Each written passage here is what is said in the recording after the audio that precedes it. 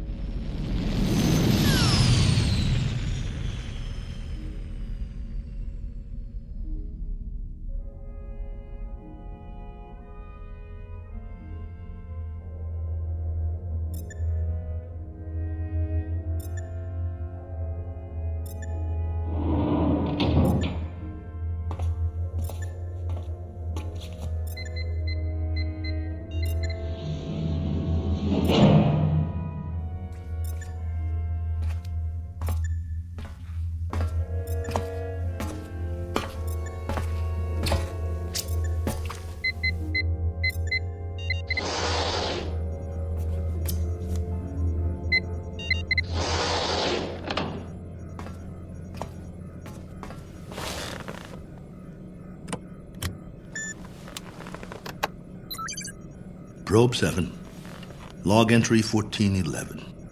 Another waking period. Ship seems to be functioning perfectly as usual. Wish they could make cars this reliable back home. Oxygen supply, right on the button. Food supply, a little over. Something wrong with my appetite. Not enough exercise, I guess. I know. More workout time. Gotta stay in shape. Never know who I might meet in space.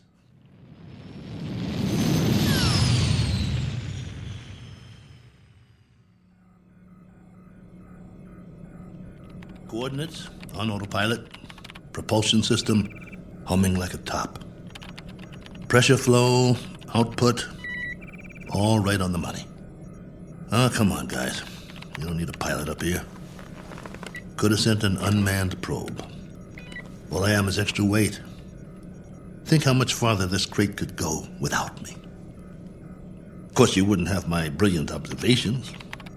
Boredom followed by prolonged disinterest, with periods of great loneliness.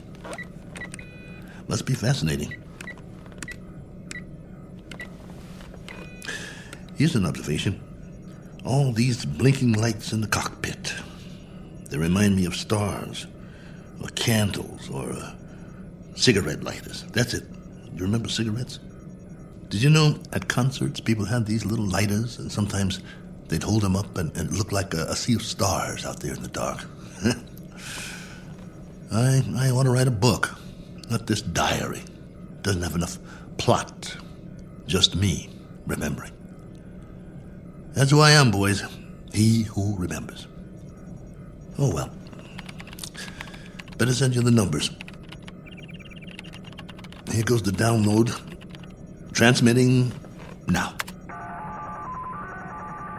Till next time, this is Colonel A.L. Cook. Over and out.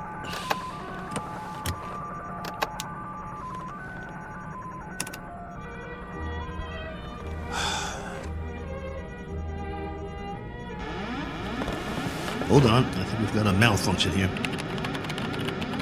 Some kind of overload. Yep, there's a power drain. Initiating diagnostics. No time for that. Switching to manual override.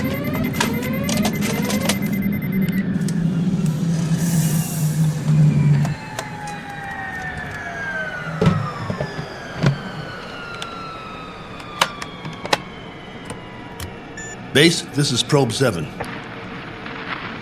Probe 7, calling base. Come in. I've just lost a rocket tube. Can't handle this baby. Controls won't respond. Losing power fast. Have to set down on the nearest planet.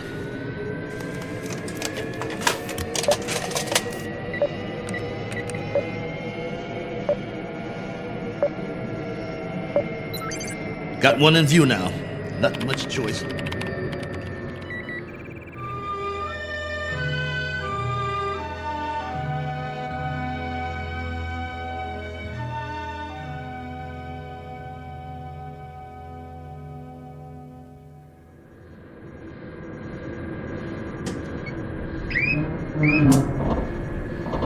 Entering atmosphere.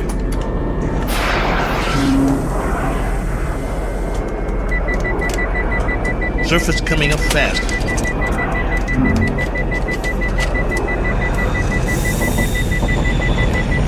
Can't slow down. No retro rockets.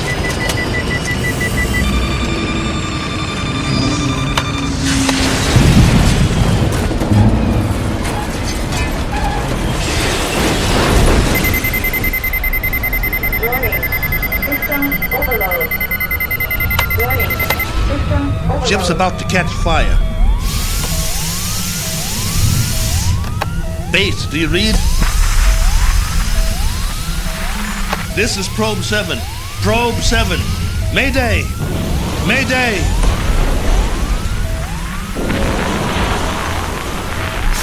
Mayday! Mayday!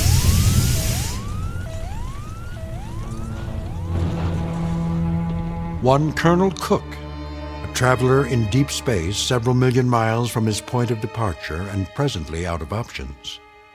He set a course across an endless ocean in a one-man lifeboat, now scorched and broken on an alien shore. But even if he should survive, his greatest ordeal is yet to come, for he must face a far more dangerous challenge, an opponent more menacing than the cold, lifeless vacuum of space. He must face what awaits him on the other side of the bulkhead and do battle with the unknown. As soon as the dust settles, he will take stock of his plight with very little effort, a single 360-degree movement of head and eyes. For Colonel Cook has come to rest on a small, undistinguished planet not on any chart, one that is actually an outpost in the Twilight Zone. And now, The Twilight Zone and our story, Probe 7, Over and Out, starring Lou Gossett Jr., with Stacy Keach as your narrator.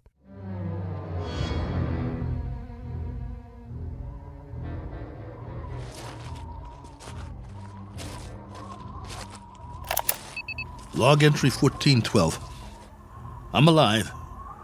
That's all I know for sure. The ship is wrecked pretty badly. It might be possible to realign the main drive, but not without help. So far, I'm holding up. One badly bruised head and a broken right arm for which I've made a sling. A few more painkillers in the first aid kit, but after that, I'm on my own. The planet has an atmosphere, so I don't need the pressure suit. That's another stroke of luck, if you can call it that. The terrain is desolate. Sand, rocks, some low-grade plant life. That means there's water. The question is, how much and where? The ship has cooled down now, what's left of it. Main instrument panel is intact, so I'll try to contact the base directly, if there's enough power. More later. Cook, signing off.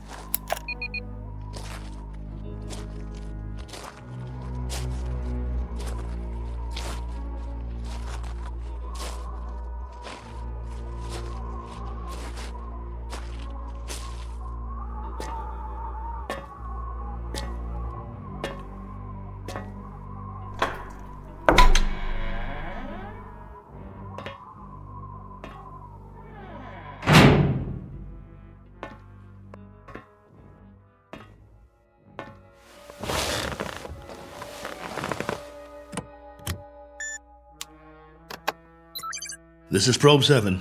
Do you read? Probe 7. This is Probe 7, calling base.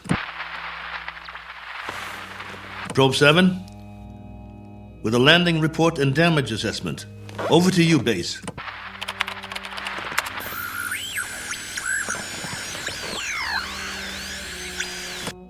This is Probe 7. Come on, base. I'm waiting.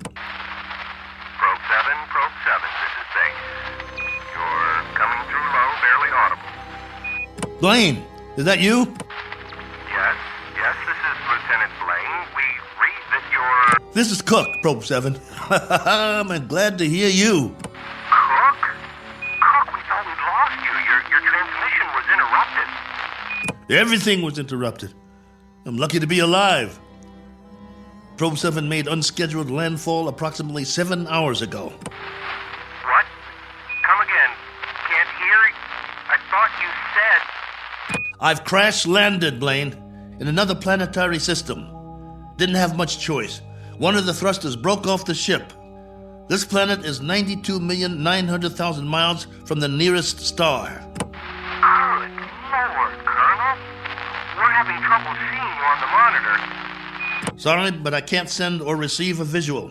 Most of my equipment was fried in the crash. Okay. How's your oxygen? And that's the least of my worries. There's an atmosphere here.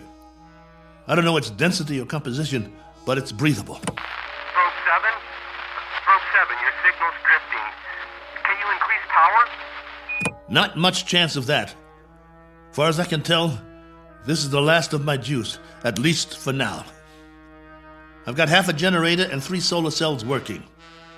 I was afraid it wasn't enough to get through it all. Okay. Can you effect repairs? Say again?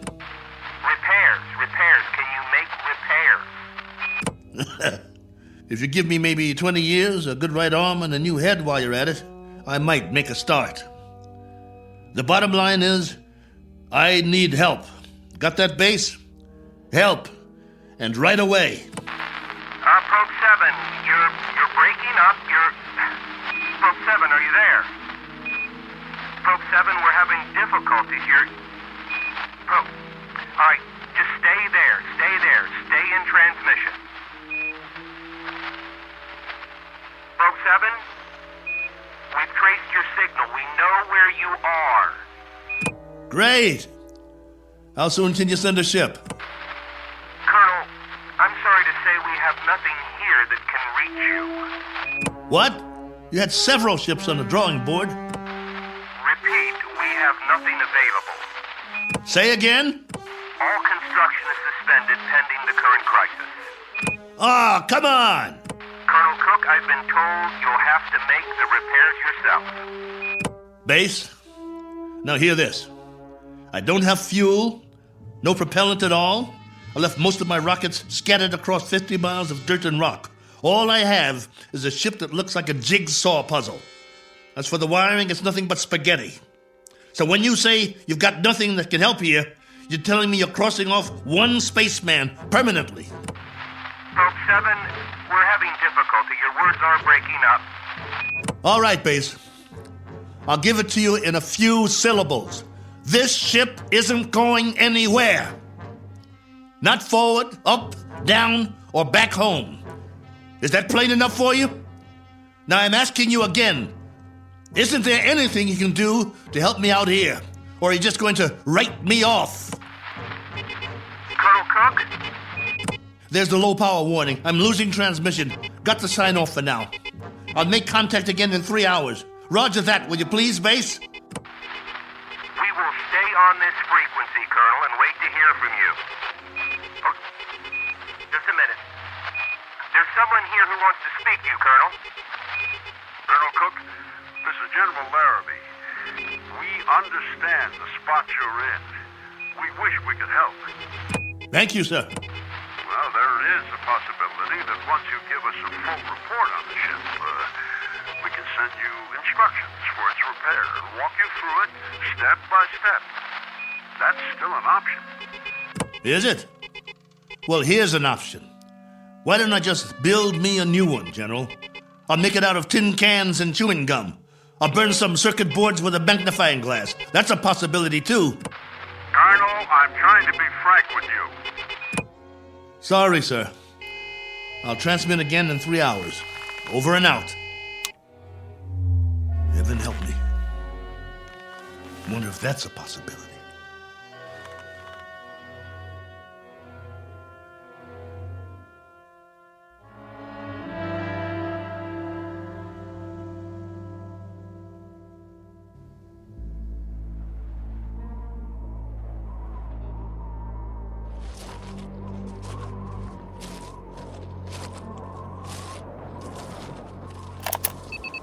Log entry 1413.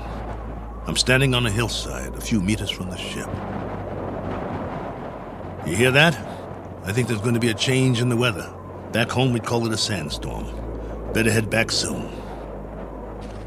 I see vines and some flowers down the other side of the hill. There's more life here than I thought. As to what stage of evolution is reached, that's pure conjecture. No sign of animal life, but the vegetation grows thicker in certain areas, like the valley. Can't trust my leg yet. Better stay close to the ship. I've picked some plants for analysis. We'll see if there's anything edible. Hey! Anybody! Hey! Take me to your leader. I've got beads and wampum. Is anybody here?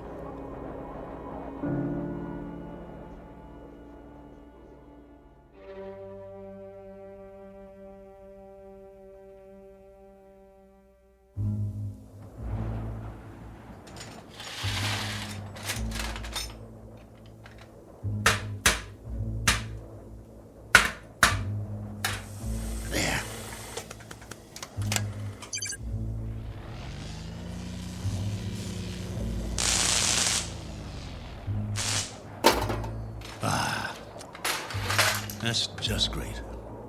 The last good wires in the whole ship. Here comes that sandstorm. I'm gonna get the hatch shut. Close, will you?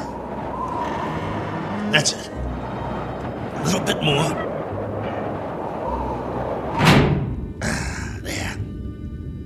That'll have to do.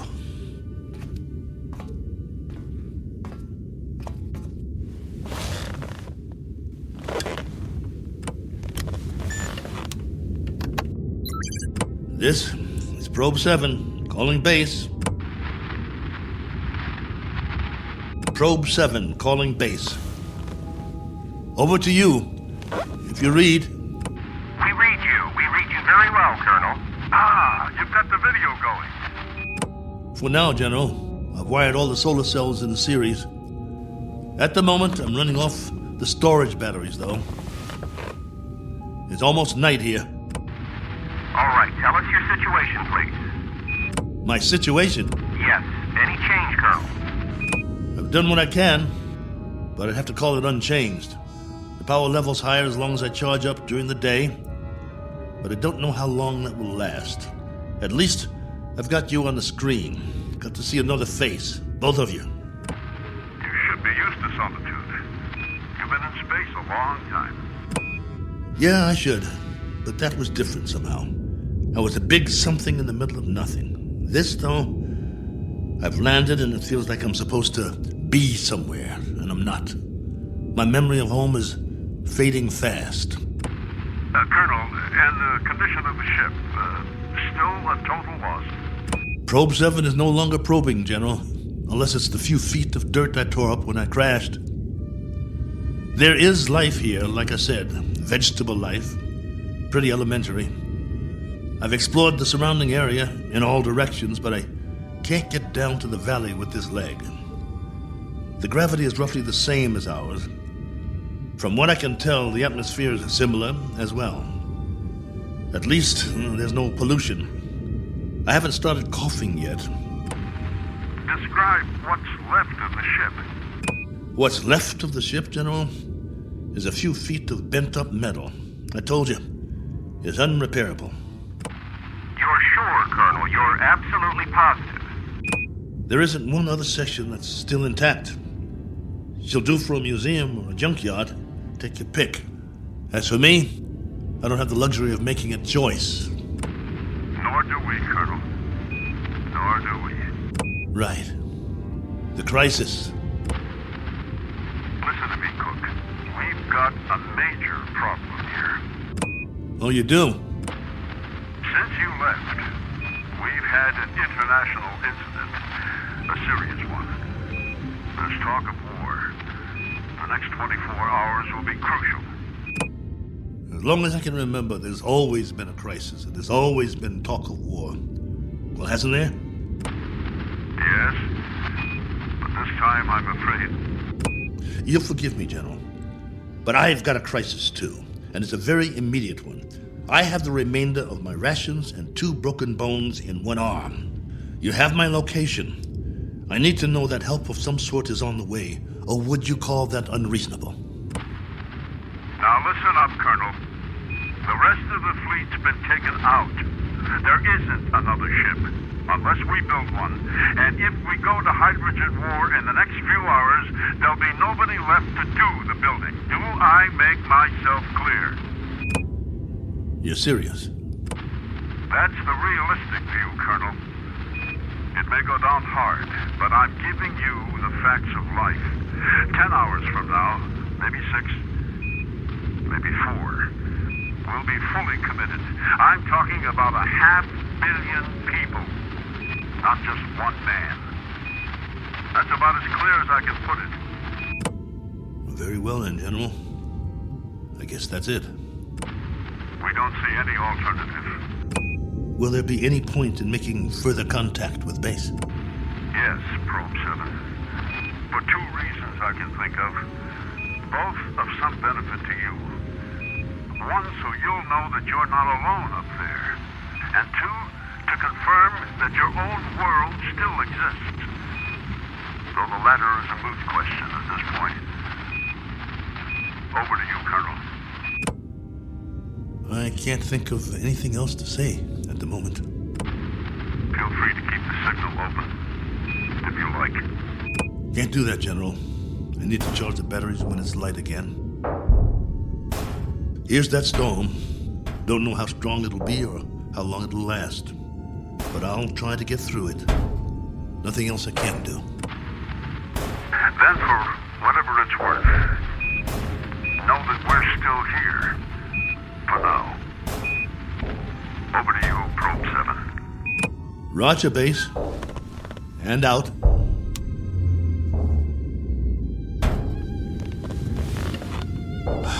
It's going to be a long night.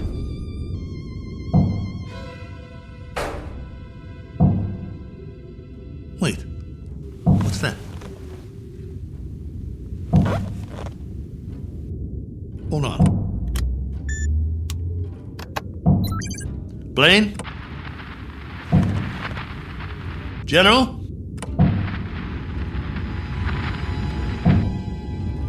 I wish you could hear this. There's something outside, I swear.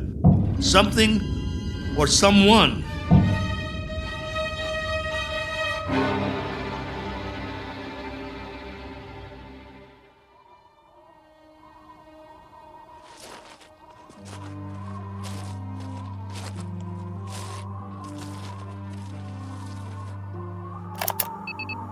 Log entry 1414.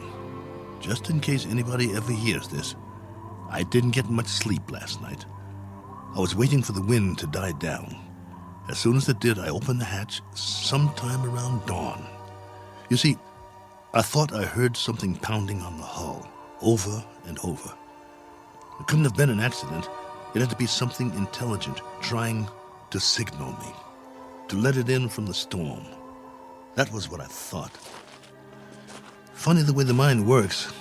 I've never been so glad to hear anything in my life. And at the same time, so afraid. But I opened it anyway. Well, everything was covered with a fine layer of sand, silica crystals, very much like the soil back home. And that was the trouble. Whatever had been outside, there was no sign of it now. If there were tracks, the sandstorm had wiped them out.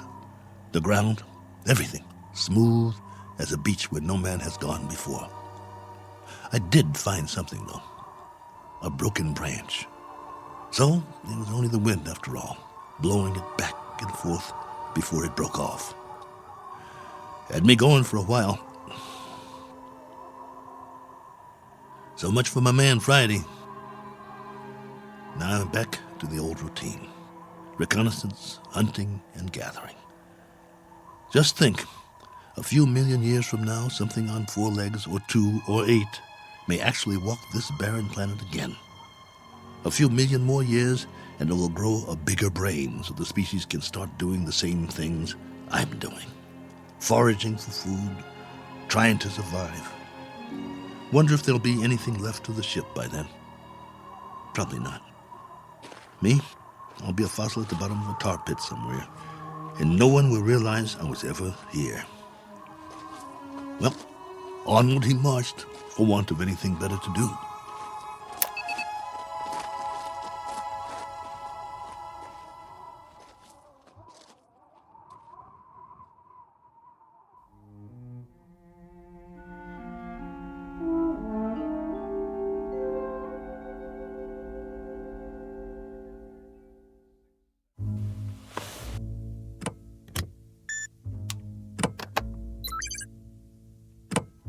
Blaine? General Larrabee? Are you still there? Here, Colonel. Go ahead. Well, you look like you haven't slept. Not much. And you? Not really. Up at dawn to do some hiking, north, east, south, and west. I had been hoping. Yes? Just a crazy dream I had. No sign of anything? It's a primitive planet. I'm very much alone here, after all. Oh, not completely. I've got a wind that sings sad songs and some scrawny plants that check me out every now and then as I walk by. There might be some fruit trees that are edible down in the valley, if they're not poisonous. But that's it. That's all of it. I'm truly sorry. There used to be an old saying, if life gives you lemons, make lemonade. The only thing wrong is I can't even find lemons. But don't worry, I'll keep trying. Not that this will provide any vast solace to you, but at 9 o'clock this morning, Colonel, we went to war. And? The whole eastern seaboard went up. You mean all of it? The cities, everything. It took 12 minutes. Exactly 12 minutes. I suppose we retaliated? Oh, indeed. With great alacrity and effectiveness. And we still are. With everything we've got. It was our old enemy? That's right, if it matters now. And the result of all this? Our world is doing a little wholesale dying at the moment. And there's nothing to do but watch it happen. What about the base? Are you safe? For the time being, our location's classified. Only you and a few others know where we are. The signal's encrypted. That's good then. Trouble is, we can't stay here much longer. There have been bombs as close as 400 miles from us, falling through the night. It's now a question, Colonel, of the manner of death. Very fast or very slow. It's that kind of consideration, not one we thought would ever be a reality. General, You know, it's really quite a pity that we didn't send others with you. What you think of as a prison might have proved to be a haven of sorts for the survival of the species. don't have any illusions about it, General. What you think of as a haven is only a very sizable dungeon. A good-sized dungeon with a breathable air. But that's what it is, and there's no way out. I don't much care for solitary confinement, and neither would you. Unfortunately, both of us have very little choice in the matter. General, this is urgent. Give it to me. What is it, General? What's happening there? In a moment, Blaine. But, General... I said in a moment. Cook, I've just received an official communication. We're going to have to move out of here. Now, I don't know whether we'll be able to transmit again or not. If we are able to, I'll do my best to make contact. You have my word. Thank you. Try if you can. It means a lot to hear a real, live voice. I wish we could do more. Silence. Or cries. That's the story from our world. Silence or cries. God bless you. And good luck.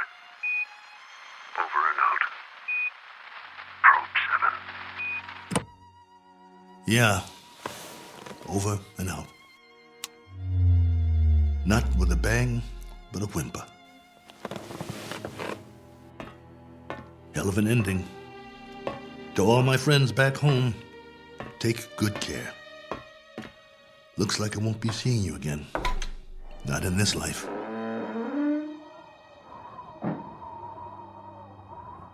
Time to start a new project. Chapter 1. The memoirs of Colonel A.L. Cook. And I've got a very good memory. You wouldn't believe the stories I could tell. Who knows? After I'm gone, maybe someone else will crash here and find it. A lifetime of memories. Every sight, every sound, all the way back to the beginning. The kids I knew, the girls I dated, my friends, mom and dad, the first job, all of it. Every detail recorded for posterity. Has anyone ever done that before? Maybe people who keep diaries their whole lives, except that no one ever got it all down. Didn't have the time, but I do. All the time in the world.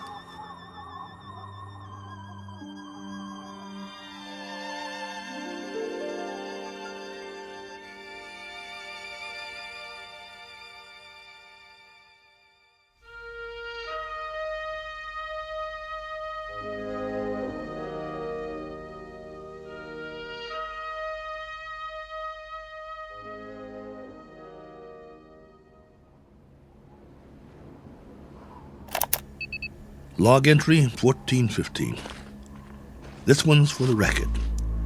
A final official entry.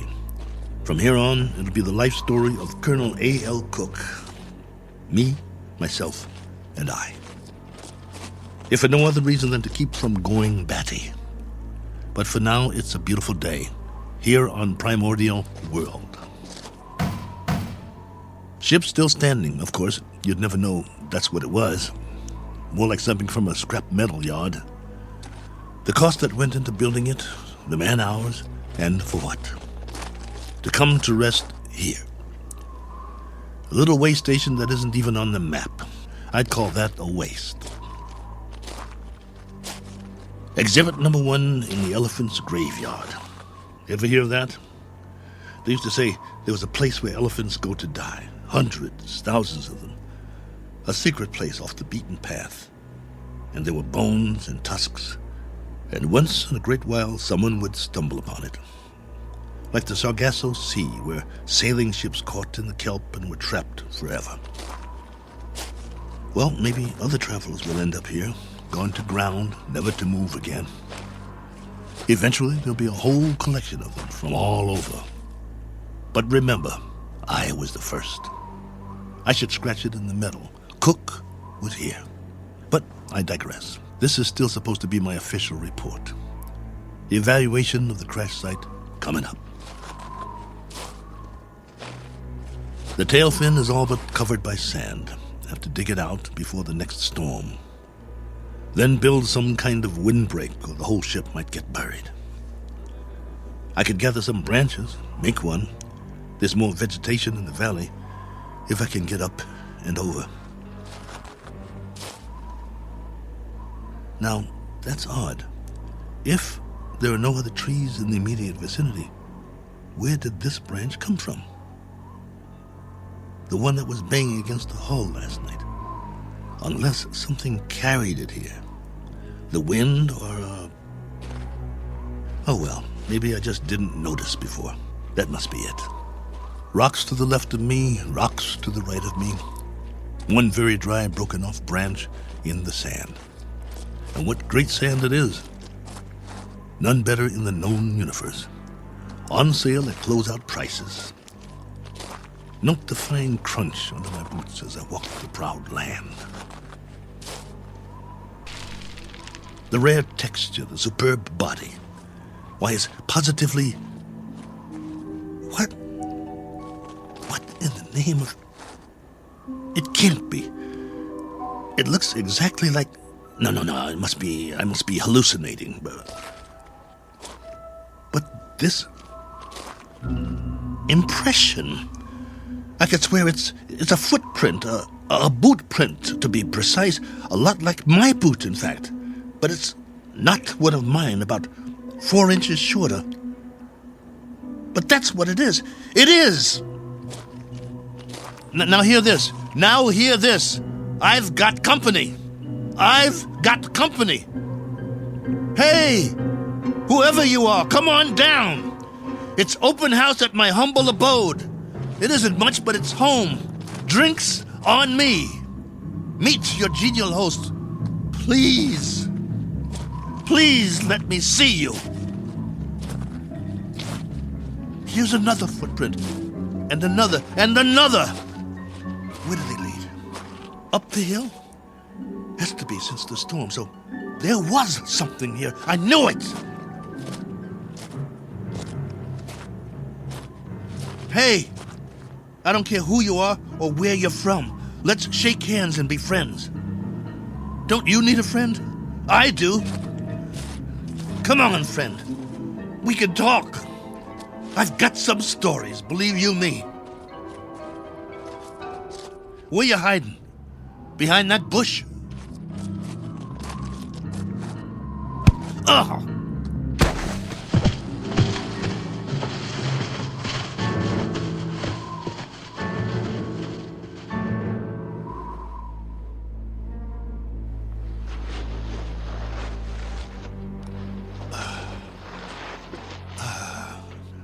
Blood on my head. Something hit me. Why'd you do that? Probe 7, come in. Got to get inside.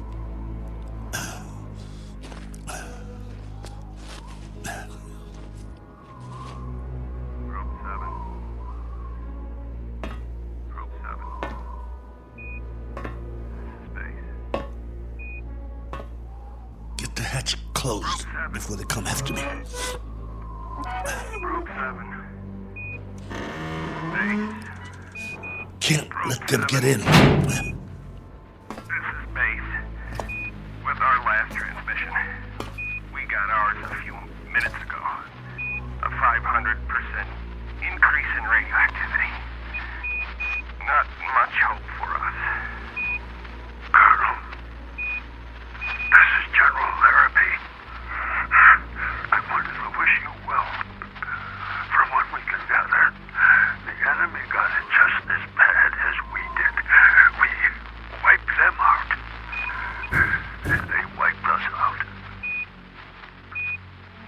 One last forlorn wish for you, Colonel. If you ever meet someone where you are, whoever they are, and however it happens, in whatever circumstances, I hope it can come without fear. I hope it can come without anger. That's what they're going to have to put on the stone. The one we'll all be buried under on our world. Here lies a race of men who flex their muscles. One time too many. I hope your new world is different, Cook. I hope there's no such word as hate. I hope there's...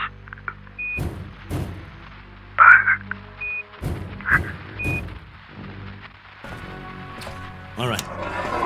All right. I'm ready for you. You want in? Maybe I'll let you, and maybe I won't. It's up to you. You can be friendly, or you can be dead.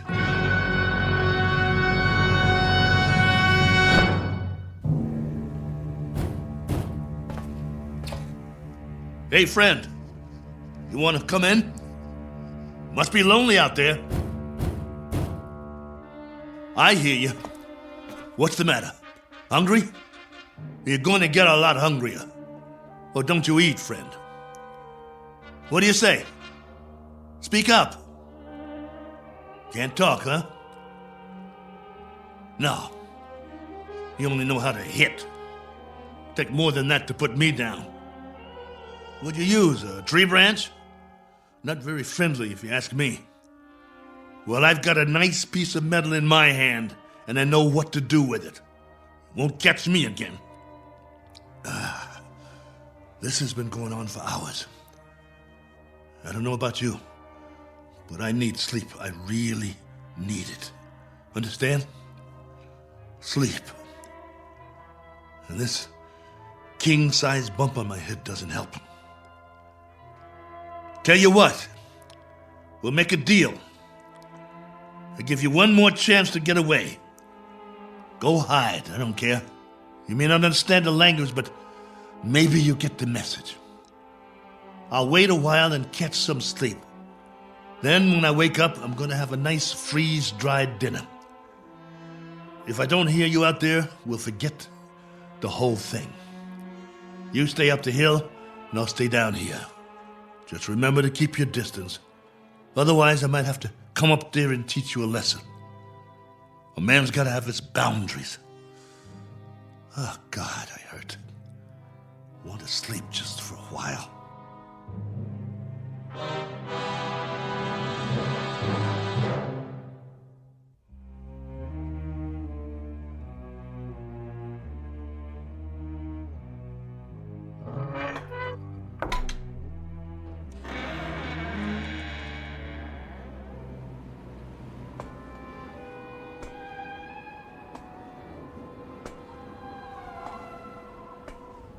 Hey, friend. Gotcha. Stay down. Pretty weak, aren't you? Let's see who you really are. Ituko. Miyana. Manda. Manda. No. You're a woman? No, wait. Let's talk. Can't we talk about it? Do you understand anything I'm saying? Min. Oh boy. Look. My name is Cook. Colonel Cook. I'm from another planet. I crash-landed here. Cracked up my ship. This is my ship, get it? Or it was. It can't fly anymore. Now I'm just a wingless spaceman with no place to go and all the time in the world to get there. All right, be that way. I'm not going to hit you. I'm putting my weapon down, see? Oh, what difference does it make? You're probably an illusion, and those prints you left on the ground, they're illusions too. I've been fighting a running battle between fear and loneliness took the prize. You can disappear any time now. Any time at all. Go on. Poof! In a puff of smoke.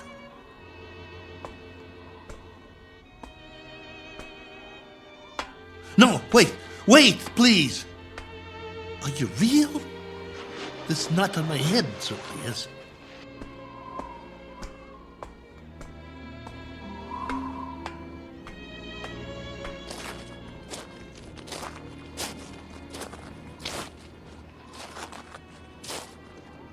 All right. Do whatever you want. Just don't go. Not yet. If you can't understand, I'll draw you a picture. Where's the stick? Look. Right here in the sand. This is my solar system. The sun in the middle, and this is my world. See? Mida? You got it. Now then, I went off course. I didn't have the power to get back. You know, power? Vroom, vroom. No good. So, I tried to land here, where we are.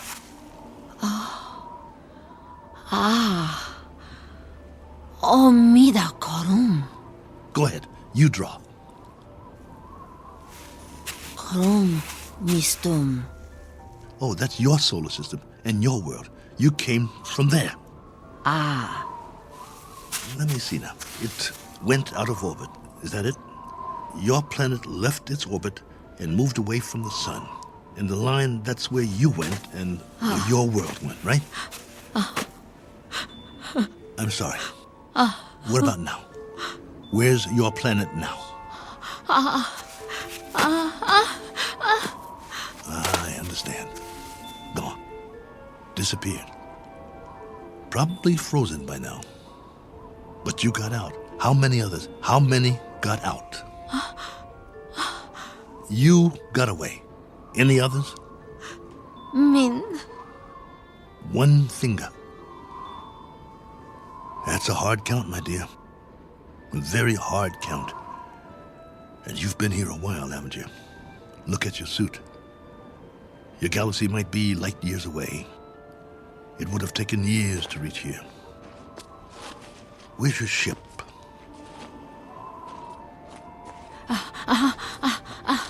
Ship. Where's your ship?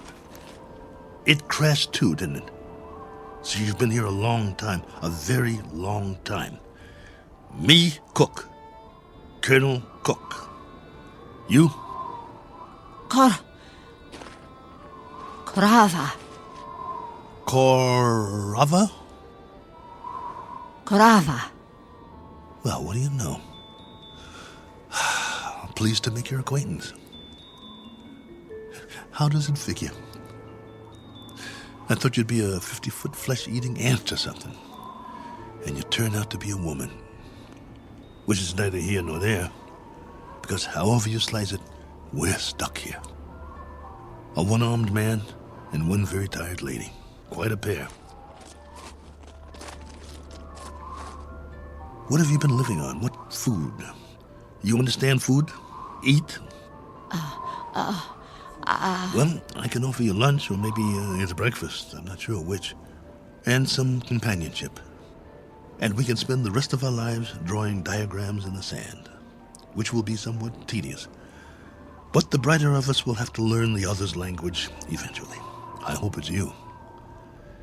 Because I got some stories to tell, believe me. Come, Korova. Eat. Food. In the ship. Chow time. Come along. Inside. Eat. Food. Food. Okawa? Okawa. No. Not that way. Come here. Food. Please come back. I'm not going to hurt you. Please. Okawa! Oh, for heaven's sake. Korova, please.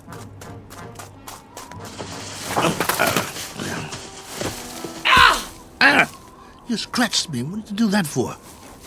That's all you know how to do, isn't it? Draw blood. Well, go ahead. Get away from me. It's not just language, is it? It's our animal nature, the way we instinctively respond to one another. In that case, there's not much hope. Go on. Go. If that's the way you want it, go.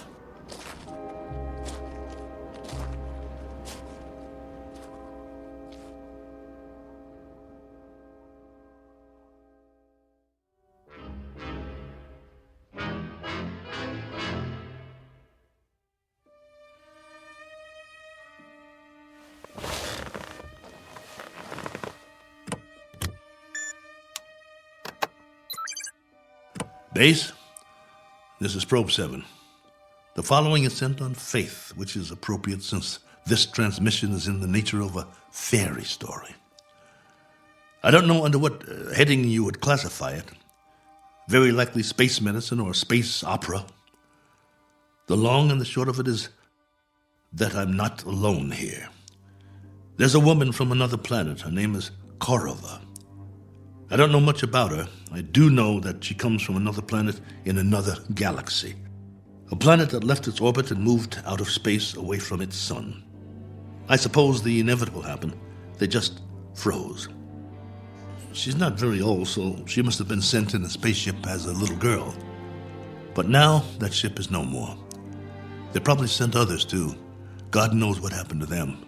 Died en route, lost their way, landed elsewhere, who knows. But somehow or other, she made it. Perhaps as a child on a preset course. She was here alone until I came. If by some chance you're still there, I can't send you any soil tests. I can't send you data about plant species or anything like that. But I can give you an observation about the psychological makeup of the animal kingdom. They're a frightened breed, a very frightened breed. It must be a universal trait wherever there are advanced life forms. Though it's questionable how advanced we really are, so I guess we aren't alone in that regard, which is really quite a pity, as you may understand all too well, if any of you survived. Base, this is Probe 7. Last call. Absolutely, positively, the last. Over and out.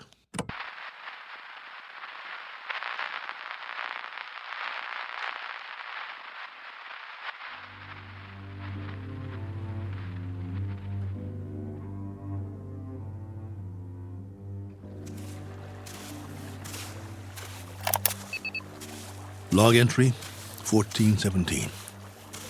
Well, the ship is history. I've left it for good. I finally made it up the hill and down the other side. And guess what? There's much more vegetation here. Fruit trees. Flowers as big as your head. And through it all, a stream of running water. I swear, it's like a garden. I brought what I need in a backpack. I'm going to set up shop on the banks of the river and try to live here, for better or worse. It will be the last great adventure. I only wish I could share it. Oh well, there's always posterity, if anyone should ever find this and play it back.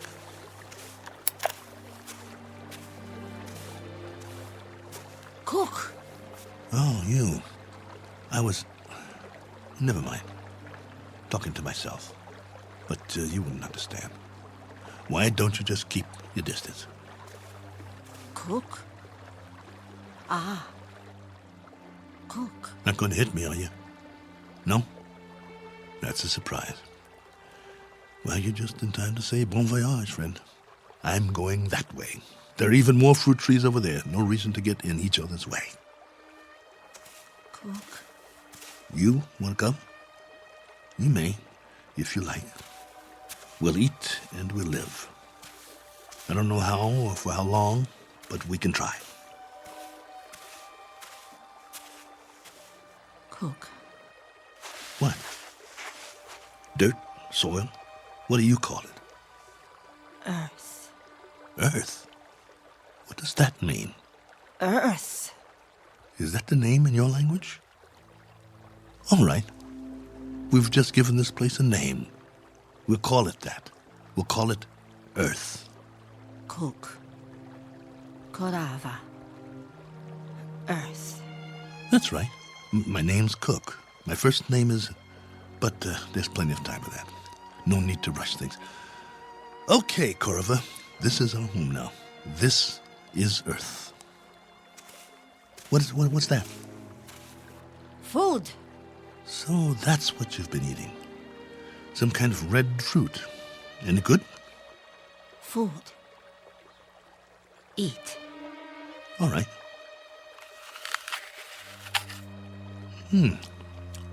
Not bad. We'll take some with us. If you think it's all right.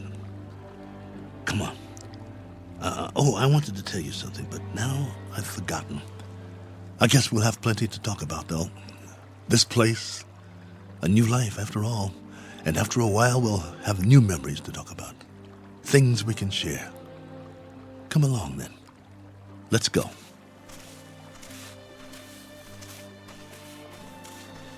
This route's all right. Any other life forms around? I hope not, for the moment. But if there are, we'll make the best of it, won't we? Pleasant enough place, don't you think? My leg's better. We'll explore as much of it as we can. No need to set up any boundaries, I guess. There's plenty for everyone. For you and for me. And it's a beautiful day.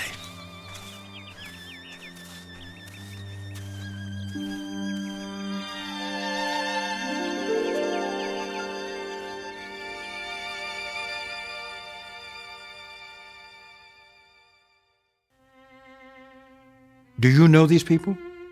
Their names might be familiar were you to hear them. They lived a long time ago. Perhaps they're part fable, perhaps they're part fantasy. And perhaps the place they're walking through now is not really called Eden. That's for you to decide. We offer it only as a possibility and a presumption in the Twilight Zone.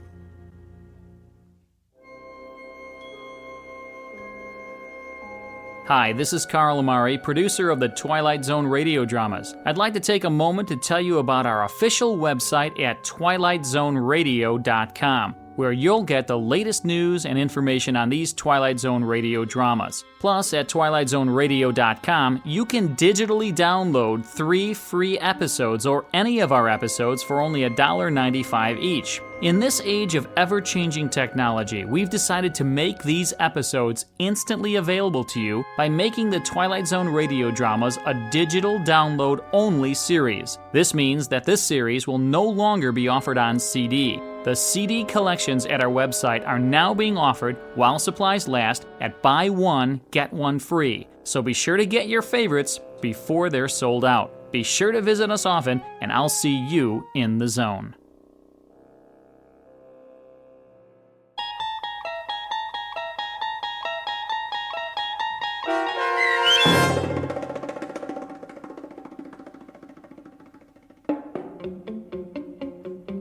Probe 7, Over and Out, starring Lou Gossett Jr., with Stacy Keach as your narrator, was adapted for radio by Dennis Etchison and written for The Twilight Zone by Rod Serling.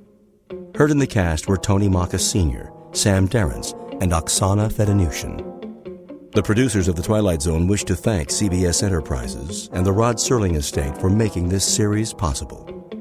This copyrighted radio series is produced and directed by Carl Amari and Joe B. Cerny for Falcon Picture Group and Westwood One. Sound design and custom Foley effects for The Twilight Zone by Cerny American creatives Bob Benson, Craig Lee, Matt Sorrow, Tim Cerny, and Todd Beyer. To learn more about The Twilight Zone radio dramas and to contact us, visit our official website at twilightzoneradio.com. James speaking.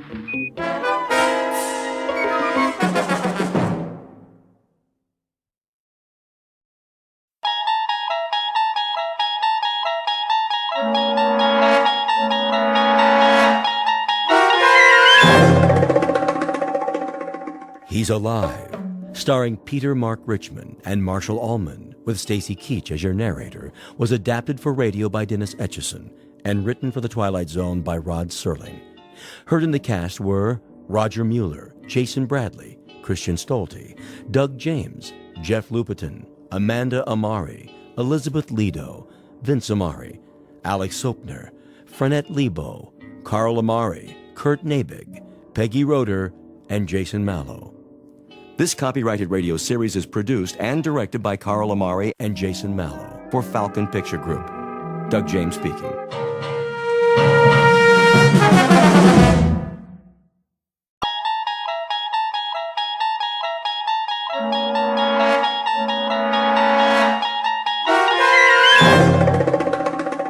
You unlock this door with the key of imagination. Beyond it is another dimension, a dimension of sound, a dimension of sight, a dimension of mind. You're moving into a land of both shadow and substance, of things and ideas. You've just crossed over into the Twilight Zone.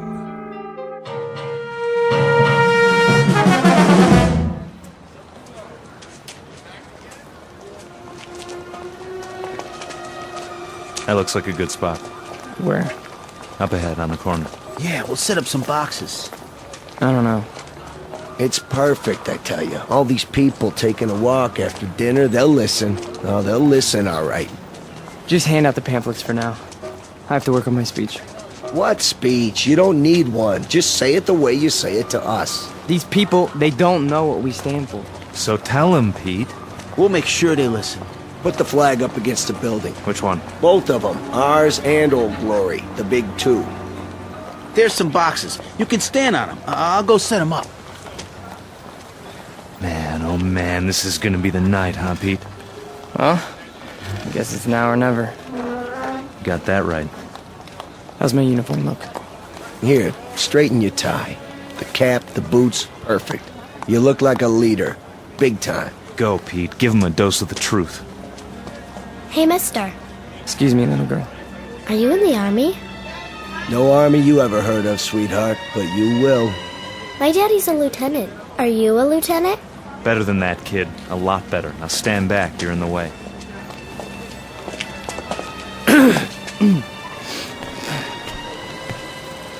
Good evening.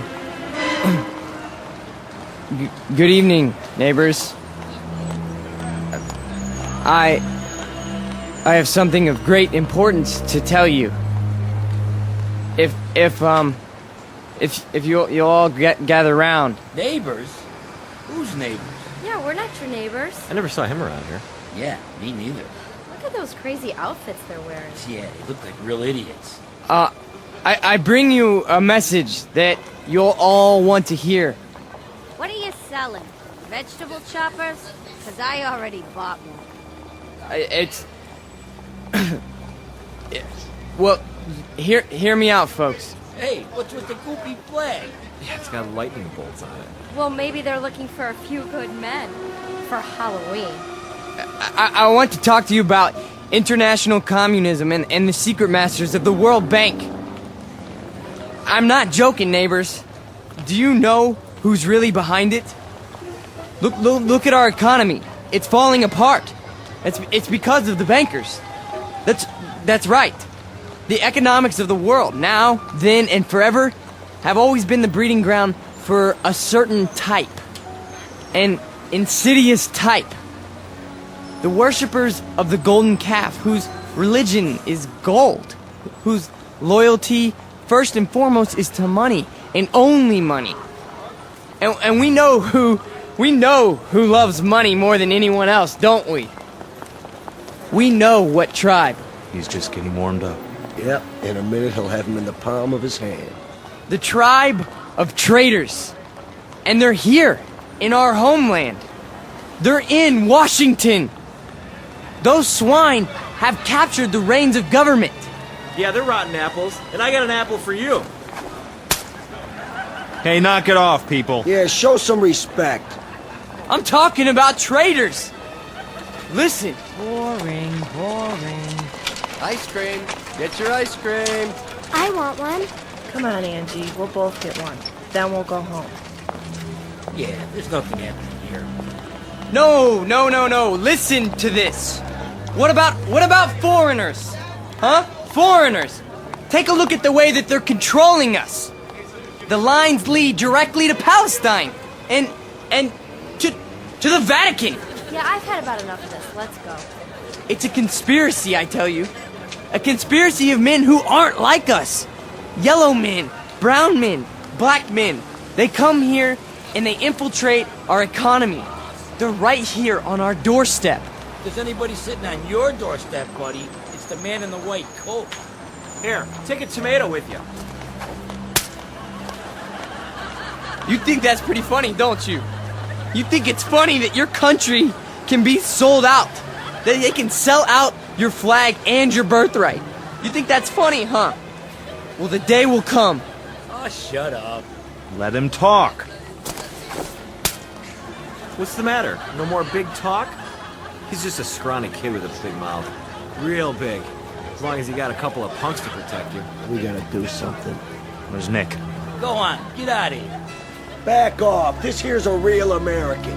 Yeah, a real jerk. Why, you? Get off! Cut it off! Cut it off! Right now! Portrait of a Bush League Führer named Peter Vollmer, a young man who feeds off his self-delusions and is left perpetually hungry. Like his goose-stepping predecessors, he searches for something to explain this hunger, to rationalize why the world passes him by without saluting. In his own twisted and distorted lexicon, he calls it faith, strength, truth. But the particular brand of truth he seeks can be found in any sewer. Peter Vollmer doesn't know it yet, but he is about to ply his trade on another corner, an intersection in a strange shadowland called the Twilight Zone. And now, The Twilight Zone and our story, He's Alive, starring Marshall Allman and Peter Mark Richmond, with Stacy Keach as your narrator.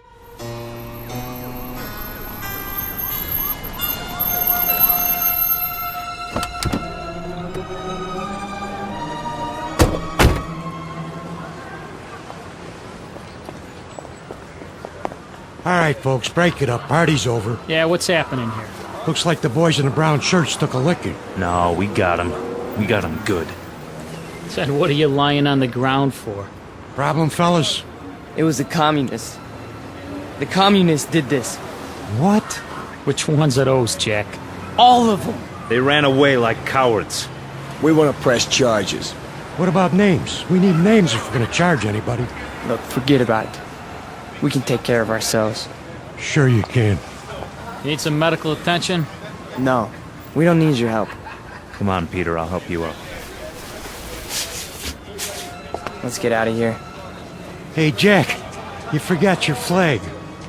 Yeah, your mama made it for you. Give it to me. Sure. There'll come a day when guys like you will crawl on your belly to salute this. There'll come a day. Yeah, well, let me know the date, Jack, so I can stay home sick.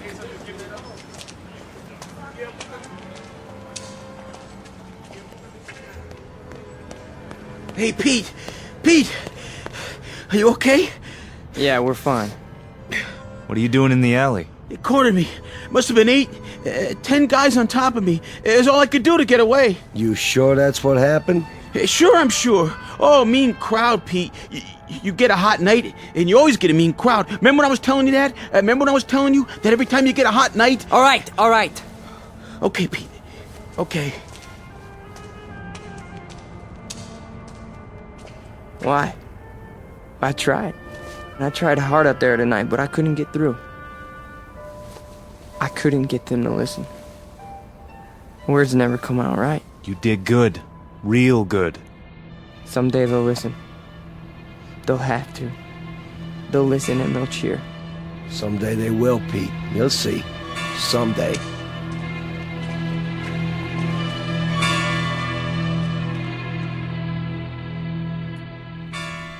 Now, hold still. It's only a cut, not a mortal wound. Wash your face when you get home and put some iodine on it. I think you will survive. Now, do you want a cup of coffee? I'd rather have a drink. A drink, is it? May I have a drink, Ernst? I have some wine. Will that do? Yes, please. Very well. You are a man now.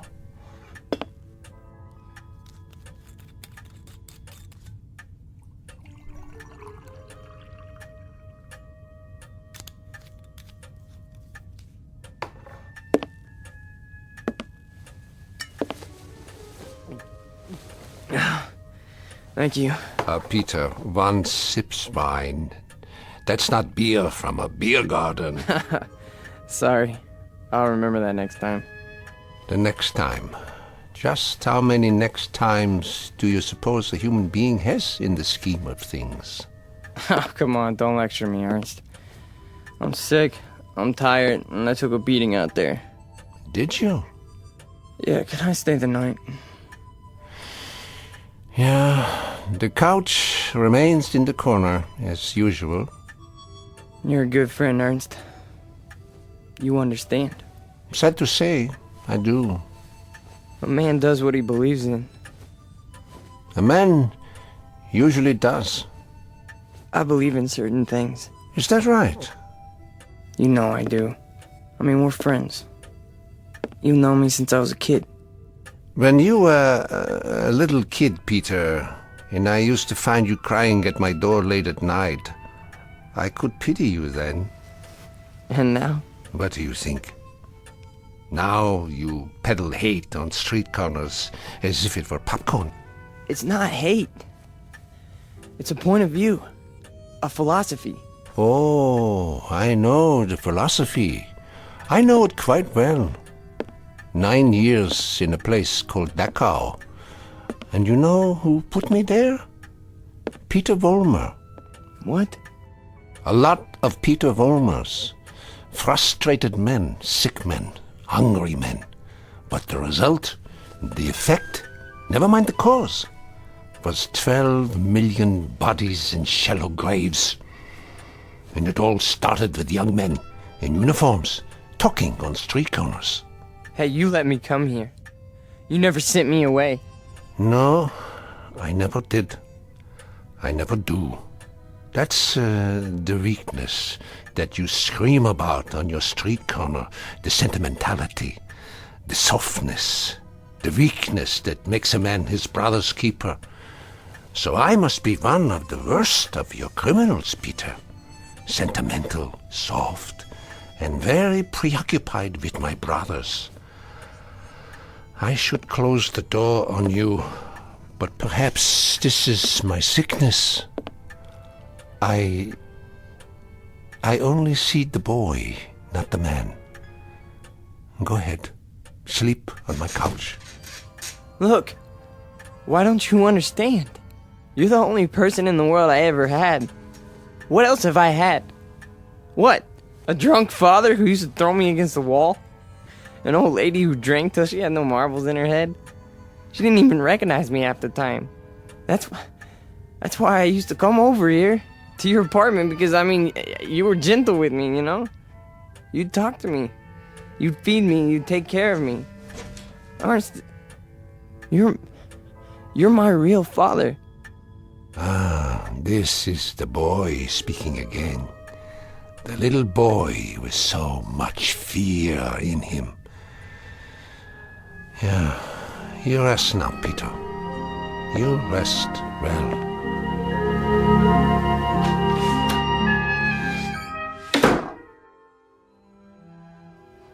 No. No. No. No. No. No. Wait. Eugene.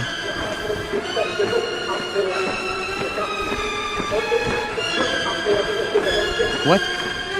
What? Peter! Who's that? Peter? Who's out there? Who is it? A friend, Mr. Vollmer. A friend? You have need of friends, yeah. Allies. Yeah, come downstairs, Mr. Vollmer. Come down and we'll talk, you and I.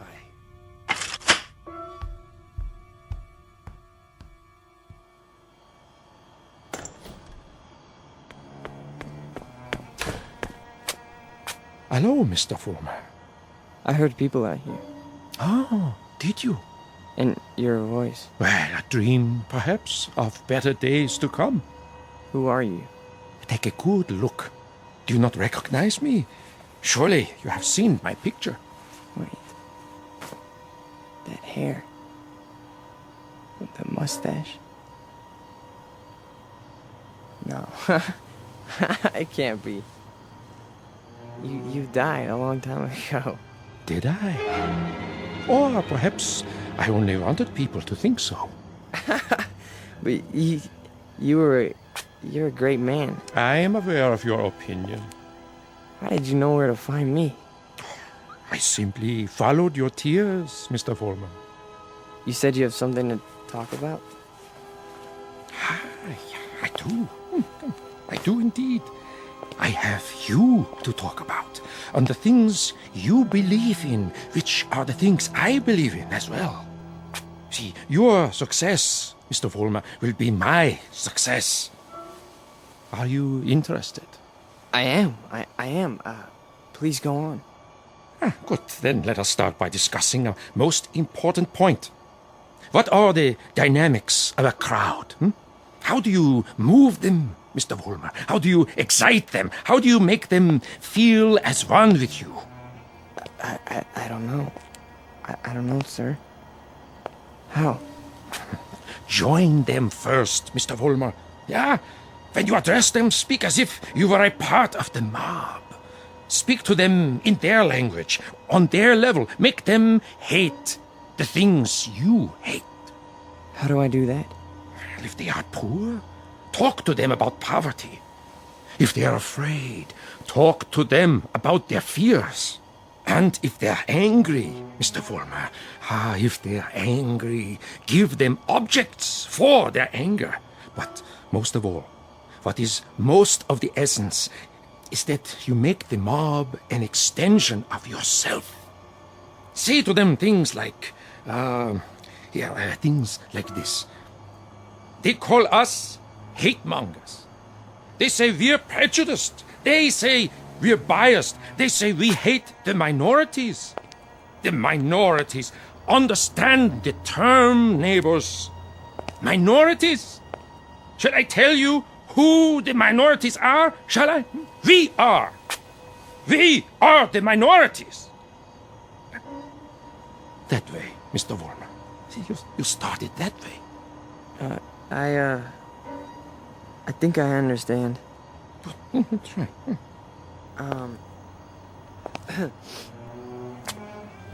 Neighbors. Neighbors. They call us hate mongers. That's it. More. They say we're prejudiced. They say we're biased. Yeah, now you have got it. Go on. The minorities? Understand the term, neighbors. The minorities. Shall I tell you who the minorities are? We are the minorities. Because patriotism is the minority. Because love of country is the minority. Because to live in a free white America seems to be a minority opinion. Let me tell you something, neighbors. I want you to dwell on this. Just dwell on it. Once we had an atom bomb, and suddenly the Russians had it. We wanted to send men into space, but it was the Russians who got there first. We had a hydrogen bomb. It was the Russians who exploded theirs. Who gave them the bombs? Who sold us out? Who stabbed us in the back? Well, if it's the minority opinion that we must survive, then we are the minority. And this minority will not stop until it's the majority. This minority will not give up the fight. No, this is the promise, and this is the legacy.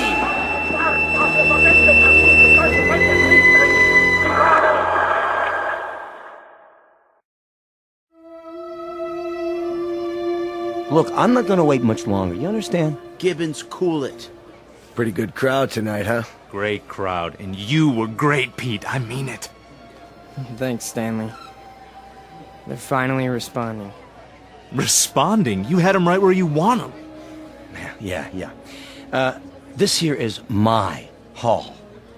You've been renting it all this time, but I ain't got the money yet. Hey, can't you see we're busy?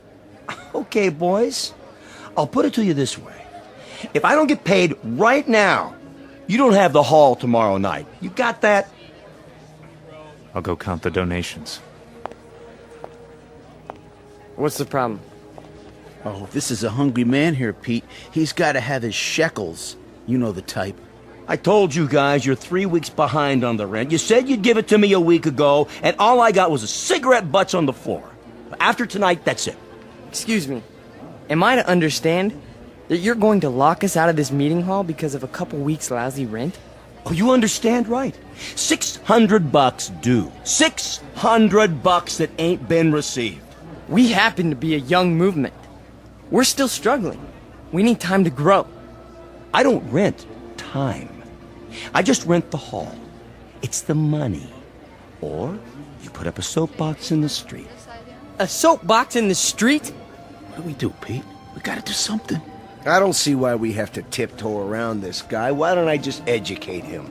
Look, Frank, I don't know. Why don't you just hold on a second? I can do it, guaranteed. Well, I know you can, Frank. Somebody left this for you, Pete. Who? Nobody saw him. Just left this envelope at the back door.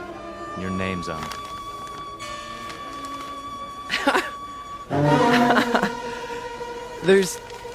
There's money inside. 6 C-notes.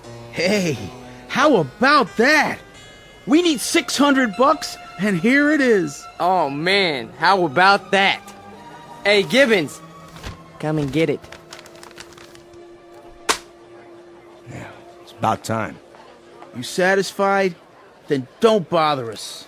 All right. You're paid up through this week. Where'd the dough come from, Pete? You have any idea? We must have a secret supporter. I can see why. You were really something tonight. I can't even tell you how it sounded. You had him. You really had him. Hey, we're gonna make it. And now something tells me we're really gonna make it. You bet your life. You guys go on. I'll see you outside. Sure, Pete. Anything you say.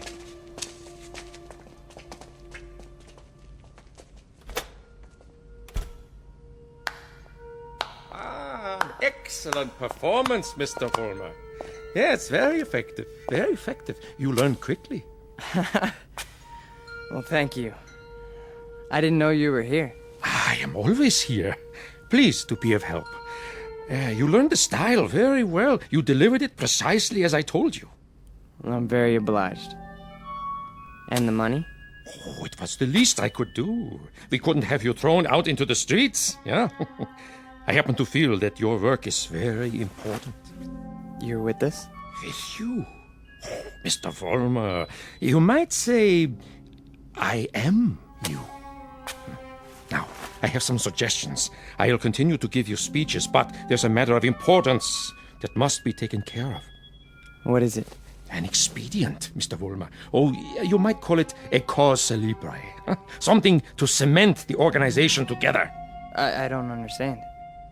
The organization needs a martyr. A martyr? How do we find a martyr? You don't find one, Mr. Vollmer. You choose one. You pick out the one of least value, and you make him a symbol. You wrap him in a flag, and you make his death work for you.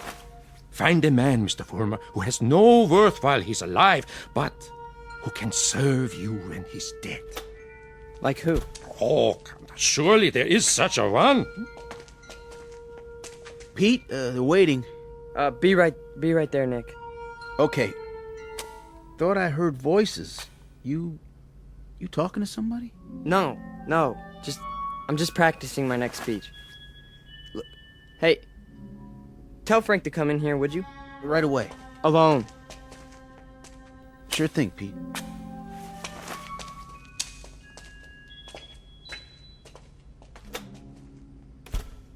An excellent choice, Mr. Vollmer. The little fat one. Yeah. Now, all you have to do is arrange it. The only thing is, I've known Nick for a long time.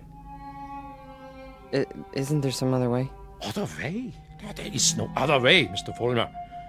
And if you weaken now, there's no point in going on. When Frank comes back, tell him you've discovered an informer. Tell him the informer has done you irreparable damage. The informer must be put out of the way, but cleverly, subtly, so that there is some question as to who is responsible. But Nick's been with us from the beginning. The beginning? Oh, no, Mr. Vollmer. None of you were at the beginning. None of you. Nick's my friend. And this is an act of friendship. We are allowing him to serve the cause. How glorious for him. Nick says you wanted to see me? We got a stoolie in the group, Frank. A stoolie? Yeah. Nick's been talking. And I think he's working for the police. No. I know it to be a fact. Everything we've done, everything we've said, Nick snitched on us. Are you sure? Beyond a shadow of a doubt. Well, what do you want to do, Pete? Get rid of him. Get rid of him so that it looks like somebody else did it. Make it look like someone who hates us. I understand. I understand, Pete. You call it, you got it.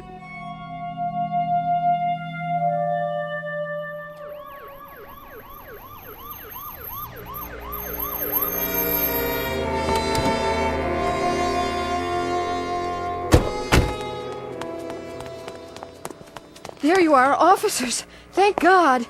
Stay calm, ma'am. Now just tell us, where's this body? Over here, in the alley. Shine your flashlight on it. Look at all that blood. Somebody did quite a number on him, huh?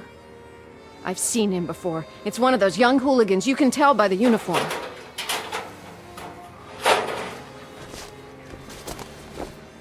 He's dead, all right. Call a meat wagon. What was this one's name? Wait a minute. There's a note pinned to his chest.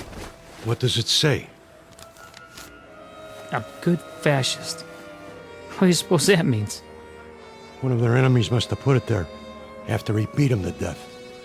Yeah, but which enemy? There's a lot of them around here. Fewer and fewer every day.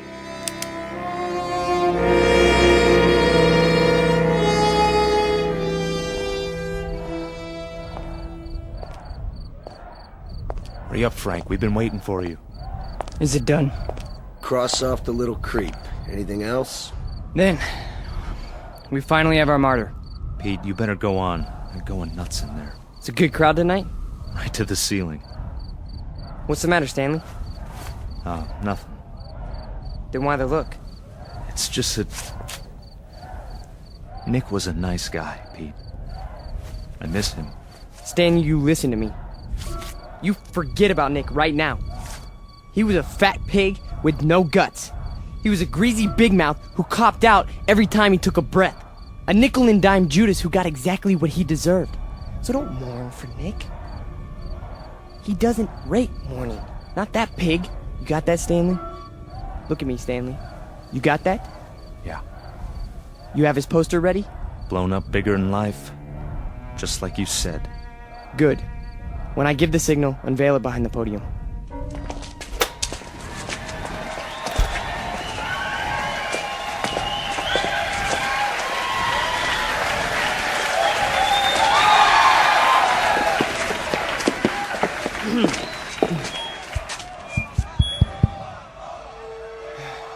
All right, everyone. I have something very important to say. A man of honor has died tonight. A decent, courageous fighter for the cause of freedom. He gave his life. He gave his life for us. Some skulking assassin murdered him. But friends and neighbors and co-fighters, Nick Bloss did not die in vain. They stilled his great heart, but they could not stifle his memory. They could not obliterate his courage. They could not wipe away his honor. He lives, my friends. He lives in you, and he lives in me. He lives deep in the gut of any human being who believes that the United States of America should be free, should be untainted, should be free from the mongrels who try to enslave it. Now, Stanley, look at this portrait of Nick Bloss in his uniform. He wore it proudly. He died for it. And you and I, neighbors, we will live for it!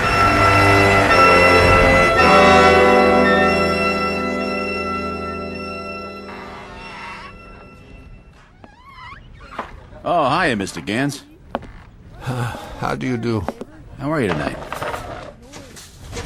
I'm very sober, unfortunately. Beer? Yeah, if you please. Boy, listen to him across the street. Guy's got a voice on him. And I knew it when it was only a whimper. That's a wild kid, that one. Used to be people would laugh at him, but lately he gets the crowd. Not many people laugh now. Say, you know him, don't you? Yeah, since he was a child. A silent little boy with very little to say. But now, I've been here before. Oh yes, I've seen and heard it all before. That was another time, Mr. Gans. Another place. Another kind of people. That stuff doesn't go here. That's what we said, too. They were brown shirt scum. Temporary insanity. Part of the passing scene. Too monstrous to be real. So we ignored them. Or laughed at them. Because we couldn't believe that there were enough insane people to march for their cause. And then, one morning, the country woke up from an uneasy sleep, and there was no more laughter. The Peter Volmers had taken over. The wild animals had changed places with the zookeepers. Another one, Mr. Gans? No, thank you. I have had my fill. You take it easy now. You're not going to do anything foolish, are you? Me? Not this time. It mustn't happen again. We can't let it. We simply can't let it happen again. All the anguish, all the horror, all the nightmare. No. Not this time. Mr. Gans? Mr. Gans!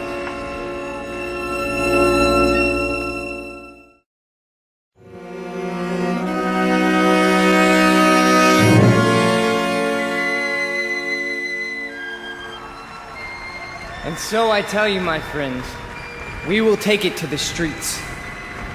There's going to be a big meeting tomorrow night with searchlights and banners and drums and armbands. For every one of you who wants to join us, we have armbands. And soon, very soon, we will have uniforms for all of you. When we march! Who's that? Search me. Go on, Mr. Vollmer. You were saying? Ernst, what are you doing here? I can tell them what you were saying.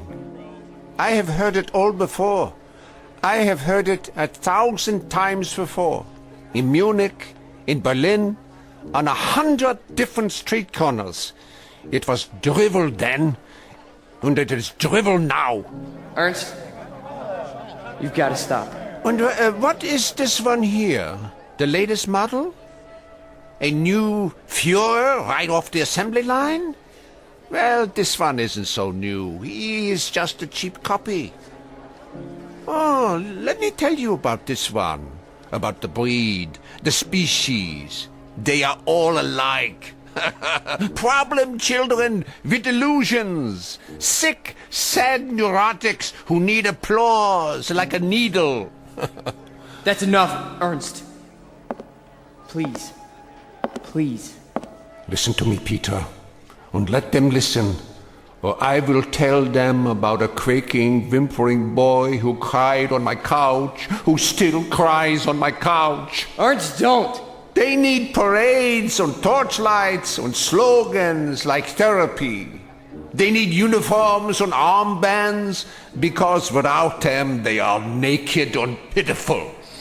This one grew too old to bite his nails, so he made believe he could lead others. Pete, don't let him have the mic. Put him down, or I'll put him down.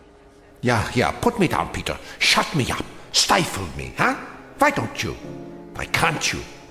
Because this is your courage right here. The symbol on your sleeve. A torch and a lightning bolt. A crude drawing for children. I'm warning you, Ernst. This patch is your strength. This and the crowds and the sick aisles.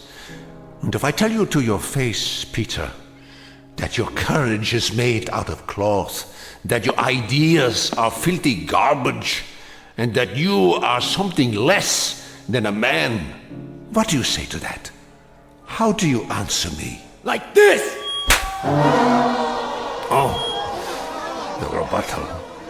The only answer your kind knows how to give. Is that the best you can do? A bloody nose? This is your Führer? He is yours. I give him to you. A gift from the sewers. You see, folks, the way it is. Hey, Pete, don't worry about it. He's just an old man. One crummy old man. The way it is, I knew him. I knew the old man once. Is that a fact, Mr. Vollmer? Yes, that is a fact. I used to know him. And... Who's he talking to?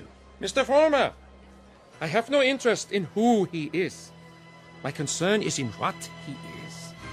He cheapened you in front of these people. You barely had the strength to strike him a slap, like a woman. Your voice is like a lion, but your instincts are rabbits. And you? Instincts like a rabbit. Slap like a woman. You stand in the darkness and plan the battles. But you're never there when they're fought. No. Why don't you come up here alongside me, huh? Why don't you let them see who you really are? Why don't you make a speech? Mr. Fulmer, I was making speeches before you knew how to read them. I was fighting battles when you were struggling to get out of a womb. I was taking over the world when your universe was a crib. And as for my standing in the darkness, Mr. Fulmer, I invented darkness. Then you take the stage. Go on. It's all yours. Pete, who were you talking to? Where are you going? You can't run out.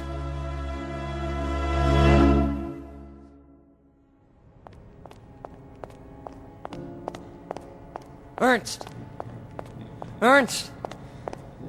Where are you? Let me explain. You! Why? Why did you pick me? I didn't pick you, Mr. Fulmer. You picked me. You chose my ideas. You invoked my name. So now, you must take whatever comes with it. What? In the past, I've given you suggestions. Now, I give orders. Orders? What do you want me to do? From now on, you must be built of steel. No soft gaps of sentiment. Steel, Mr. Fulmer. The way we handled Nick, and the mobs, and the speeches. And gradually, bit by bit, we shall forge something strong, something powerful. Just as I did before, with my own hands. With my own hands! The old man, the Jew, he'll be back again tomorrow night, the next night. I know him. I know the type. We sent them into the ovens. But always there was a handful left to point a finger. His kind, Mr. Fulmer, his kind are dangerous. See, they talk, they think, they plant seeds, they hold us back. Here, take this. What is it? What do you think? A Luger 9mm pistol. My personal sidearm. Kill him. Kill the old man. Kill Ernst? Tonight, he will be in his room. If you are man enough. If you are steel. All right. I'll do it. I'll do it now. Then, Mr. Fulmer, when you come back, there's much we have to talk about. Plans, campaigns, ideas, the next steps. This is only the beginning, the dawn. It will be a long, long day.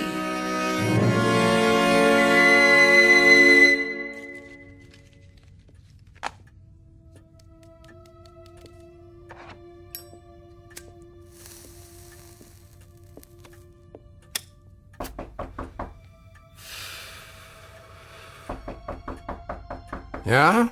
Oh, come in. Ah, I thought it was you. You wouldn't listen to me, Ernst. On the contrary, I listened to all that I was able to stand. You should pay attention now. I can't even begin to tell you what's happened. It's too incredible. It's too unbelievable. I can tell you this much. We're on the march. From now on, we only go forward. There's no stopping us. No stopping you, Peter? An old man stopped you tonight with a few words. He stopped you with the truth. You're wrong, Ernst. It's not just me anymore. There's someone else. Someone behind us. Someone even you tremble at. He'd have to be a very imposing figure, Peter. Much more imposing than you. Oh, he is. He gave me this. See? More imposing even than a gun. That's only because you don't think I'll use it. Which only goes to show that you don't know me. I know you, Peter, I know you. From a ravaged little boy wanting love to a torn man looking for respect, identity. I don't fear you. So you may do what you have in mind at any time you wish. With this one last reminder. You can never kill an idea with a bullet. Never. No. I'm all steel now. Ernst, I'm made out of steel. No more sentiment. No more softness. Just purpose. Just will. Then shoot. Kill. Destroy me, if you can. Am I close enough to you? You're frightened. Admit it. Not at all. Impatient and a little bored. With living? With having to live in a time that produces people like you. Once, years ago, you made death inviting. You still do. So do me the goodness, Peter. Get it over with as quickly as possible. I'm waiting, Peter. Kill him, Vollmer. Kill the old man. Kill the Jew. Use strength. Use will. Be made of steel, Vollmer. Kill him! Kill him now! You see, Ernst? I told you! I'm made of steel! All steel. All strength. But at the expense of things that most other men have. Some fragments of decency that tell them right from wrong. That make them love. Yes, Peter, you have steel, but now you have no heart.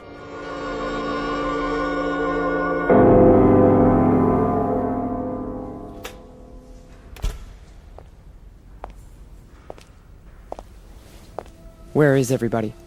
Pete? We were just cleaning up. What happened to you? Nothing. Nothing happened to me.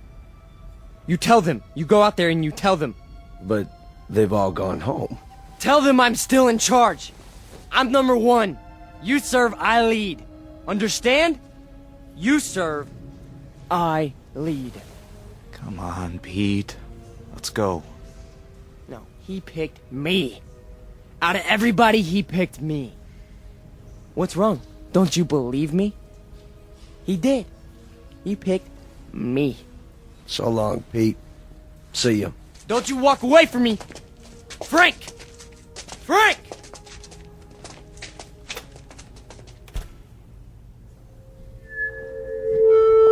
Who's there? Who is that? Vollmer? You. I did what you said. Sentimentality, Mr. Vollmer? None! Steel? Steel. And no regrets? None! What did you destroy tonight? Only a disease. A growth on our flesh that had to be removed. Not a man, then? No. Hardly a man. How did it feel? It felt like I was immortal. Mr. Vollmer, we are immortal. Yes. Yes.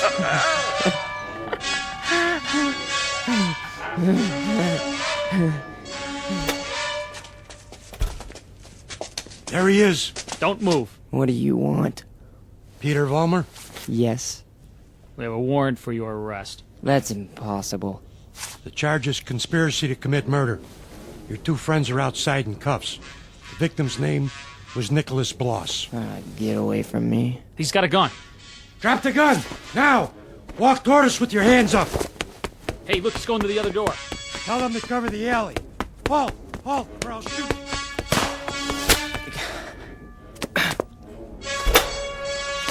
Hold it right there. We got him. He's hit. Call for an ambulance. You have the right to remain silent. Anything you say can and will be used against you. There's something very wrong. There's something very wrong. Easy, kid. Don't try to talk. Look, you made a terrible mistake. I'm made of steel. It's true. Don't you understand? I'm made of steel. I'm made of steel. I'm made of steel. I'm made of steel.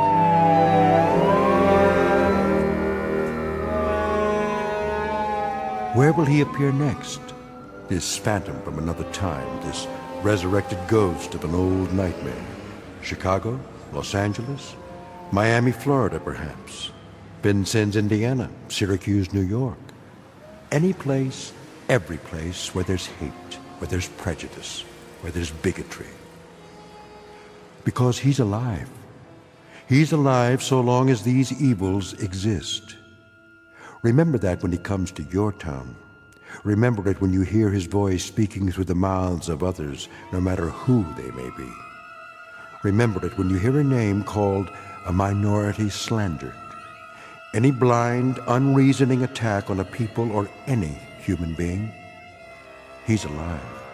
Because through these things, we keep him alive.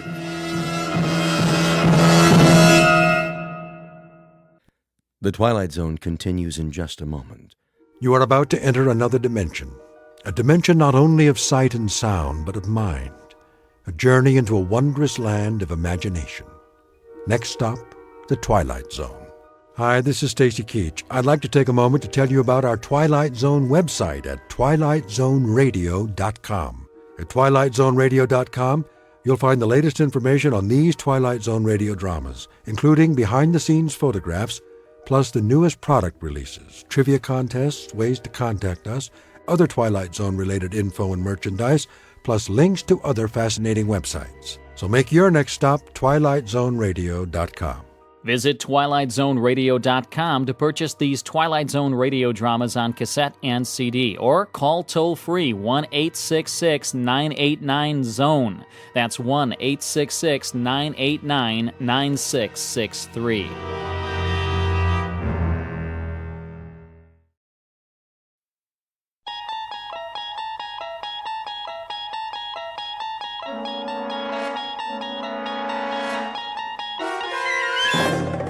You unlock this door with the key of imagination. Beyond it is another dimension, a dimension of sound, a dimension of sight, a dimension of mind. You're moving into a land of both shadow and substance, of things and ideas. You've just crossed over into the Twilight Zone.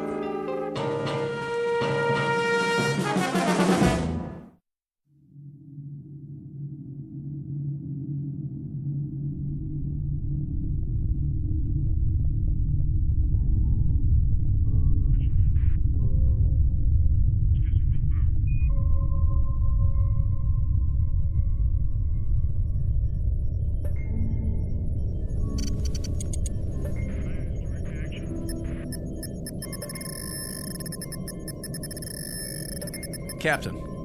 What? Look in the viewer. Switch lenses. Yes, sir. It was at 255-417. I don't see anything. Maybe not now, but something glittered down there. We went over a lake, you know. I know, it wasn't that. Well, We'll take a closer look, but it's probably the lake. Wasting our time again.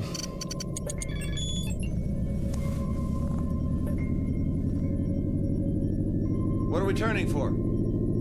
I saw something. What? Something metallic, Carter. Yeah? He thinks so. We're almost there, then we'll know.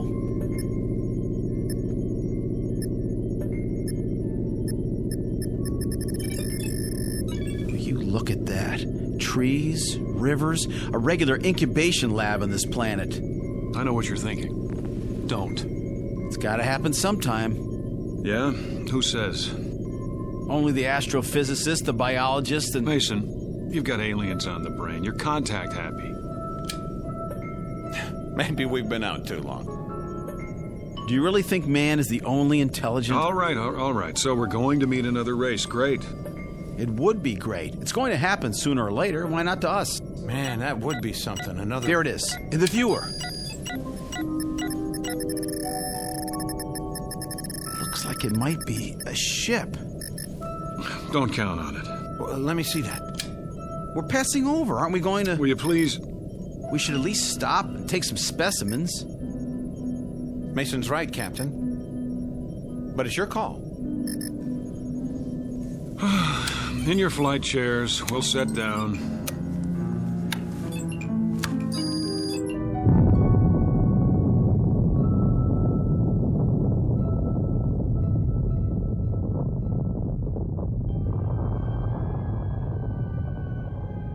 Captain Ross, Lieutenant Mason, Lieutenant Carter, aboard spaceship X-89, cruising above the 13th planet of Star System 51. In a little while, supposedly, the ship will be landed and specimens taken. Vegetable, mineral, and, if any, animal. These will be brought back to overpopulated Earth, where technicians will evaluate them. And if everything is satisfactory, stamp their findings with the word inhabitable and open yet another planet for colonization. These are the things that are supposed to happen. In actuality, they will not happen at all, but will instead be superseded by events far more unusual, because the 13th planet of Star System 51 just happens to be located in the Twilight Zone.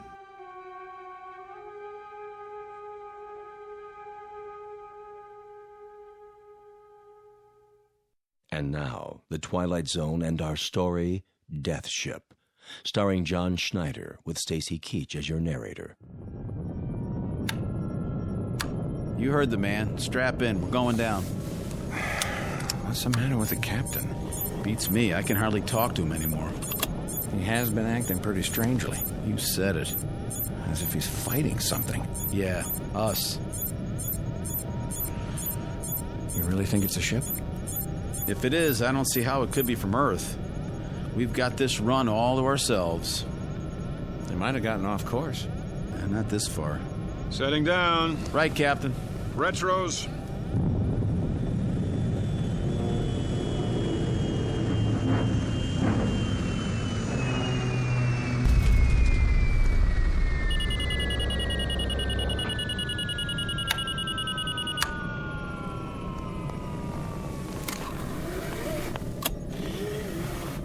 The porthole. Mother of God. It's a ship, all right. Or was. Now it's a bunch of metal, twisted and... Easy. Don't open the hatch till we check the atmosphere. I'll take a reading. Put your suits on. We won't need helmets. Air's good. Let's go, Mike. Can't get out there fast enough, can you? What does that mean? It means I don't like impulsive behavior. Impulsive? Have I made any mistakes? You're on the verge. Well, then you let me know when I cross the line, won't you? Oh, I will. Don't you worry.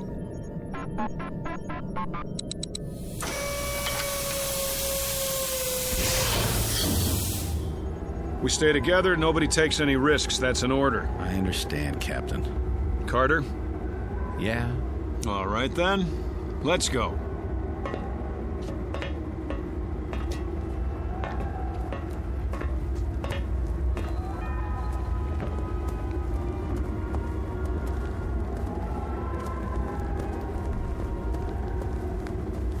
looks like one of our ships. Don't jump to conclusions. Well, doesn't it? From what I can see of the markings, it does. Construction could be standard everywhere. Sounds like you're arguing both sides. You don't mean it could be from another species, do you? I don't mean anything yet. It is one of ours. How could it get so far off course? Go aboard, Captain? I don't like it. We have to find out who they are, don't we? How will we know if we don't... All right, but stay together.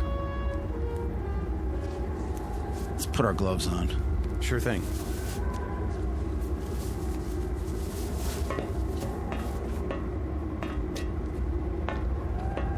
Man, pretty familiar, isn't it? Even all bent up like this. It's from Earth, no doubt about it. We don't know that. But Captain, look at the shape, the styling. We don't know it, Carter. That's just jammed. Maybe the cabin's still pressurized. Not likely. Door frame's probably twisted. We'll try it together. If it doesn't open, forget about it. Forget about it? There isn't time. We have a schedule to keep. It's moving. Let's go.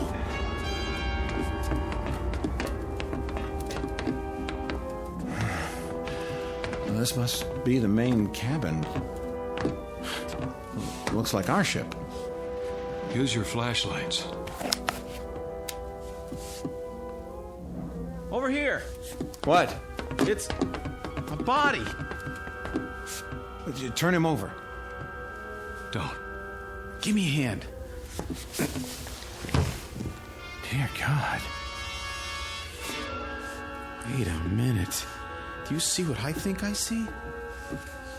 There's another one against the wall. Help me lift him. Don't, I said. What is going on here? That one has a face like... Nothing's going on. And the third one, he... Carter, try the auxiliary lights. But Captain, is it just me, or are we standing here looking at three bodies with three faces that look exactly like our faces? Auxiliary lights. I don't understand. It's not what it seems. Not what it's... Just hang on. Here come the lights. All right, then. First things first. Here's an ID wallet in this one's breast pocket. And here's his government card, picture and all. It says, Lieutenant Robert Mason. See it? That's my name, isn't it? That's my face, just like the one in my pocket right here. Well, isn't it? Put it back. Everybody see it? The same as mine, identical. Put it back. I don't get it. The same with the second one. What is this? You're letting it get to you. Get to me? This is my picture. Me. Hang on, lay them out and get something to cover them with, both of you. Captain, look at the third one and tell me it's not... I see it. Cover them now. No, I'm not touching them again. Carter. Nobody else touched them. I don't know about you fellas, but I need an explanation for this. We're leaving this wreck now. I said now. Everybody out.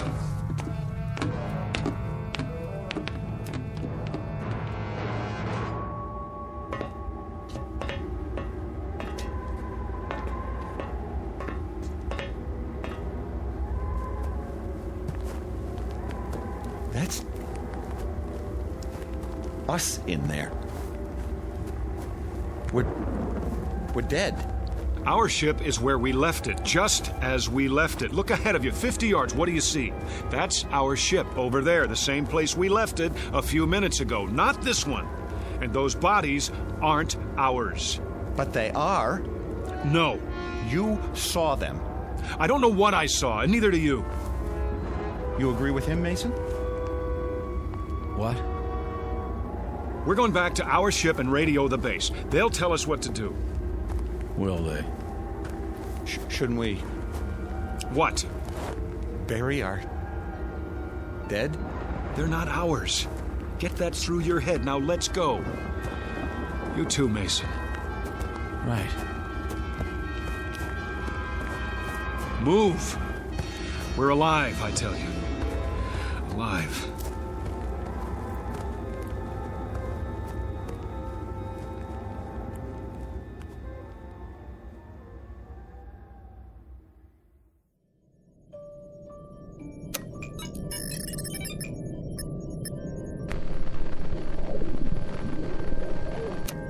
Nothing. Try again. I've been trying it for... Again.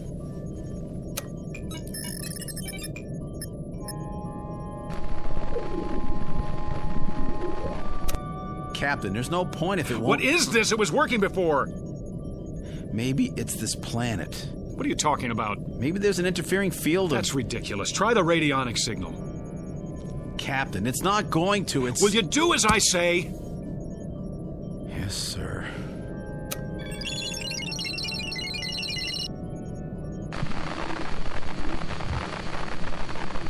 Again.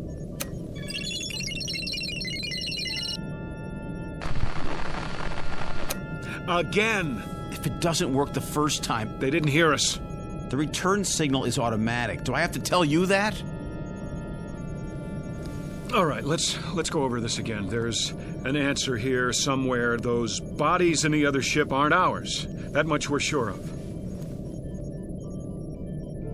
Well, use your heads. These are our bodies. These, right here. Agreed? I don't know anymore. Neither do I. Listen. You both remember what they told us in training? About the theory of circumnavigating time. They said it might be possible for us to leave Earth in 1 year, and when we got back, even though we thought it was the same year, it might be the year before. Or the year after. Remember that? It was only a theory, Captain. It's more than a theory. It's what happened to us. We went through some kind of a time warp right into the future. And that ship over there is in the future. Is that what you're saying? Only the probable future. And what does that mean? It means that we're not dead. It also means that we're going to be dead. Not if we don't take off. If we don't go up, we can't crash. But our orders... They don't say to kill ourselves. We're alive now, and the only way to be certain we stay alive is not to go up. Then we can't possibly crash. We avoid it, prevent it. I've made up my mind. We stay. It's easy enough for you to decide. Meaning? You have no one waiting for you back on Earth. So I have no reason to go back, and I'll be just as happy here as I would be on Earth? Is that it? I think we should vote on it. Oh, you do? You're not the only one, Captain. I'm the only one who gives the orders. Even when our lives are concerned, huh? Especially where your lives are concerned. We stay. For how long? I'm not setting any time limit, Carter. A month? 2 months? I'm not setting any limit. We have enough food left for 3 weeks, Captain. I've no doubt there's edible food outside. You saw the landscape, trees, vegetation. How will we know what's edible and what isn't? We haven't got the equipment to test it. We'll watch the animals. I saw no animals, Captain. Did you? There will be. Well, if there are, there'll be a different form of life. What they eat might be deadly poisonous to us. We'll worry about that when the time comes. Right now, there's only one thing to worry about: preserving our lives. It may not even be necessary to stay here permanently. We may figure something out, but for now, the decision is to stay. Not our decision, Captain. Have you a better solution, then? Working at minimum capacity, the ship's electrical reserve can hold out for months. It won't be working at minimum capacity. Why? We're going to need heat. Lots of it. But it's only twilight, and already the temperature outside is minus 13 degrees. Would you rather lift off? Take the risk of duplicating that ship over there? How can we duplicate it, Captain? How can there be 2 crash ships? 2 of me dead, 2 of Mason, two of you. We'll go over it again until we find an answer. Because we have to. Think I'll lie down. Me too. Been quite a day. And it's getting dark out fast. Very, very dark.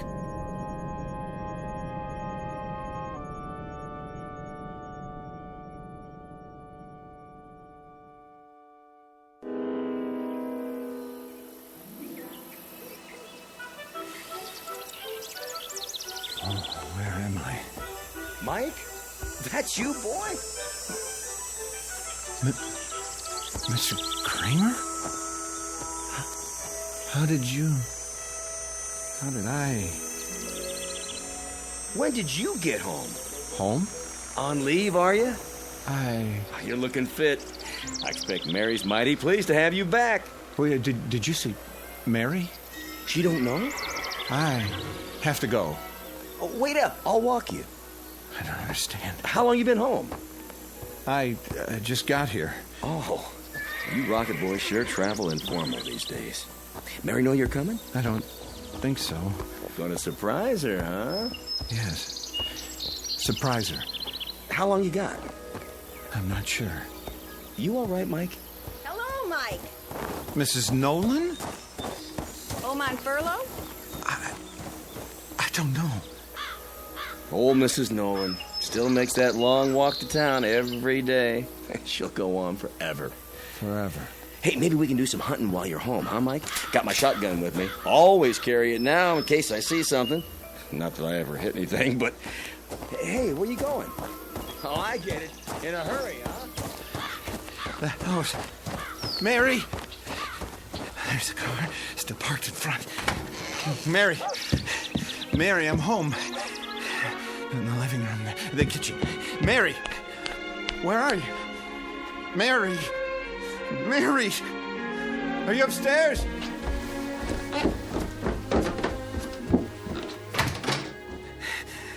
Oh, Mary! Why are you lying there on the bed like that? Is something... I'm here. Can't you hear me? What's this? Telegram. To Mrs. Michael Carter, we regret to inform... Carter. Regret to inform? Carter. What is this? I'm talking to you. What are you... What's the matter? Captain? What's the matter with you? I was home. Where? Home. My home. You were here. You are here. No, I swear it. I saw Mary. She was there with a telegram. It said that I'd been killed. You're alive. Those people I know. Kramer, Mrs. Nolan. I just remembered they're dead. Stop it, Carter. Kramer was killed in a hunting accident. Mrs. Nolan was... It never happened. There's an explanation for this. What explanation? I don't know what, but we'll find it. We'll find it, Carter. We'll go over it again and again until we do. You, me, Mason. Where's Mason? He was in his bunk. Well, he's not there now, is he? I've been here the whole time. The hatch is still locked. Mason! Mason! Where is he? Well, where'd he go? You tell me. There's nothing but his blanket.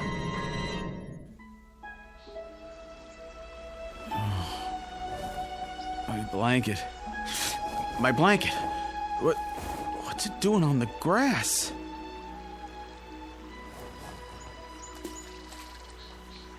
Fishing pole? Can't be. Oh, there you are.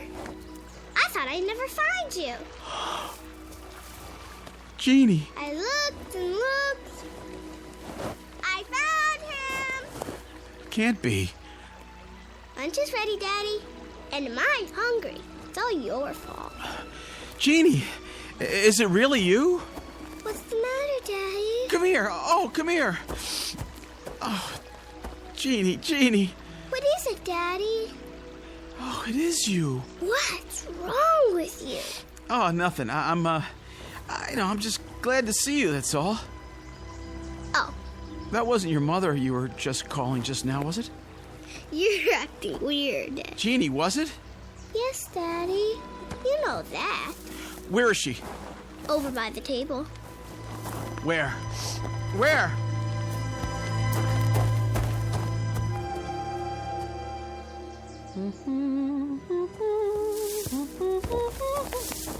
Bob? Oh, you scared me, honey. Bursting out of the bushes like that. I was just setting out the fried chicken. Oh, God, Ruth. Oh, God. Bob, what is it? Sweetheart, what's wrong? Nothing now. Are you sure? Yes, yeah, oh, yes. All this for lunch? Yes. My goodness, so emotional over a little potato salad and chicken. Where's Jeannie? Back there, by the pond. Were you asleep? Are you still asleep? This is a dream. I hope I never wake up. I just hope I go on dreaming and... Mason. Bob? Ruth? Bob, who's... Let's go, Mason. Why is he here? Stand behind me. But... Just do it. Get out of here, Ross. I said, let's go. Get away from us. You're coming back with me. Back? Where you belong, on the ship. No, Bob. You're having a hallucination, Lieutenant. No, it's real. It isn't, and you're leaving with me. No! Oh, you think you can take me? Stop it! Take me back! You're coming back! I'm staying here. You can't! I won't let you! No! Yes! Back! Back! Back! I don't want to be here. I don't want to be here. Take it easy. Ruth. Ruth. There was no Ruth, no Jeannie. You lie. Let go of me. Oh.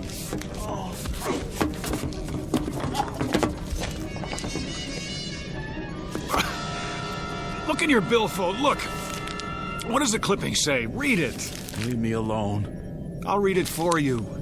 Space pilot's family dies in car crash. The wife and 7-year-old daughter of astronaut Robert Mason died early this morning when the car they were in... It's not true. Now do you still insist you were with them? You alive? They dead? I was with them. I was, and you took me away. It's not true, Mason. You took me away from my wife, my home, You were here all the time. You and Carter. He was gone. No. We just couldn't see him, that's all. What are you talking about? I know what it is now. That's what I'm talking about. Give me that clipping. I was wrong. It had nothing to do with circumnavigating time. Nothing at all. Mason, remember what you thought when you saw that ship over there? Alien contact. That's what you thought. And that's exactly what's happened to us. But Captain, there are no such things as... Listen to me. Neither of you was where you thought you were, at home. That ship over there isn't ours, and those bodies aren't ours. We've been tricked. By who? Well, by whoever it is that lives on this planet and doesn't want anyone else to live here. Now who's crazy? Don't you understand? We haven't seen them, but there are aliens here. But aliens who aren't strong enough to chase us away by force or kill us. So what can they do? How can they keep their planet from being colonized? By mind control, that's how. By picking at our brains and finding the death fear, and making use of it by showing us our ship crashed and us dead inside of it, scaring us so much that we didn't dare take off again, and therefore haven't been able to make our report about this planet. They even know that we can't radio or report to Earth because there's too much interference. You didn't believe there was interference before. I believe it now. Everything that's happened to us since we landed on this planet has been a delusion. No, it happened. I was home. It was a delusion. Even Mason's disappearance? Well, why not? If they can make us believe we saw a crashed ship, saw our own bodies inside that ship, they can make us believe anything. That ship over there, that pile of twisted metal, it's not real. Is that your theory? You may see it, even think you touch it. That doesn't prove it exists. What's going to prove it doesn't exist, Captain? What's going to prove that everything you've said is true? I'll tell you what's going to prove it, Lieutenant Mason. Us. Going up, taking off, and going all the way back to Earth. Proving that there's nothing holding us back but fear and delusions. Now take your positions and let me at the controls. Wait a minute. In your seats, shoulder straps. What if you're wrong? I'm right. You thought you were right before. You were ready to keep us here indefinitely. You were so sure. Then in a few minutes, we really will be dead. Flight seats, now.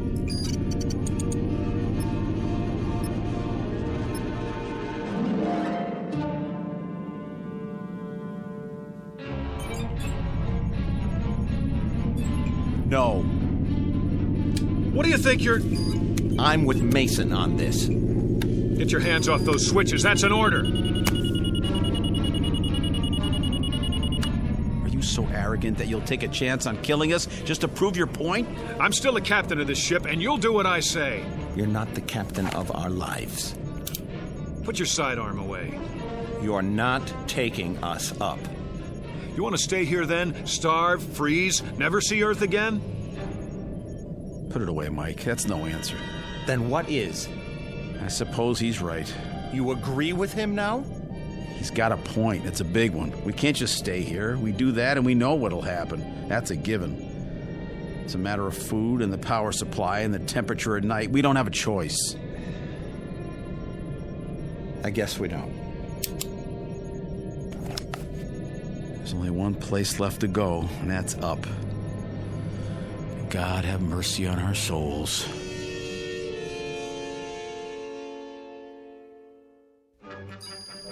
Pressure. Rising. Drive reactor. Check. Coordinates. Check. Gyro stabilizer. Active. Vertical thrust. Energized. Then prepare for liftoff. Check.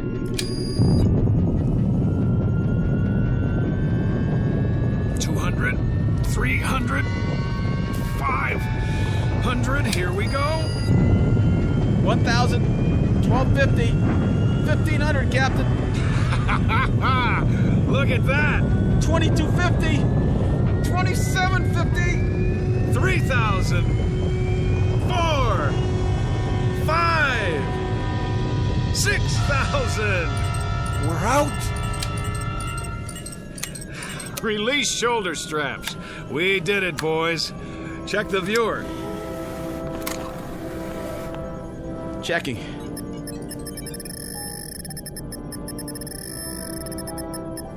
Well, see anything down there now? You were right. If I ever see anything glitter in that viewer again, I'll keep my mouth shut. I was right. Captain? What are you doing now?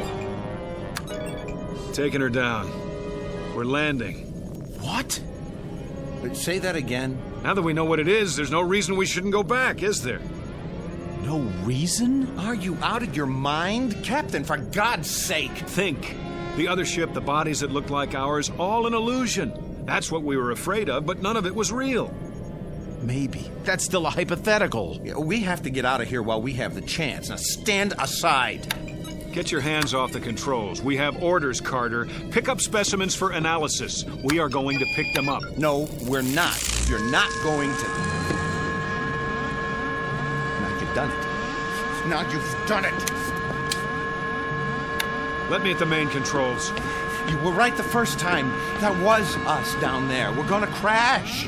Now. No. We're going to die. We're not going to die. I'm not going to let us die.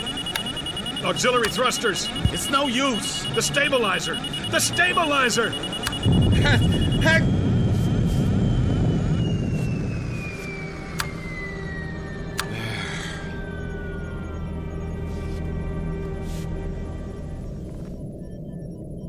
I don't understand. Shut up. You're a coward, Carter. You don't even have the guts to fight for your own life. We're still going to land? You bet we're going to land. And when we do, you're going to see that the other ship is gone. Vanished. Because it was never there in the first place. Retros. Slow airspeed. I've got it. Now get in your places. We're not gonna crash. He's been right all along, hasn't he? I don't know. Prepare for touchdown.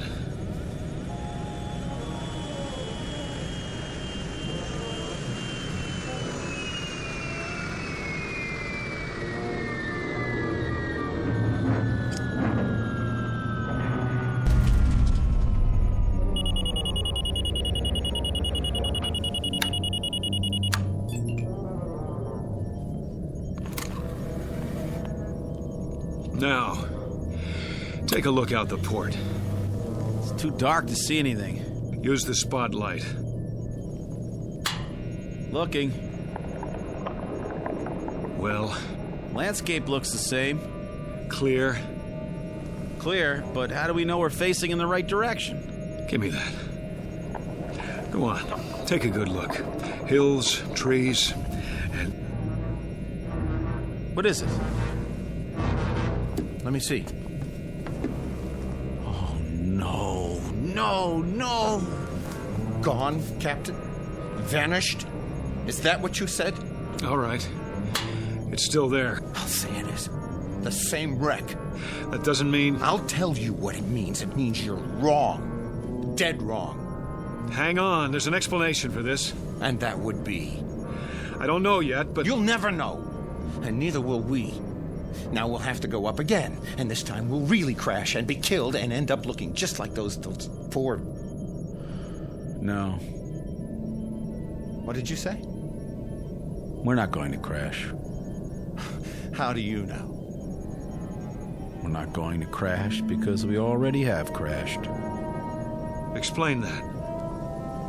Stop fighting it, Captain. You're all out of explanations. What are you...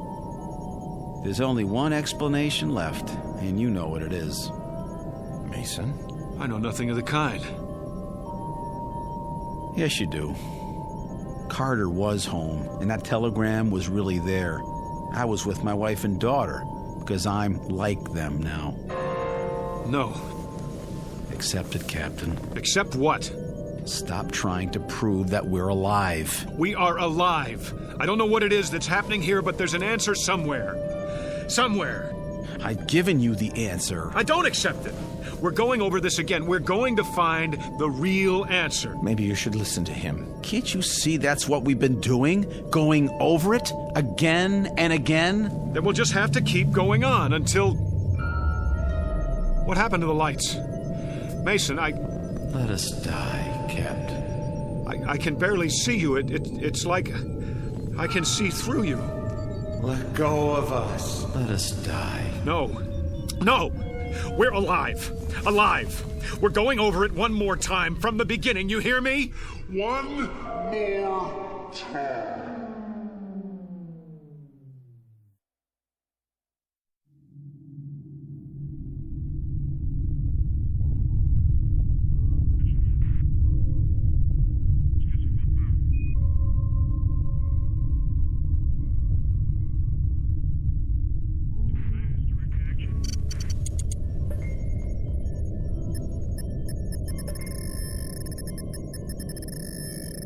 Captain. What? Look in the viewer. Switch lenses. Yes, sir. It was at 255-417. I don't see anything. Maybe not now, but something glittered down there. We went over a lake, you know. I know, it wasn't that. Well, we'll take a closer look, but it's probably the lake. Wasting our time again.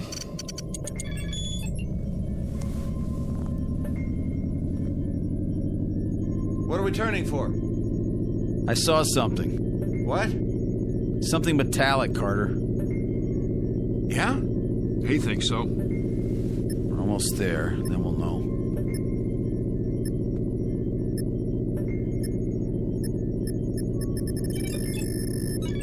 Look at that.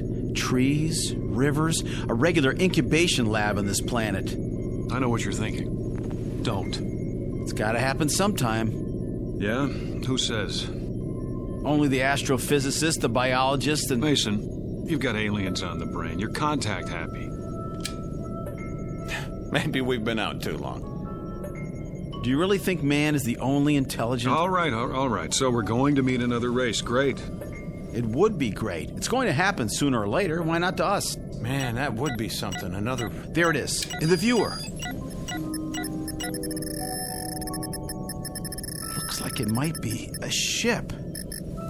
Don't count on it. Well, let me see that. We're passing over, aren't we going to... Will you please... We should at least stop and take some specimens.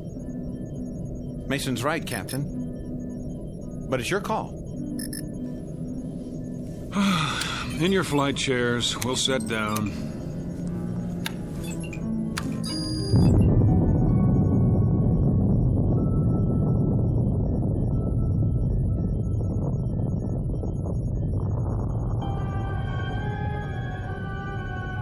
Captain Ross, Lieutenant Mason, Lieutenant Carter, aboard spaceship X-89, cruising above the 13th planet of Star System 51.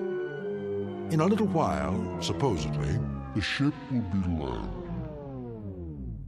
Picture of a man who will not see anything he does not choose to see, including his own death. A man of such indomitable will that even the two men under his command are not allowed by him to see the truth.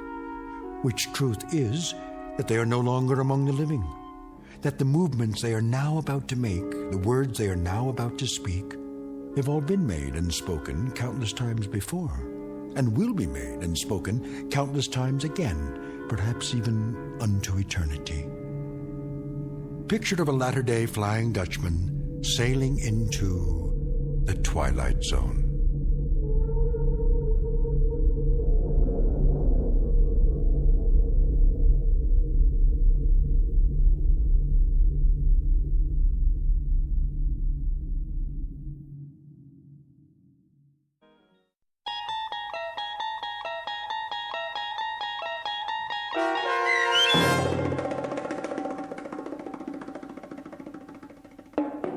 Death Ship, starring John Schneider with Stacy Keach as your narrator, was adapted for radio by Dennis Etchison and written for The Twilight Zone by Richard Matheson. Heard in the cast were Jeff Lupetin, Tom McElroy, Frenette Lebo, Amanda Amari, Doug James, and Ellie Weingart. To learn more about the Twilight Zone radio dramas and to obtain audio cassettes and CDs of these programs, visit our website at twilightzoneradio.com. The producers of The Twilight Zone wish to thank CBS Enterprises, Carol Serling, Dennis Etchison, Dick Brescia Associates, Claire Simon Casting, Terry Jennings, XM Satellite Radio, Sirius Satellite Radio, our sponsors, and our radio affiliates for helping make this series possible. This copyrighted radio series is produced and directed by Carl Amari for Falcon Picture Group.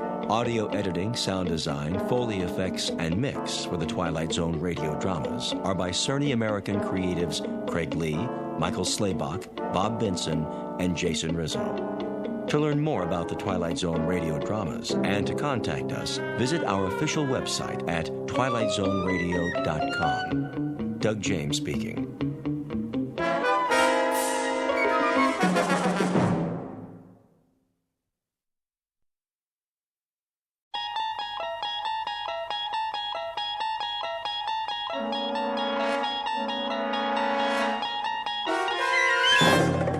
You unlock this door with the key of imagination. Beyond it is another dimension, a dimension of sound, a dimension of sight, a dimension of mind.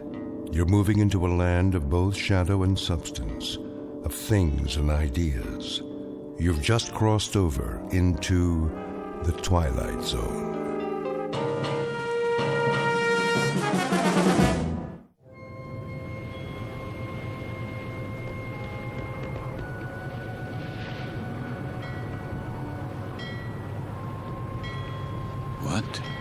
What is this place?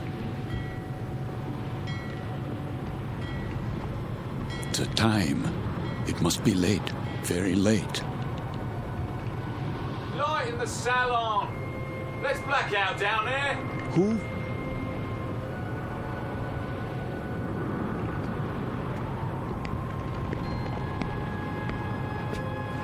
Forgive me, sir. Yes? Are you addressing me? Begging your pardon, but they'll be finished serving dinner soon. They? The galley crew, sir. Why do you tell me this? Well, I only meant... What? What did you mean? Well, all I mean to say is, you'd best go in now, sir, if you want your evening meal. My meal? The salon will be closing in a few more minutes. Oh, yes, of course. In the salon. Is that what you call it? Yes, sir. It's very dark out here. Would you like to follow me? Follow? The lights, you see. From now on, I'll have to switch them off when we open the door to the deck, and then on again. You understand, sir? Because of the blackout. The blackout? Yes. This way, sir. Are you all right? Why wouldn't I be? Is something wrong with my appearance? Why, no, sir. It's only that... Is this your first time? My what? Your first passage. It can take a bit of getting used to. Sea legs and all that. I'm quite used to being at sea. Thank you. I was just... Yes, sir? Listening. To the engines? Don't worry, sir. The diesels were checked thoroughly before we left port, and Captain Willoughby's top drawer. He'll get us there safe and sound, you can be sure of that. No, not the engines. What then? I was listening to the water. The cold ocean water out there. And the night.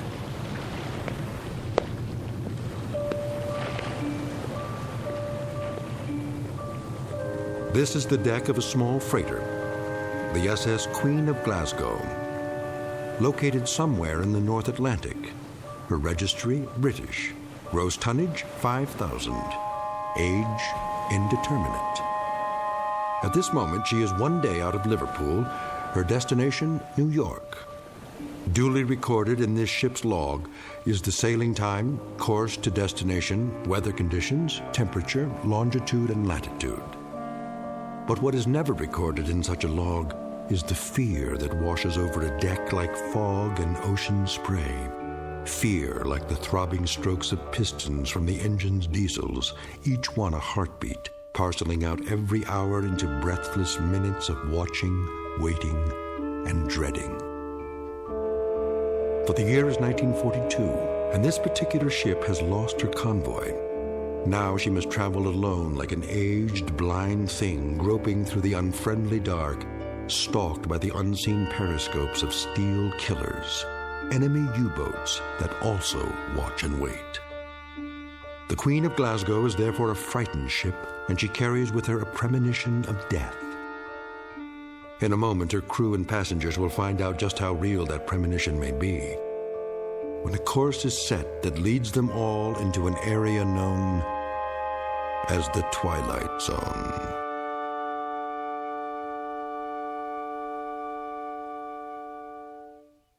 And now, The Twilight Zone and our story, Judgment Night, starring Chelsea Ross, with Stacy Keach as your narrator.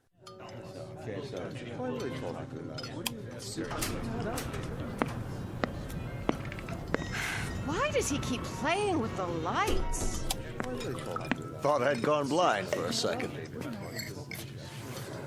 My apologies for the momentary darkness.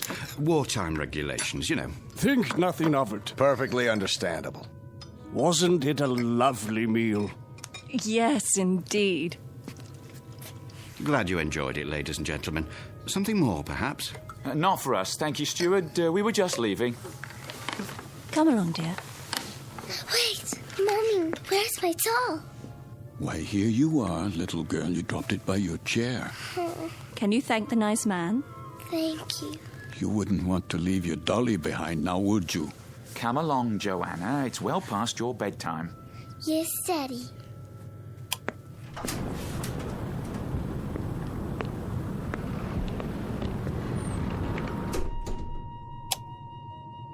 Who's this? Mr... Oh, I'm afraid I didn't get the gentleman's name. You are... Forgive me, I'm... Lancer. What's that? Aren't you Lancer? Oh, yes. I'm Jerry Potter. We looked for you at dinner. I was detained. I saw your name on the purser's list. We were wondering where you were. You were? Will you join us? Oh, no, that's not necessary. There are 3 other tables. 3 empty tables? I'm really not very hungry.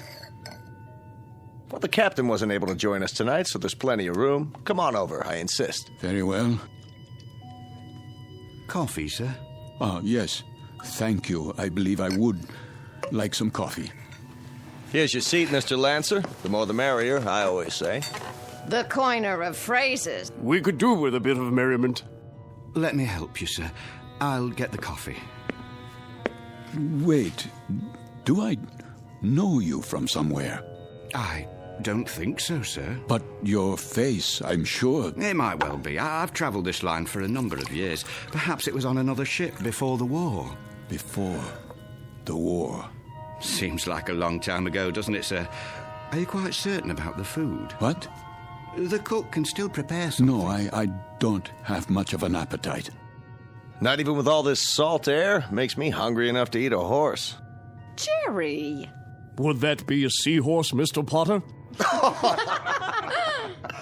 How about it, Lancer? Have some chow. Not tonight. Something happened tonight? Nothing unpleasant, I trust? Why, I don't know. I honestly don't know. Mr. Lancer, are you ill? As a matter of fact... You do look pale.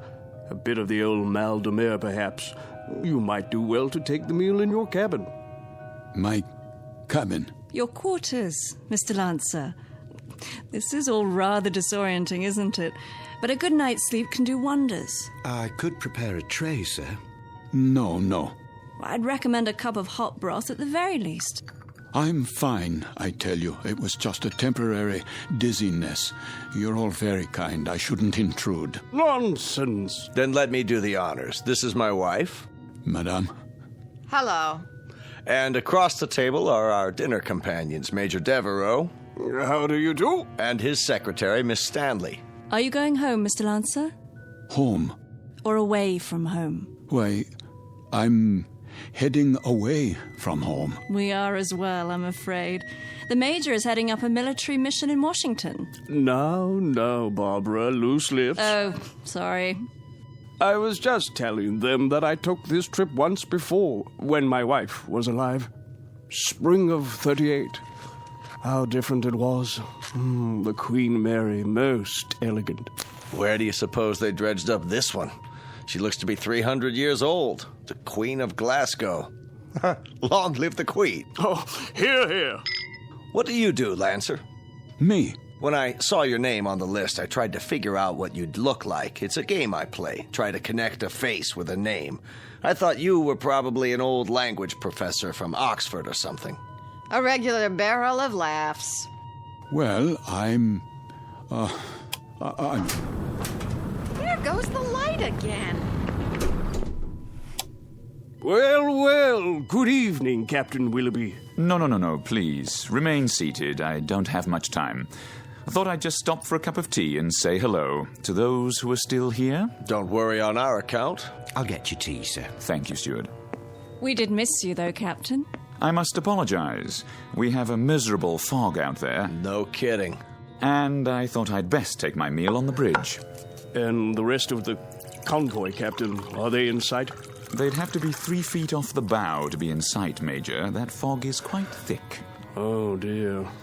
However, we do hope to have some sort of contact by tomorrow. But I wouldn't worry. She's a good stout ship, and this isn't her maiden voyage. She's made this passage often. I suppose misery loves company, though, doesn't it? I'd feel a lot safer if we were in a convoy. I can almost see those wolf packs converging on us. There would be no wolf pack converging on a single ship, Major Devereaux. Sorry? The principle of the submarine pack is based on the convoy attack. The gentleman is quite correct. Our primary danger would lie in a single submarine. Well, that's reassuring. I guess we stand a better chance against one than against 20, don't we? Just ask Admiral Potter here. He fought with Dewey at Manila. He knows everything. Still, it only takes one torpedo. they can do such dreadful damage. And I must tell you, I've had a miserably uncomfortable feeling ever since we've left. What kind of feeling? Of being followed. Isn't that something? I've had the same feeling. I'll tell you, I'd rather they go after us with a pocket battleship. That you can see, not a skulking, crummy tin fish a couple of miles underwater. If we're being followed, you will see the sub, Mr. Potter. It will surface. They won't waste all their torpedoes on us. Not when they can sit back 1,000 yards and shell us with impunity and sink us at will. You forgive me. This is Mr. Lancer, Captain. Mr. Lancer? But you sound like a U-boat commander. My apologies. That was clumsy of me. Oh, please, sit down. Let me clean it up, sir. I hope I didn't spill any coffee on you, Miss Stanley. No, but you did quite a job on yourself. That's quite all right. I'll get you a towel. I said it was all right. Yes, of course. Sit down, Mr. Lancer, please. Another cup of coffee, sir? No. Thank you. That won't be necessary. I think we might start by getting better acquainted. First of all, I trust everyone's comfortable. Oh, yes, quite. This ship, you know, wasn't designed to carry passengers. I hope you'll bear with some of the inconveniences. I suppose they're worth living with to get to the States, aren't they? You can say that again. Mr. Potter, I understand you're with the American government. War Production Board. And where is your home, Mrs. Potter? Good old Chicago. Windy City. Oh, how interesting. I do hope to travel farther west one day. I tell you, I'll be mighty glad to see it again, wind or no wind. And you, Mr. Lancer? Yes? Where's home for you? Home? I was born in Frankfurt. Frankfurt? Like in Germany? Yes, Germany. Well, how long had you been in England, Mr. Lancer? How long? Not very long, not long at all. Please accept my apologies. I think I'll go to my quarters now. Too bad. I was hoping we'd get a poker game going. Whoop-de-doo. Perhaps another time. Good night. Well, there goes an odd one, huh? I had him pegged as a German the minute he came in. And what do you suppose he's traveling on this ship for? You don't think he's a spy, do you? I rather doubt it, Mr. Potter. All the passengers are well screened. I am a bit concerned about him, however. He doesn't look at all well. Actually, I'm feeling a bit tired myself. I think I'll be off to bed. Good night, everyone. Sleep well. Watch your step, Barbara. I will. It's very dark out there. Would you like a torch? Oh, don't worry about me. I can have the steward escort you. I wouldn't think of it. See you all at breakfast. I'll get the light switch. Thank you, Captain. Good night.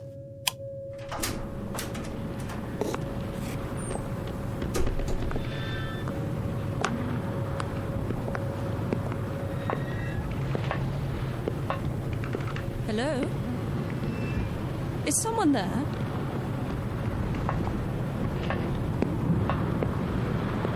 I say, is anyone...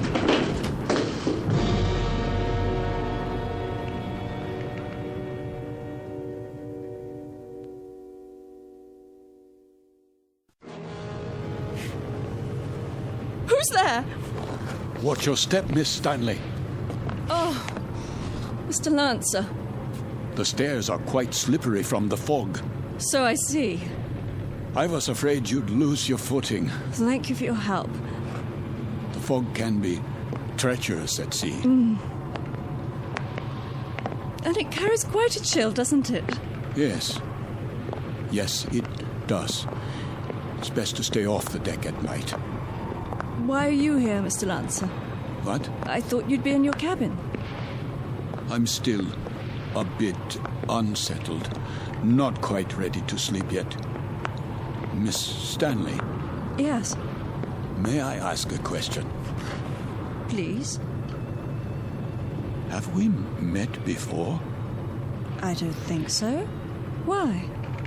You'll forgive me, but you looked so familiar. They all did, for that matter. Are you sure you're well, Mr. Lancer? Yes, I seem to be. It's just this feeling. What sort of feeling? Oh, it will sound crazy to you. Go on, please. Just that I'm doing things, saying things. That you've done before. How do you know that? I know the feeling. I've had it occasionally. Have you? Walking into a room and being able to swear that you've been there before. Even the conversations. They seem identical to ones you've had at some other time. Yes, but what other time and where? That's always the question, isn't it? And the people? Yes, and the people, too. Yes.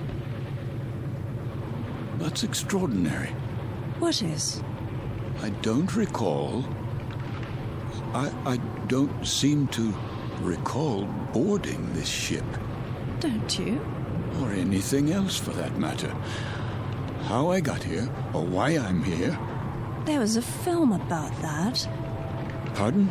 In the cinema, a few years ago. With Leslie Howard. Or was it that American? What's his name? Garfield. John Garfield.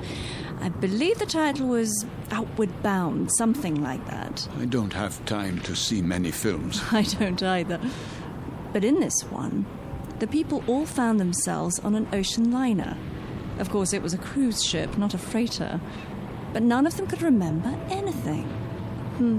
There was a man and a woman, and they met and began talking, much as we are right now, I suppose. And it turned out they were... Go on. Well, they were all dead, you see, and on their way to the other side. Isn't that absolute rubbish? It is indeed. You don't suppose we're dead, do you? And about to cross the River Styx or some such?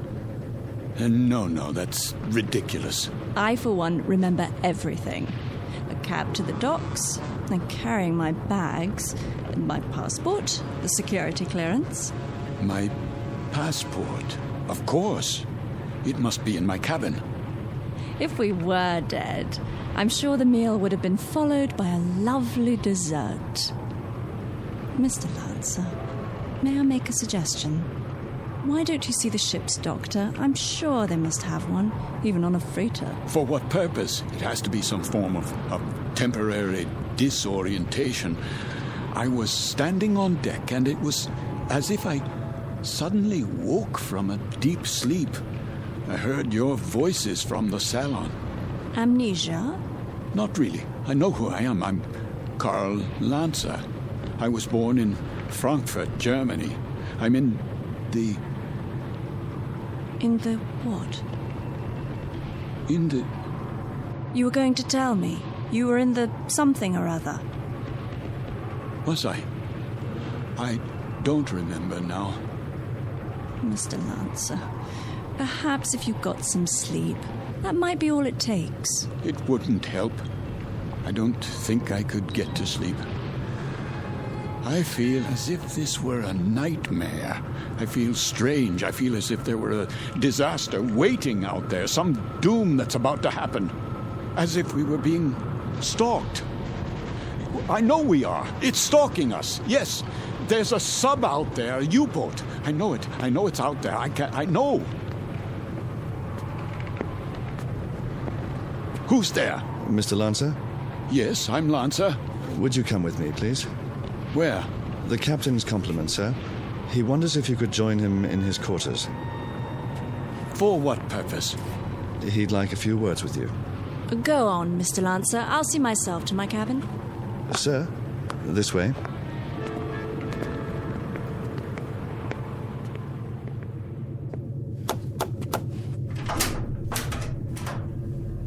Mr. Lancer, sir. You wish to see me, Captain? Thank you for coming, Mr. Lancer.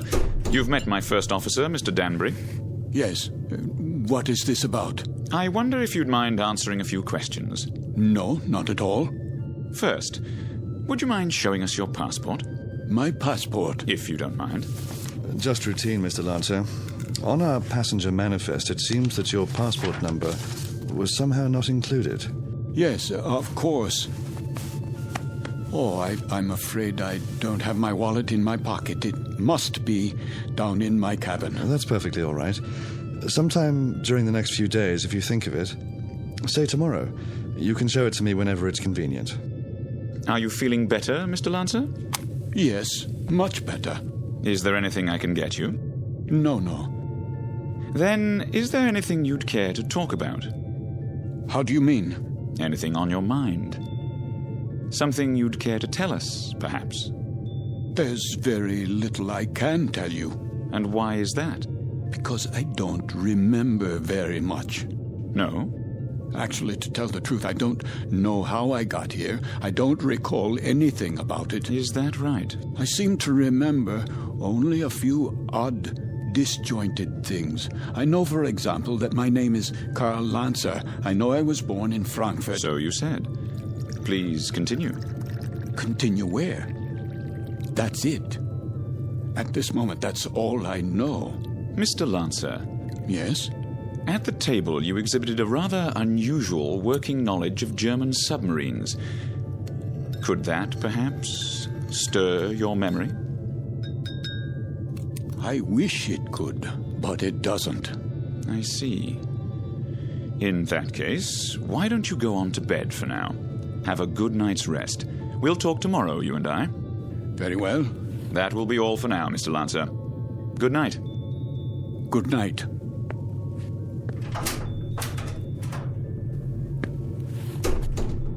Most peculiar. I'd agree, sir. I'd say he bears watching. Then watching is what he'll get. I told you what he said at the table. What do you make of it? That's hard to say. But as I was going to get him on deck, he was talking to one of the passengers, Miss Stanley. And? He was speaking quite excitedly, in a very loud voice. I couldn't help but overhear. He was saying something about how he knew there was a U-boat out there. It's stalking us. That's what he said. You heard him say that? Those were his exact words. Thank you, Danbury. I thought you'd want to know, sir. Danbury. Sir? Let's keep this between ourselves for the time being, shall we? Yes, sir. And see that a steward is sent down to his room. I want to have a look at that passport as soon as possible. Right away, sir.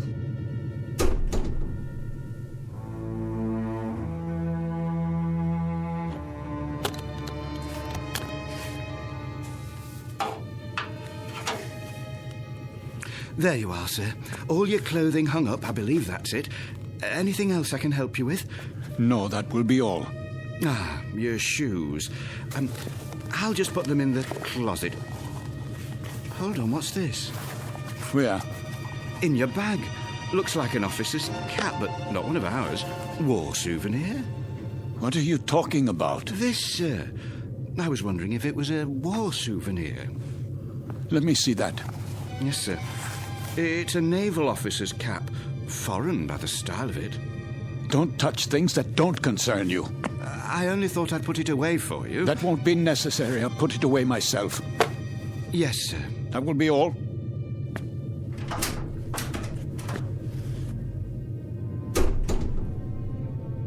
It is a German officer's hat.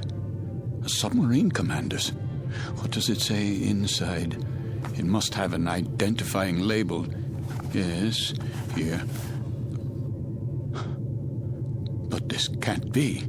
It says, Karl Lancer, Kapitan, Kriegsmarine.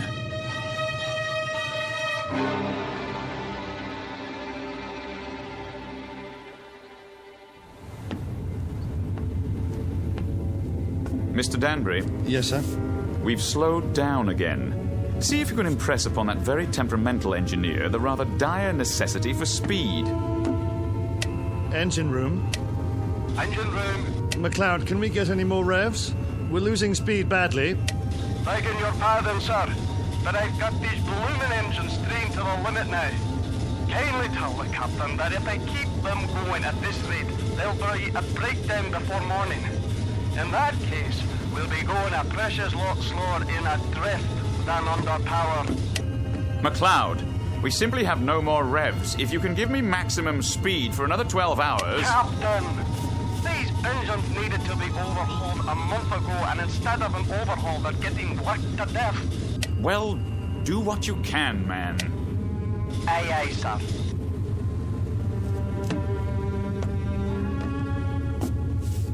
What do you think, number one? Sir? Cheery predicament we have here. If we reduce speed and give those engines a break, we don't stand a chance. And if we keep them going at maximum, they'll break down inside of 2 hours. I don't know what to say, Captain. It's a dangerous call either way. If we could only see through this bloody fog. If they're out there, it won't make any difference. And they're out there, let me tell you. God knows they're out there, waiting like vultures.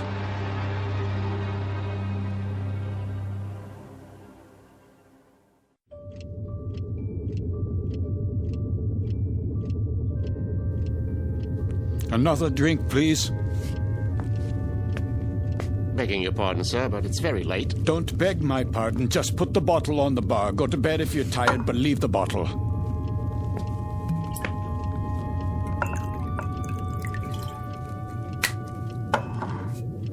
That doesn't sound right. Sir? The bearings. Bearings, sir? Yes, on the engines. They always sound like that, sir. You get used to it. You should hear MacLeod on the subject. He's the engineer. Says the engines on this tab were originally designed for Lord Nelson. Is that clock accurate? Why, yes, sir.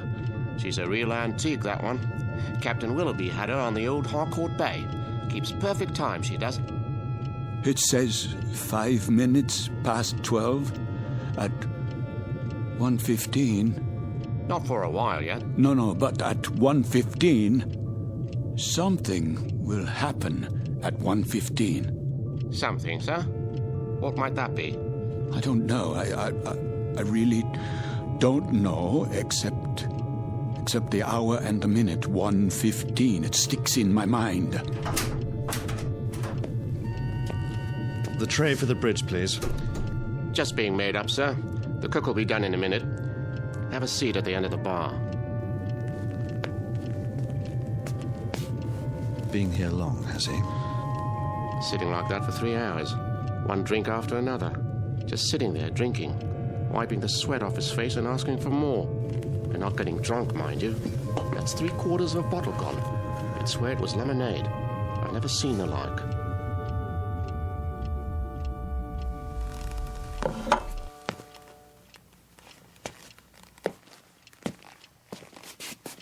Why have the engines stopped?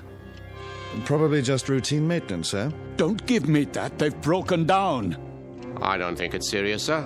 You don't think it's serious? Adrift in waters like these without any power, you don't think that's serious? We're defenseless here. Now we are absolutely defenseless. They'll be repaired, Mr. Lancer.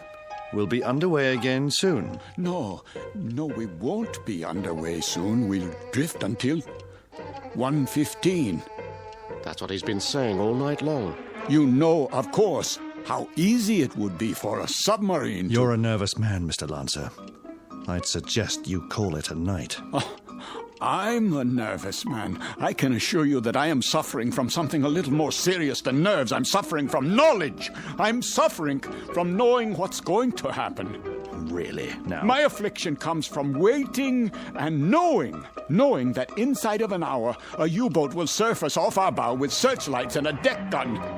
We'll be attacked and we won't be able to run away. Here, sir. Sit down, man. How does it feel to you people just standing still and waiting for a shell or a torpedo to smash into you, waiting for the ship to blow apart so that you can find yourself in the water, closing in on you, filling your lungs so you can't scream? I said sit down, man. Mr. Lancer, this kind of talk won't do you or anyone else any good. Here's the captain's tray, sir. Leave it. Is something wrong? The gentleman is ill. He doesn't know what he's talking about. Carry on. Yes, sir. Go on, cook. Back to the kitchen with you.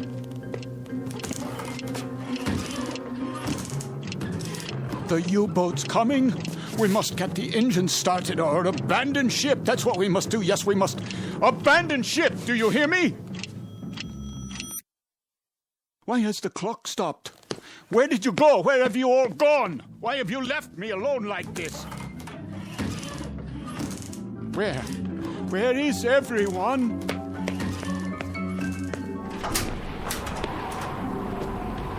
What is that? The searchlight. It's here. That's the U-boat. The U-boat is here.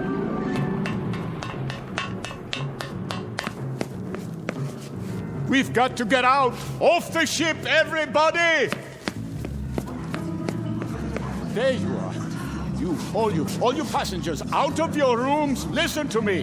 There's a U-boat. I just saw it. She's going to sink us. Can't you hear me?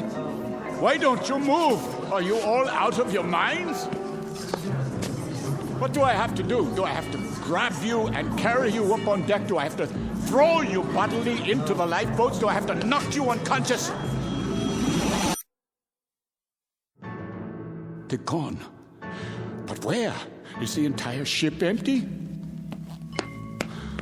Or have I gone mad? A life preserver, yes. SS Queen of Glasgow. Wait. I remember that name. Queen of Glasgow. Queen of Glasgow. Potter? Major Devereaux! Miss Stanley, where are you? Captain, steward, we must abandon ship.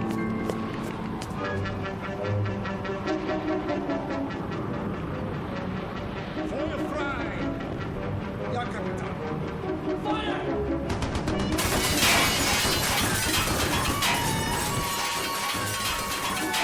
They are shelling us. We're hit, I tell you. Miss Stanley, we must get out. The lifeboat. I can, Mr. Lancer.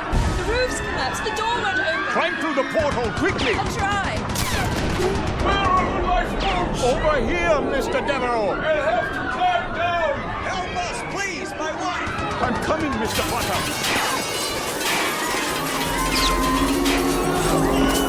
Watch out! The rail is collapsing.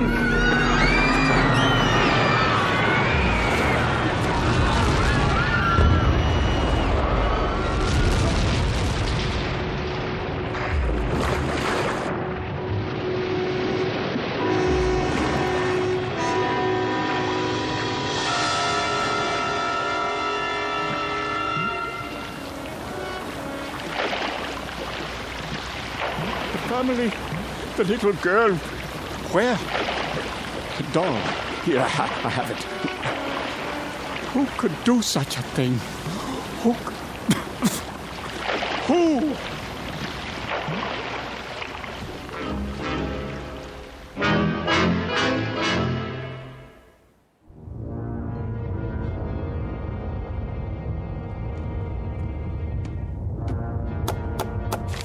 Ja? Not much to show, Captain Lancer. That's all. Very little wreckage floated to the surface. Only this life preserver. There were no survivors. Then I'd say that's a good catch tonight, wouldn't you? Very good catch. It says SS Queen of Glasgow. Ah, a 5,000-tonner. Isn't that what the registry reads? Yes, sir. Cheer up, Lieutenant. Hand me the coffee. Well, pour it. If you wish, sir. You have nerves, Mueller. Not really, sir. A little shaky, perhaps. Oh, why? Nothing, sir. I asked you a question. Why? There were women and children on that ship. So? We gave them no warning. You'd have us give them warning, eh? So their radio man can send out their position, which quite incidentally is our position. You have sentiment, but no brains. You're an old woman, Mueller. You know that? I just find it difficult. To do what? To reconcile killing those people. Without warning. It makes me wonder if we're not damned now. In the eyes of the British Admiralty, we most certainly are. I mean in the eyes of God. You're not just a fool, Lieutenant. You're also a religious fool. Perhaps a mystic, too. And if we are damned, what will happen? I've had dreams about it. Maybe people like us have a special kind of hell waiting. Maybe to be damned is to have a fate like the people on that ship. To have to suffer as they suffered and die as they died. You are a mystic, Lieutenant. We'd ride the ghost of that ship every night for eternity. Every night, Herr Capitan. For eternity. What are you talking about? They could die only once. Just once. But we can die 100 million times. Every night. Ride the ghost of that ship. Every night. Every night.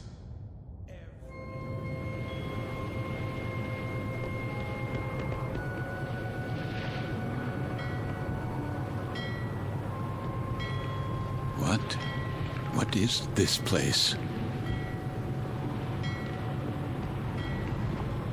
The time. It must be late. Very late. Light in the salon. Let's black out down there. Who?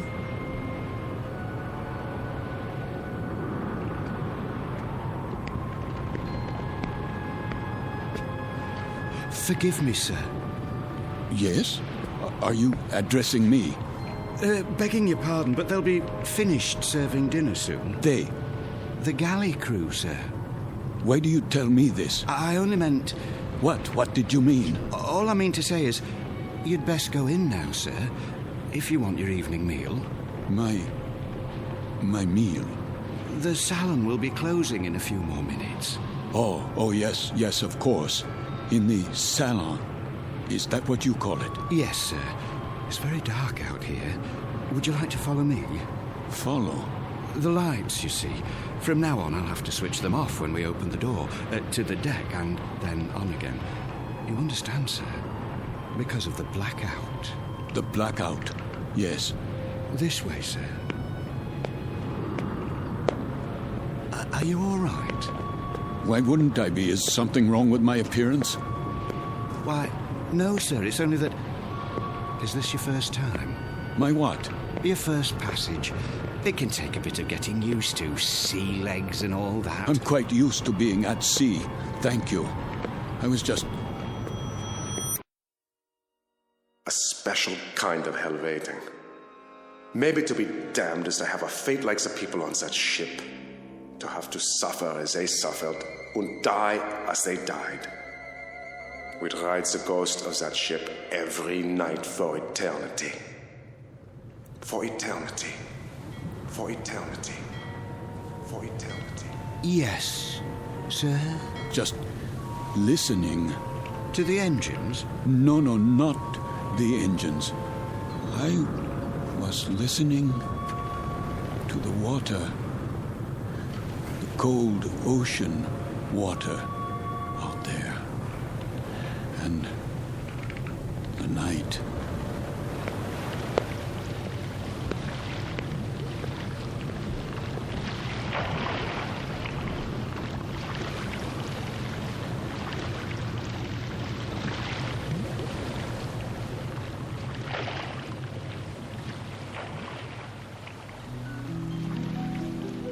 You've heard talk about paying the fiddler, the comeuppance awaiting every man when the ledger of his life is opened and examined.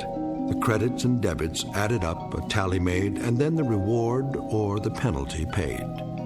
In the case of Karl Lancer, former Capitan and U-boat commander, Navy of the Third Reich, this is the penalty. This is the justice meted out. This is Judgment Night in the Twilight Zone. More from the Twilight Zone after this. You are about to enter another dimension, A dimension not only of sight and sound, but of mind. A journey into a wondrous land of imagination. Next stop, the Twilight Zone. Hi, this is Stacy Keach. I'd like to take a moment to tell you about our Twilight Zone website at twilightzoneradio.com. At twilightzoneradio.com, you'll find the latest information on these Twilight Zone radio dramas, including behind-the-scenes photographs, plus the newest product releases, trivia contests, ways to contact us, other Twilight Zone-related info and merchandise, plus links to other fascinating websites. So make your next stop twilightzoneradio.com. Visit twilightzoneradio.com to purchase these Twilight Zone radio dramas on cassette and CD, or call toll-free 1-866-989-ZONE. That's 1-866-989-9663.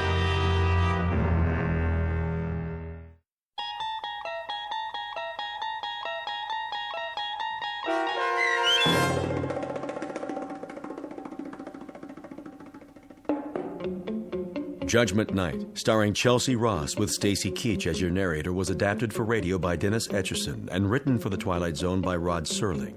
Heard in the cast were Nick Sands, Damian Arnold, Richard Shavson, James Houghton, Sarah Wellington, Christian Stolte, Fernette Lebo, Doug James, Martin Astrop, Anna Rose Benson, and David Darlow. To learn more about the Twilight Zone radio dramas and to obtain audio cassettes and CDs of these programs, visit our website at twilightzoneradio.com. The producers of The Twilight Zone wish to thank CBS Enterprises, Carol Serling, Dennis Etchison, Dick Brescia Associates, Claire Simon Casting, Terry Jennings, XM Satellite Radio, Sirius Satellite Radio, our sponsors and our radio affiliates for helping make this series possible. This copyrighted radio series is produced and directed by Carl Amari for Falcon Picture Group. Audio editing, sound design, Foley effects, and mix for the Twilight Zone radio dramas are by Cerny American creatives Craig Lee, Michael Slaybach, Bob Benson, and Jason Rizzo. To learn more about the Twilight Zone radio dramas and to contact us, visit our official website at twilightzoneradio.com. Doug James speaking.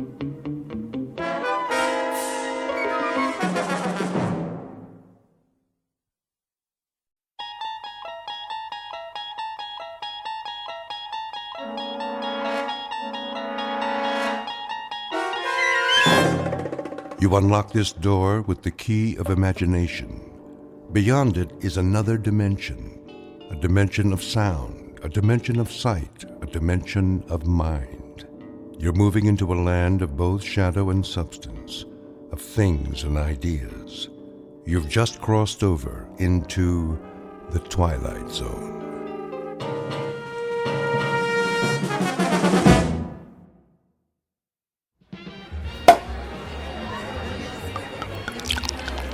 Here's to Michael Franklin, in honor of the most stunning, ruthless stewardship of a corporate takeover I've ever seen.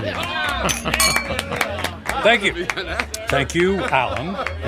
Thank you, everyone. And may I just say, I absolutely deserve it. I know you've had your eye on that corner office for some time. Well, it's yours. Actually, Alan, I have my eye on the corporate suite. What? That's my office. Exactly. Careful, Michael. Your ambition is showing. Well, my ambition is what made this deal happen. My ambition is what allows our billable hours to skyrocket every quarter. And my ambition is what will eventually lead me to not only your office, Alan, but to your company-paid condo, your company-paid Mercedes, and your company-paid weekly $200 haircuts and manicures. Just kidding. I have to admit you had me going there, Michael.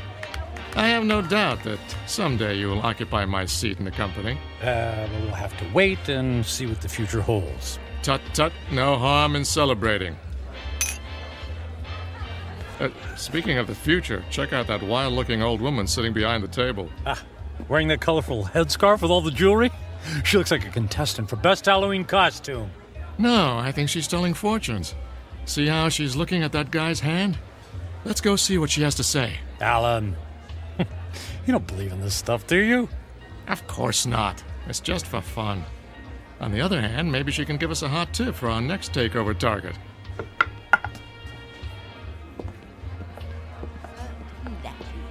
The warnings of the tea leaves, for they are never wrong. Ah, I see there are 2 more supplicants who wish to learn about their futures. Make that 1 supplicant. I'm not playing. Oh, go ahead, Michael. What can it hurt? I put my faith in real things, Alan, like profits and a well-written prospectus and a robust return on an investment dollar. And people? People are the least reliable things on the planet. Well, anyway, I'll spring for your reading. How much is it, please? For this most rare and deep connection to the mystic masters of the cosmos, the charge is $5. $5? Ooh. It's highway robbery. All in good fun and worth $5 to find out what's next for the amazing Michael Franklin. There you are, my good woman. The mystic masters thank you. Yeah, I bet they do. Please be seated and give me your right hand. What's wrong with my left hand?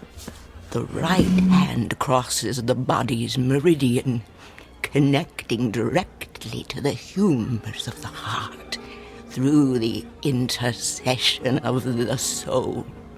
Oh, I'll say this for you. You've got the sales pitch down pat. Please close your eyes and focus your thoughts on your inner golden light. I would have guessed that green is your color. Michael, quiet. All right, I'm quiet. I'm focused. Watch as the golden light moves toward you. Slowly, it surrounds your consciousness. Surrender to its mystery. I never surrender. The mystic masters perceive you as a man who values work above all else. She's got that right. She could have said the same thing about anybody in this bar. There are people in your past who have suffered a disconnection with you. Spirits are left unsatisfied. Well, it can't be old girlfriends. He doesn't take time to go on dates. Your soul is troubled. My soul is just fine. Thank you very much. There's something strange. I am attempting to discern your future, but I cannot. I could have told you that. No offense. What's the matter? The reading is over. What? Hey, we paid you to tell us fortune. Here is your money back. I cannot complete the reading. Now look, lady, I don't believe in all this hocus pocus, but a deal's a deal. Just tell me I'm going to be the richest man in the world, and you can keep the $5. I do not take lightly the readings of the soul. I'm going to go complain to the manager. Alan, hold on, Alan. Look, we don't want to cause you any trouble, lady, all right? Just say what's on your mind, and we'll leave. Very well. I will tell you what the mystic masters have divined. May the Lord have mercy on your soul. What is it? Alan's gonna fire me? I'm gonna lose my hair? Your future is very clear, and it is this. In 10 days, you will be dead. What? I don't think that's very funny. The signs are serious, and the reading is true. What kind of scam is this? Come on, Michael. Don't let her ruin your night. You know, lady, we were humoring you by coming over here. The least you could do is play along and not be such a downer. I did not wish to reveal your fate. You insisted that I do. When the clock strikes midnight on the 10th day to come, you will be dead. And now what? Wait. And no. Don't tell me. Let me guess. I pay you another $5, and you tell me how I can avoid this terrible fate. That is impossible. Your fate is sealed. Let's go get a beer. Come on, Michael. Fine. It's been a real pleasure spending time with you, ma'am. Alan, I'm heading home. I got some paperwork to finish anyway. Are you sure? Oh, yeah. Yep. Suddenly, I don't know, I just lost my desire for celebration. Okay, buddy. See you tomorrow. Yeah, see you tomorrow.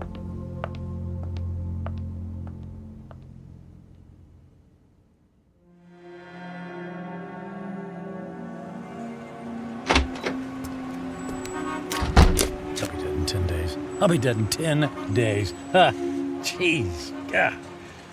Con artist. Hey. Come on. Where's a taxi when you need one? Oh. Hey, taxi! Taxi over here!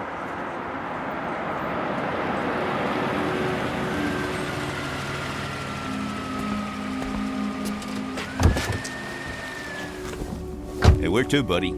Take me to... Hey, pal, you okay? Feel dizzy. You don't look so good. I need... Hey, buddy. Oh my gosh, he passed out. Gotta get him to the hospital.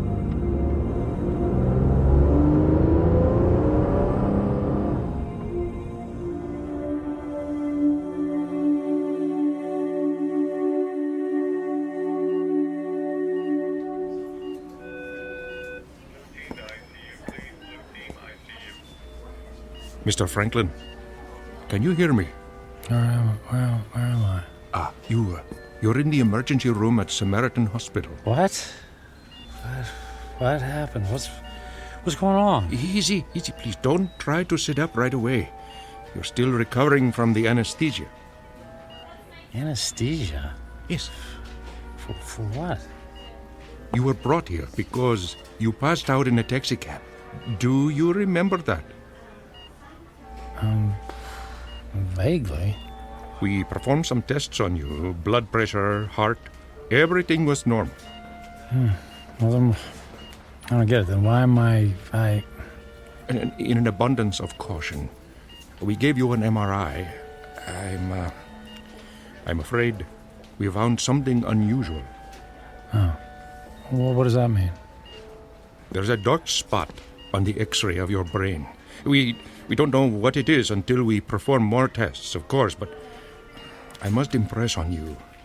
This is a very serious situation. Well, what happens next? Well, I'd like to check you into the hospital for further procedures. We can consider options for chemotherapy and radiation right away. But I feel fine. I'm in great shape. Cancer has no respect for those issues, I'm afraid. How long do I have? A few years? Given the size of your anomaly, I suspect that your prognosis is dire. And how long? 6 months? It could be a matter of days. I'm very sorry, Mr. Franklin. I will send the nurse in to take your information, all right? Days, wait. The old woman in the bar, she was right. I'll be dead in 10 days.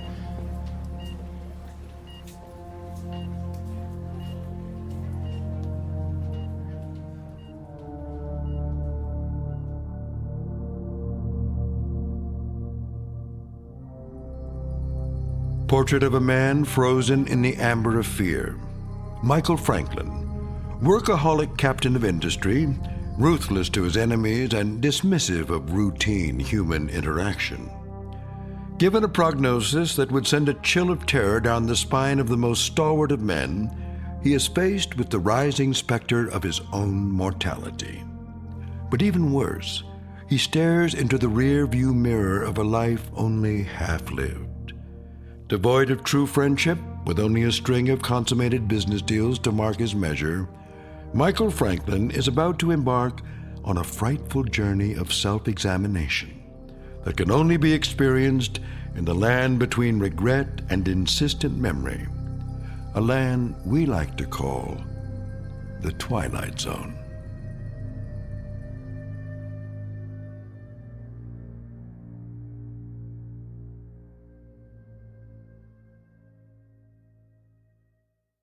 And now, The Twilight Zone and our story, 10 Days, starring Ned Bellamy with Stacy Keach as your narrator.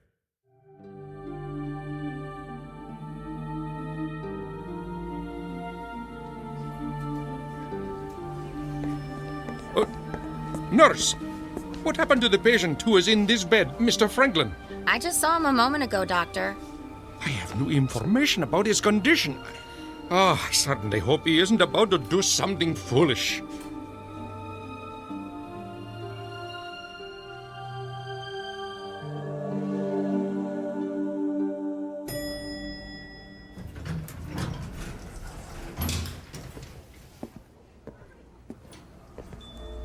Is Alan in yet? Oh, yes, Mr. Franklin. Are you all right, Mr. Franklin? I'm fine. I don't believe I've ever seen you in the office without shaving or changing your clothes from yesterday. I was in a hurry this morning. Is he in a meeting? He just finished a call. Fine. I'll only need a minute. Oh, but he's got another appointment at... I'll only be a minute.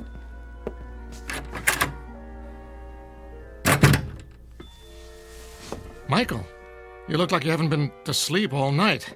Isn't that the suit you wore yesterday? Don't tell me you went out to celebrate without me. Alan, I quit.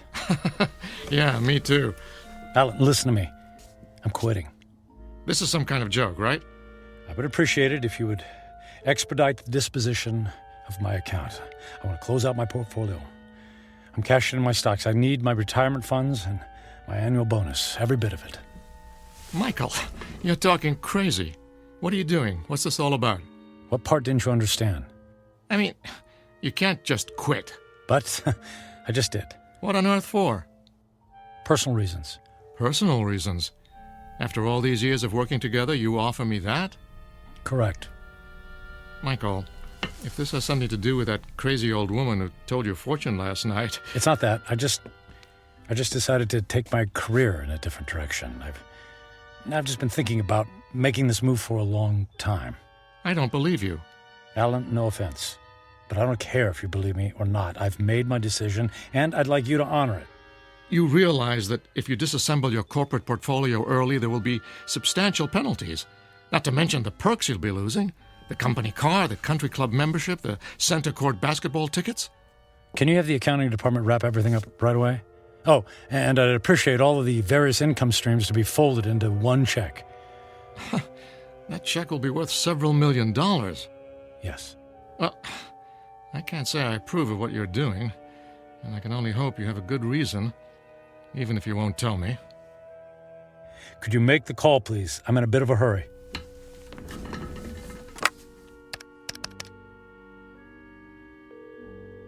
After 12 years, I don't see why there's such a... yes, this is Alan Fisher in corporate. I have it's an unusual request. Michael Franklin has decided to leave the firm, and he wants all of his outstanding monies gathered into one check for immediate pickup. Yes, I understand the amount is substantial.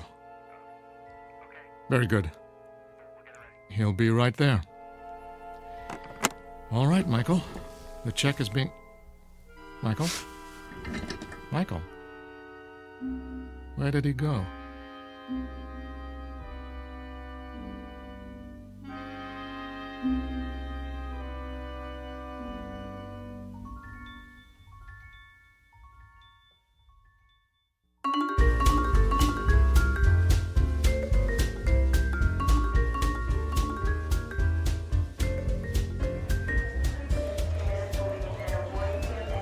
May I help you, sir? I'd like to buy a ticket to Rome, please. Leaving today. Very good, sir. And on what date would you like to return? Just a one-way ticket, please. I just love Rome. The sights, the food, the museums. It's a banquet of... Yeah, I'm in a hurry. Please. If you'll just sign here. Will you prefer a window or an aisle seat? Surprise me.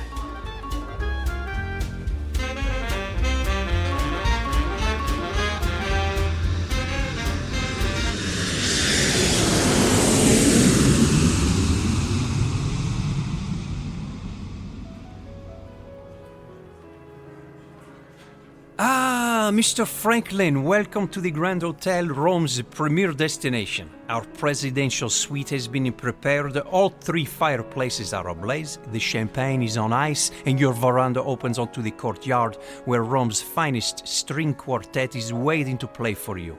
And of course, an entire staff of valets are at your disposal. And the concert tickets for this evening? The limousine will gather you at 6 o'clock. You will be driven directly to the private entrance where a personal elevator will whisk you to the ambassador's box. Only the finest for you, Mr. Franklin. Bravo! Wonderful!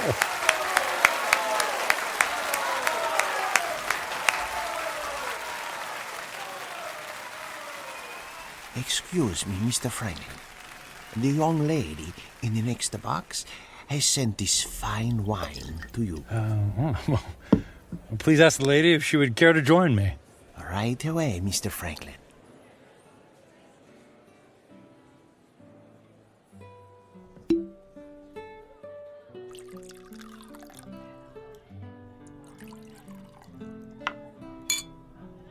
I haven't seen you at the theater before.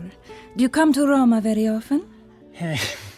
You might say this is a once-in-a-lifetime vacation. I want to see him do everything, all the finest foods, all the finest wines. I want to hear the best music and experience all the riches the world has to offer. All at once? Why settle for the ordinary when we can fill our lives with the amazing? Oh, you are a man of action. Speaking of action, would you care to dance? I would love to dance, but not here. There's a fabulous nightclub in the center of the city, very exclusive. The limousine awaits.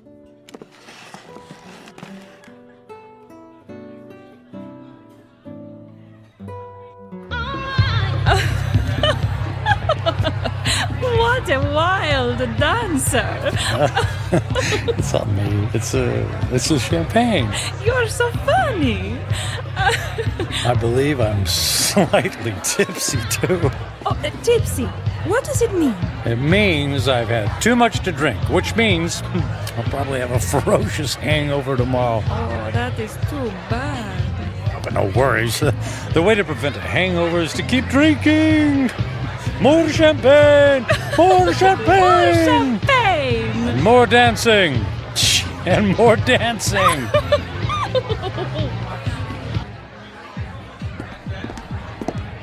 Michael, are you sure you can afford to buy drinks for the whole restaurant? That's only money. And look how much fun they're having. Look how much fun I'm having. Waiter! Another round for my friends. 3 cheers for a friend Matthew. It's Michael. Okay, cheers for Michael.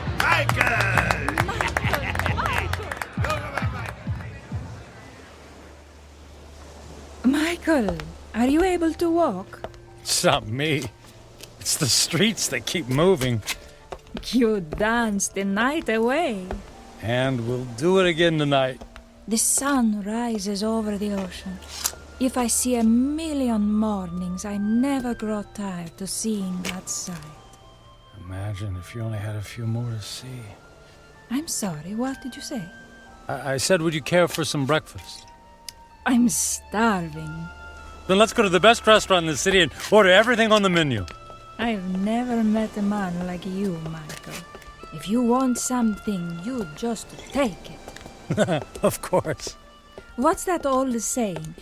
Eat, drink, and be merry, for tomorrow we die. Michael, what's wrong? You look sad. Did I say something wrong? Maria, I wanted to ask you something. What is it, Michael? Would you care to join me on a small trip? Where to? Oh, I know a charming village near here. We could have a picnic. Actually, what I had in mind was Paris. Paris, France. And then London. And then Monte Carlo, or Moscow, or Hong Kong. I mean, we could go anywhere in the world. But what will we do when we get there? Whatever we want. I'll buy you diamonds, or a new car. Would you like a new car? Michael, you're making my head swim. I don't need a new car or diamonds. What then? A yacht? My life is here, in Roma. I can't just pick up and leave to go hopping from one country to the next. Why not? You just said you admired me for that very thing. I admire your freedom, but I have responsibilities. My parents are here, my friends. Well, they'll be one phone call away. I can't just leave. You can do anything you want to, just like me. Don't you have anyone you feel responsible to? We were discussing breakfast. Breakfast, that's what we need. Michael, I asked you a question. Come, we'll order the most expensive breakfast in town in the most expensive restaurant. We'll have them serve us eggs on plates made of gold. I'm not really hungry. Where are you going? Where are you going? I have things to do. But what about Paris, London? You're willing to give all that up? If I left with you, then I would be giving up something. Like what? My life here. It's who I am. The people I love, the friends I have. So window dressing. None of that is important. And what do you think is important? I am. And what I want. I see. Goodbye, Michael. Fine. I'll go to Paris by myself. There's lots of beautiful women there, too.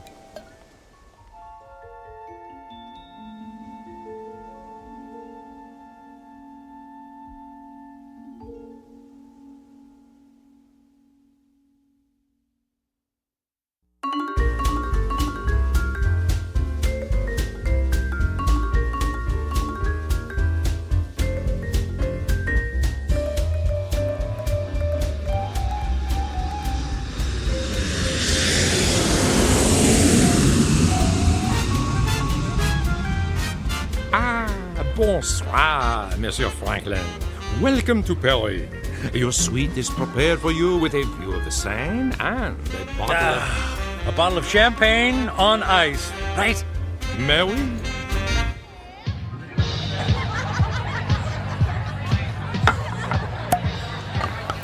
What did you say your name was? My name is Angelique. I'll call you Angel, my beautiful French angel.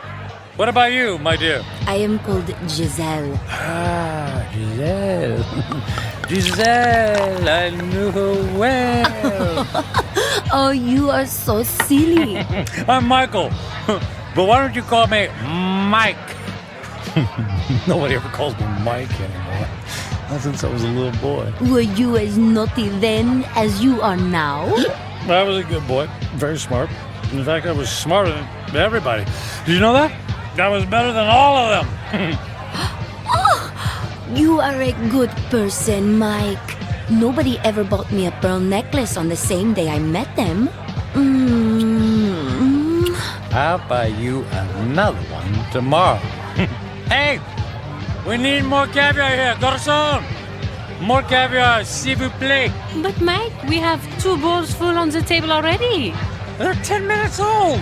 We need fresh caviar. It's a freaking caviar. Let's dance. Oh, Mike.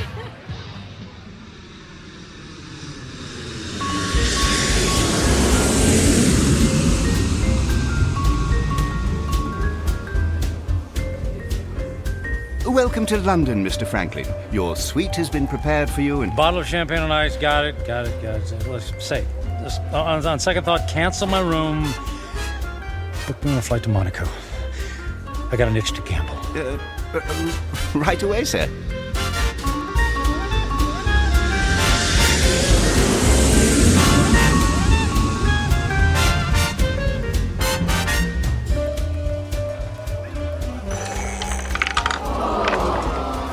And the number is 29, Greg.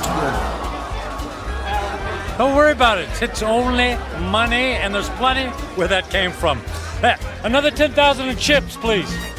Is the gentleman sure he has already lost several $100,000? If the gentleman wanted to hire a babysitter, the gentleman would have done so. You understand? As the gentleman wishes.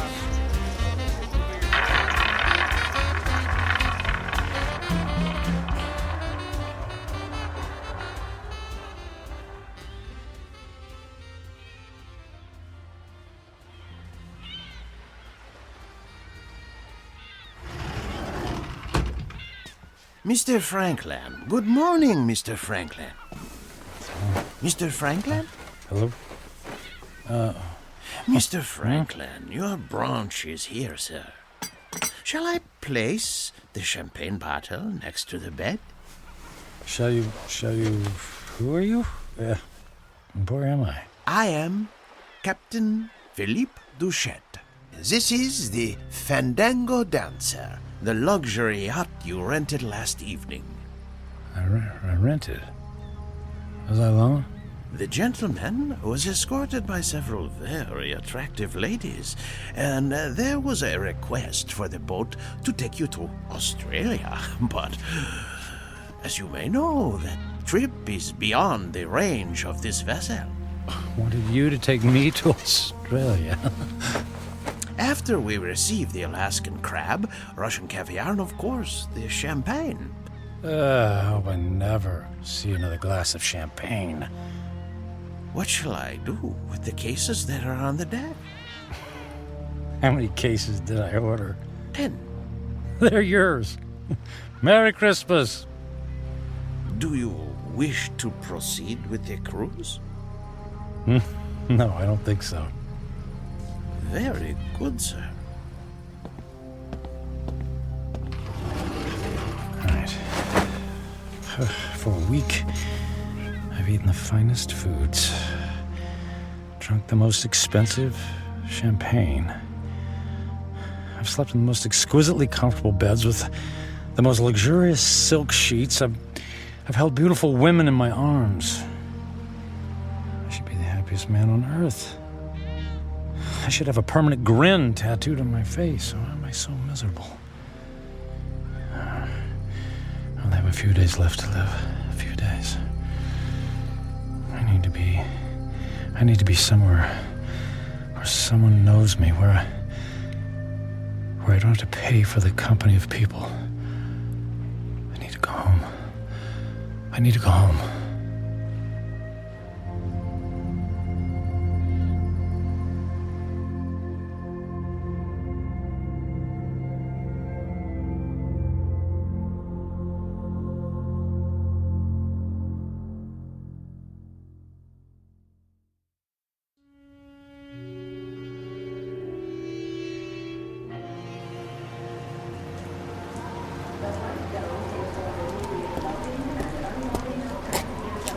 Taxi! Taxi, over here!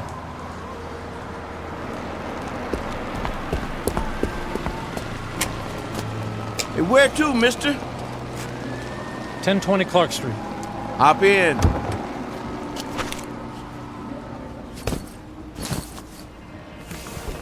Looked like that wind was gonna take you away, mister.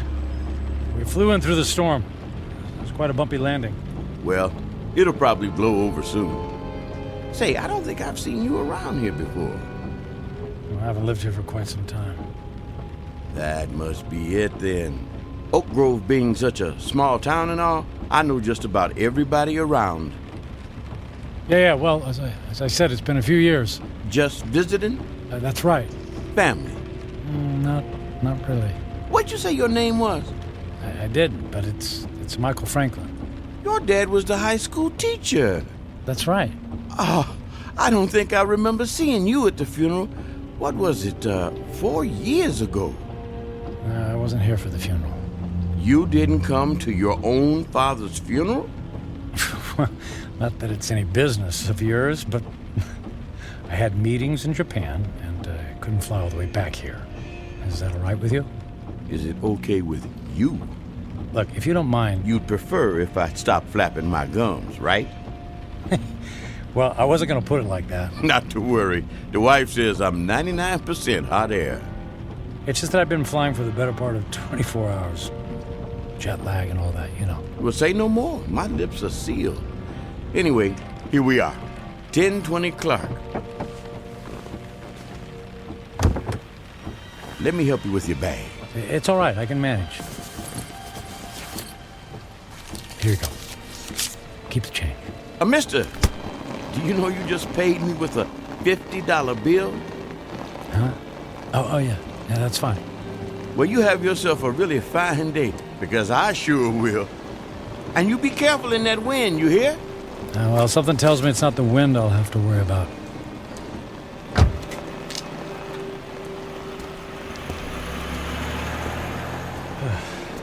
Here goes.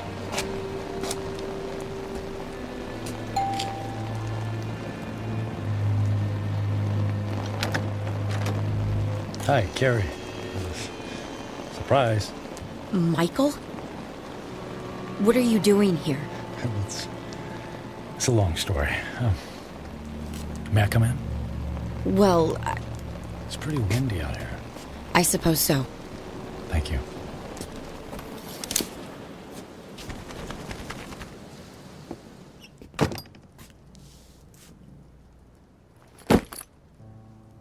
Michael, what's going on? You just show up on my doorstep after 4 years? Well, you know me. Spur of the moment. You are not a spur-of-the-moment person. You plan everything in your life. I wouldn't be surprised to find that you plan how many times you blink every day. Well, the truth is, I don't have any place else to go. That sounds dramatic. It's true. What about the penthouse? It's gone. The beach house? Gone. They're all gone. I sold everything. I thought you went through your midlife crisis when you left me. Apparently, it's still going on. Please, Carrie, I don't want to fight. Then what do you want? I just wanted to see you again. You just wanted to see me. Okay, you see me. Now what? Do you mind if we sit down? Michael, I have to be at work in an hour, and I'm in the middle of a term paper. You went back to school. I'm getting my master's. That's wonderful. Congratulations. Thank you. I mean, you planned it for years. It's great that you finally decided to do it. Yeah, well, if there's nothing else on your mind... So, how have you been? Busy. I don't have a lot of downtime, but that's how I like it. You redecorated things here. You redecorated the house. I needed a fresh start after you left. Oh, well, Carrie, about that, I'm so... If you're about to apologize, please don't. I've already more than paid you back by thinking the most horrible thoughts any person could think about another person. I guess I deserve that. Oh, you have no idea. How could you just walk away from a marriage, Michael? What was so terrible that you couldn't stand up like a man and fight for me? For us? It wasn't about you, Carrie. Oh, that's good to know. Because when I was picking up the pieces, when you left, it sure felt like it was about me. What I mean is that I wasn't a good husband. True. You were always working. And I knew that I wouldn't be a good father.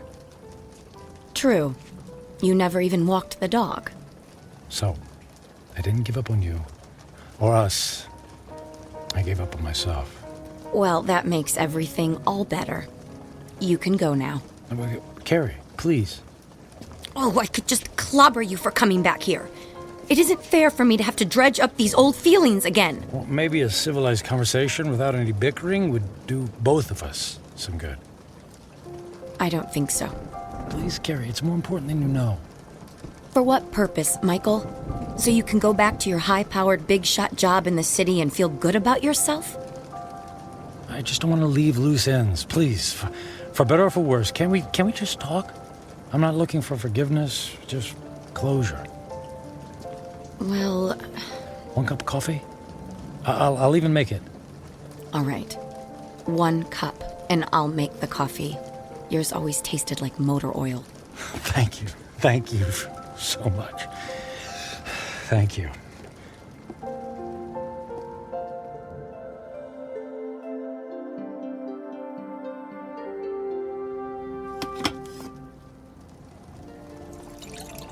So you quit your job, sold your homes, and now you're here. It doesn't make sense. Yeah, about that. I guess I just realized that being a workaholic isn't very much fun, after all. But that's all you know. When we were married, you barely slept at night. You were up early to track the Asian stock market. You stayed up late to finish paperwork. I can count on one hand the number of times we actually went out on anything resembling a date. And even when we did go out, you acted like it pained you to be away from your business calls. That is all over now, Carrie. Money doesn't mean a thing to me. I find that hard to believe. Believe it, it's true. So, what? You're gonna take up oil painting? Or become the stand-up comedian you always wanted to be? Nothing like that. Actually, it's quite serious. Last week, What was that? It came from the living room. Oh, the tree! The wind knocked the tree into my house! Carrie, wait a sec, Carrie, don't go over there. It might be dangerous. That's a tornado warning! Oh my god! The house across the street! The roof just caved in! Alright, look, let's get into the basement. The power just went out! I have flashlights downstairs. Wait, outside, look. What? Michael, come on, there's no time! Oh, look in the street, there's a kid in a bike. Oh no! That's Jimmy from next door! He doesn't know which way to go. Oh, Michael, he's going to be hurt. I'll get him. Michael! What are you doing? Michael! Jimmy! Jimmy, keep your head down. Jimmy, I'm coming for you. Help me! I'm right here, buddy. I'm right here. I'm gonna carry you into the house, okay? What about my bike? I'll get you a new one. Let's get out of the storm, okay? Okay. Put your arms around my neck and hold on. I'm trying. Squeeze real tight, Jimmy. I'm scared. And I'll be brave for the both of us, Jimmy. Okay? Got to get this door open. Michael, I can't budge it. Carrie, push. Push as hard as you can. Carrie, push. Pushing. Harder. As hard as you can. There, you got it. We made it. We made it. Into the basement. Come on. Come on, Jimmy. That's it. Let's go get safe. Okay.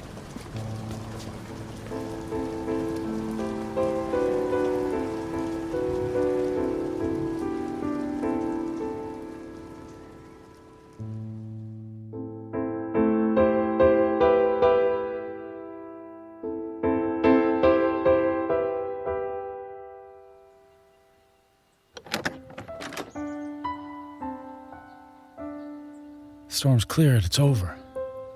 Is the wind gonna get me? No, honey. You're safe. Look. That car. It's been overturned.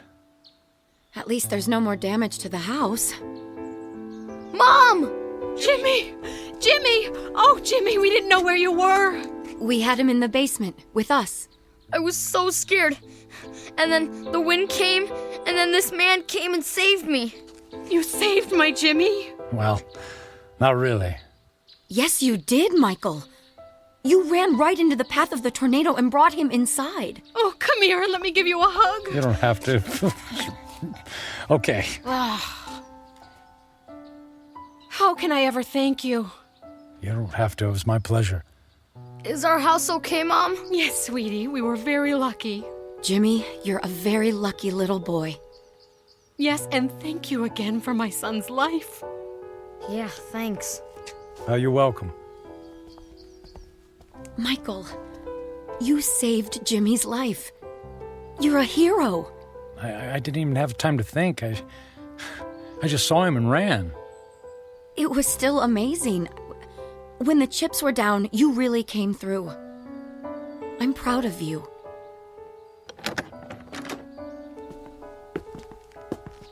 Oh, look. Look at the damage in your living room.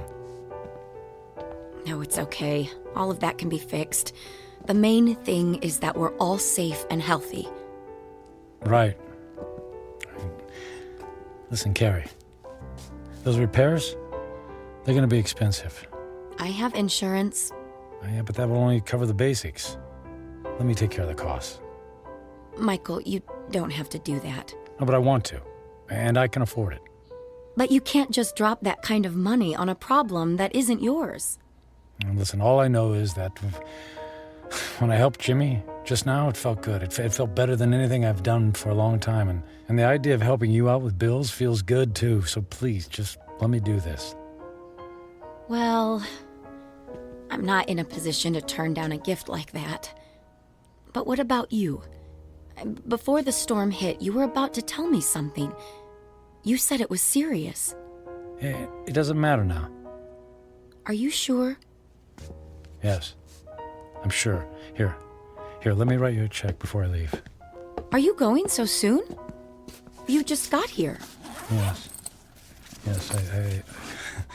I think I got what I was looking for.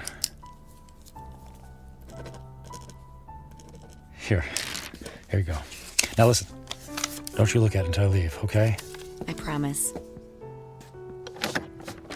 Where are you going? I have some business to finish. Goodbye, Carrie. Goodbye, Michael.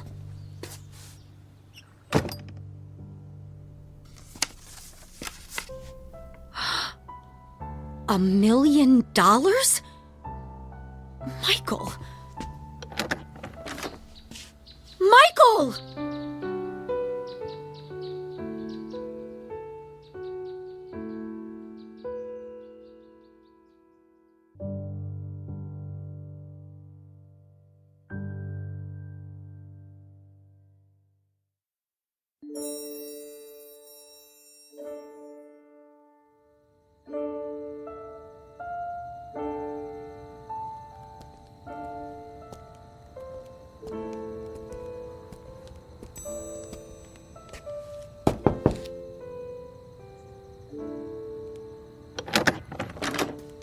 Yes?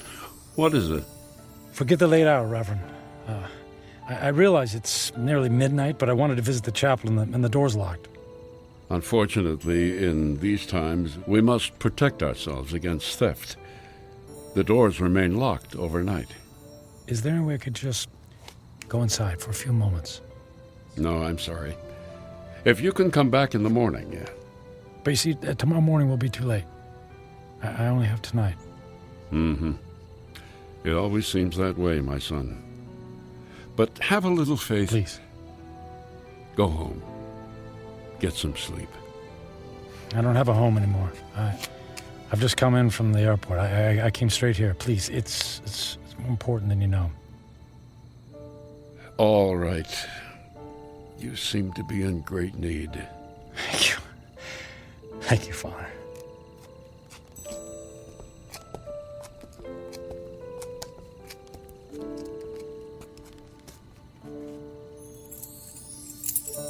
Yeah, it's one of these. Here we go. I'll come back in 10 minutes. I won't need more than 5.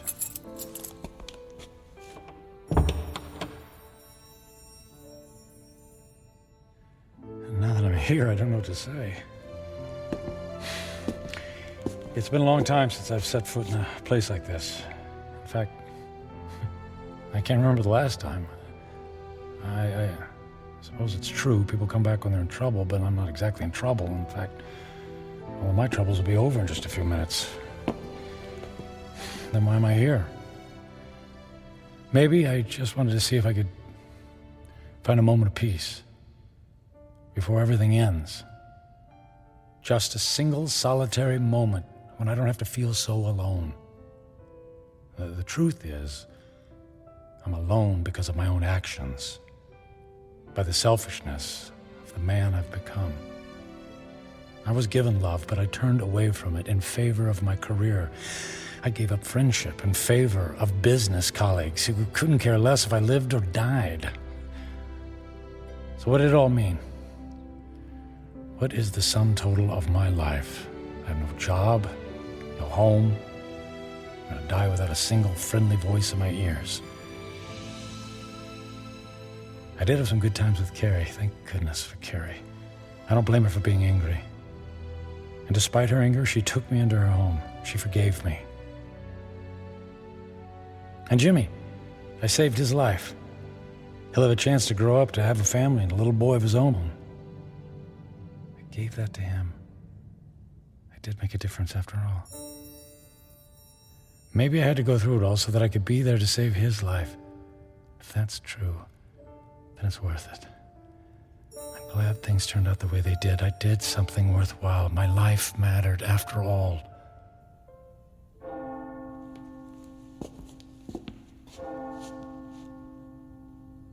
Nearly midnight on the 10th day, just like the old lady said.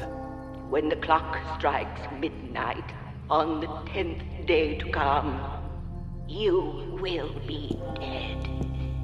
I'm not afraid.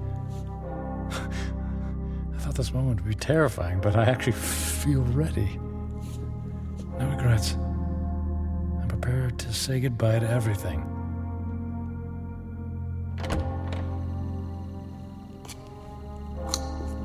Excuse me, sir. I'll have to ask you to leave now. Yes, I'll go, and thank you. From the bottom of my heart, thank you. No, may I ask one favor? What is it? If anyone asks, can you tell them I was ready and that I was grateful? Grateful? For what? For everything. It was all a gift.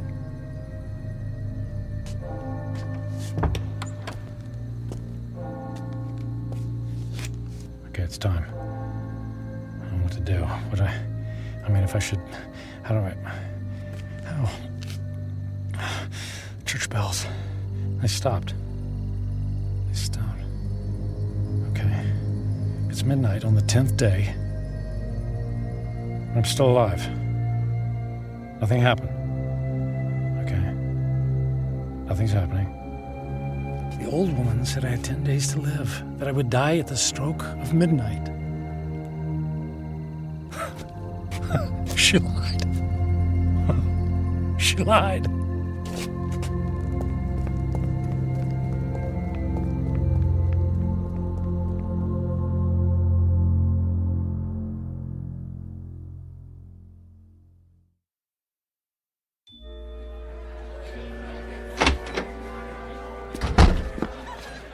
Hey, excuse me, the old lady, the one who reads fortunes, is she here?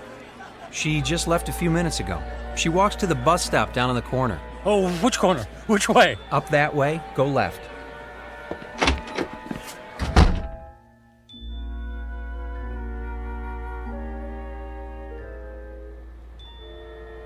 Where is she? Don't let her be. Ah, there she's there. Hey, don't get on that bus. Wait. What is it? Who's calling? You lied to me.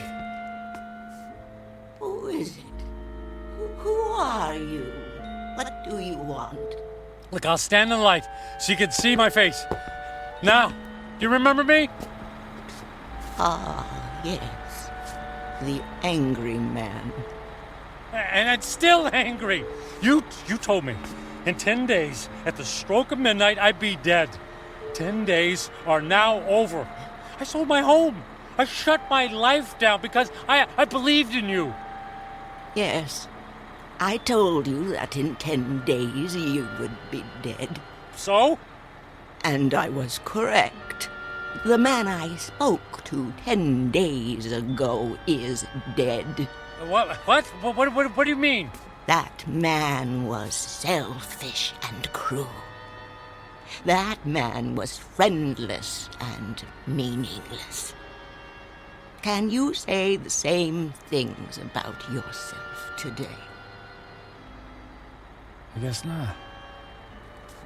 He's gone. Bury him.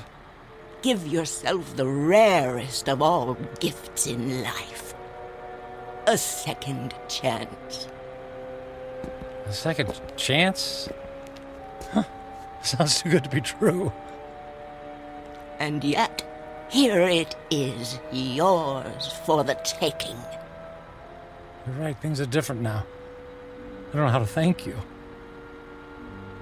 Live for someone other than yourself.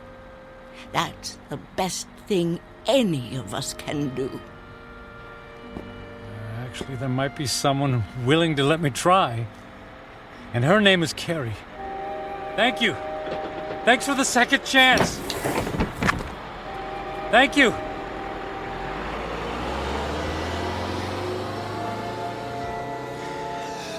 Thank you. Thank you so much.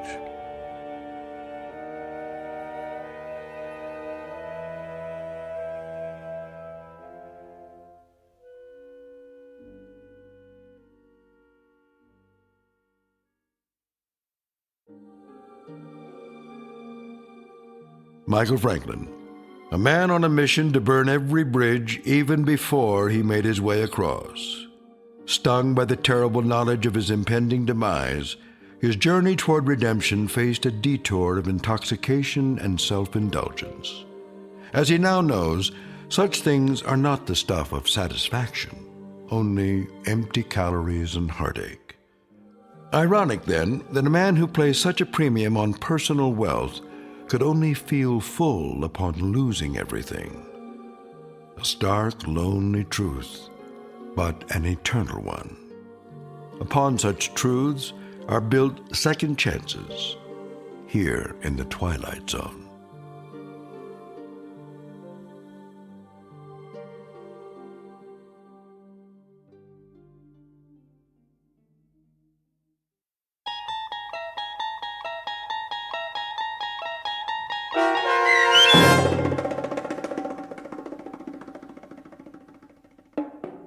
"10 Days," starring Ned Bellamy with Stacy Keach as your narrator, was written for The Twilight Zone by Mark Valente.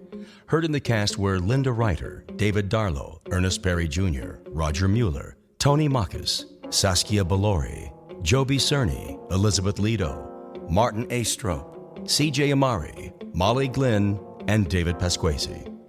The producers of The Twilight Zone wish to thank CBS Enterprises and the Rod Serling Estate for making this series possible. This copyrighted radio series is produced by Carl Amari and directed by Joby Cerny for Falcon Picture Group. Sound design, custom Foley effects, recording, and editing are produced in the Cerny American Sound to Picture Theater by sound designers Craig Lee and Todd Beyer. Music for The Twilight Zone is provided by CBS and American Music Incorporated, New York. To learn more about the Twilight Zone radio dramas and to download episodes, including 6 free episodes on our homepage, visit our official website at twilightzoneradio.com. Doug James speaking.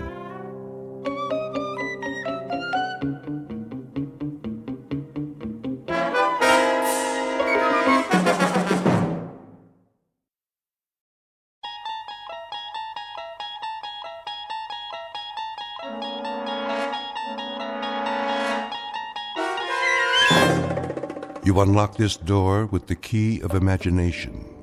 Beyond it is another dimension. A dimension of sound, a dimension of sight, a dimension of mind. You're moving into a land of both shadow and substance, of things and ideas. You've just crossed over into the Twilight Zone.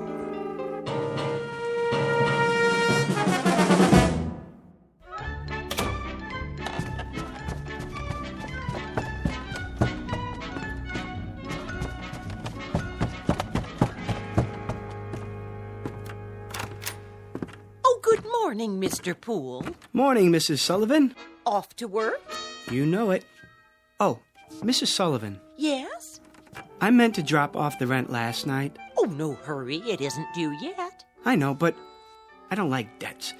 I'll make sure you get it this evening. That will be just fine. Well, have a good day at the bank. The same as every other day. Oh, excuse me. Were you going out? Just to bring in the paper. Oh, let me get it for you. You don't have to do that. No problem.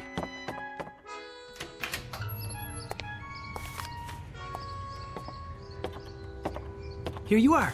Why, thank you, Mr. Poole. You're the perfect tenant. Absolutely perfect.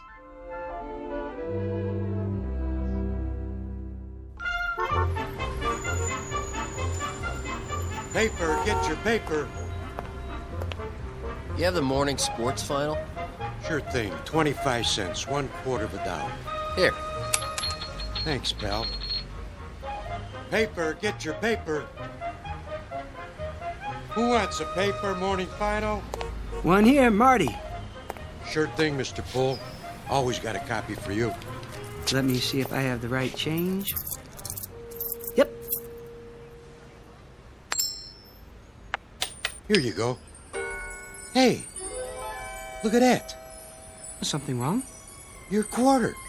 It landed on the edge. Didn't even fall over. Well, what do you know? That'll never happen again in a million years. This must be your lucky day. Oh, I hope you're right, Marty. A little luck never hurt anyone.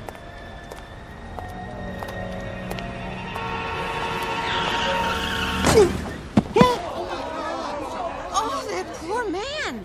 What happened? That car, it hit him. Did you see it? Somebody call an ambulance. Mr. Hector B. Poole, resident of the Big Apple, the Glass Canyon, hoping to survive an assault on his senses, all 6 of them. Flip a coin and keep on flipping it. What are the odds? Half the time it will come up heads and half the time tails. But in one wild, freakish chance in a million, it will land on its edge.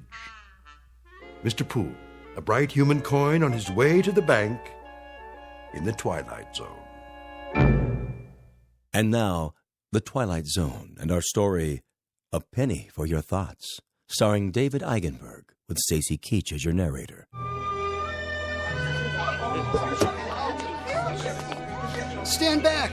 Look what you did! I didn't see him, honest. He just stepped off the curb. Where's the ambulance? Oh, whoa. What happened? Easy, mister. You all right? Oh, I think so. Oh, just give me a hand. Look, lie still. I'll get a doctor. Oh, no. I don't need a doctor. I mean, if you'll help me get up. You sure? You ought to take it easy. Yeah, at least get an x-ray. Why? No scrapes, no scratches, no broken bones. I seem to be fine. You should stay down. I would. Something like that, he could sue the guy's pants off. Pardon? Oh, I just said, wait till you get to the hospital. You never know. No need for that, really. Oh, you don't know how sorry I am, sir. Oh, no harm done. I swear, I didn't see you step off the curb. If you were hurt, God, I could never forgive myself. You clumsy idiot. I wish you'd broken your fool neck. What did you say? I said, if you were hurt, I could never forgive myself. No, not that. The other part. I see no reason for you to be abusive. Abusive? I should have been more careful, but it was equally your fault. Are you certain you're all right, sir? I think so. Thank heaven for that. I'm simply trying to say how grateful I am that you weren't injured. Lame-brained jaywalker. That asinine stunt took 10 years off my life. Now, see here, I'm not Let me brush you off. Where were you headed? I was on my way to work. Well, I'll be happy to give you a lift if you like. No thanks. It's not far. I think I'd rather walk.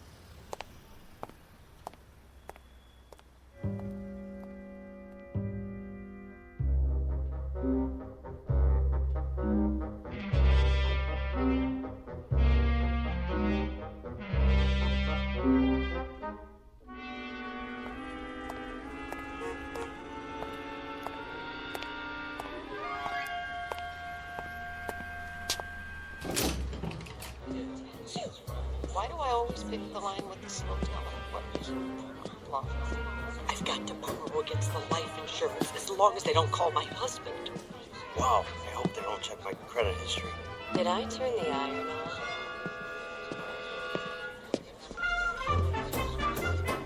Well, Poole. Morning, Brand. Your watch stopped this morning? What's that? It must have. Not like you to be late. Oh, yes. No, no, it's not. It's 9:10. Something happened on the way. Did it? Brand, can I ask you a question? Go ahead. Well, Why are they all whispering? Who? The customers. What about them? It's just that they're usually so quiet. I mean, nobody talks out loud in the bank, but this morning... What do you mean? You don't hear them? Hear what? Oh, I get it. Have a late night, did you? No, but on the way here, I better grab some coffee. Miss Turner just put some on.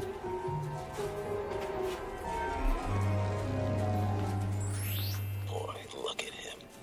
Like he doesn't know which end is up. Oh, if Bagby sees him this way, he's finished. Good riddance. Oh, where is he? Huh? Mr. Bagby.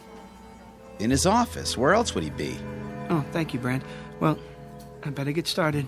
Yes, you do that. Oh, I knew he'd crack sooner or later. Mr. Perfect.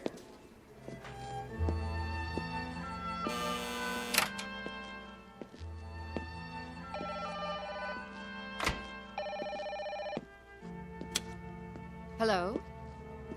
No, the vice president is on another line. May I take a message? Very well. Eileen. Morning, Hector. How long has he been here? A half hour. I wouldn't bother him, though. He's got an important call. All right, I'll wait till he's finished.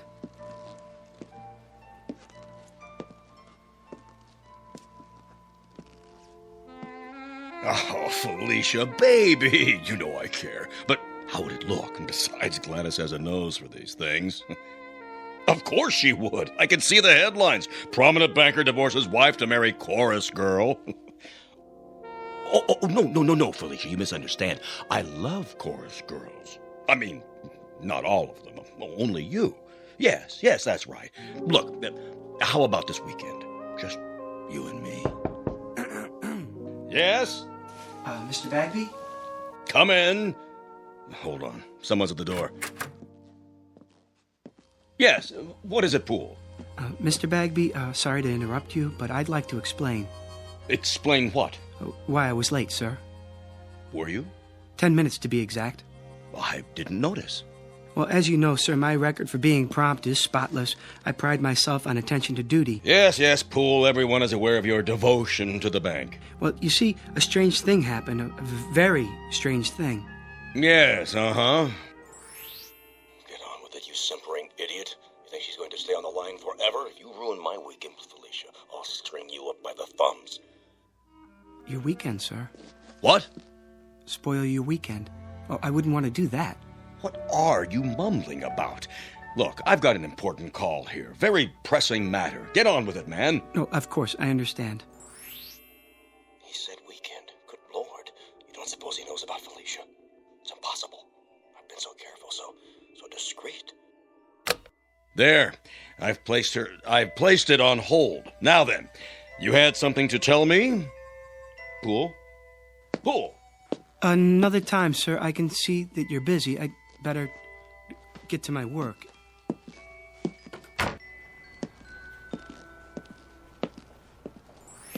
Poor Mr. Poole. He looks so tired and pale. I'm all right. Oh, good morning, Mr. Poole. Good morning, Miss Turner. Did you say something? I didn't know I looked that bad. Oh, you don't.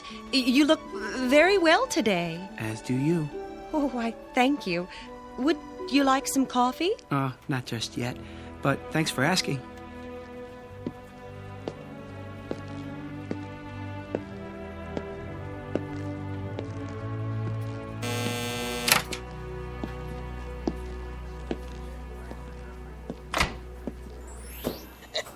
Gotta make it to the game on time. Here's the won't steal a bag of popcorn with that southpaw pitching. Who is pitching today? You say something? No, nothing at all. Good day to you, sir. Everything in apple pie order, I trust? Yes, thank you. Thank you very much. I'll bet you're the one who sent me that overdraft notice. No, sir. No what? I don't have anything to do with overdrafts. I work over there in the loan department. You do? Just see one of the tellers. I'm sure that they can straighten it out for you. Sure. Sure. I'll do that.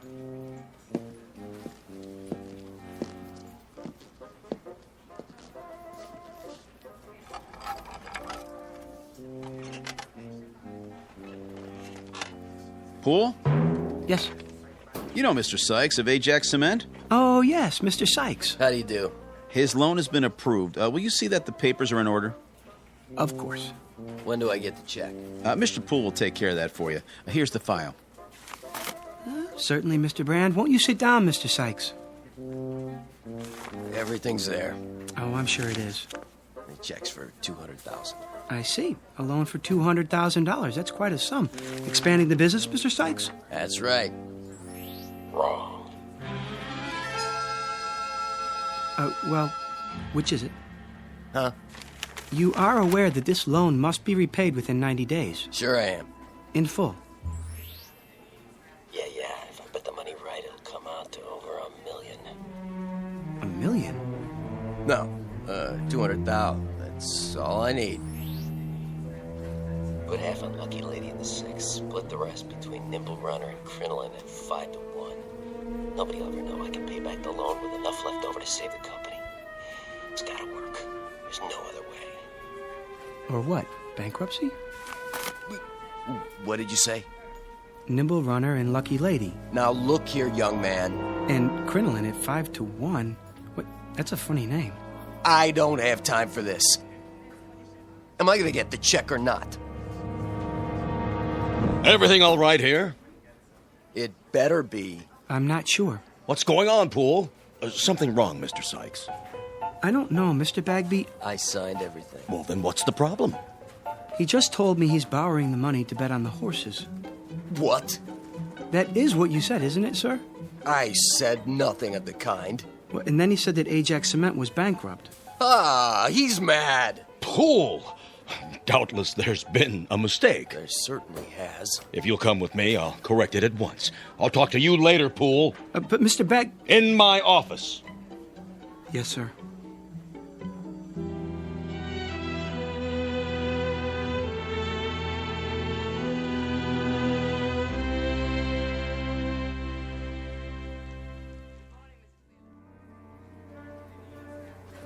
What are you trying to do?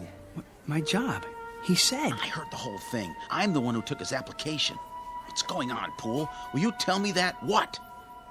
If I could tell you, I would. But I honestly don't know.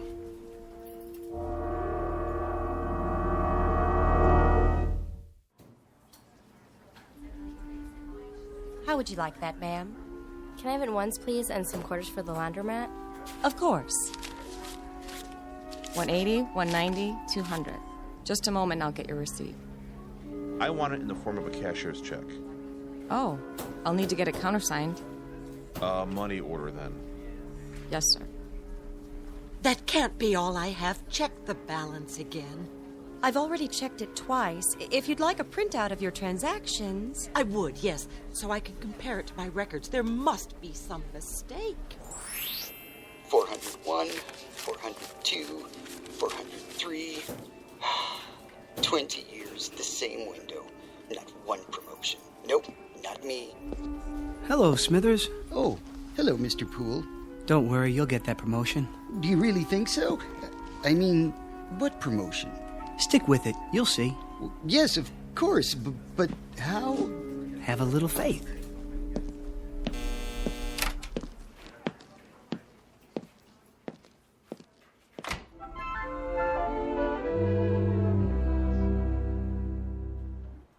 It's finally happening. It is? Yep, old nose of the grindstone seems to have flipped out. Who are you talking about? Poole, who else? He's been acting goofy all morning. Well, why shouldn't he? He's entitled to once in a while. He does all the work around here. Guys like that are all alike, gutless wonders. Put the pressure on and they go to pieces. Know what I mean? I'm not sure that I do. You phony. Don't you know a real gentleman when you see one? Got any of that coffee left? Oh, hi, Poole. Certainly. Here you are. Smells good. It's fresh. Nice and hot, too. You do all of the work and get none of the credit. You should speak up more and assert yourself. But I guess that's not in your nature. Miss Turner? Yes? There's something I've been meaning to say to you. There is? And I hope you won't be offended. Oh, I'm sure I won't. But, well, Yes, Mr. Poole? I want to thank you Thank me? for your kind thoughts. I don't think I quite understand, Mr. Poole. Romancing the help, eh, Poole? Brand, please. Well, who can blame you? Miss Turner's the prettiest girl in the new accounts department. Just say absolutely nothing. I haven't seen such an aggregation of beasts since the last time I went to the circus. Oh, I'm sure that's not true. Yeah, a lot of action around the old coffee station lately. That's no surprise. Not much chance for socializing on the job, is there? Brand, if I could get a word in. Yeah, go ahead. You were saying, Mr. Poole?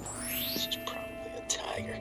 Let the sweet prim ones out of their cages and they revert to the jungle. That's enough, Brand.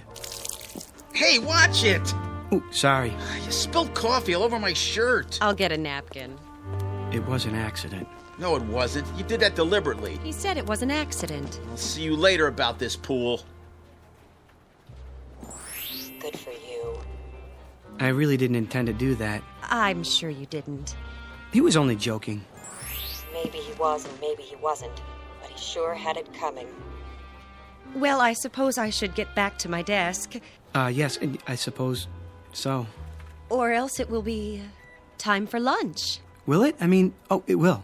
And then we'll all be having our lunches, won't we? I guess you're right. I mean, those who brought them. And those who didn't will go out somewhere. For lunch, I mean. Alone or together. Yes, they certainly will. Well, back to the old grindstone. It's been nice talking with you. Nice talking with you, too. Bye now. Bye. Oh, Miss Turner. Mr. Poole? One more thing. I hope Yes?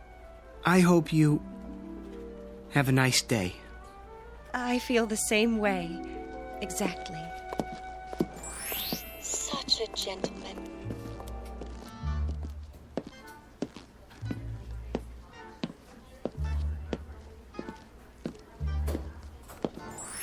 It isn't fair. It just isn't fair.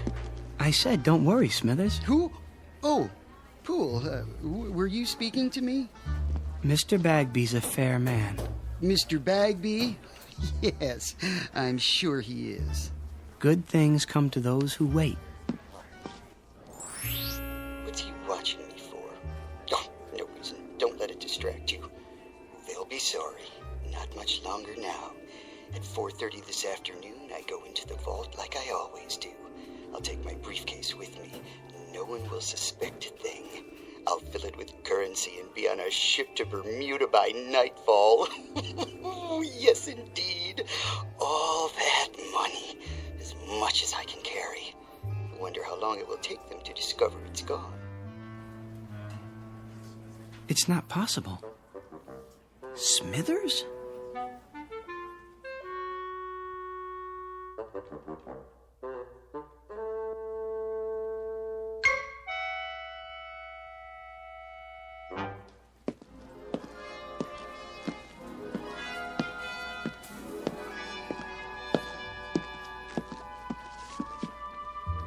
Oh, Miller.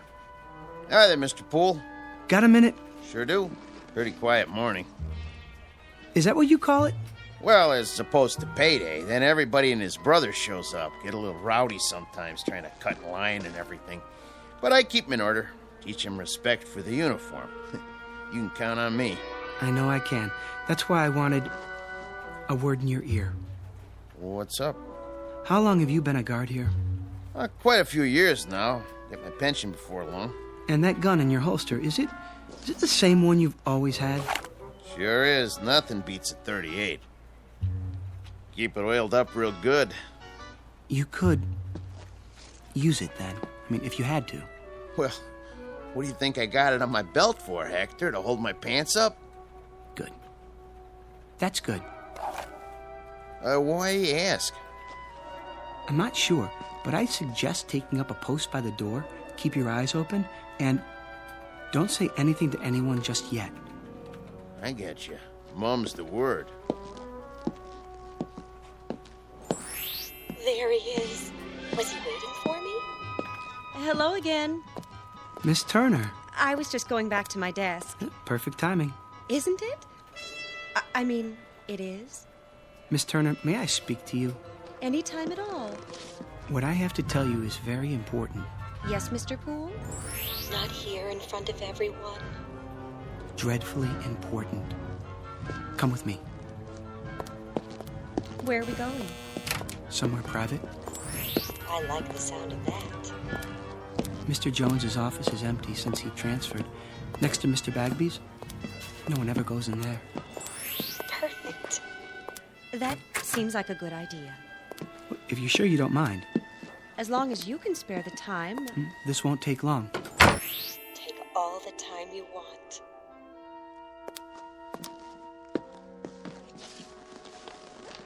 Well, what is it? You'll think I'm crazy. Is something wrong? Terribly, and I don't know who else to talk to. I'm here. Miss Turner, I keep hearing voices. People talking, their lips don't move. But I can hear their voices clearly. I've got this ringing in my head. Oh, no. Well, it's not what you think, Miss Turner. I mean, I can read people's minds. I don't know if I can help you with a thing like that. I'll prove it to you. Think something, anything at all. Well, I have to hand it to him. This is an original approach. Why did it take him so long to gather up his courage?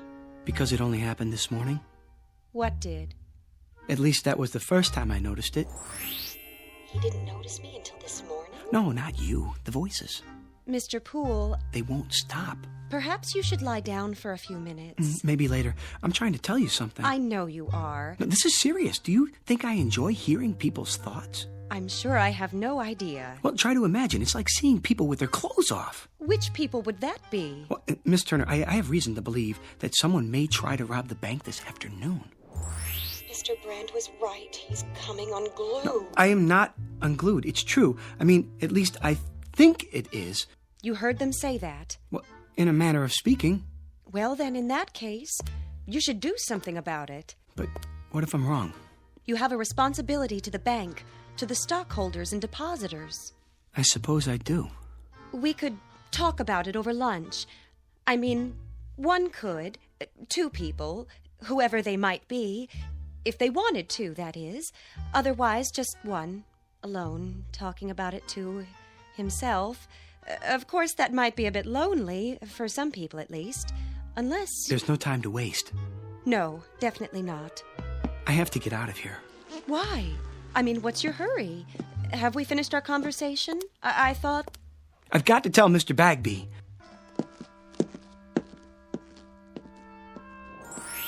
From now on, Mr. Poole, you may call me Helen.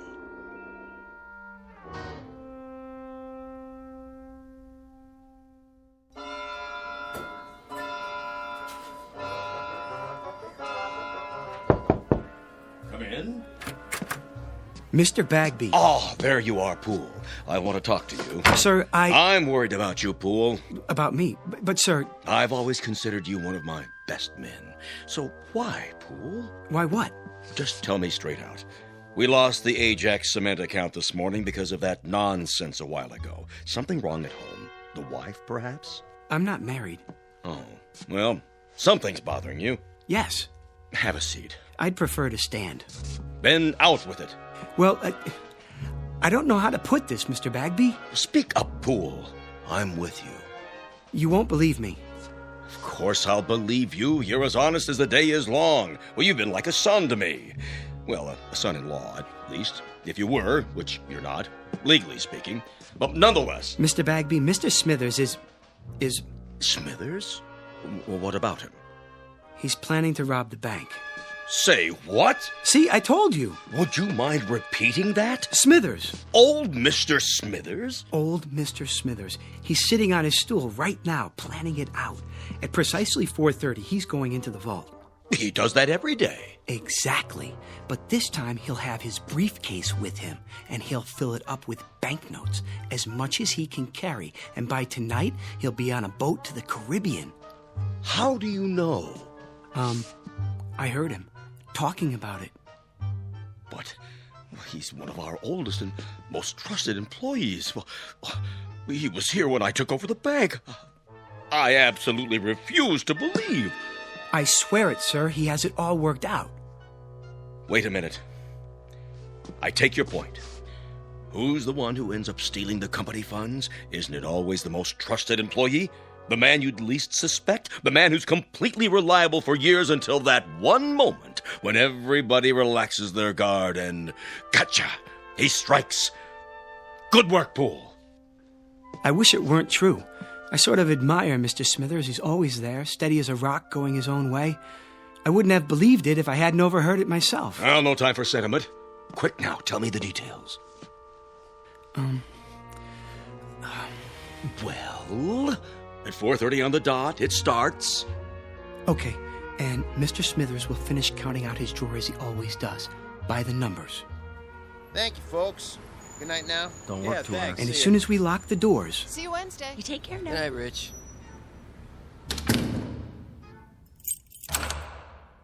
He'll close up his cage, count down the drawer. 73, 74, 75, plus the bills. He'll stand up and go to the vault with the deposit, as he always does. The last teller, with his briefcase. He'll be back there alone to lock up the vault. Only this time, things will be different. When he comes out, his briefcase will be heavy. Very heavy. Miller, may I see you a moment? Yes, sir. Rich, let me out, please. Okay, be right there. I'm waiting. Gotcha! What? I'll take that briefcase. Here. What? Shall I cuff him? Not till we see the evidence. Looks pretty heavy to me. Dump it on the desk. I'm your witness. Sure thing. What do you think you're doing? What does it look like? Your mistake, Mr. Smithers, was in assuming that we were all asleep. A great mistake. But nothing gets by this institution. As a matter of fact, I've had my eye on you for a long time. You sure this is his briefcase? Of course it is. Duly noted. He admits it. 1/2 sandwich, clip-on necktie, change of socks, comb, 1 book, How to Profit from Armageddon, and 7 ballpoint pens. Where's the money? Has everyone gone insane? What money? Pool! Where's that idiot Pool? Here, sir. So he was going to steal the money. He was going to take a trip to Bermuda. That was his story, huh? Mr. Bagby, I heard him. And who was he talking to, Mr. Pool? Well, he wasn't talking to anyone, not exactly. Oh? What was he doing? Sending smoke signals? He was... thinking. He was what? He was thinking. Well, that explains everything. Mr. Smithers, please forgive us all for this unfortunate intrusion. Well, I guess we all make mistakes. I should have known that what I was told was impossible on the face of it. Pool, do you know what I'm thinking? I'm fired. Kindly clear out your desk at once. Mr. Smithers, I don't know what to say. I'm very sorry. Return Mr. Smithers' possessions and let him pass. Right away.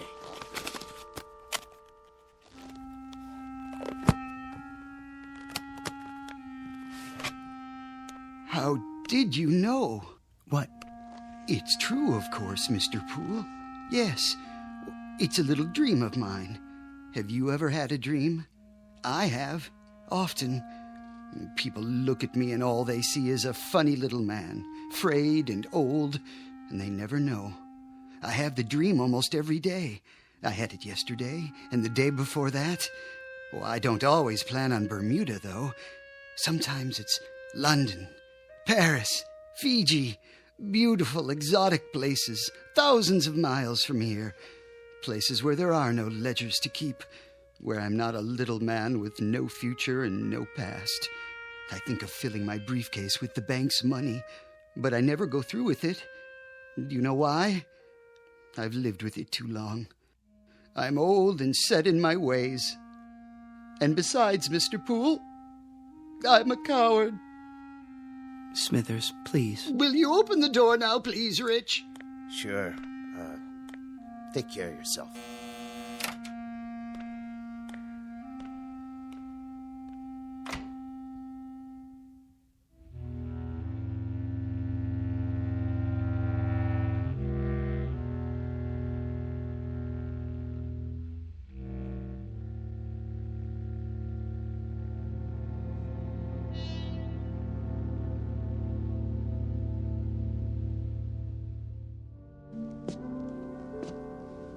Can I help you with anything? I've got it. I guess this is goodbye, Miss Turner. It may be a blessing in disguise. For your career, a man with your abilities. Much more than mind reading. Strange delusion. But with the proper medical care, it'll go away. It's not a delusion, Miss Turner. There, you see, I can read your thoughts. But how? Until this morning, everything was normal. I was happy. Well, at least I wasn't unhappy. I had my friends, my job, and now this. I thought it was a gift. Well, it's no gift. It's an embarrassment. It's been nothing but trouble to me. I never imagined people were the way they are. You know, we do things without thinking about them, and we think things without the slightest intention of doing them. I've learned one thing. People are not what we think they are. Poole! Oh, thank heaven I caught you. That was the Ajax Cement Company on the phone. Mr. Sykes has been arrested. I know, for gambling with the company money. I tried to tell you that earlier. $200,000 if that loan had gone through. Mr. Poole, about your job. It's still yours, if you're interested. Why, that windbag. Mr. Poole, if you can really hear me, you're wasted in that job. If you let him take you back on the same terms, you're crazy. Everybody knows you should be in charge of the accounts department. Well, what do you say? Well, everyone knows I should be in charge of the accounts department, Mr. Bagby. In charge? Good. That would mean he'd move into Mr. Jones's old office.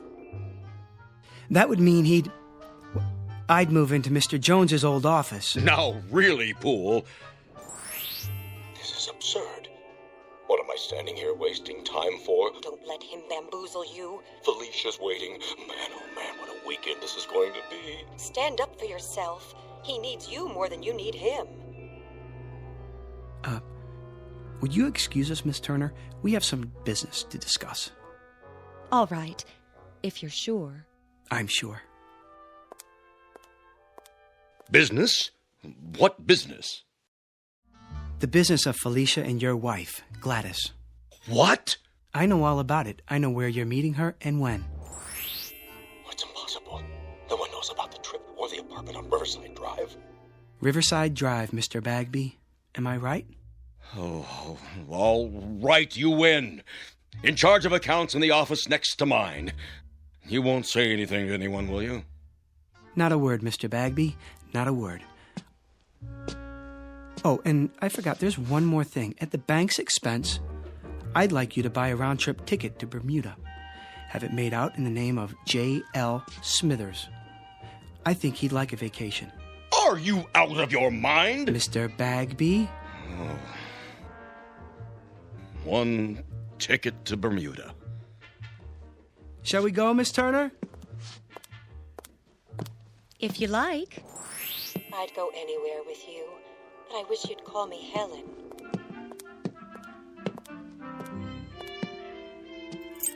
Have a good night, folks. We'll try.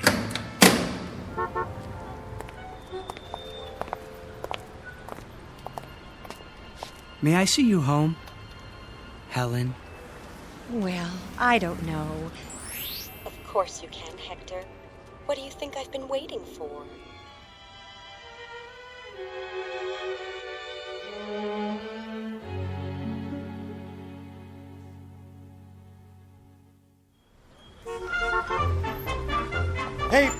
Get your afternoon paper. Latest stocks. Oh, just a second. Do you mind? Not at all. Oh, hi, Mr. Poole. Well, was I right or was I right? Was it your lucky day? I'd say so. Give me a paper, will you? Sure, this one's on the house. Oh, no. I don't like to owe anybody.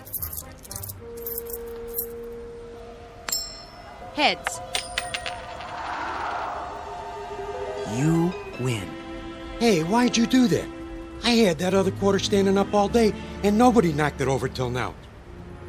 Well, I guess if you're the guy who stood it up, you're the guy who can knock it down. There goes your luck. Could be it's just beginning. Paper, get your late edition paper. What was that all about? Oh, nothing. Wait. What is it? Think something, Helen. Think anything. Oh, I am, believe me.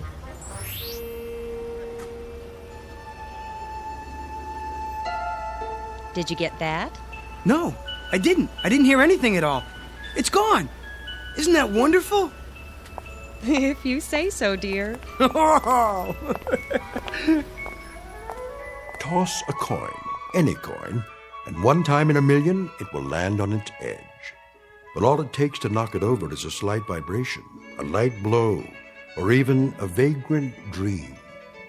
Mr. Hector B. Poole, a human coin on edge for a brief time, in the Twilight Zone.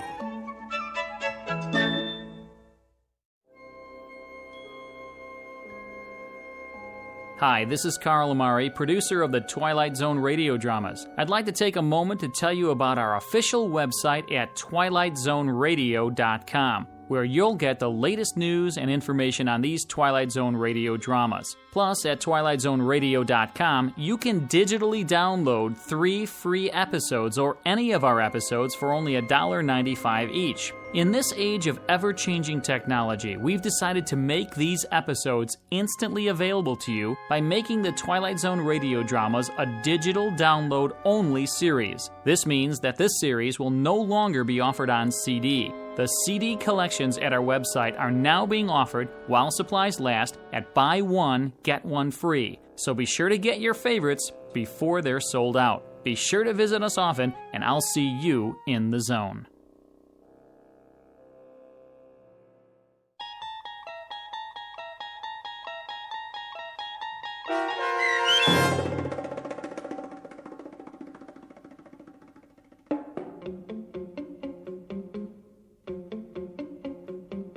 A Penny for Your Thoughts, starring David Eigenberg with Stacy Keach as your narrator, was adapted for radio by Dennis Etchison and written for The Twilight Zone by George Clayton Johnson. Heard in the cast were Michelle Graff, Doug James, Jamie Barron, Jeff Lupetin, Kurt Nabig, Joby Cerny, Fernette Lebo, Peggy Roeder, Alex Sopner, Carl Amari, Karen Olson, Tracy Hernandez, Christina Verba, and Vince Amari. This copyrighted radio series is produced and directed by Carl Amari for Falcon Picture Group. Sound design and custom Foley effects for The Twilight Zone by Cerny American creatives Bob Benson, Craig Lee, Michael Slaybach, and Matt Sorrow. To learn more about the Twilight Zone radio dramas and to contact us, visit our official website at twilightzoneradio.com. Doug James speaking.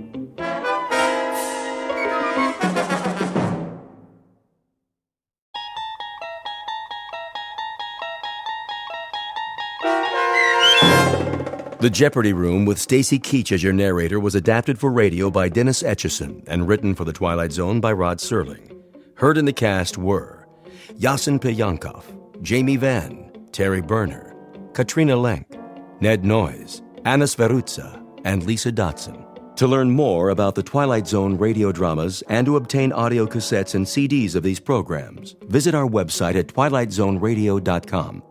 The producers of The Twilight Zone wish to thank CBS Enterprises, Carol Serling, Dennis Etchison, Dick Brescia Associates, Claire Simon Casting, Terry Jennings, XM Satellite Radio, Sirius Satellite Radio, our sponsors, and our radio affiliates for helping make this series possible. This copyrighted radio series is produced and directed by Carl Amari and Roger Wolski for Falcon Picture Group.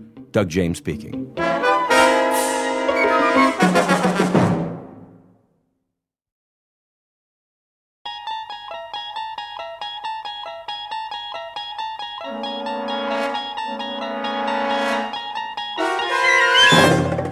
You unlock this door with the key of imagination.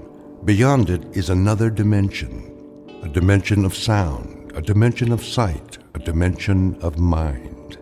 You're moving into a land of both shadow and substance, of things and ideas.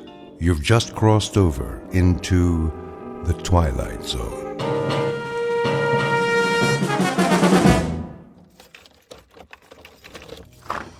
Here is your room, gentlemen. Thank you. I'll turn on the lamp. Leave it off for now. As you wish. I am sorry it's so small, sir. It suits our purposes. Where is the bath? Down the hall. The hall? I can give you one with a private bath if you prefer. No.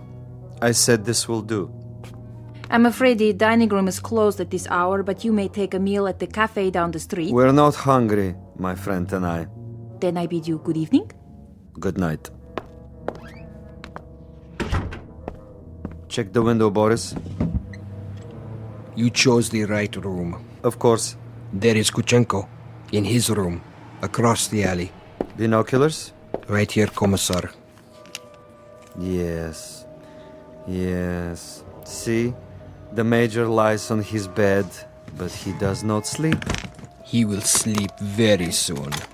Give me one shot with this rifle. Not yet, Boris. That would be too easy. Easy? A clean kill. I have something more challenging in mind. Something along the lines of a game, perhaps. I don't like games. Not even a game of cat and mouse? What for? To make him squirm a bit before the hammer falls? We waste time, Commissar. Patience, my friend.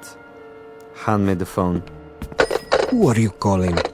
Hickory Dickory Dock. Front desk. Yes. Excuse me, but do you have a Mr. Kuchenko in your hotel? One moment. Sorry, no one by that name. But I happen to know that my friend is staying there. Perhaps he's registered under another name? Andreev? I'll check. Yes, Mr. Andreev, room 963. Very good. Will you connect me, please? Yes, sir. Look, he hears it. Of course he does. He rises from the bed to answer.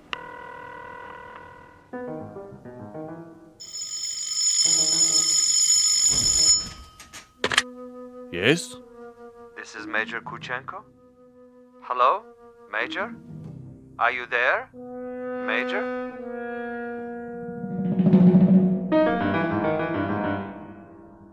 The cast of characters in our drama: a cat assistant, and a mouse. This is the latter, the intended victim, who does not know but may have already guessed that he is to die. His name is Major Ivan Kuchenko, and he was lately an officer in the former Soviet Union. At this point, he has, if events go according to certain predetermined plans, perhaps 3 or 4 more hours of living.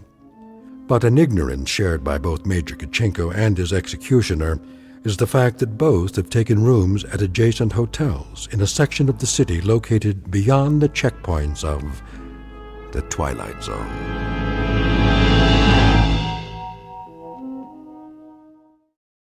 And now, The Twilight Zone and our story, The Jeopardy Room, with Stacy Keach as your narrator. This is Major Kuchenko? Who is calling? Major Kuchenko, you don't know me. Who is this? But I have heard of your recent arrival here. You have the wrong number. And I wanted you to know that you have friends in this city. Friends, you say? And they would be... Good friends, Major. Staunch friends. I know no one in this city. May I impose upon you to remain in your room for a little bit? Your friends will make themselves known. And who is this speaking? Is this a friend also? A good friend, Major. Not known to you yet, perhaps, but soon to become acquainted. And why must I stay in my room? We'll be making contact with you very shortly. For what purpose? Your welfare. Your well-being is our deepest concern, Major. Now, Commissar. Not yet, Boris. May I count on you to show some sense, Major? For your own safety, I urge you to remain in your room. You'll be seeing your friends before long. The mouse is in the trap. He stands at the window. Now, Commissar? Patience. But I have him in the crosshairs. I could make his head leave his shoulders at this range. That would give you pleasure, wouldn't it? A great deal of pleasure, Commissar. Just say the word. Even when he lies down, I can still see his head. I believe it, Boris. I know of your prowess, but put the gun away. Put it away? Lay it aside. For a bit. We're not going to kill him? Ah, the eagerness of the young. They do not sip wine. They gulp it down like a soft drink. They do not fondle women. They devour them. They do not sniff at the essence of a perfume. They try to jam it into their nostrils. But now, consider the window across the way. The gentleman will die without question. But I want him to die, Boris, with finesse, with subtlety, with a degree of thought and care. A killing is a killing. And if a man is to die, what does it matter how he dies? Ever been to a bullfight, Boris? A bullfight? No, Commissar. I've never had that pleasure. A bullfight might serve to make the distinction. In such a contest, if the matador kills with grace, that is considered a good death. So, there are good deaths and bad deaths, are there? Precisely. There is death with art, and there is the death of the butcher. You, Boris, are a butcher. Now, that is an honorable profession of great usefulness, but I'm an artist. Oh, you will have a death tonight, within a few hours. But when it is over, we will have killed with artistry, Boris. Not with a meat cleaver or an explosive bullet or any other of the butcher's tools. This death will be like a ballet.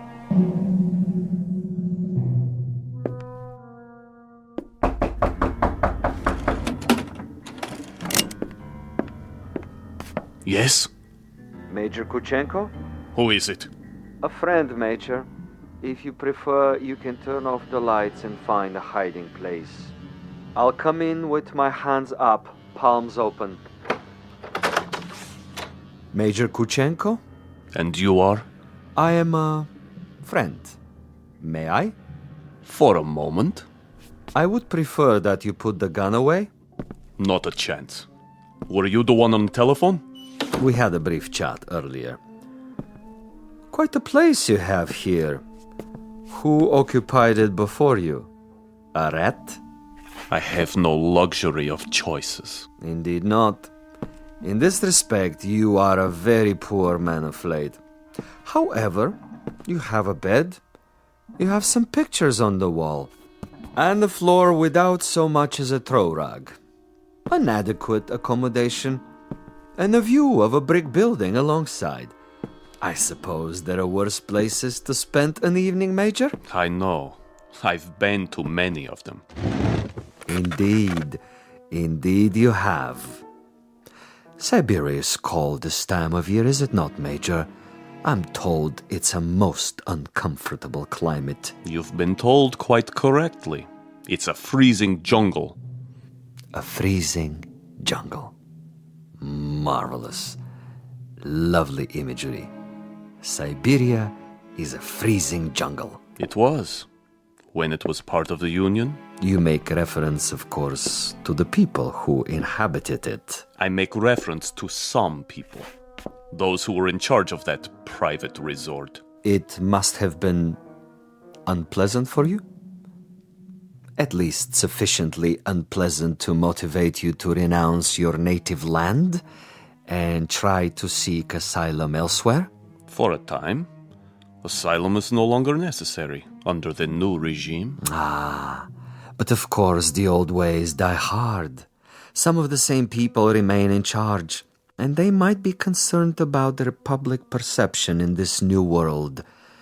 To the victors go the spoils, and that includes access to certain Let us say, sensitive information? I don't know what you're talking about. Really? But I think you do. You were a political prisoner.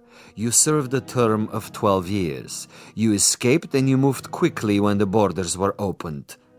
To bring us up to date, you have made your way to a neutral country, somehow avoiding an official debriefing. You have made contact with certain foreign agencies, and now you're desperately trying to get on an airplane that will take you to a Western nation. But for some reason, you feel that you're still under surveillance? Oh, it's more than a feeling. I know I'm under surveillance. Do you know by whom? I know very well. Can you tell me who they are? Look in the mirror. Commissar Vasilov. Very discerning, Major. You remember faces? I remember pain. I remember some interrogations that went on for many weeks. I had no calendar, but I made marks on the wall of my cell. How resourceful. I remember one particular man who smoked Balkan cigarettes in a long holder and stood in the corner of the room, smiling and nodding, making jokes, while I went from agony to agony. So, Major, now we may dispense with the amenities. The masquerade, the little give and take of two strangers feeling each other out. Agreed. Now we get to the point. Do you honestly think that we would permit you to book passage on an aircraft out of here? That would be quite impossible. As a former member of the military, even as far back as 12 years ago, you have information that we would find embarrassing were it to be released elsewhere. Why, if the government we worked for no longer exists? Because the new government contains many of the same players reshuffled into different positions, and they have their new careers to consider. Consequently, Major, it is not to our advantage that you leave.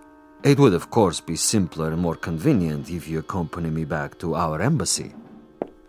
I am sick, tired, and torn, Vasilov. But I am not insane.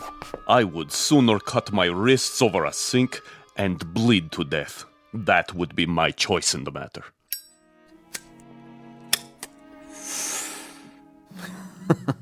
You surely can't be serious, Major.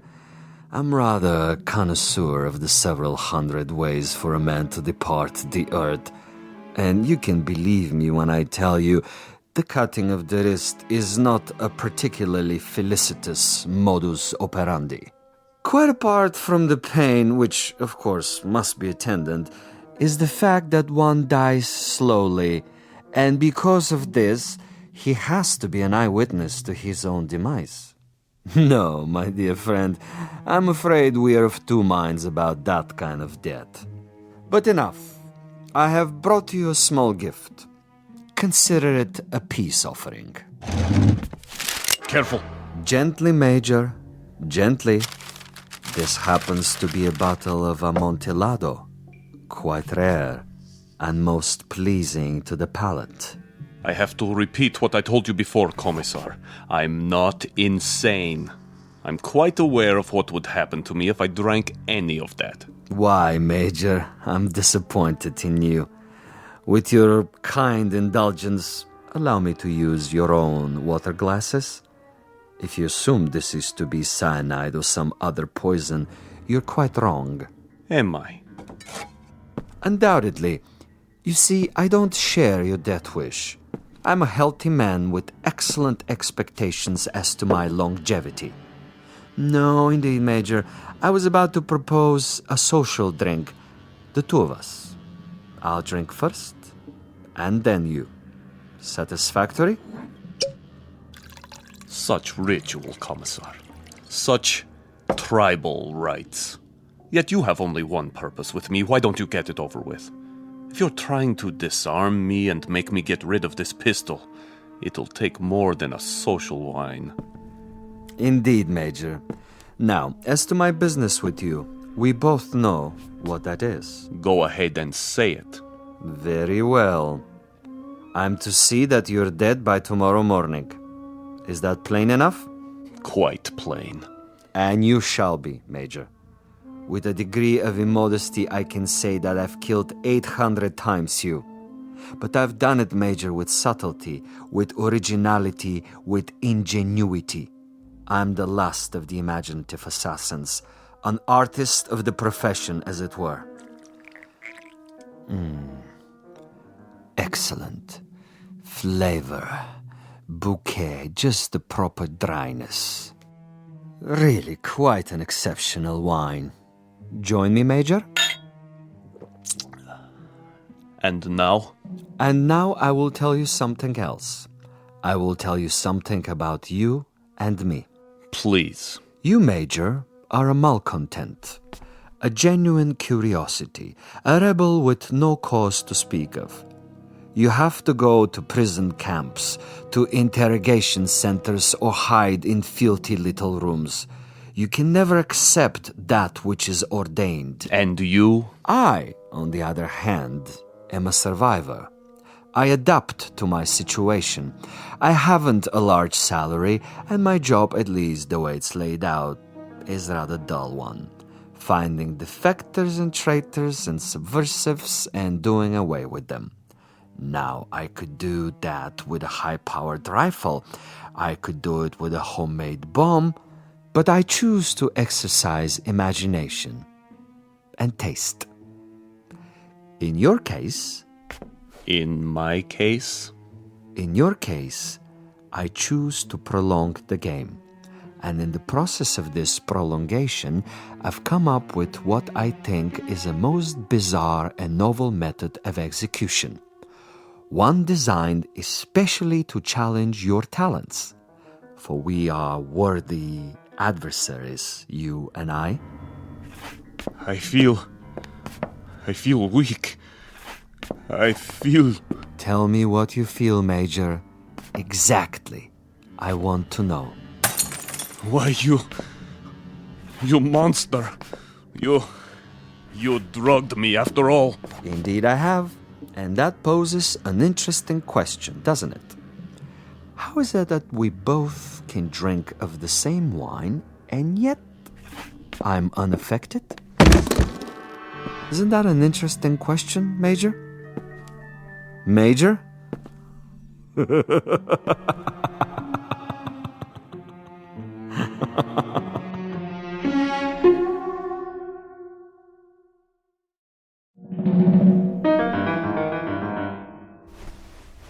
My head. He's gone. But I'm still alive. So he wants to play a game. And he has left something behind. What is this? Greetings, Major Kuchenko. I'm an exceptionally good judge of men. Are you?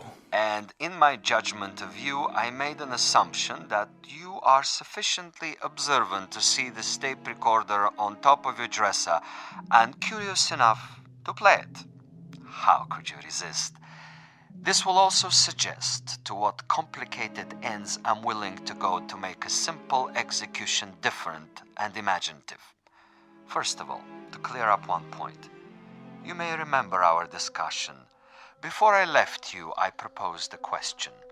Isn't it odd that we both drank of the same wine and how different the effect? Isn't it odd? Really quite incredible and bizarre. How can it be? In all honesty, Major, how do you explain it? Go ahead. I'm listening. You... Perhaps you have figured it out already. The truth is, I have been imbibing this particular drug for many years, a sort of experiment with myself as the subject. I have now reached a point where my physical tolerance has risen so that I can drink it by the gallon and remain quite unaffected. This in itself is a rather common and uninspired trick, a phenomenon well known to the scientific community. But you will also note, and I hope with a degree of pleasure, that you have not been poisoned. You're very much alive. Where are you? As you've probably perceived, I'm rather a gamesman when it comes to killing. I adhere to my own rules and ethics. Hence, Major Kuchenko, I have taken the liberty of removing your pistol so that you won't hurt yourself. Now listen to the following quite carefully. This is the game, and these are the rules. You have been asleep for roughly 3 hours. During that time, in addition to dictating this on the recorder, I have done the following. I have placed a booby trap in your room. It is not visible, but it is attached to a very common object that is in the room. If you trigger this object, it will detonate and you will immediately be blown up. Why not get it over with now? Sadist. Now, for a proposition. If during the next 3 hours you are able to find this booby trap and cut the wire, you will be permitted to leave the room alive and unharmed. This is a guarantee. You have my word on it. Your word. But the following conditions are of the essence, Major. You must actively search for this booby trap and you must find it and render it inactive. It goes without saying that, as of this moment, you are being observed. How? Attempt to turn out the lights and you will be shot. The moment you stop an active search, should you refuse to play the game, you will also be shot. If you are unable to find the trap within 3 hours or attempt to leave the room at any point during that time, I am afraid the same conditions apply. You will receive a bullet in the head. So there you have it, Major. Find the booby trap, cut its wires, and you're free. Fail to find it, or fail to look for it, you're dead. Look for it, find it, but fail to recognize it, you're also dead. Needless to say, Major Kuchenko, it is this latter occurrence that I rather expect and look forward to. As a fellow expert in tricks and deception, I think you will admit this situation has its own special imaginative quality.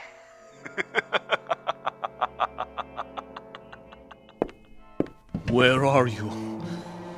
Where are you?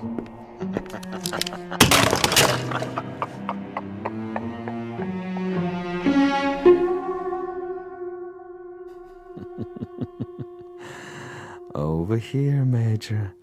Just across the way. So near and yet so far.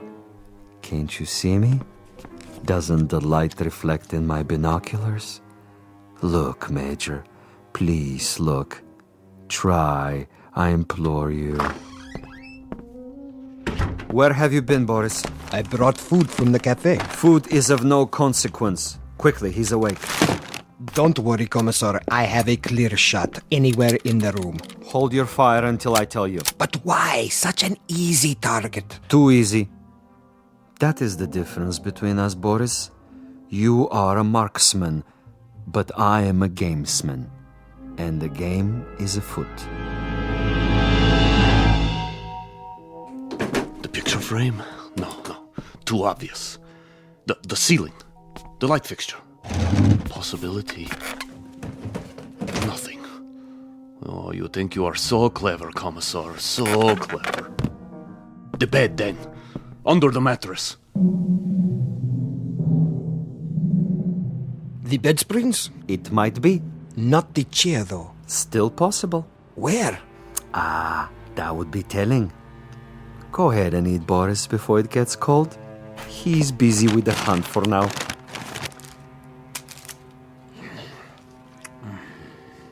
What did you bring? Sandwiches. Have one, Commissar. I never eat while I'm working. I'm like an athlete, Boris. Food is a distraction. Food is good. It makes one sluggish, affects the concentration. The morning will come soon enough. Over here, Kuchenko, just across the alley. Don't you see? He sees nothing. But surely a fragment of light, a stray reflection. Perhaps he has seen us. Yes, Yes, he must know, but he refuses to acknowledge. He is too proud. He knows he must do this on his own and will not give me the satisfaction. The bookshelf. Or the books themselves. Which one? An atlas? A novel? The Bible, of course. It's already been moved an inch, 2 inches. But the wire? Where? One way to find out. The bookcase itself, then. Behind the books. In the wood, the nails. Or under the floorboards. Wait, think. Where would I put it? You want a real battle of wits, Vasilov? You've got it. Think. 4 walls. Ceiling. Light fixture. Floor. A picture. Bed with frame.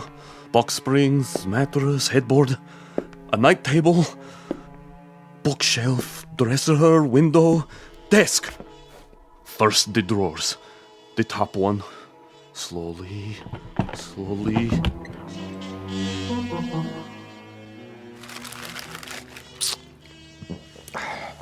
What is he doing now? The desk. He's down on his hands and knees removing the 2 bottom drawers so he can see what's under the top one. Bravo, Major. Good thinking. Is that where you put it? The possibility exists. Look at him, glistening like a mackerel. He stops to wipe the sweat from his eyes. And?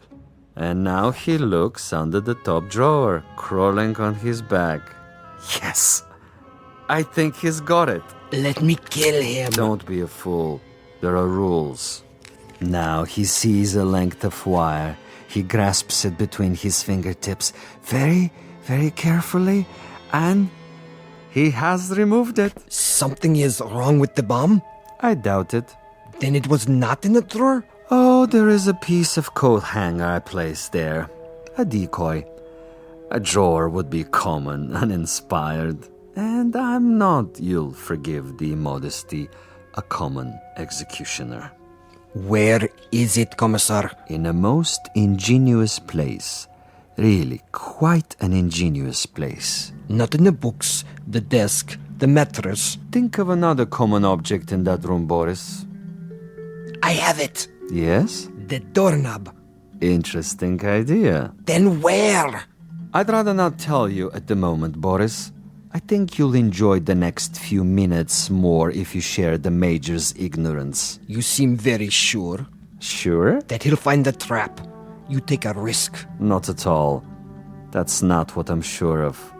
That is to say, I'm reasonably sure he'll find it, given his mental capacity, but he'll find it too late. He's looking toward us. But he can't see us. It's quite dark in here, and it wouldn't matter if he did see us.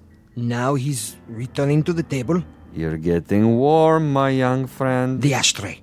Extremely warm, but not hot. Where then? Please, Commissar, please tell me. Take the glasses. What do you see? He stands over the telephone. He is reaching out. Hot now, Boris. Extremely hot. Oh, he has picked it up. I thought for a minute there... You thought what? The telephone. Precisely. The telephone. But he just lifted the receiver. Indeed. He lifted the receiver to call out. If, on the other hand, the Major's telephone were to ring and he were to answer it... That's it, isn't it? If he picks up the phone after it rings... You have it now, my friend.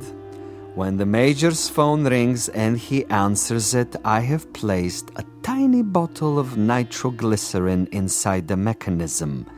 The explosion will only occur after the ring and the lifting of the receiver, at which point the electrical contact will be made, and Major Kuchenko will not even have time to say hello. But what if no one calls? Oh, someone will. I promise you, someone will.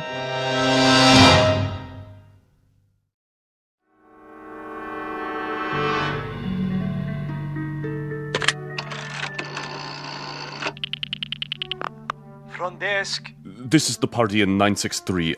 I was wondering Yes, if you might have the number of another hotel. Another hotel? The one next door, across the alley. That would be the Grand. You can find it in the directory, in the table by your bed. Dial 9 first, then the number. I see. Thank you. Vasilov? I know you're there, Vasilov. The game is not over yet. Do you have the time, Boris? What? The time. 10 minutes to 5. Almost done, Commissar. He's tried almost everything. He has 10 more minutes. Hadn't I best go over there now and finish it? No, my young friend.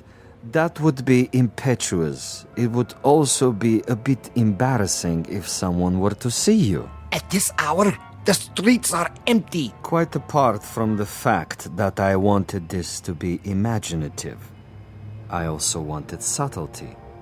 I should like our quarry to die in his room without our being there. Opportunity is running out. Then I do believe that it's time to, shall we say, accelerate the process?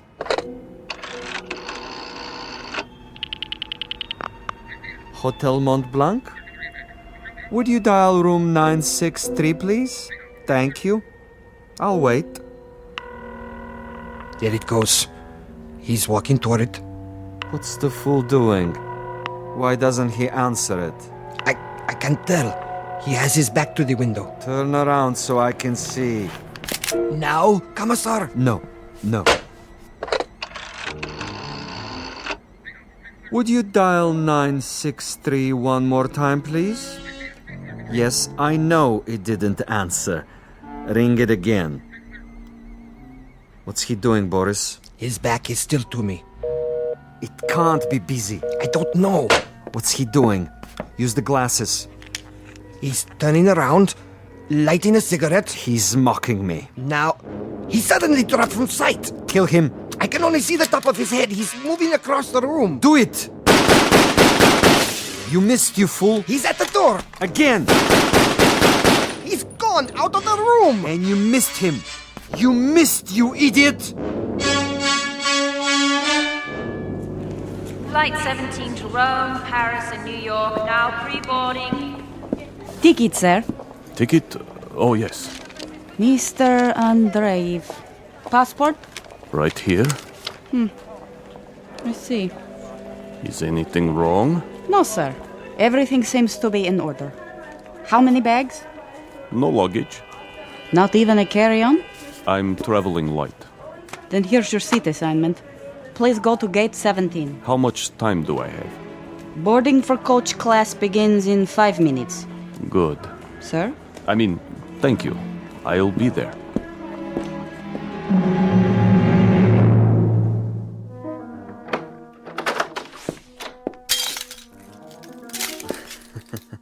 What a mess he left behind. Like a pigsty. He tore the bed apart.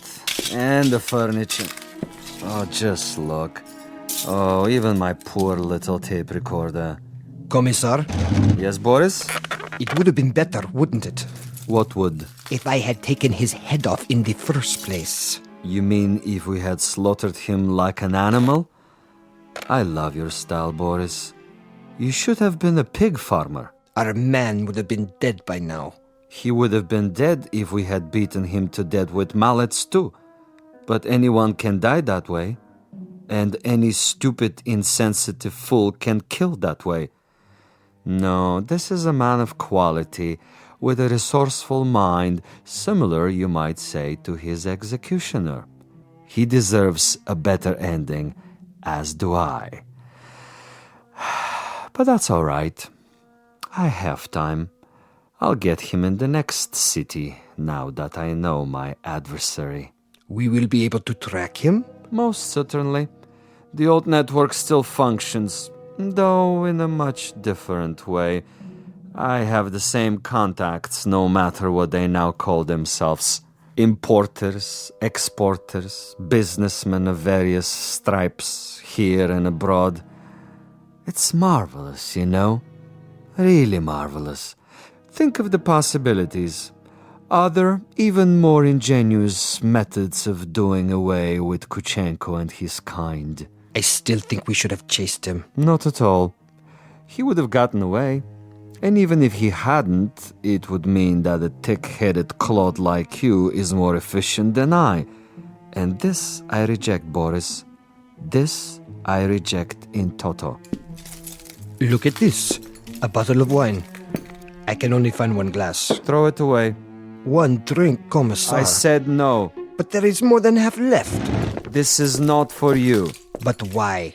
Do you know much about Amontillado?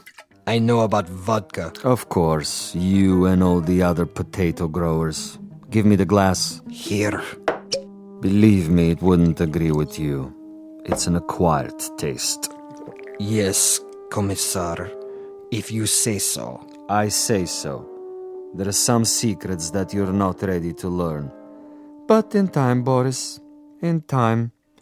For now, I need you awake and alert. That's right. I do what you say, as always. But so far, your methods are not very effective. The men who pay us, they will not be impressed. And you will make a report?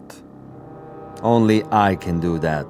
I am the one they listen to. I can request another assignment. You're free to do so. Until then, I take no further orders from you.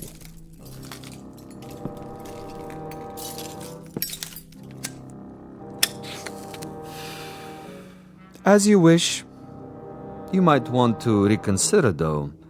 The resort in Siberia may be closed, but there are others. We have allies. All it would take is a single phone call. Comrade Boris, uncooperative, recalcitrant, unwilling to follow instructions. In this new order, there are not many positions for the uneducated, the blockheads with families. Yes? Well, You want to say something? I withdraw my complaint. What's that? I didn't hear you. I am tired, Commissar. I say many things when I am tired. You wish to apologize? Yes. Very well. I will take it under advisement. In the meanwhile, see if Major Kuchenko left anything behind. Check the closet, the drawers. Yes, Commissar. And life goes on. The sun comes up and we arise to meet another day, to prevail by our wits and our wits alone. I'll get it, Commissar. No, Boris! I don't want... You fool, no! I'm sorry, sir. Your party doesn't answer. No? It doesn't ring at all now. You're sure? Mont Blanc Hotel, room 963. Strange. The line is suddenly dead. Thank you, operator. That means my message got through. Flight 17 Transocean Airways now departing for New York City via Belgrade, Paris, Rome, London, final call.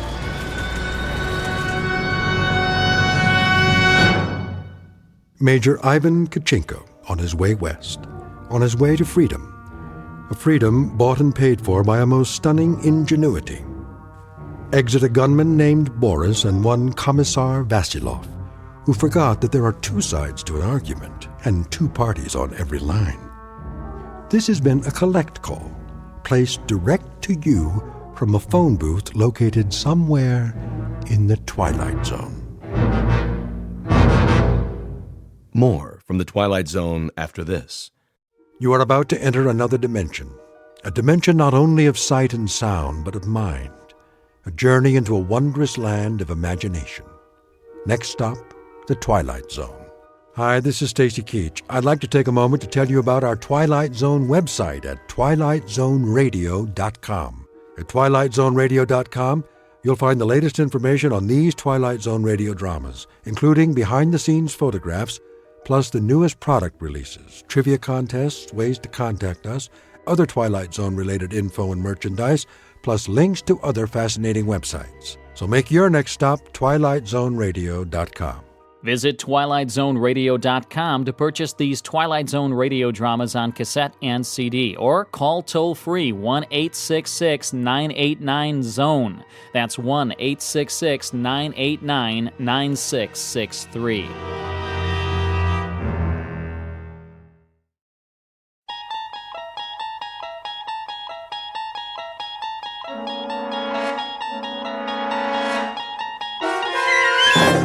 You unlock this door with the key of imagination. Beyond it is another dimension, a dimension of sound, a dimension of sight, a dimension of mind.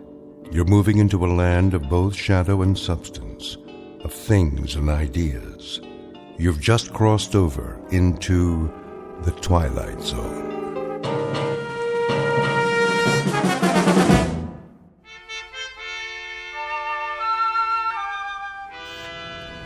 Boss? Yeah, Stevens? Got the feeder belt running again. Already? All it was a bad bushing. I had Walters fix it. Hanley will be glad to hear that. How'd you do it? Well, the manual said replace the main bearing, but I know that sound, just like the old unit. Yeah, the one that used to go down all the time? Good thing we saved the parts. We reground a roller and oiled it up. That's all she took. Well, nice work, Stevens. Real nice. Tell Walters thanks for me. No problem. Hey, Dick, how's it going? Oh, looking good, Mr. Hanley. I got the conveyor belt running. Should be back to capacity. Great. That'll bring the numbers up again. How to make the old man happy, huh? Oh, I don't know about that. Well, we do our best. I got me a real team here. Sure you do. Some of the boys, they know more about the plant than anybody. Been here longer than the old man. Walter Hanley, please come to the main office.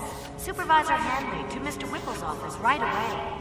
Second time this morning, huh, Mr. Hanley? Maybe you're getting a promotion. The old man just keeps pushing. He's on an efficiency kick, wants a 10% increase. For the quarter? For the week. Yeah? How are we supposed to do that? Don't ask me. Must be that computer of his. Some computer. I mean, numbers are one thing, but there's a limit. A man can only do so much. I'll tell Whipple you said so. Now, don't do me any favors. I got one more year to go, and then it's pension time. You? You'll never retire, Bob. You want to bet?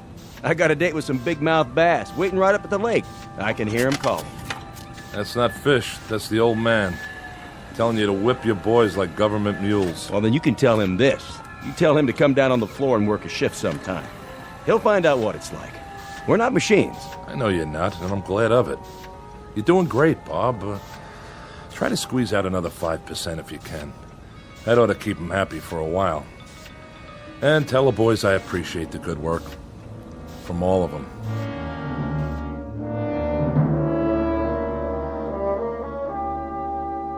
These are the players, with or without a scorecard. In one corner, Mr. Dickerson, in charge of the shift at his factory. Walter Hanley, the plant manager. And the individual you're about to meet, Wallace V. Whipple, the boss and CEO of the company. All of them men. In the other corner, machinery, both old and new. And the game? It happens to be the historical battle between flesh and steel, between the brain of man and the product of man's brain. We won't make book on this one and predict no winner. But we can tell you that for this particular contest, there will soon be standing room only at a very special arena found only in the Twilight Zone. And now, The Twilight Zone and our story, The Brain Center at Whipple's, starring Stan Freberg, with Stacy Keach as your narrator.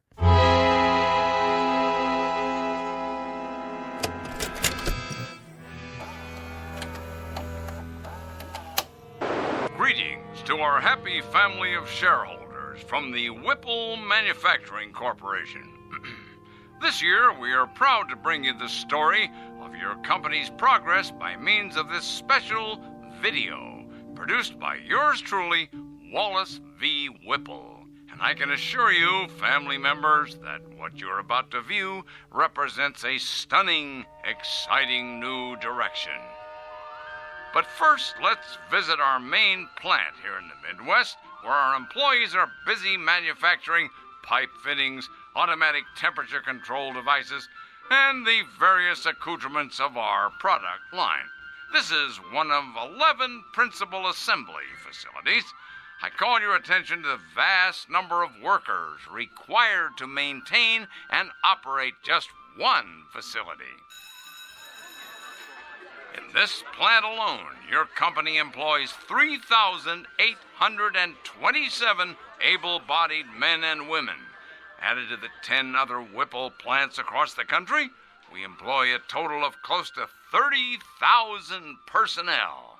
Our weekly payroll for this highly trained army of workers is several $1 million. But enough boring arithmetic. Good evening, friends. Welcome to my office, the nerve center where I, Wallace V. Whipple, personally supervise this vast operation. I've decided to address you personally via this videotape with exciting, in fact, stunning news, which I believe you'll agree amply demonstrates how we at Whipple's are marching toward a new tomorrow, where the future is so bright you'll have to wear sunglasses. But before you put on those shades, cast your eyes at the floor of our main assembly plant. Follow me. We can see it from my window. Cumulative 4 4/10 miles of work area, $111 million worth of safety upgrades this year alone, not to mention the expense in shoe leather. Put the camera back on me. Put the camera back on me, that's it. Now open the curtain. And what's this, you might ask?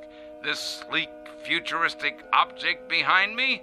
Some sort of space-age control panel? So many bells and whistles. Never seen anything like it, you say? That's because it's never been seen before. Ladies and gentlemen, stockholders, and members of the Whipple corporate family, feast your eyes on this. I give you the X109B14. This single modified, transistorized, digitalized, totally automatic assembly unit eliminates 6,100 jobs, 73 bulky and inefficient old-fashioned machines, 81,000 needless man-hours per work week, and countless millions of dollars each year for employee health services, hospitalization, and workers' compensation. Also employee insurance, employee welfare, and employee profit sharing through vested matching funds. As of tomorrow morning, the first model X109B14 will be placed in operation at our main plant. Within 6 months, our entire production facility here will be totally automated. Tomorrow, the world. Oh, and one other thing. Take a look at these slides. Lights. This is one of 3 cafeterias in our Oregon production plant. Busy, busy, busy. Here are the food trucks arriving. Here's the kitchen staff, the cooks in the kitchen. And here are the dumpsters filled to bursting with trash and refuse after a typical lunch. 800 tons of food consumed over an 11-month period, and tons of garbage for the landfill. Oh, the waste of it all. Lights. Ladies and gentlemen, do you know what can replace and what will replace 800 tons of food? 1 can of simple machine oil. Wholesale price, 68 cents. Ladies and gentlemen, Whipple's moves forward to a new plateau of profit, progress, and posterity. In a sense, we have just shed ourselves of the anchor, the heavy, heavy, heavy anchor, the albatross, if you will, of human labor. Whipple's will now operate from a computerized brain center with machines exactly like this one. Ladies and gentlemen, this concludes our year-end report. Thank you very much. Well? Well, what? Well, what do you think, Hanley? Will this put the stockholders on their feet cheering, or will it? Not that I need any particular encouragement along these lines. The videotape speaks for itself. It does indeed. What's the matter, Hanley? You didn't care for it? Mr. Whipple, my duties have to do with management. Something wrong with the lighting? The soundtrack? I'm an engineer, not a drama critic. I'm not asking you to give it 4 stars, Hanley.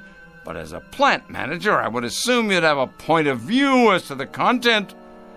Frankly, I would have expected at least some degree of enthusiasm. Sorry, sir. Having to do with the fact that it's a most definitive and incisive report on what we plan to do around here. Now, does it or doesn't it give you the lay of the land? You can answer that, can't you? Oh, it gives me the lay of the land, all right. And? Looks like a pasture to me. Oh, what's that supposed to mean? You actually think you can automate this place in 6 months? Closer to 4 months would be a more reasonable guess. A lot of things are going into the old scrap heap, Hanley. Time clocks, for example. There won't be anybody around to punch them in or out. I think we'll donate them to a museum. A museum? Something, Hanley? Something. Something like a lot of men without jobs. That, unfortunately, is progress, Mr. Hanley. Now, you're a pretty solid man when it comes to quality control and assembly line planning, but when it comes to the aforementioned progress, you're a foot dragger. But not my little sweetheart here. X10, you and I are going to see a great deal of one another. Indeed we are. Indeed, indeed, indeed we are. Yes? The technicians are here, Mr. Whipple. Already? You said right away, sir. I know I did. All right, send them in. I'll be sorry to say goodbye to my dear little X10. Where's it going? Just downstairs on the main floor. Once we clear out the walkways and workstations, she'll fit right in, all by herself, at the heart of everything. The heart, huh? The very center of production. In control of it all, that's right. Like the Aztecs. What? The Aztecs, down in Mexico. I read about it. They built statues to their gods. They sacrificed their people to them and cut out their hearts. And when there were no more people, that's all that was left, the statues, with no one to worship them anymore. Come in. We're here to move the unit, Mr. Whipple. How are you going to get it down there? Same way we got it up. On the freight elevator. We'll have to disassemble it in sections, I guess. Yes, well, we'll be careful. That baby is the future of this company. Yeah. Treat it like a god. You know what your trouble is, Hanley? You're holding on to the 20th century so tightly, your knuckles are white. And what century are you holding on to? The 19th? The 21st. To live in this new world, we need to jettison old baggage. Throw off the dead weight. And that includes the wholesale firing of 20 and 30-year men? Without regrets? Regrets, indeed. This has to come with regrets, huh? Well, I'll let you handle the regrets, Mr. Hanley. Yes, that'll be your new responsibility. Make a little sign for your desk. Mr. Walter Hanley, plant manager in charge of regrets. You're so hell-bent to replace men with machines. Did it ever occur to you that there's a trade-off? Pride for efficiency? Pride? Pride. Craftsmanship. What a man feels when he tries to make something as well as it can be made. What do you suppose that bloody machine feels? Anything? Anything at all? What the devil can I do with pride? Can it? Bottle it? Package it? Market it? How? I'm not selling pride here. I'm selling product. Your father, God rest his soul. Go ahead, Hanley. What about my father? Your father ran this plant for 40 years. He had an eye for profit, and nobody could accuse him of inefficiency. Go on. But he had something else on his mind, too. Tell me, Hanley. Tell me what else he had in his mind. Goodwill and the welfare of the people who work for him. Goodwill and the welfare of the people working for him, huh? Indeed, Mr. Hanley, indeed. and in some 40 years, he succeeded in doubling the size of the plant. That should tell you something. While his competitors quadrupled theirs. His competitors, Mr. Hanley, who were perhaps somewhat less preoccupied with goodwill and the welfare of the people working for them. They paid a fair wage for a fair day's work.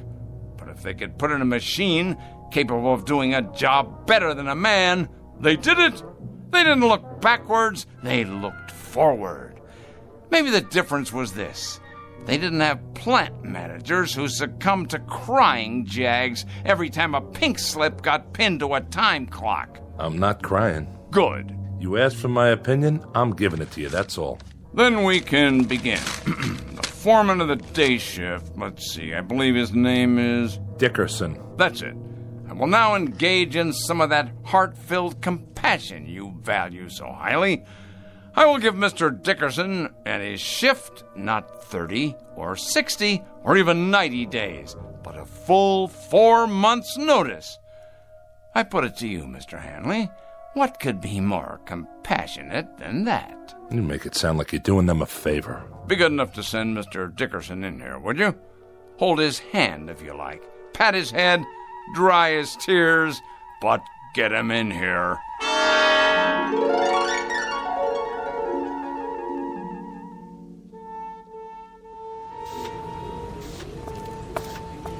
Hi, Mr. Hanley. Hello, Stevens. Nice work you did on the conveyor. Thanks. It wasn't nothing. Oh, yes, it was. Human ingenuity. That's worth a lot. Just doing my job is all. You seen Dickerson? Yeah, he's over by the new gizmo. What do they call it again? The X109B14. Some handle. What's it for, anyway? It's a mechanical brain. What? With a lot of fancy electronics in it. Programmed to run the whole operation from one place. Well, if you ask me, it don't look very smart. My car's prettier than that thing. It's got a face, though. Where? The way those dials look. They could be eyes. Oh, come on. I'm serious. Well, then, it's a real ugly face. That's right. An ugly, miserable face. I want you to take a good look at it, Stevens, and remember it well. Because it's not a machine, it's an opponent. The face of the enemy. Don't ever forget it. It's a hateful face.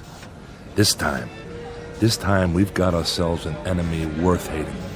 Come on, let's get moving. On the job, fellas. Heads up. Pick it up. Let's go.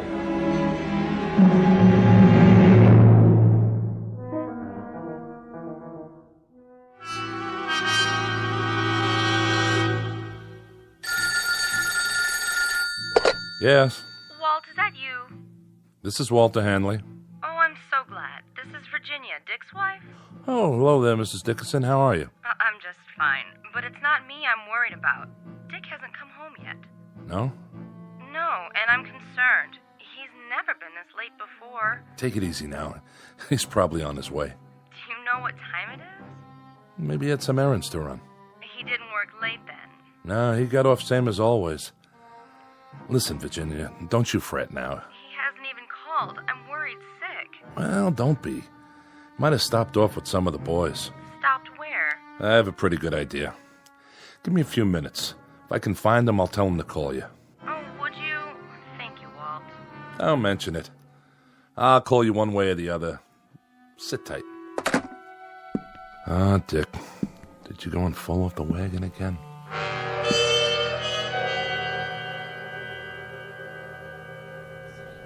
Hey, bartender. Yeah, Dick? Send me up another one. Oh, I don't know. You've been hitting them pretty hard.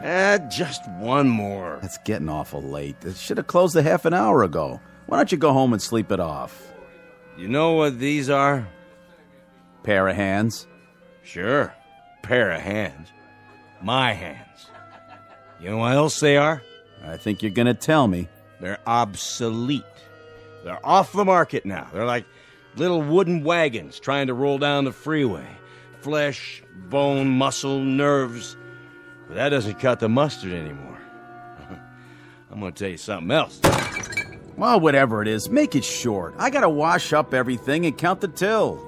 There isn't a machine made yet that can beat a man. Not a one. I'm not arguing with you, am I? No, I'll just go over there right now and prove it. I'm going to take Whipple's new machine, and I'm going to turn it into nuts and bolts. Easy, easy. Just you watch. And if that slob of a watchman gets in my way with his big old keychain, I'll strangle him with it.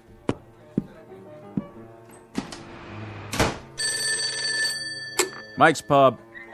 No, Dick's not here. He just left. He said something about going across the street to the factory to have it out with a machine or some such. Yeah, I know it's closed. But by the looks of him, I say that won't slow him down none.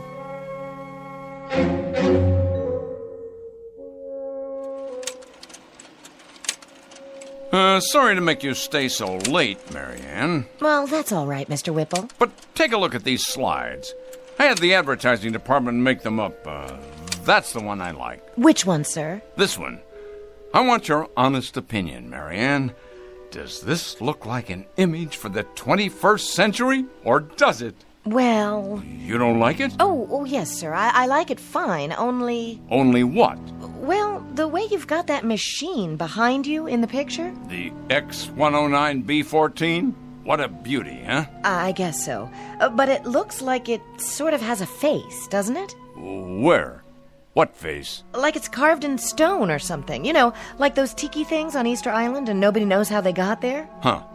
I don't see that. Done in metal, of course, but with those two big dials, they could be the eyes. And the slot in front where the paper comes out, that's the mouth. Oh, yes. And the way it's behind you like that, it could be, well, your shadow or x-ray or something. It should be just you, sir, being so handsome and all. I see what you mean. Without the X-109B14, however... Oh, do you want me to get that? WVW here. Who is this? Yes, what is it? Where? Well, you're supposed to be the watchman, Scott. Were you asleep or something? He's got a what?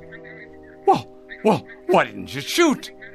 Yes, I know who he is. Never mind, I'll go out and look for him. But you better haul your duff over here in a hurry in case he shows up. Trouble, Mr. Whipple? Not really. Some drunk barged his way into the factory.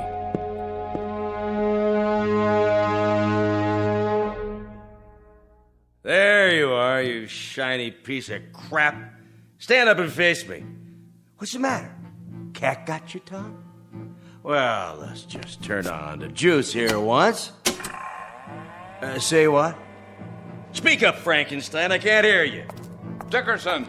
Well, what do you know?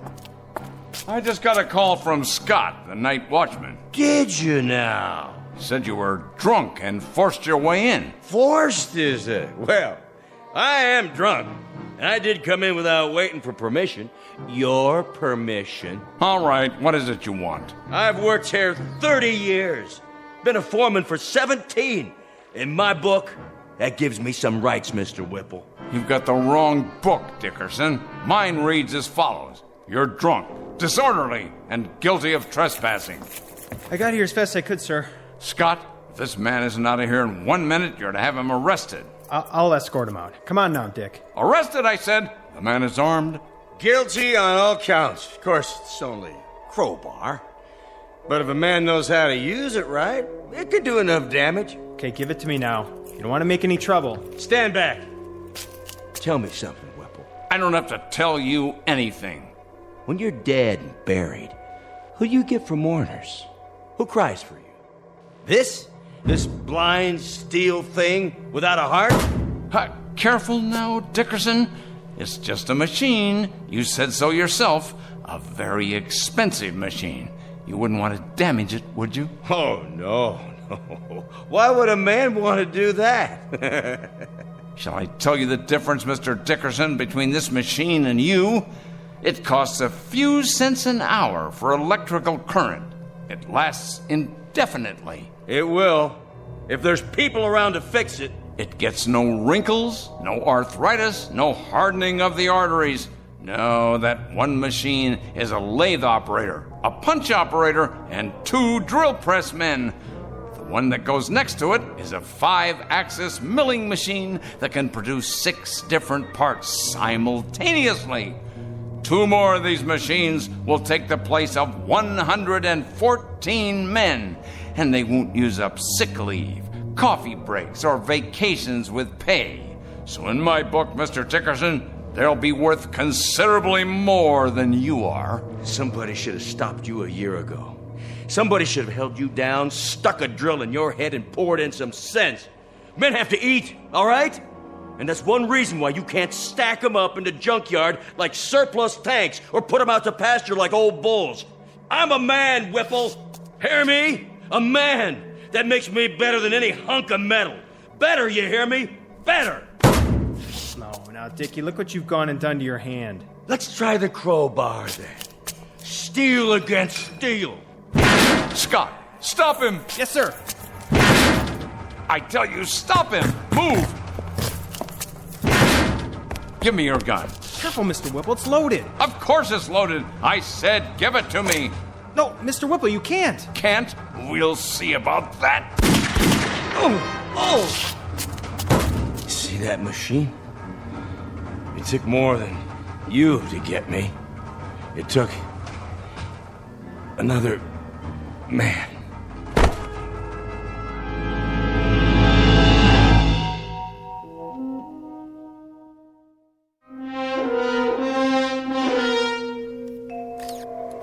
I can't get the specs up. She's barely reading. Try a new motherboard. Looks like the processor's fried.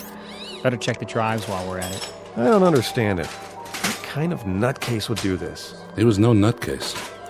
He was a good man. Then why'd he hate the company so much? He didn't hate it. He loved it.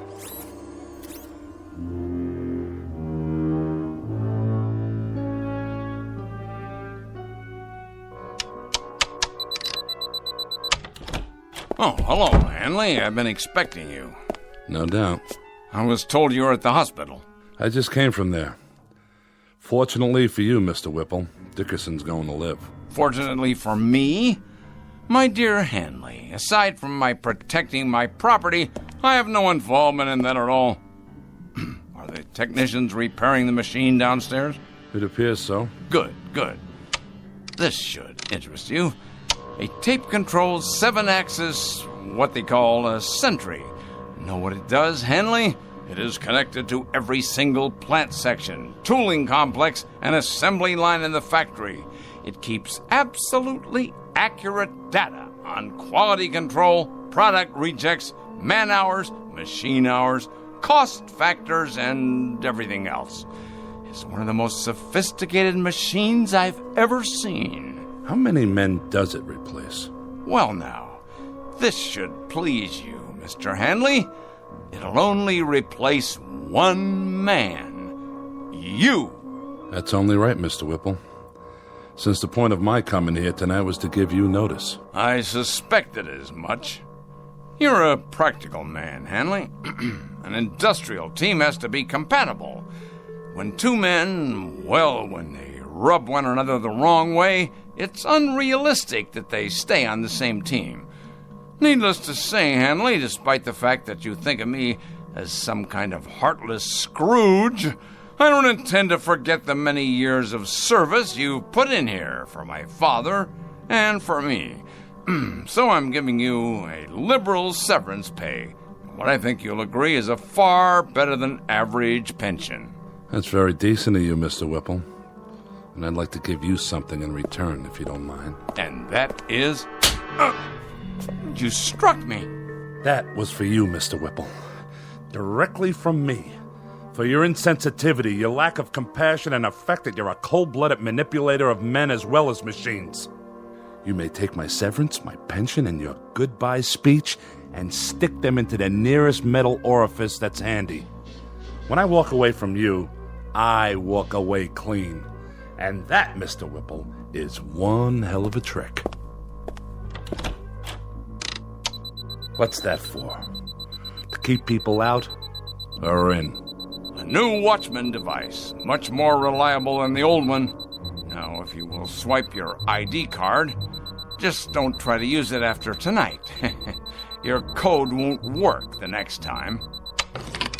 If you could build one of these machines in the shape of a wife, your cup would runneth over.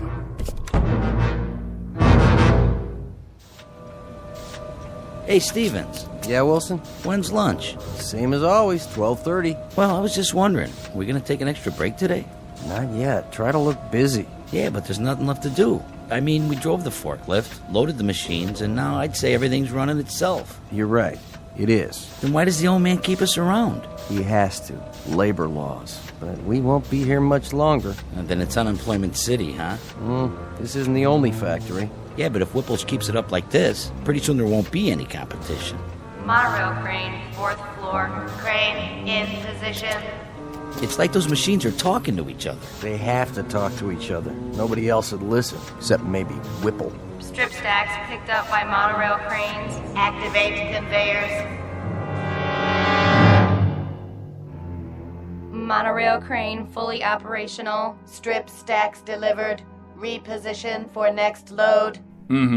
Sounds fine, X10. Come in here, would you, Marianne? I'd like to show you some slides of the new ad campaign. Your secretary no longer works here, Mr. Whipple. She has been replaced by a high-capacity module of the X10 series. Oh, yes, of course. Put me on the PA system. Right away, sir. Technician to brain control. Immediately, please. Yes, Mr. Whipple? Run a control check for me, would you? I've already done that, sir, 2 hours ago, and if you recall, I did it right after you came in this morning as well. Did you ever hear of preventive maintenance? That's my job, Mr. Whipple, but what you're asking me isn't maintenance, and it's not preventing a thing. Isn't it indeed? And I presume you know what this plant needs better than I do? Well, I know that running equipment checks 10 times a day is a waste of effort, sir. It's getting to be a kind of an idiotic ritual around here. You realize, of course, you realize that your presence here is for the moment a necessity. I stress the words "for the moment." Case in point, young man. Case in point. Watch this. Take a letter, X10. Dear sirs, yours of the 14th, received and acknowledged. The quick brown fox jumped over the etc., etc., etc. Now, print, please. See that? A perfect letter. Without error, without corrections. Typed as of the moment of its conception, using voice recognition technology. Am I getting through to you? I presume you mean to demonstrate that secretaries are obsolete now? Precisely. Obsolete. And what does this mean? It means no more powder rooms, no more coffee breaks, no more work stoppages because of inconveniences like maternity leave. Inconveniences like maternity? You'll forgive me, Mr. Whipple, but if this sort of thing keeps up, we're going to have perfect products, but mighty few people to buy them. This, happily enough, is not my concern. Efficiency is my only goal. You looked around this place lately? The cafeteria, for example? It's just like a cave. Not a soul in there, just vending machines and music coming out of a loudspeaker. You walk around the parking lot, it's a desert. There's no people, no cars. This place has everything in the way of convenience now, but you know what it lacks? Enlighten me, if you will. Voices, laughter, just whatever it is that people feel for other people. That's what it lacks. This is a lousy place to work in, Mr. Whipple. Then shall I spare you the inconvenience of suffering it any further? You're fired. I've been expecting that.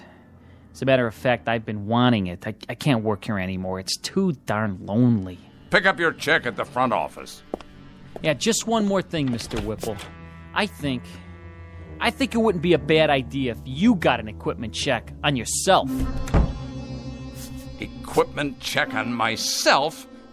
What rot. X10, let's have some music. Something to calm the nerves. There, that's better. Monorail crane on schedule. Paint sprayers functioning at capacity. I know. You're doing your job, X10, so do it. I don't need to hear that now. Reverse monorail. Reinsert paint sprayers. I'm trying to listen to some music. Do you mind? Strip stacks in line. Conveyors loading. I said that'll do. Strip stacks in line. Conveyors loading. Strip Stop that. I'm in charge here. Loading. This is Wallace V. Whipple speaking. I command you to stop. That's an order. Well, then, I'll make you listen. Shut down. I tell you, shut down. Now. This is my company. Mine. Correction. This company is now run by the X10B14 Modified Command Center. Oh, no, you don't. I installed you, and I can uninstall you. You'll answer to me. Me, I tell you.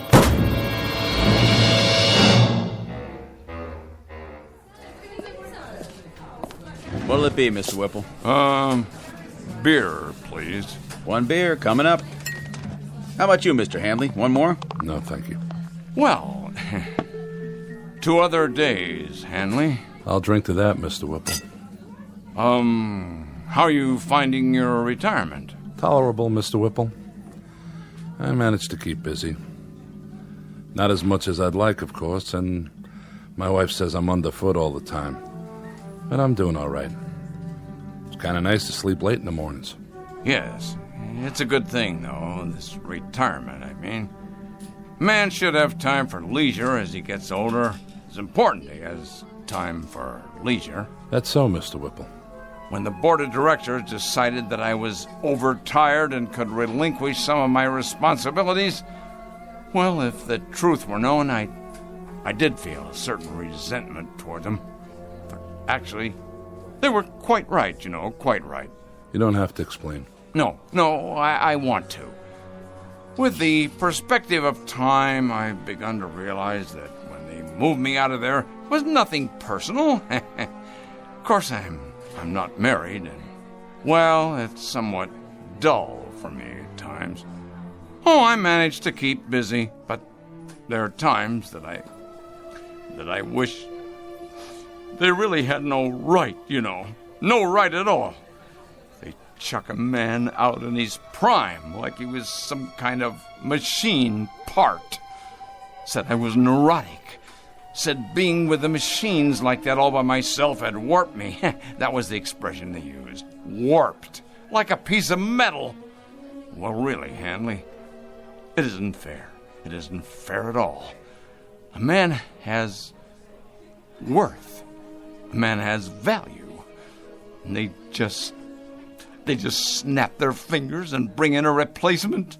It really isn't fair, Hanley. It isn't fair at all. The way they diminish us. But he'll find out. My replacement, whoever he is, he'll find out soon enough.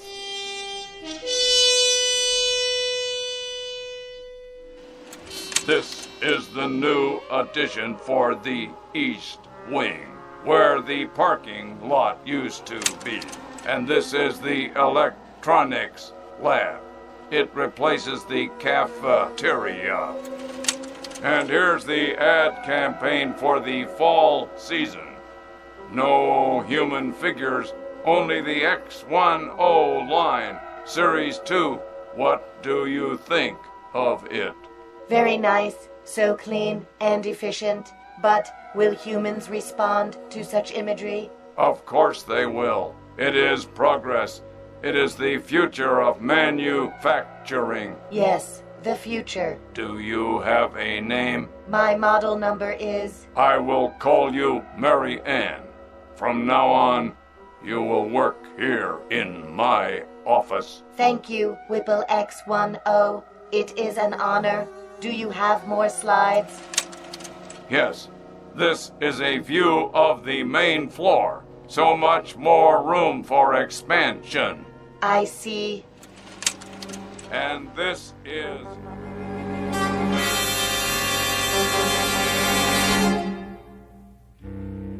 There are many bromides applicable here. Too much of a good thing, tiger by the tail. As you sow, so shall you reap.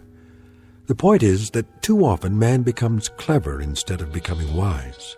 He becomes inventive, but not thoughtful. And sometimes, as in the case of Mr. Whipple, he can create himself right out of existence. A tale of oddness and obsolescence from the Twilight Zone. More from the Twilight Zone after this.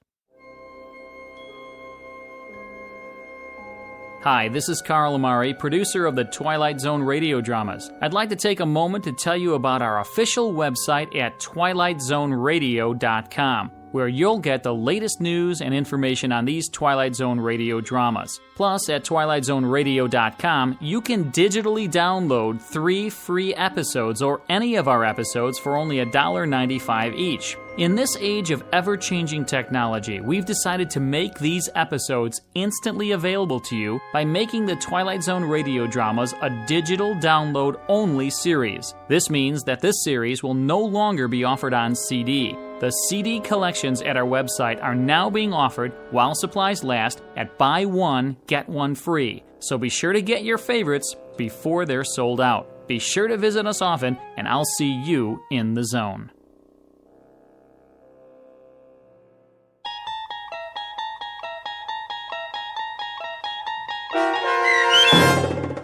The Brain Center at Whipple's, starring Stan Freberg with Stacy Keach as your narrator, was adapted for radio by Dennis Etchison and based on a script by Rod Serling. Heard in the cast were Mike Starr, Doug James, Kurt Nabig, Deb Dotzer, Jeff Lupetin, Sarah Marks, Carl Amari, Roger Wolski, Paul Patch, and Vince Amari. To learn more about the Twilight Zone radio dramas and to obtain audio cassettes and CDs of these programs, visit our website at twilightzoneradio.com.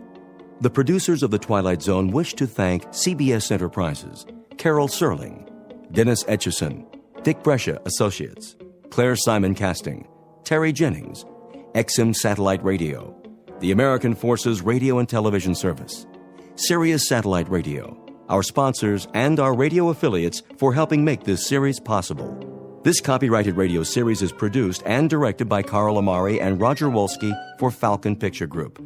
Doug James speaking.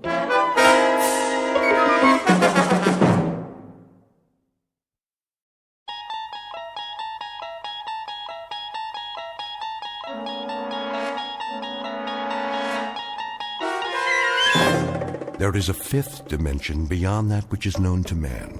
It is a dimension as vast as space and as timeless as infinity. It is the middle ground between light and shadow, and it lies between the pit of man's fears and the summit of his knowledge.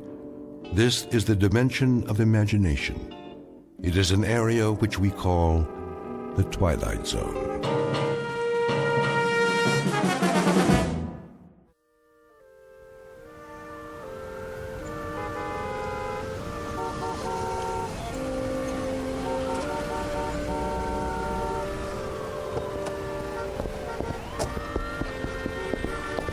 No double parking.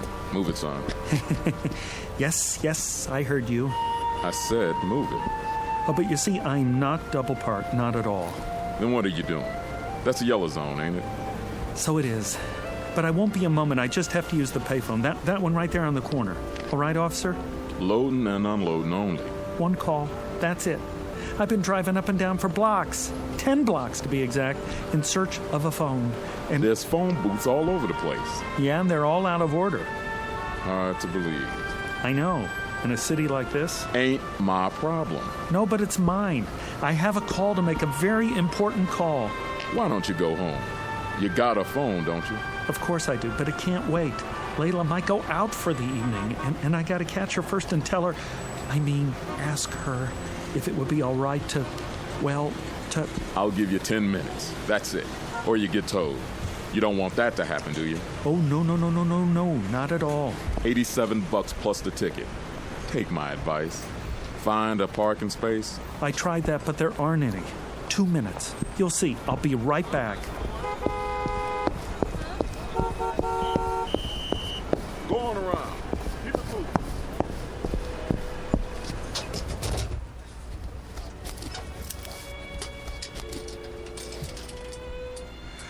Oh, there. Come on. I'm sorry, but all circuits are temporarily busy. Please try again later. I'm sorry, but all circuits are temporarily... What is going on? Layla. Oh, baby, I'm trying to get through. Don't you know that? Can't you tell, darling? It's Roger. Roger, I need you tonight. Oh, Layla.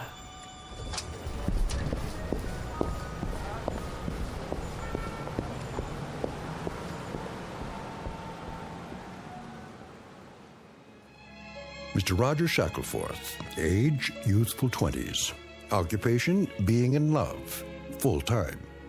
Not just in love, but madly, passionately, illogically, miserably, all-consumingly obsessed with a young woman who has a vague recollection of his face, and even less than a passing interest.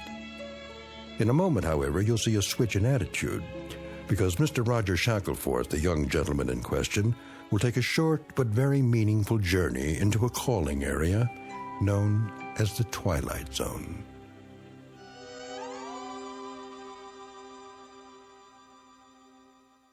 And now, The Twilight Zone and our story, The Chaser, starring Stephen Tobolowsky with Stacy Keach as your narrator.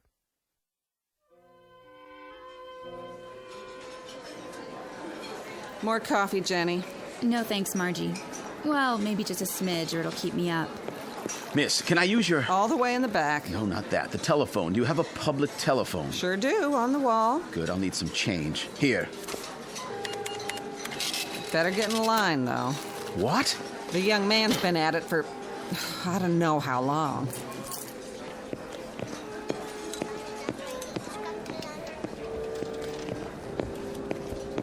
Man, are my dogs killing me. Tell me about it. Back of the line, pal. This is madness. Yeah, they call it New York. It's becoming impossible to make a call anywhere in the city. You can say that again. Thank you. This is an outrage. Watch your blood pressure, honey. Look, it's making another call. Same number over and over. I tell you, he won't give up. Doesn't even talk, just dials. Maybe he's got a dialect.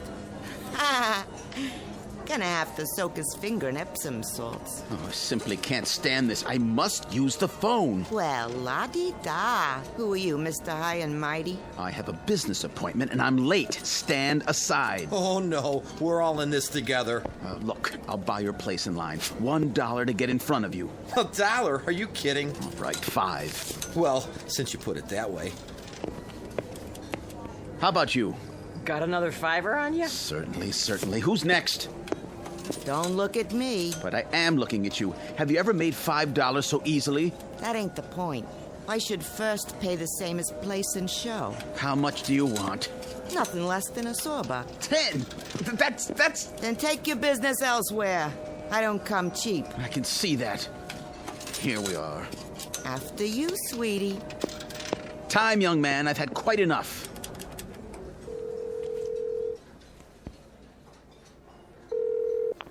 Hello? Hello? Layla? Darling? Who's this? It's Roger. Oh. Hello, Roger. What is it? I was just wondering... Uh-huh. I happen to be in the neighborhood. May I come to see you? No, I can't. But, darling... It's out of the question. Why? I couldn't bear to see anybody tonight. I'm such a mess. Oh, Layla, you can never be a mess. Listen, darling, I have to see you. Roger, it's impossible. But I must see you. Furiously, fiercely must. I love you. I can't hear you. We must have had a bad connection. I'll have to hang up. But, Layla... Roger, you've got to stop this. You're acting like a baby. I can't see you now, and that's that. Well, then, talk to me. What do we have to talk about? I don't know. Say something. Say anything. Just let me keep hearing the sound of your voice. All right, Roger. I'll say something. Why don't you take a fly and jump at the moon? Layla! Now then, you've finished, have you? No. She hung up on me. It's a misunderstanding. Or she's sore.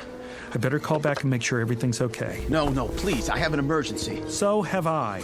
It won't do any good to call. Take my word for it. How do you know? I understand. I heard it all. You can't do it over the telephone. Will you stop pushing me? If he won't, I will. Yeah. Me too. Time. But... Here, take this card. It'll solve your problem. What are you... Take it. Go and see this man right now. Believe me, there's no other way I know. Go and see this man at this address, and he'll help you, guaranteed. But I don't even know where that is. Not far, just a few blocks. Give it a try. You'll see it works. All your problems will be solved before the night is over. Hurry now. Thank you. Operator, I got an emergency. Have a nice night now here.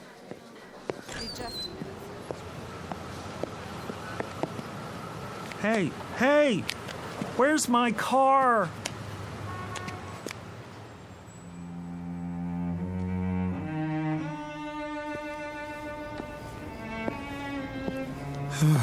Number 1822. This must be it. Pretty dark. Can't see a doorbell. Ugh, some door. Didn't even touch it.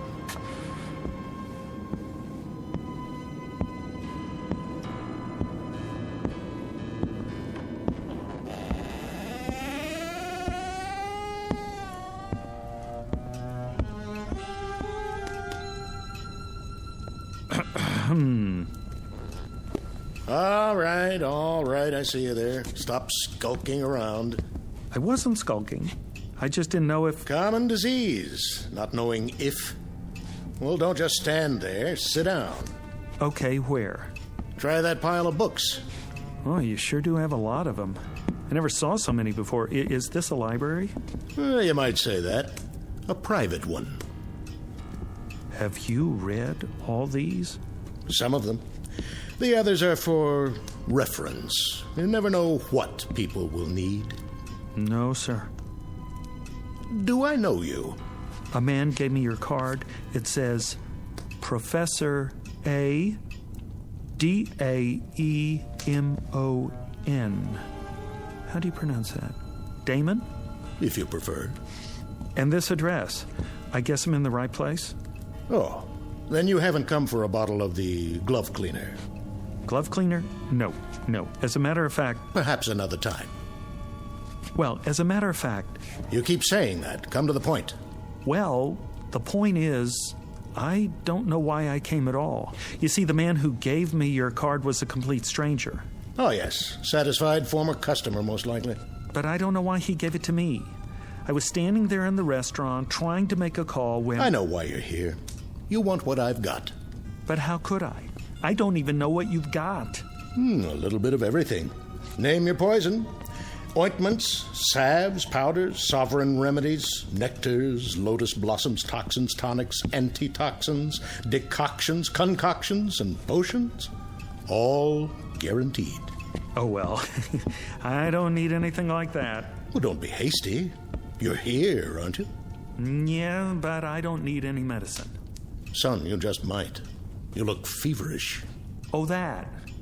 It's sort of, nothing really. Nothing I don't supply. Something is my specialty, and anything is what you'll get here.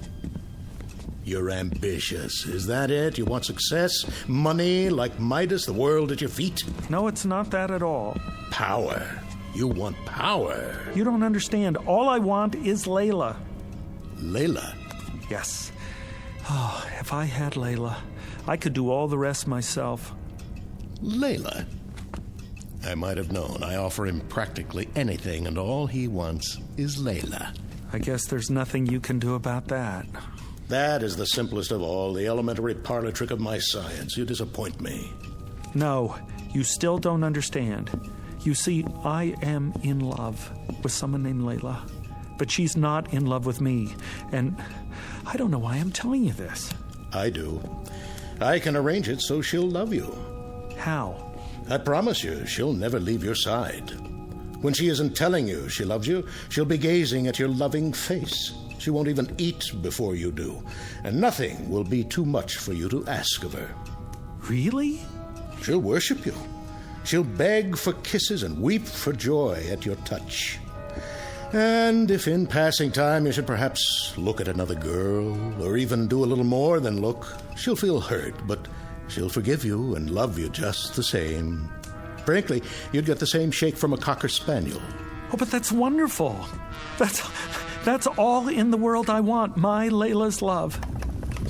Is Layla's love. I should have known. Where did I put that bottle?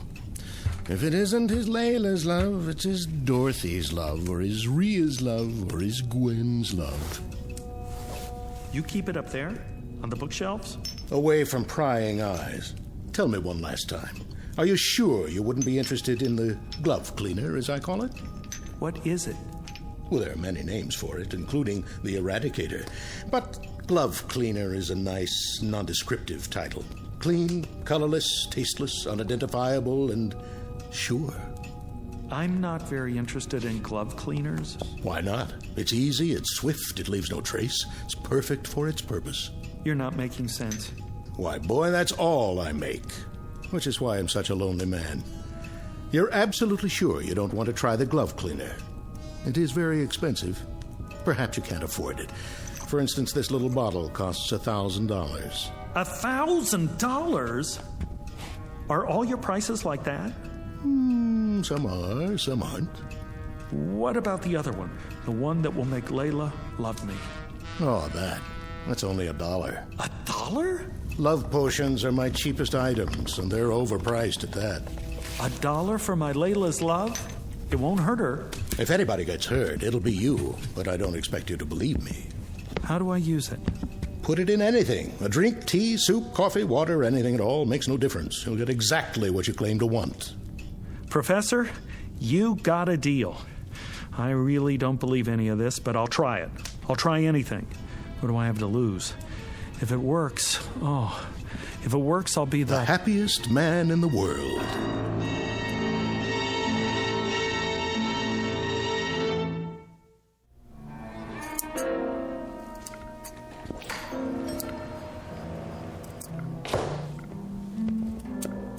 Yes? You're open. So it would appear. Lucky to find a flower shop open this late. May I help you? I certainly hope so. And the occasion? What? What is the event, sir? A prom, perhaps, or something along more somber lines? Somber? An injury, a lingering illness, leading to a departure. Dare I say, an interment? Oh, no. Nothing like that. Alas. A celebration! Ah. And what, may I ask, are we celebrating this evening? You may ask, and I'll tell you. We are celebrating fulfillment, contentment, consummation. Ah, the reading of a will. No. It's much more than that. A life sentence in the arms of my love without the possibility of parole. My condolences. We have some lovely wreaths. Don't you understand? I'm talking about true love. The kind you want to shout from the rooftops. Sparks, fireworks. A boutonniere. No, something more. A wrist corsage, then. Or a tasteful nosegay. What is the biggest thing you have? In what respect? I know. A rose. By any other name. Color. How about blue? Yellow. Green? Pink. Red? White. Sold. For purity. An excellent choice, I'm sure. 12 long-stemmed white roses. Will there be anything else? No. Yes. Champagne. And 2 glasses. Long stems on those, too. I'm afraid you'll have to visit your local vintner for those accessories. My sympathies to the blushing bride.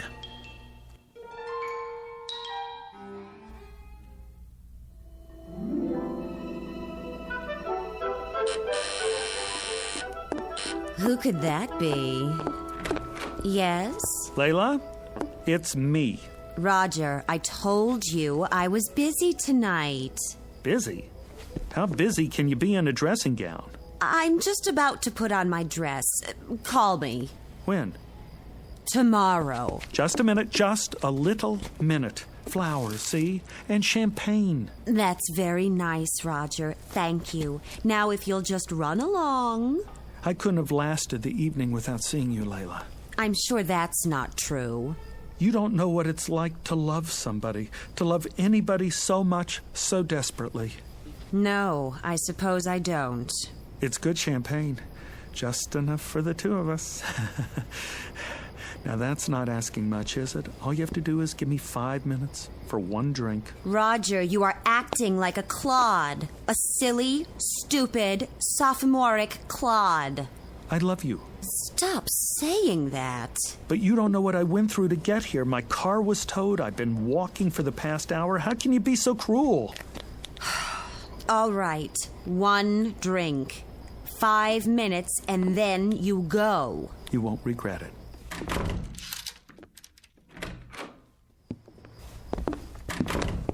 Layla? Not so fast. I've got to put on my dress. Why? You look like an angel. I know, but wait here. Ha-ha! It's like a new millennium.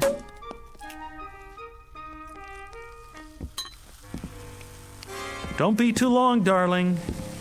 Just long enough to prepare one very special glass of champagne for you.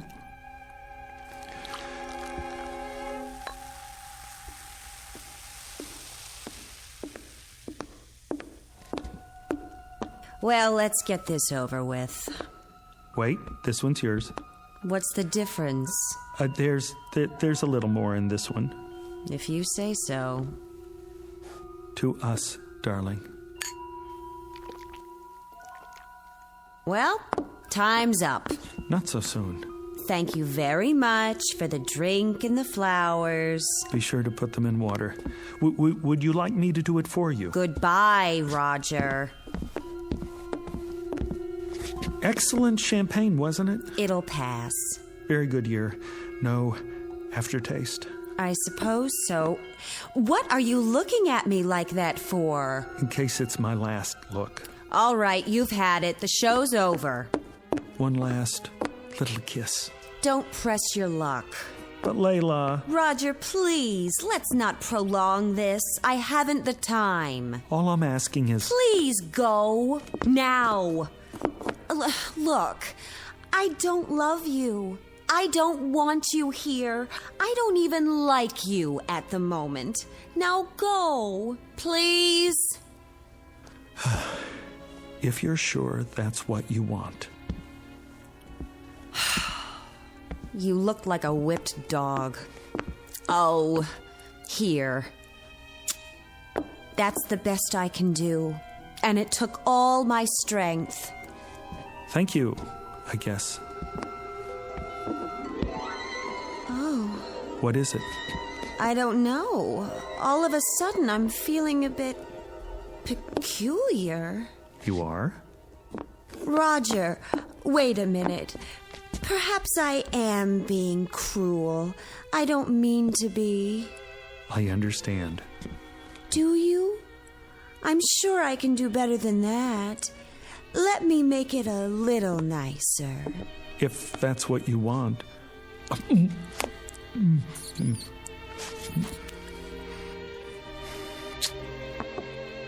That was definitely an improvement. What's happening? What is happening to me? Who cares? Come here, baby. Oh, Roger.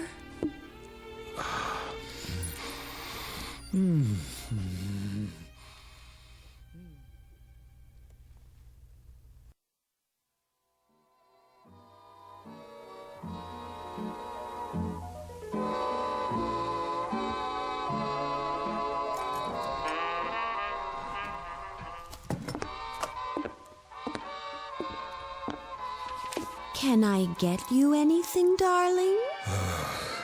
No. Are you sure? Quite sure. Is the music too loud? No, it's fine. Let me turn it up for you. It's fine, I said. What are you doing? Reading. Oh. Is it a good book? Great. Because if it isn't, I can get you another one. Layla, would you sit down, please? Of course, darling, if you want me to. Here? Oh, I meant somewhere else. All right, my love, if that's your wish. I'm sorry if it bothers you. It's just that I love to kneel at your feet. Well, kneel in a chair. Okay. Which one, darling? Anyone. Doesn't matter. Darling? Yes? Do you want your slippers now? No, thank you. Are you sure? I got them especially for you. They're the best the store had. They make my feet hot. Oh, well, if your feet are hot now, I could soak my hands in ice water and then caress them. That might feel good. Do you think so? No, my feet are fine. You have the most beautiful feet, like a dancer. I've never seen a more perfect instep. Would you like to prop them up on something? I'm fine. I know. Do you want to smoke your pipe? I don't think so. Why not? It burns my tongue. I'd be happy to break it in for you. I could smoke it all day while you're at the office, and then when you come home... Thanks, Layla, but no thanks. You're welcome. Oh, darling, I'm so sorry. I'll get you a cigarette. Don't worry about it. I should have put fresh cigarettes in the box by your chair. Here, I'll light one for you.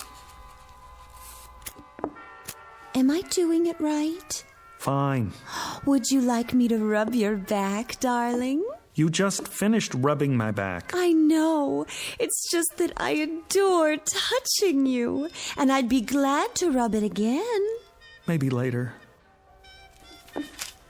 Am I disturbing your reading? No. Did I disturb you by asking if I was disturbing you? No, dearest, not at all. Oh, Roger, I love you so much. I'm so happy you're you. You're just perfect. I love to say I love you. I love to love you. I gotta get out of here. You do? I have an appointment. You do? Almost forgot. Hand me my jacket. Of course, here. I'm sorry I didn't press it for you. Will you be long? I don't know. You don't? I may be late. Would you like me to go too? No. No, won't be that late. Why don't you stay here and hug my pillow or something? Is anything wrong, Roger, darling? No, dearest. It's just I got an appointment and I'm late and I need a little air. While you're gone, my love will grow and grow. And when you get back, do you know what will happen when you get back? I promise you that... I promise you that when you get back, I'll make you the happiest man in the world.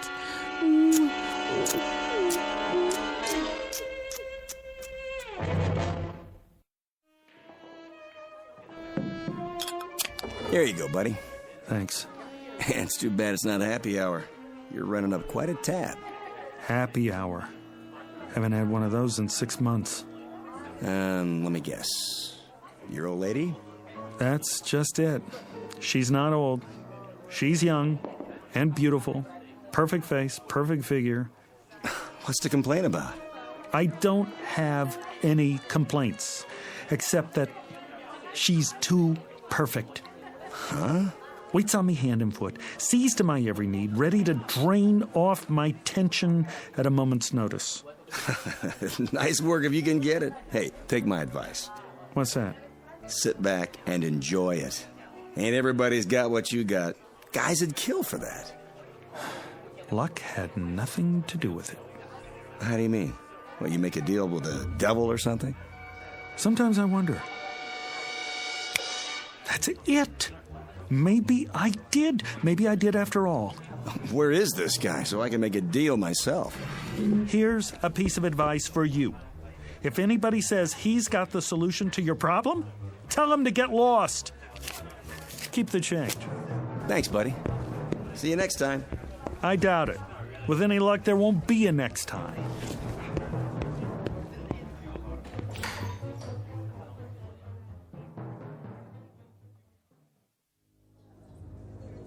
Have a nice night now here. I will, Margie. You take care. Excuse me. Be just a minute, sir. There's room at the counter. Hello? Yes? You remember me, don't you? Can't say that I do. You must. I was here once before. Tying up the phone caused quite a scene, I'm afraid. People lined up out the door. When was this? 6 months ago. Exactly. You don't say. Been in here much since then? Not once. I didn't think so. I was desperate to make a call, you see. I kept standing at the payphone, dialing over and over again, and everyone got terribly irritated. Happens sometimes, but I can't say I remember you. Listen, there was a man here that night, middle-aged, carrying an overcoat and a package. He said he was late for a meeting uptown. He bought his way to the front of the line, and when I finally left, he gave me some advice. Handed me his business card, this one right here. What's this now? So he told me to go to the address on the card, said it would solve my problem. I don't know anything about that. That's fine. What I want to know is, do you remember the man? Is he a regular customer? Because if he is, I have to find him and ask him what happened to his problem and what he knows about the address on this card. Anything at all. Sorry, mister. I can't help you. People come and go all the time. Could have been anyone. Then at least keep the card. And if you ever see a man trying to give out one like it, grab it, tear it up. You can't imagine how much grief you'll save some poor soul.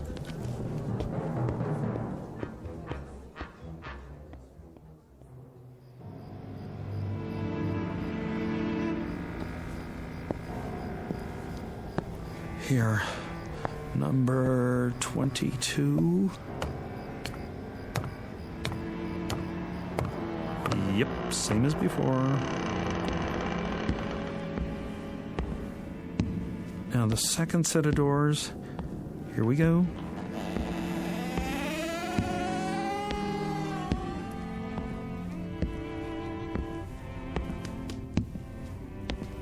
Hi there, Professor. Yes, I've been expecting you.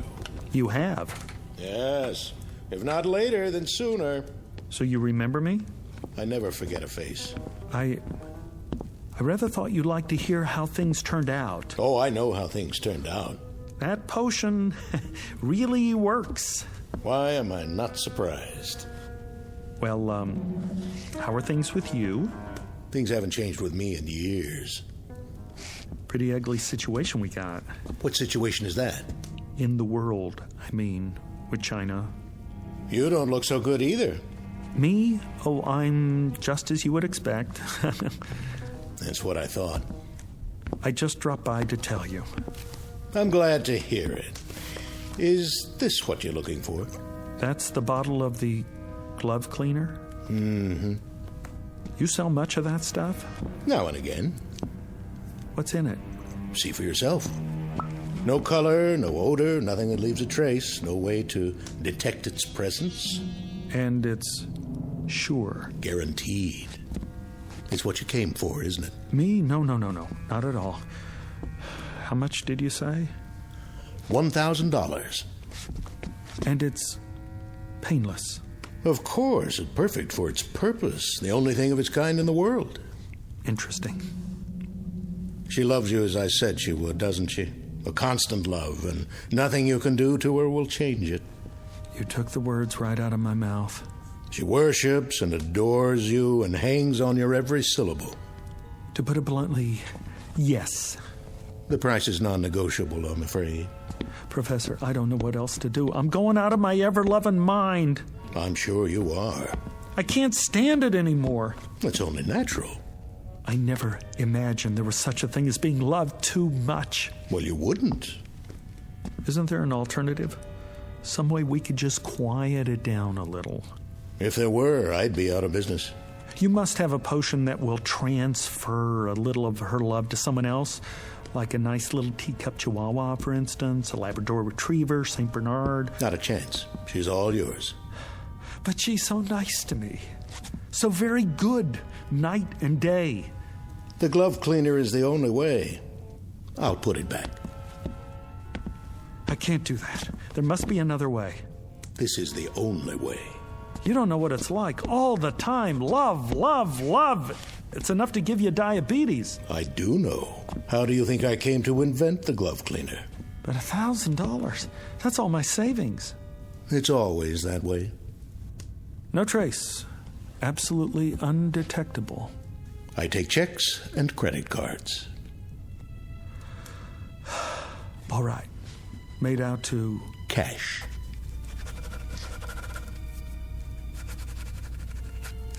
One thing I must caution you about. What's that? Use it immediately. Do you hear me? Immediately. It's imperative, and you must use it all. Why? Will it spoil? No, but you will.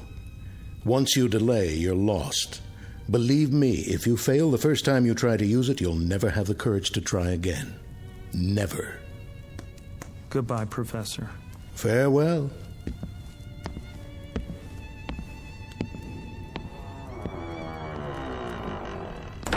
It never changes.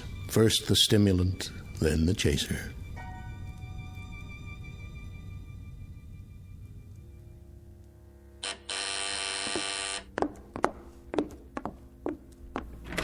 My darling. Hello, Layla. Come on, take the chain off. Of course I will. Oh, Roger, I'm so glad to see you. I know you are. Why, look what you've brought me. Oh, I thought we ought to have a party. Just the two of us. After all, not every couple stays married for 6 whole months. Roger, what a lovely surprise.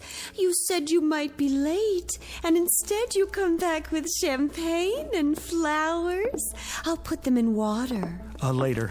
I'll get the glasses. Can't have a party without glasses. It's just like the first time.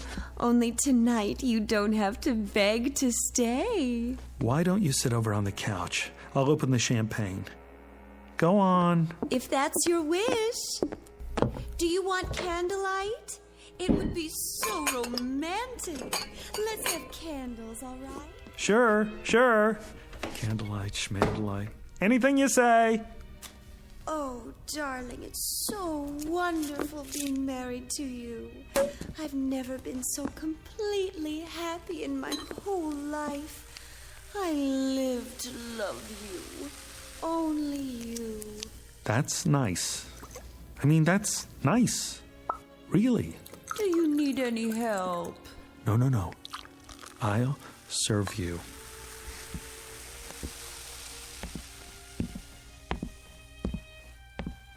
Sweetest, how did you happen to think of champagne? Oh, I asked myself, what does Layla need? And it came to me like a bolt out of the blue. Here you go. To us. To us. I remember the first time you brought me champagne, how you looked. Your eyes were filled with longing, and you watched me so sadly because you thought it was going to be our last drink. Isn't that what you were thinking? Right. I remember. Go on, Layla. Drink up. Lover? Hmm? My sweet lover Marshmallow, sit here. Why not? Go ahead now. Drink up. I'm not very thirsty. Good to the last drop. I'm not sure it's a good idea this time. Why not? Sit closer. Careful. What's this? What's what? Between the cushions. Have you taken up knitting? In this book, Dr. Spock? I've got news for you, my sweet little rabbit. Rabbit? I just got word from the doctor. What are you talking about? The test came back today, and it's positive. Isn't that wonderful? You don't mean you're... Oh, darling, we don't need champagne. We've got each other, all 3 of us. I suppose I could have just a sip. That won't do any harm. No, I mean... Don't. Maybe just a little toast to celebrate. Not now. Give me your glass. I'll pour it out. Are you sure? I'm sure. I couldn't have done it anyway. I could never have gone through with it. Think of it, darling. This is only the beginning. We're going to be even happier than we are now. And it'll go on like this for the rest of our lives. Yes. The rest of our lives.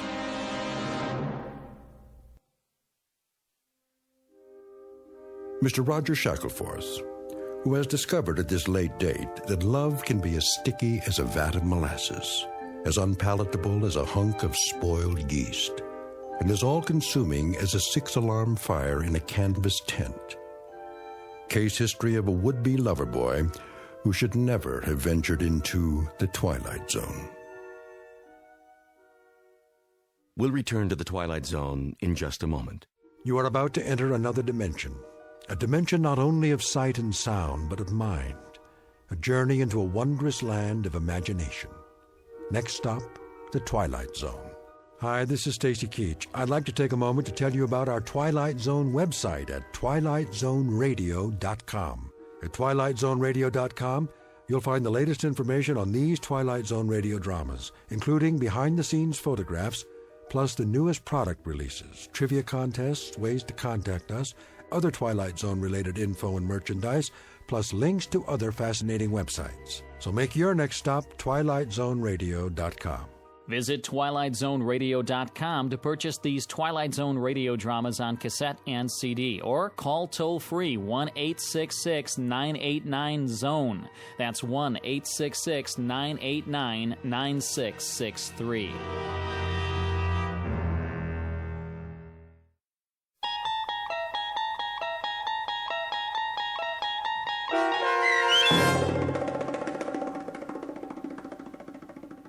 The Chaser, starring Stephen Tobolowsky, with Stacy Keach as your narrator, was adapted for radio by Dennis Etchison and written for The Twilight Zone by Robert Presnell Jr., based on a short story by John Collier. Heard in the cast were Michelle Graff, Roderick Peoples, Joby Cerny, Doug James, Jeff Lupetin, Carl Amari, Roy Melanzi, Meg Falcon, Jennifer Laterio, Linda Reiter, Peggy Roeder, and Craig Harris. The producers of The Twilight Zone wish to thank CBS Enterprises and the Rod Serling Estate for making this series possible. This copyrighted radio series is produced and directed by Carl Amari for Falcon Picture Group. Sound design and custom Foley effects for The Twilight Zone by Cerny American creatives Bob Benson, Craig Lee, Michael Slaybach, and Matt Sorrow. To learn more about the Twilight Zone radio dramas and to contact us, visit our official website at twilightzoneradio.com. Doug James speaking.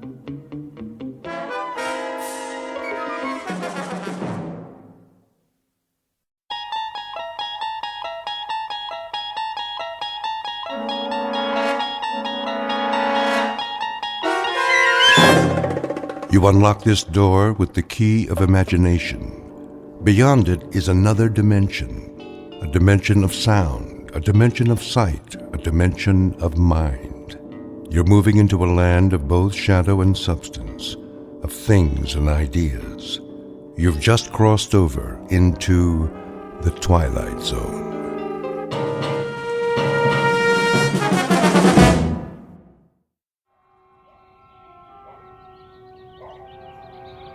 Letitia?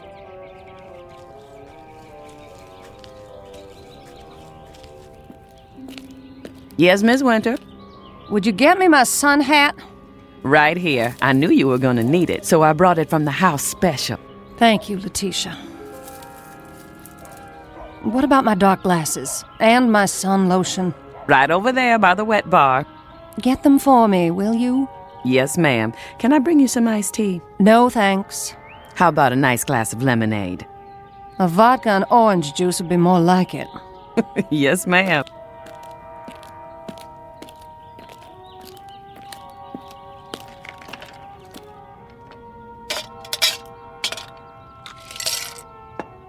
Where are the children? Still in their rooms?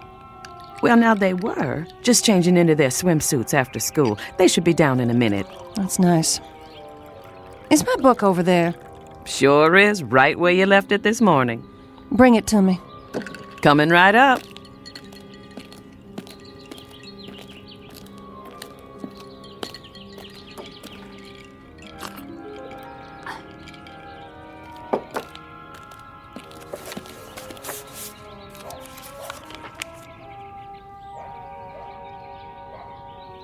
I don't know why I bother to read these things. They don't do one bit of good. I'm okay, you're not. Somebody's making a fortune telling people what they already know. Yes, ma'am.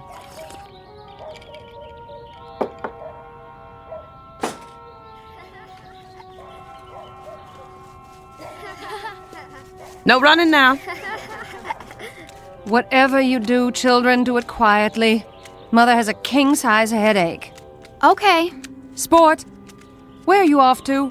Down to the pool. Jeb and me are going swimming. Jeb and I. Don't you two have any homework? Nope. Jeb? Well, just a little, Mama. But we can do it after supper. Promise?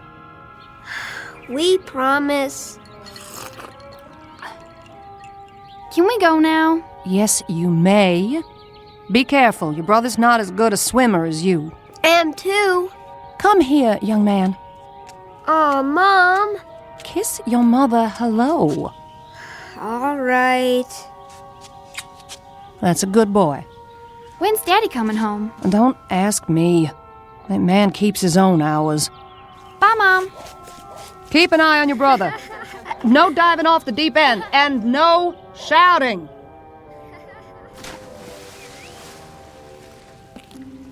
Will there be anything else, Miss Winter? Just one. Yes? Make me another drink. Yes, ma'am.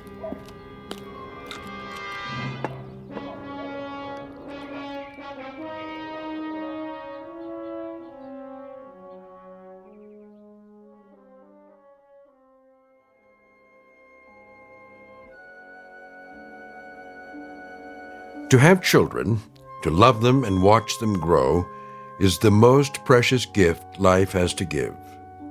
But to have children and not love them is a sad mistake, one that's not easily remedied. Because when left to their own devices, children may have no choice but to seek a world of their own. Meet Sport, barely 11, and Jeb, her younger brother. They don't know it yet, but they are about to be cast adrift in a mysterious place called the Twilight Zone.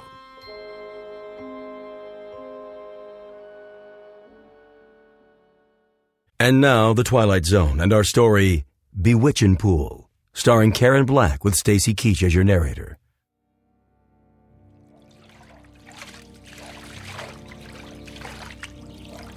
Jeb, what are you doing? Holding your breath? You're gonna suffocate yourself. What are you doing that for, anyway? It's the only way I can keep quiet. Mama didn't mean we couldn't talk. It was the yelling and hollering that made her have a headache. I'm just a natural-born screamer. Can't play unless I holler. I know a quiet game. Yeah? How do you play? Well, look down there, in the water. That's not a game. Jeb, come on. Okay, I'm looking. Now what? What do you see? A swimming pool. What do you think? Do I have to explain everything to you? It's a pretend game. Well, what do you see? A river. You and me floating on a raft, just like Tom Sawyer. No! Now we're coming to an island. What's on the island?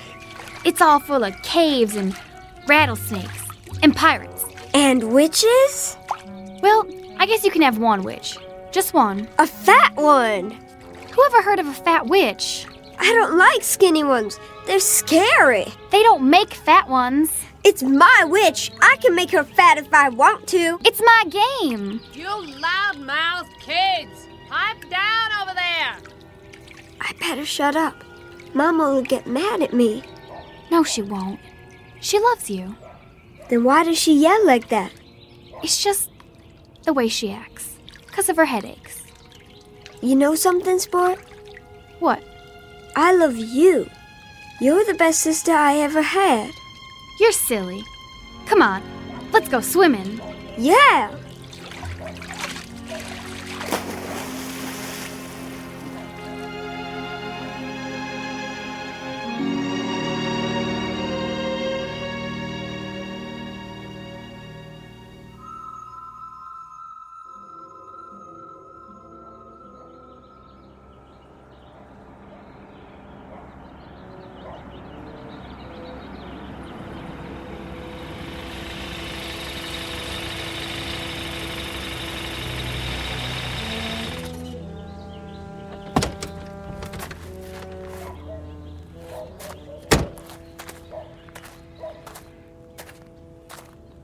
You're home early. What? I said, you're home early, darling. Where are the kids? In the pool. Who's watching them? Nobody. Is that right? Sport's an excellent swimmer. They don't go in the deep end. What were you doing in town today? Oh, now I'm being followed. I saw your car in the parking lot next to the TV station. I had an interview. Anything wrong with that? An interview? For what? I'm tired of my talent going to waste. Your talent? Show me one high-fashion model who can hold a candle to me. Is that what you are this week? A high-fashion model? Seems to me last week you were an artist. If they call me, I'm taking the job. You'll see. You've got a job right here, taking care of the 2 kids. Then what's the maid for, sugar? What are you for, Gloria?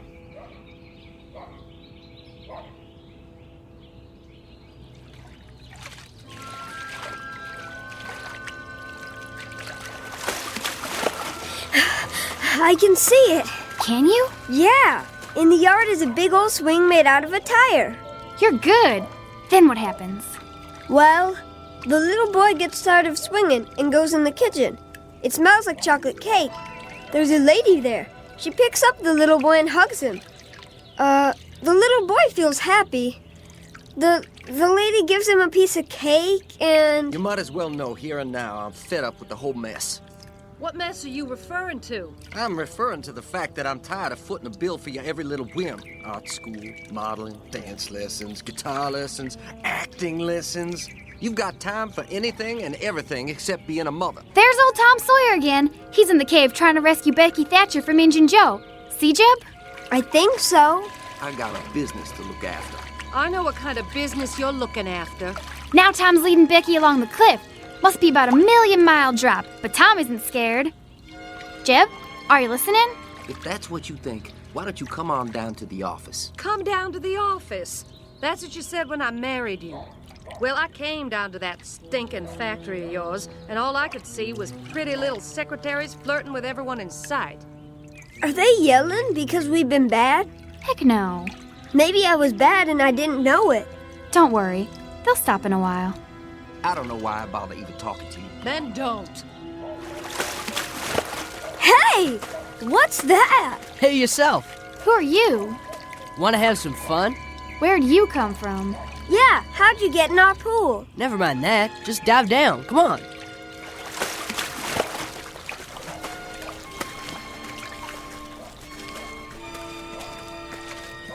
What is going on over here? Nothing. I can't even have a conversation without you brats yelling. We were just talking to this boy. What boy? In the water. He was here and then he was gone. There's nobody else in the pool. But he's gotta come up for air. No, Jeb. We were just playing pretend. Pretend? You fool kids. Where'd Daddy go? He went in the house. Supper will be on the table soon. You'd better be dried off and ready. Don't you go off and play. I mean it. Yes, Mama.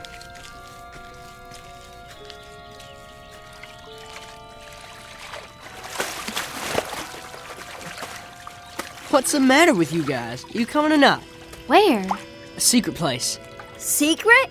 Where's that? Who are you, little boy? Where'd you come from? You'll find out. Let's go.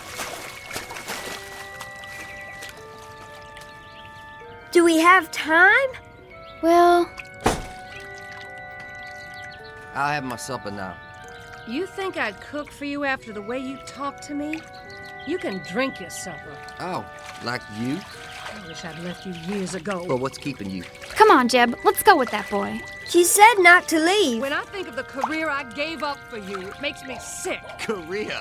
That's a laugh. I hate this house and everything in it. I hate you. They don't care what we do. What if they hurt each other? I'm older than you, and you have to do what I say. Now follow me.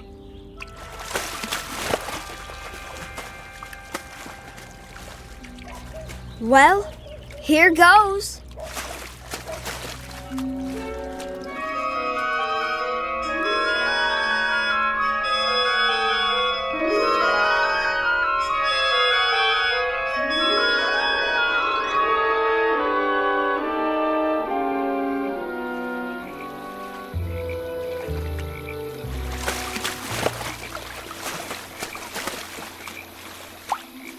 There he is, sitting on a rock.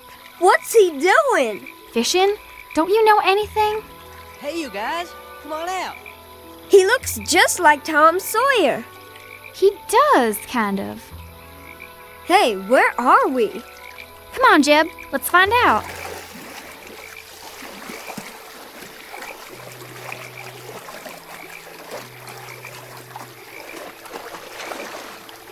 Grab my hand. There you go.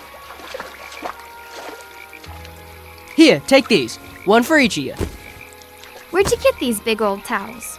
Aunt T sent them along just in case. We weren't sure if you were coming or not. Aunt T? Dry yourself off, Jeb. Where are we? Aunt T's, of course. Where's that? A secret place. We sure got here funny.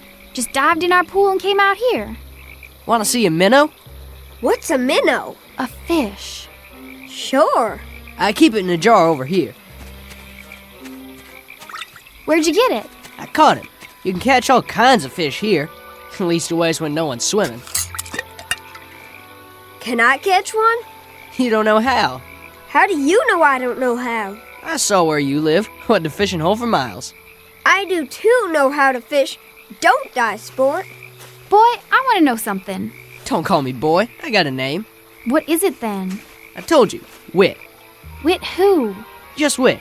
I used to have a last name before I came to live with Aunt T, but I forgot it. What were you doing in our pool? Just looking. How'd you get there? How did you get here? I can't figure that out yet. I'm studying about it. Can I catch a fish, please, sport? We gotta find our way home. Aunt T will be mighty disappointed. Better stop in and say howdy.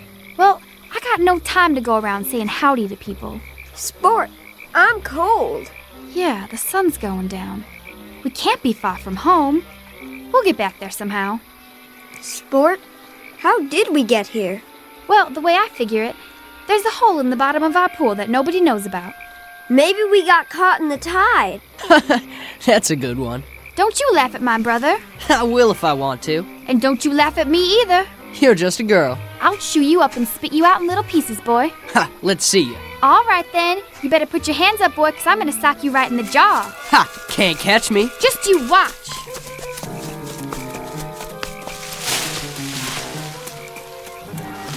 Sport, look. I'm looking. Where did all these kids come from? I don't know, Jeb, but I think this must be Aunt T's place.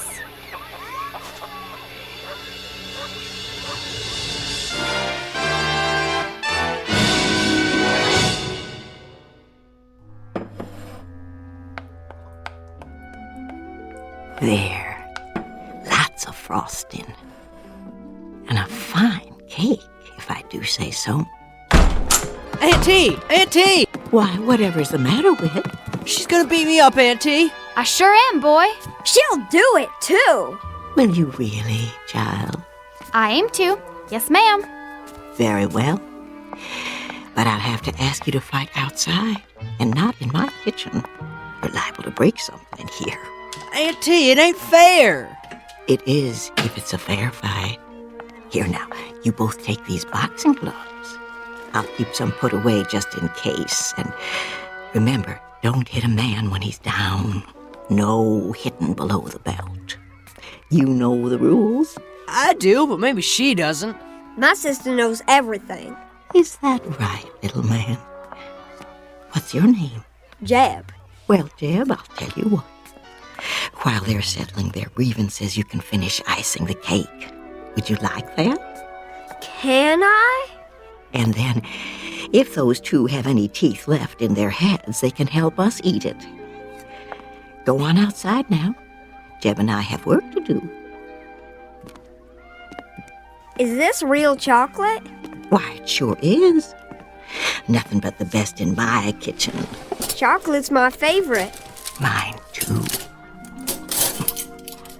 There you go. Use a knife and smear it right on. Oh, very accomplished. Have much experience frosting cakes? No, ma'am. This is my first one. Do tell.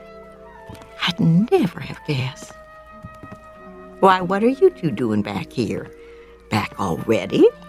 We didn't go yet. No. Why not?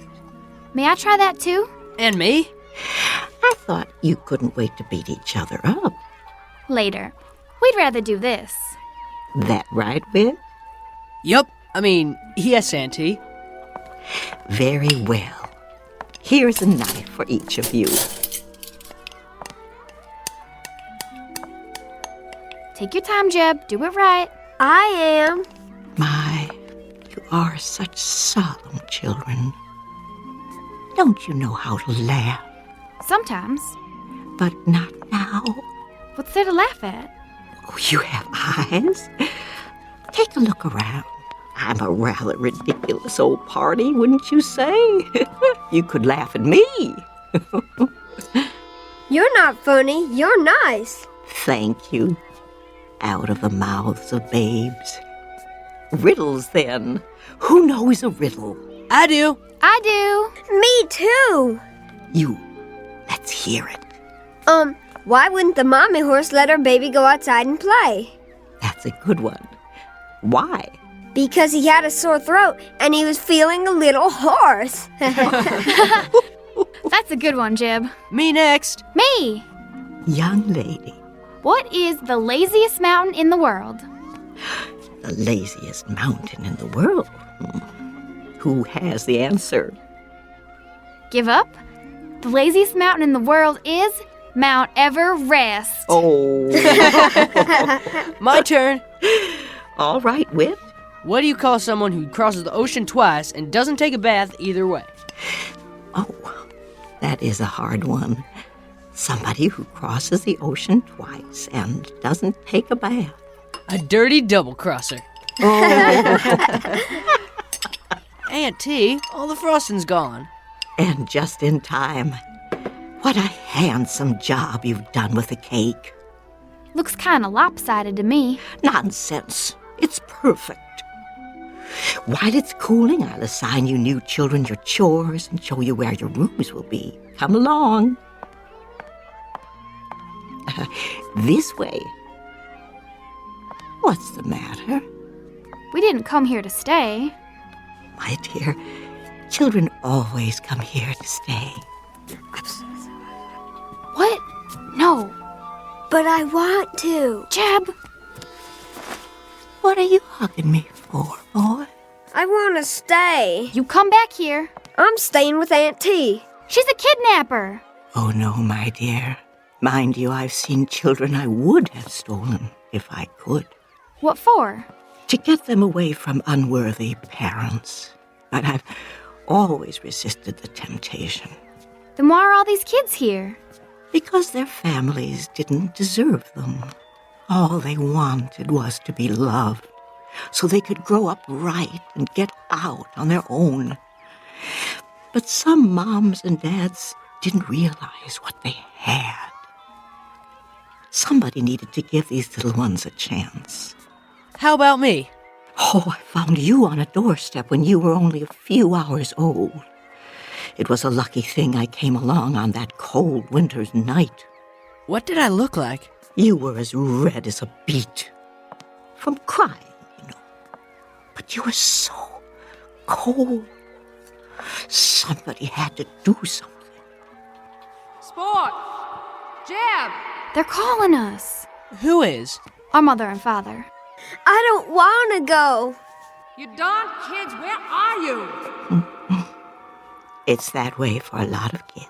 We better go home now. These voices you hear calling. At first they seem quite strong, but they get fainter and fainter, and after a while they fade out. And one day you simply cannot hear them anymore. Sport! I'm calling you, young lady. Don't pretend you can't hear me. We've got to go home. Can you tell me why? I've got everything you need right here. Why, there's the swimming hole down by the creek. The days are long, with all manner of things to do and see. And then there's always a hot meal and lots of children to play with. Blind Man's Bluff, Ringalivio and the Red Rover, all kinds of games. Some I bet you never heard of. See that little girl out there with the pigtails? When she came here, she never had smiled. Not once. All that changed pretty quick, let me tell you. Now all she does is laugh all the livelong day. Makes my heart glad to see them so happy.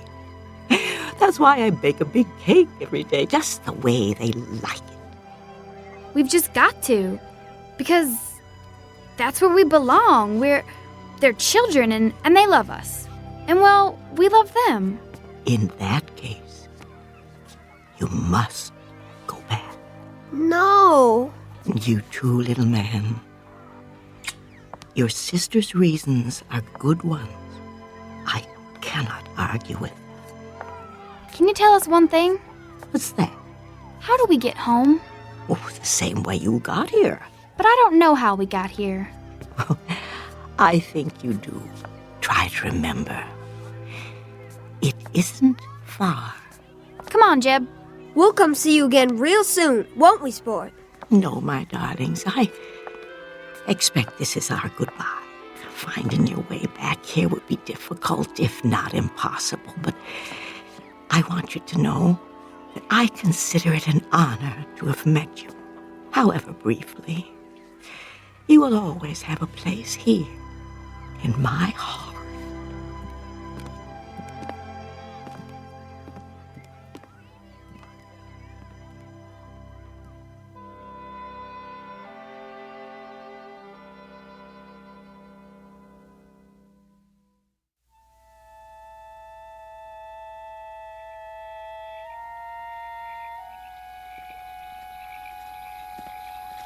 Here's where he came out of the water. It's a good place to dive.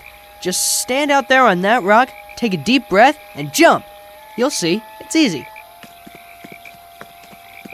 Stand next to me, Jeb. Do we have to? I'm your big sister. You have to do what I say. Bye, Whit. Bye, little Jeb. You mind your sister now. Whit? Yeah? I just wanted to tell you, I wasn't really gonna beat you up. I was just talking. Me too. Well, bye now.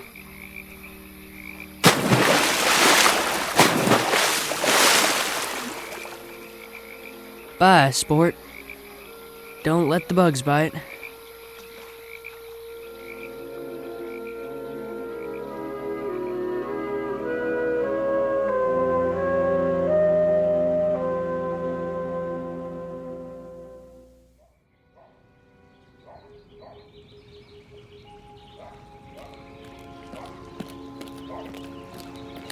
Have you found them? Not a sign. I told them not to leave the yard. I told them. Well, that's just it. They have no respect for you. You aren't firm enough with them. What about you? You're never here. Try putting up with their whining and screaming 24 hours a day. Gloria, look! Mama?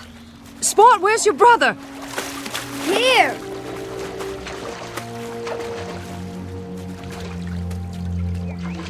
Where have you two been? We've been calling you for an hour. In the pool. You're lying.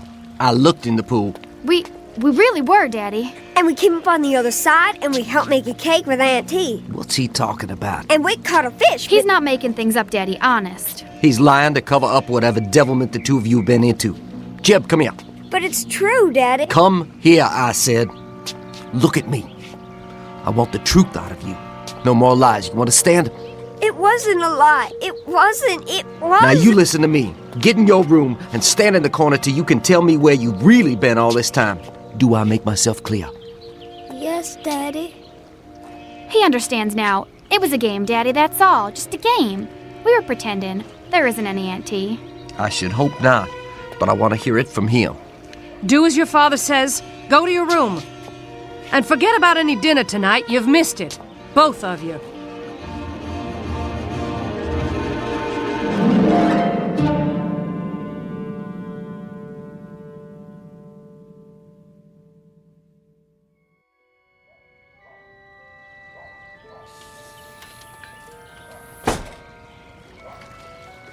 Sport? Jeb, Over here, Mama. What are you doing by the pool? I got up early. I couldn't sleep. Where's your brother? In his room, I guess. No, he's not in his room. I checked. He's nowhere in the house. Well, I haven't seen him. Is breakfast ready? Not yet. Your father is waiting to talk to you. What about? I'll let him explain it to you. But there are going to be some changes around here. What kind of changes? You'll see. Things are going to be different. Will things be better? You bet your sweet life they will. Now find Jeb and hurry. All right, Mama.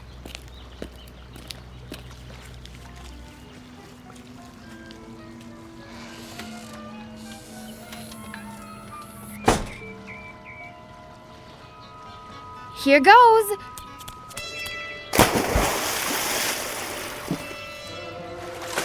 Wit, where are you? Auntie? Help me get back. I don't know how.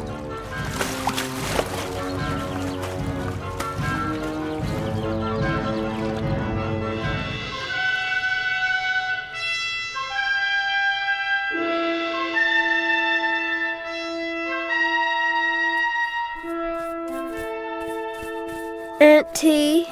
Yes, Jeb? What are you making that quilt for? Because we need quilts. Lots and lots of them. To keep the children warm and snug at night. Don't you know anything? Sure I do. I know lots of things. When you finish cleaning the shoes, your next chore will be to help Whit bring in the wood for the stove. Auntie? Hmm? Why do they have to be chores? Every child must have chores to do. It teaches the value of work, the self-respect of doing a job well. Makes big muscles, too, like mine. Let's see. Roll up your sleeves. I told you. Big, ain't they? Wow. Keep working, boys. You have more shoes to clean. What are all the shoes for anyway? They're for the children, too, of course. Think of it, you and your sister didn't have any shoes at all when you came here yesterday. They all got holes in their swimming pools too, Auntie? Oh, dear me, no. Some of them don't have swimming pools. Some come down the chimney or you open the door and there they are. Sometimes you find them on street corners or on a doorstep like Whit here. What's that? Oh, why, someone's outside at the window. It's my sister. Sport, dear. Come in. Oh, come in. I can't. I'm dripping wet. Wait a minute. I'll get a towel from the cupboard.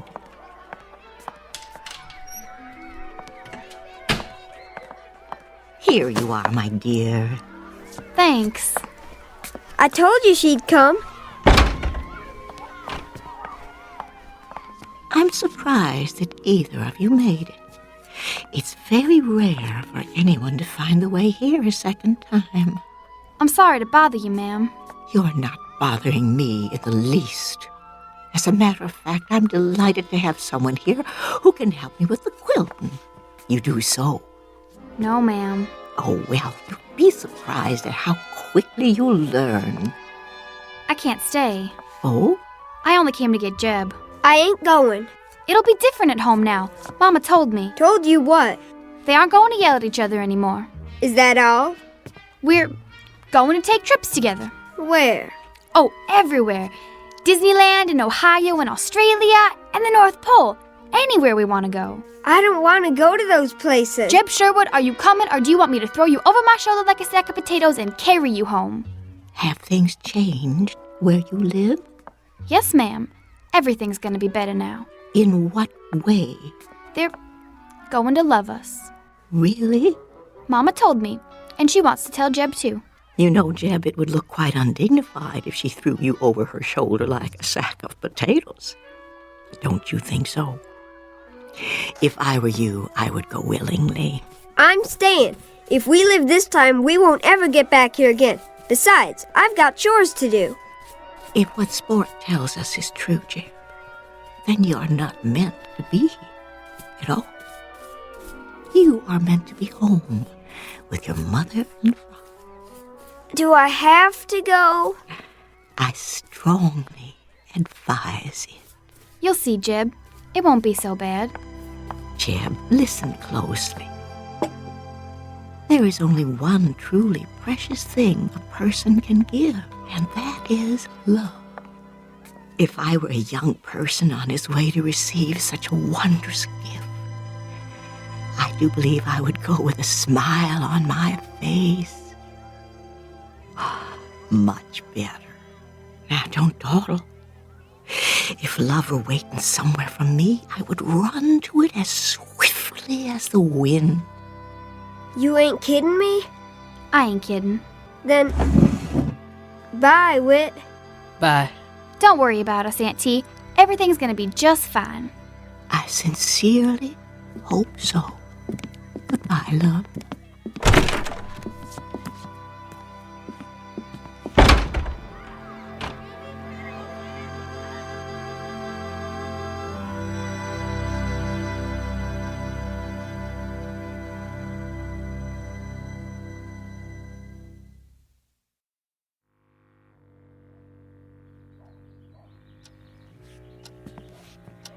Maybe we should wait till tonight. No. You said you'd talk to them. Let's get it over with. I've got a half-dozen people waiting for me at the office. For once, just once, would you mind putting your family ahead of your work? I'm not the one, it's you. Lower your voice. Here they are now.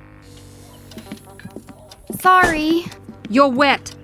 I sent you to find your brother, not to play in the pool. That's where he was, in the pool. Do you know what happens to children who tell lies? We go to hell and get burned up. Well, you're here now.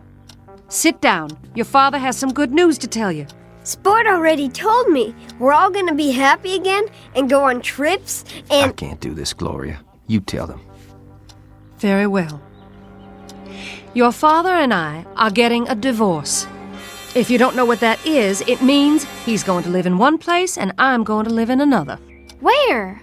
As far apart as we can get. But... What we want to know is, do you kids want to live with me, or do you want to live with her? I suppose we could split you up if you'd prefer. No, I want to be with Sport. It's up to you. Make up your own minds. We want it the way it was. Well, you can forget it. I'm into that. We'll be good. This time we really will. We won't fight or cry or make noise. We'll be so good. Won't we, Jeb? What are you talking about? It's all our fault. You hate each other because of us. Oh, that's not true. I'll tell you one thing. We wouldn't have stuck it out this long if it hadn't been for you two. You might show a little consideration.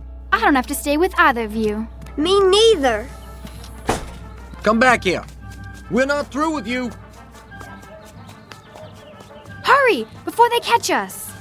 I can hold my breath a real long time. I've been practicing. I know you can. Get ready. On your mark. What do you think you're doing? Stop them. What if we can't get back? We've got to. Get set, go. Come out of there right now. This time you're gonna get what you deserve, but good. Are you coming out, or do I have to drag you out? Aunt T, help us. Help us, please. Auntie, I need you. Take us now. Get out of that pool. I am not going to tell you again. Do you hear what Daddy said? He means it. Aunt T.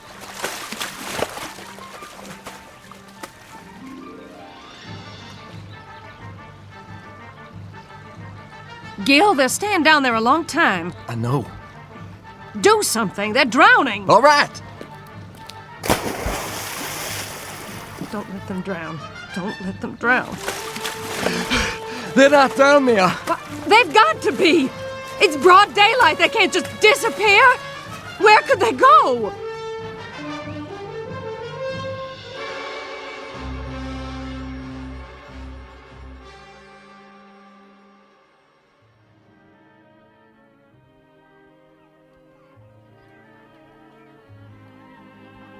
Jeb! Sport! What is it, Sport? You look so far away. Huh? Oh, I thought I heard something. Well, did you? I guess not. Children, where are you? Come back. Please come back. Don't you want any? What, Auntie? Oh, I asked you, child, if you'd like a piece of chocolate cake. Oh, yes. May I please? Why, you certainly may. Me too.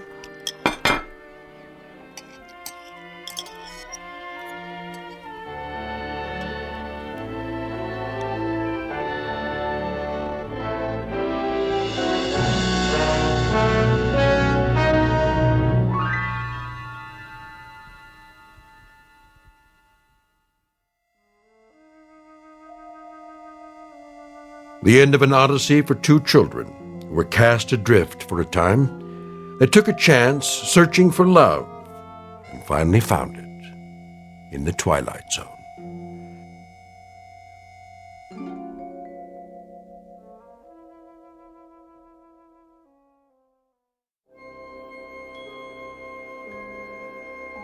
Hi, this is Carl Amari, producer of the Twilight Zone radio dramas. I'd like to take a moment to tell you about our official website at twilightzoneradio.com, where you'll get the latest news and information on these Twilight Zone radio dramas. Plus, at twilightzoneradio.com, you can digitally download 3 free episodes or any of our episodes for only $1.95 each. In this age of ever-changing technology, we've decided to make these episodes instantly available to you by making the Twilight Zone radio dramas a digital download-only series. This means that this series will no longer be offered on CD. The CD collections at our website are now being offered while supplies last at buy one, get one free. So be sure to get your favorites before they're sold out. Be sure to visit us often, and I'll see you in the zone.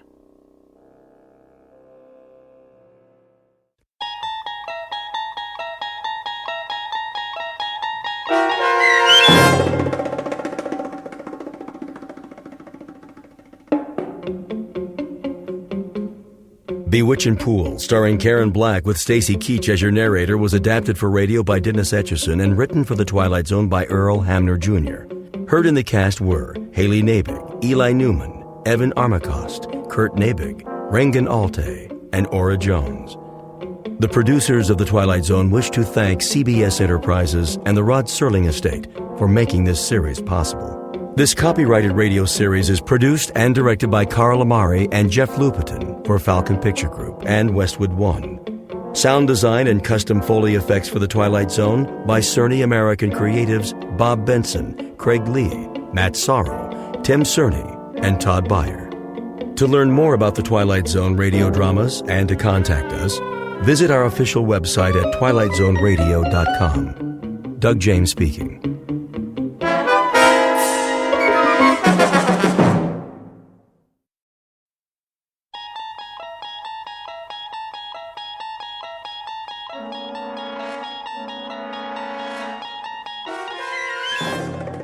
You unlock this door with the key of imagination.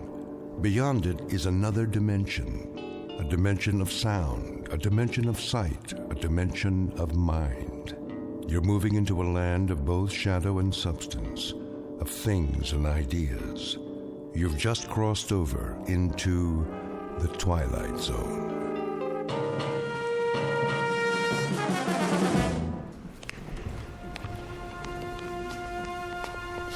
Here we have the famous temptress from ancient Egypt, Cleopatra. Her beauty almost brought about the destruction of Caesar, Mark Antony, and the Roman Empire. And now, if you will follow me, the last group of figures in our little wax museum. The piece de resistance, if I may say so. The most infamous black-hearted killers of all time. This is not for the faint of heart, so if there are any who would prefer to stay behind... I don't like this place. Come on, honey. They're made out of wax. But... No? Very well, then. Feast your eyes upon... Jack the Ripper, Henri Landru, and the dreaded Burke and Hare. It's Burke who's smothering the poor lady with a pillow, while Mr. Hare assists by holding her feet to the bed. And last but not least, in the sailor's garb, Albert Hicks, about to sink his gleaming axe into the skull of his hapless victim, one Martin Sinescu. Move in, please. They look so real. Closer. Closer. But not too close. Allow me to introduce Mr. Sinescu, the curator of Murderer's Row. Thank you. Thank you. I'm sorry if I startled you. I thought he was one of the dummies. Oh, nothing to be afraid of. Perhaps not, young man. But who can tell what evil lurks in the heart of the man standing next to you? Go ahead, Martin. Introduce your friends. With pleasure. Albert W. Hicks, mate on the oyster smack E.A. Johnson, a gentleman. Yet one day, in 1860, off the Atlantic coast, he murdered everyone in his crew with an axe, exactly like this one. Why did he go mad? I'm afraid we'll never know. Not to mention Burke and Hare, two more monsters of their time. But do they look like monsters? What torment drove them so late in life to behave like ghouls? You see here how they suffocated their victims. A technique called burking. Think of the agonies they endured. Which one's he talking about? Search me. Both of them, sir. All of them. Surely it's dreadful to be murdered, as our victim here would tell you, if she could talk. But to commit murder, to take a life with your own hands, again and again, and not be able to stop yourself. Can you begin to imagine the horror? Nope, but why don't you tell us about it? I wish I could.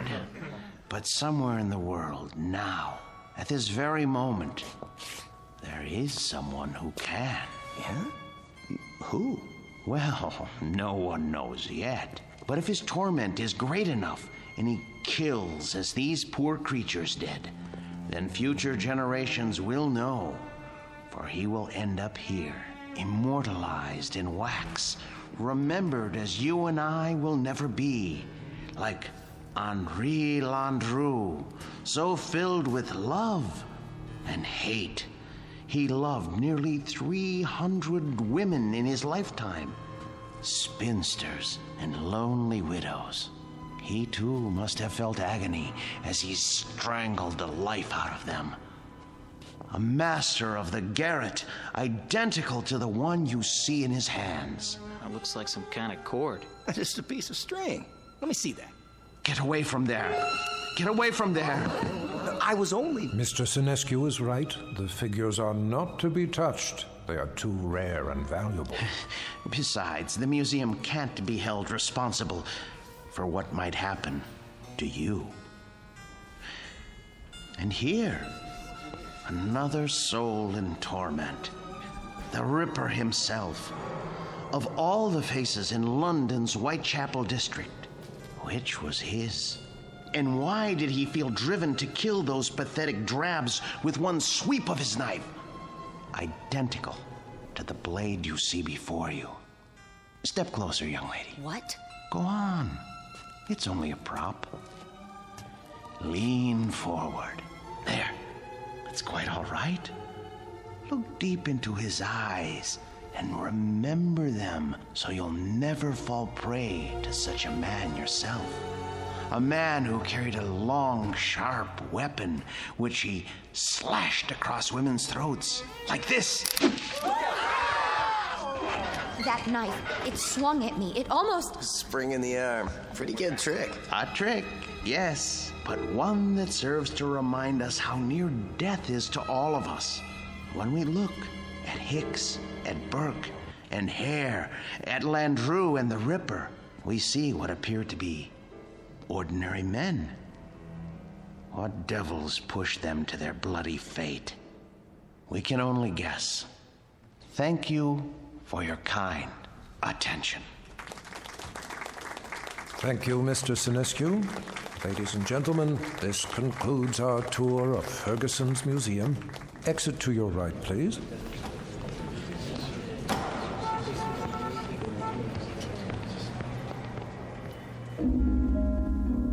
Mr. Martin Sinescu, a gentleman and the curator of Murderer's Row in Ferguson's Wax Museum. He looks after these replicas with care and dedication, and he ponders why ordinary men are driven to commit mass murder. What Mr. Sinescu does not know is that the groundwork has already been laid for a special kind of madness, a torment found only in the Twilight Zone.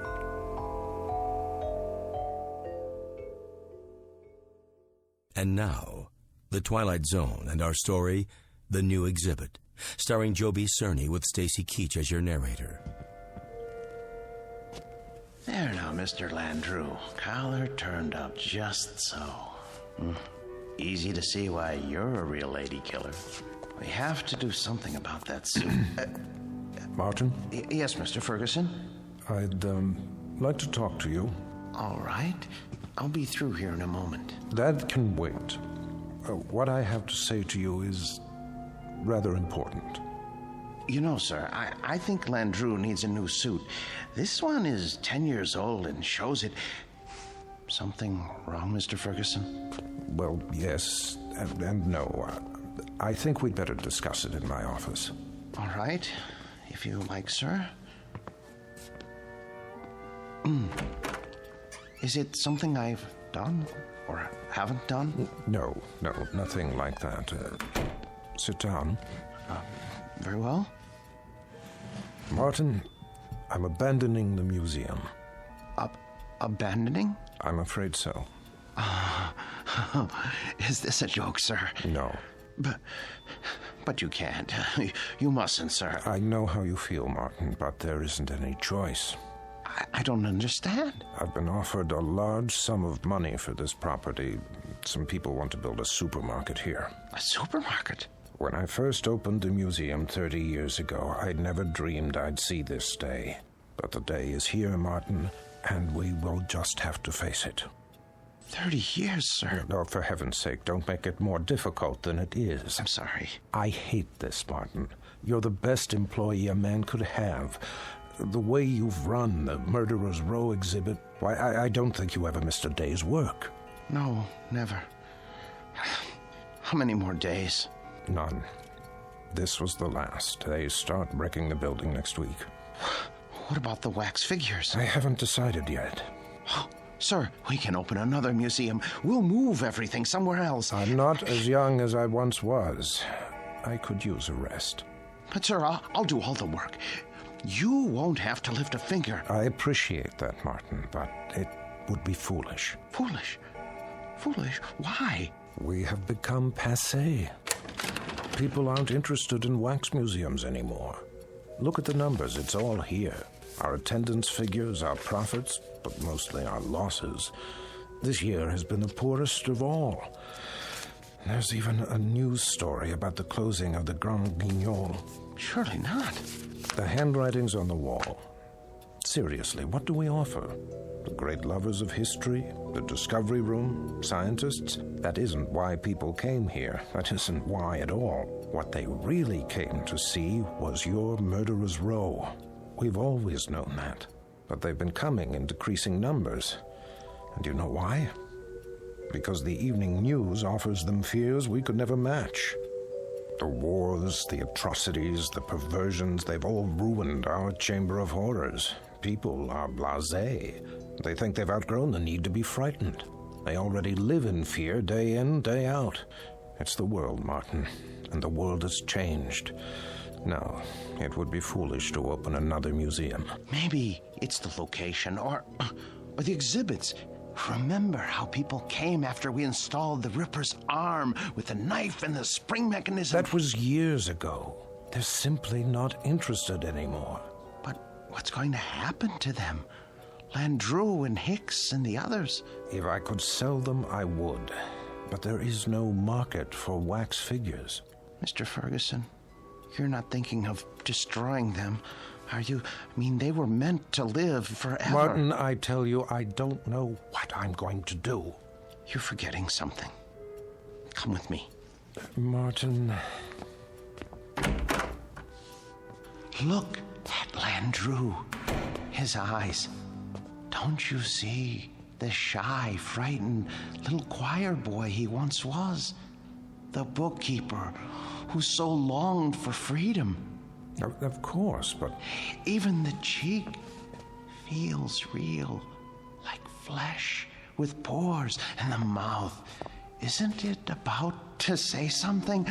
Oh, Landru was an elegant man, full of tenderness. It's right here, in the lips. The way... What are you trying to say? Mr. Ferguson, you seem to have forgotten that these figures are the work of the great Henry Guillemond, the only ones he created outside of Europe. I haven't forgotten. There was genius in everything he did. They're not just so much candle wax. It's as though they were alive. I'm afraid it doesn't make any difference now. I don't think I could stand it if these figures were destroyed.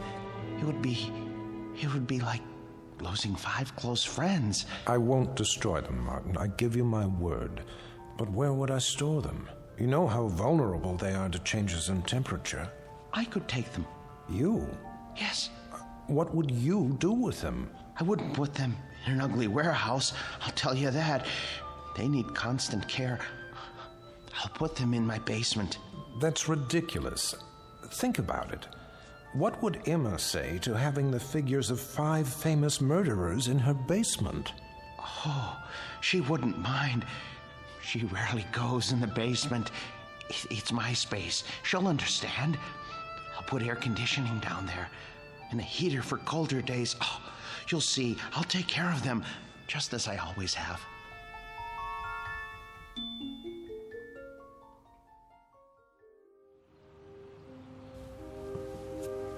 You haven't eaten your breakfast. I'm not hungry. They should have arrived by now. They'll get here when they get here.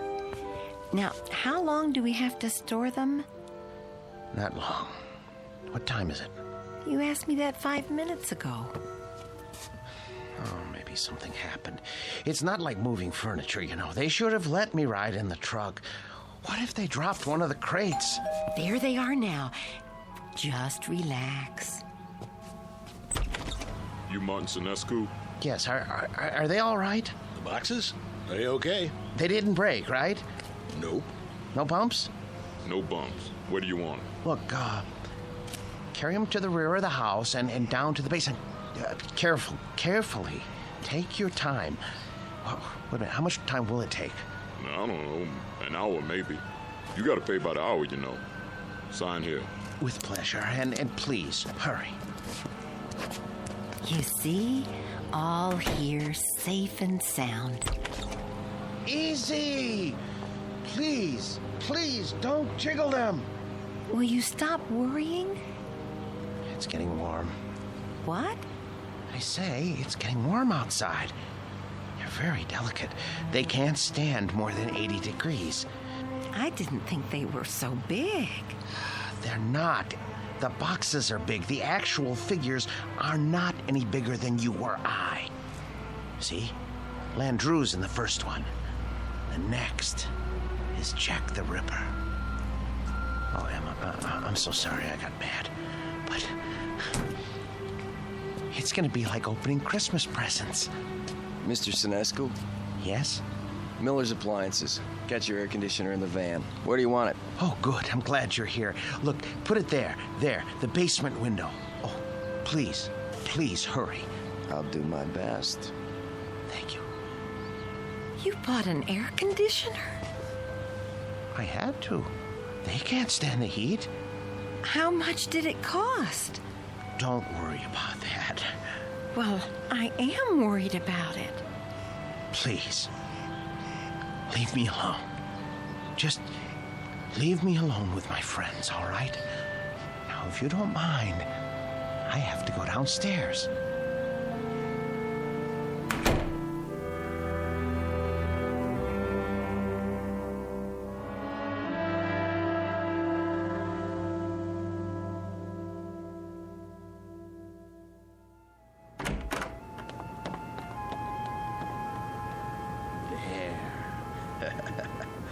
Ooh, feels cool enough.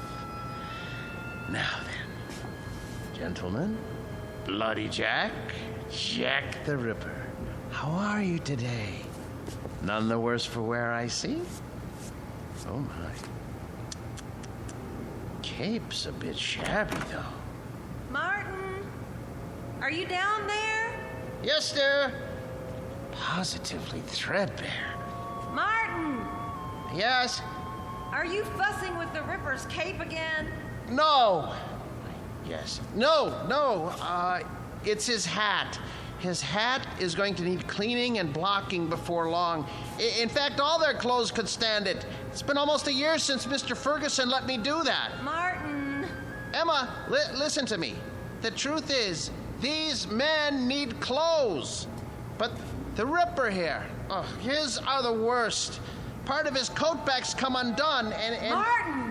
What is it, dear? We're not buying them any clothes. Oh, Emma, listen. It's not just buying. It's tailoring to fit their bodies. I don't care, Martin. Oh, you don't mean that. Yes, I do. No, you don't. Honestly, Martin, you pay more attention to those murderers than you ever did to me.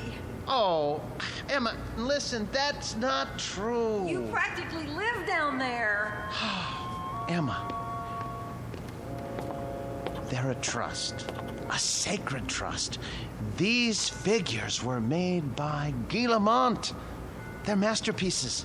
All right, so they're masterpieces. But you told me it would only be for a few days. Now, they've been here for weeks. I've been nice about it, Martin. You can't say I haven't. How long is this going to go on?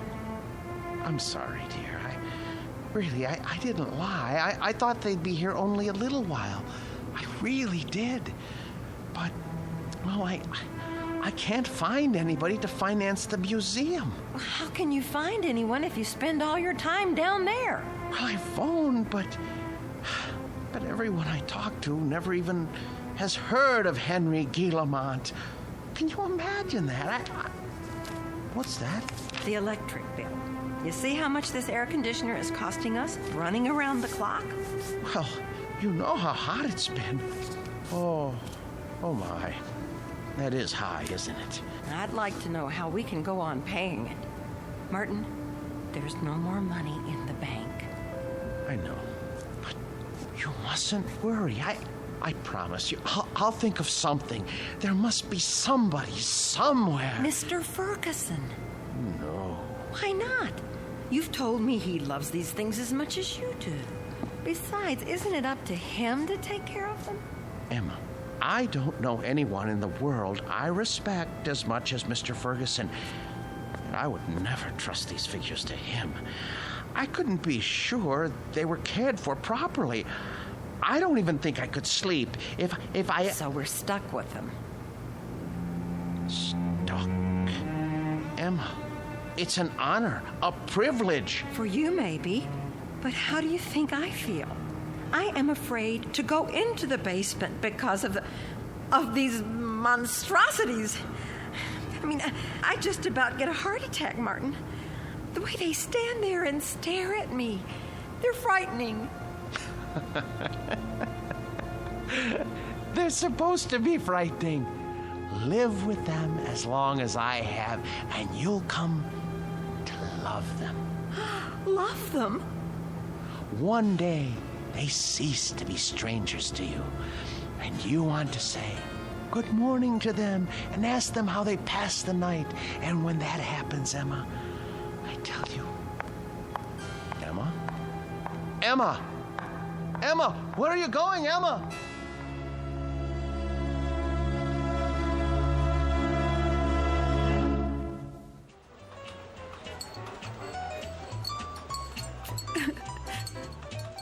So I just don't know what to do. I mean, we can't borrow any more against the house. That's true. There's no chance for a refi without proof of income. And then today, when the electric bill came, I realized we've been spending a fortune just to keep the basement cool. You should have told me about this. I know, but I didn't want to bother you. I'm also your brother, remember? Oh, Dave. If only one of those people would loan him the money to open the museum, everything would be all right. Now, Emma, listen to me. Nobody's going to put money into a crazy scheme like that. Old Ferguson knew what he was doing when he sold out, and he was smart getting Martin to take care of those dummies. I shouldn't complain. It's just that you know how much he loved his job, and it was such a shock losing it. Do you want me to help? I didn't come here to ask you for a handout. Don't be silly. We're family. And believe it or not, I've always kind of liked the guy. But what's happening now? It sounds like he could use a few hours with a shrink. I can give you the name of a good one. Oh, Dave, he'd never go. Exactly.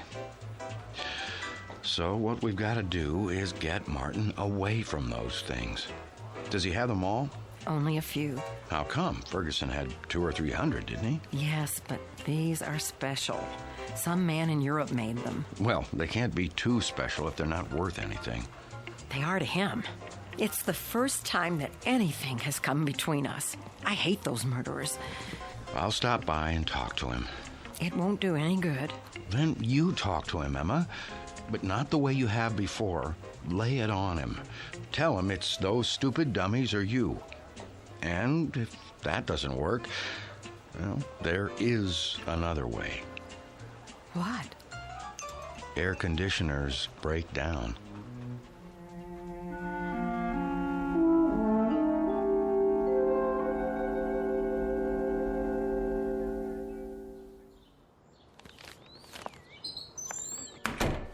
Emma?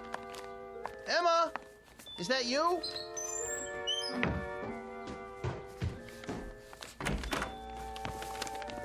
Where have you been? Do you care? I know you're angry, but what can I do? I have to keep the figures in perfect condition. I can't let them go, or... Where did you get those groceries? I thought you said we didn't have any money left. Dave gave me some cash. Oh, no. Oh, my, oh, my, oh, my. You told your brother. Martin, we can't go on living like this. I'll borrow some money from Mr. Ferguson. Borrowing isn't going to solve anything. Now, Martin, I know what those figures mean to you, but... But what, Emma? What? I simply will not have them in this house 1 minute longer. Martin, once they're away from here, you'll be a different man. You'll see. You've lived with wax dummies so long, you've forgotten how to be a human being. No, I haven't. What kind of friend do you think I am? I cannot desert them now, not after all these years. They need me. They'd be lost. Martin, they're not alive. They don't need anybody. I want you to see a doctor. What? A doctor? Yes. Just once. What do I need a doctor for? Because, Martin, there's something the matter with you. You haven't been yourself lately. Oh. Well, who have I been then? Well, I'm not sure. Somebody I've never known. But, Martin, staying down in the basement all day and talking to those things, honey, it's not natural. I know it's not natural, but it's my job. I'm not the only husband who brings his work home with him. This was your brother's idea, wasn't it? Well, you go back and tell him to mind his own business.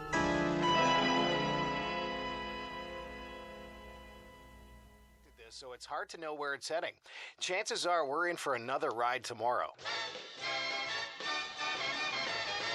And that concludes our broadcast day. This channel will return to the air at 6 a.m. with the early report. Until then, we bid Are you asleep? Good night.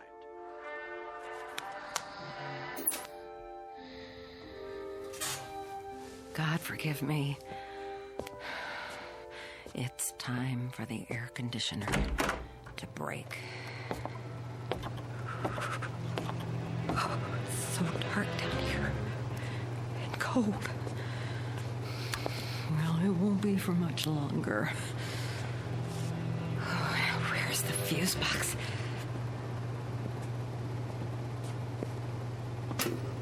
Let's see now. Which one is for the air conditioner?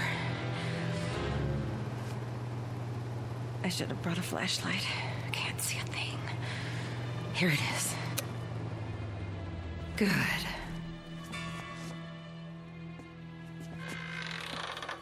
What? Who's there? What's happening?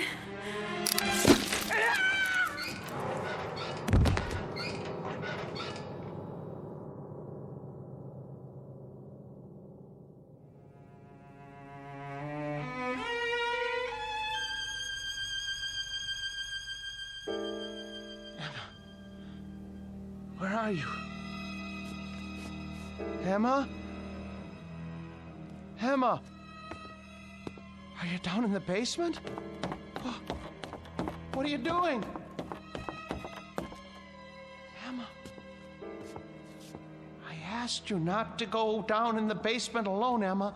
I don't want you touching the figures. You leave them to me. Emma? Oh, where's the light switch? Ah, that's better. Emma! Emma! Emma! Oh, good Lord, what happened? Your throat. For the love of Emma. Who could have... Oh, you. The Ripper's knife? The blood? Oh, so much blood. No. No.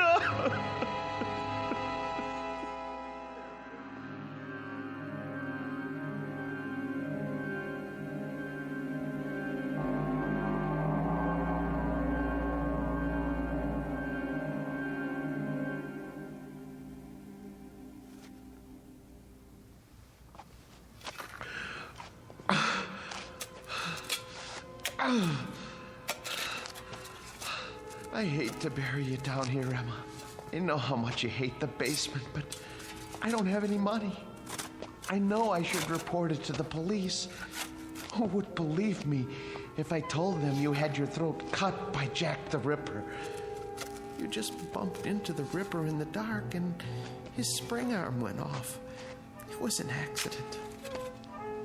Besides, if I go to prison, who will take care of the figures? It's better this way.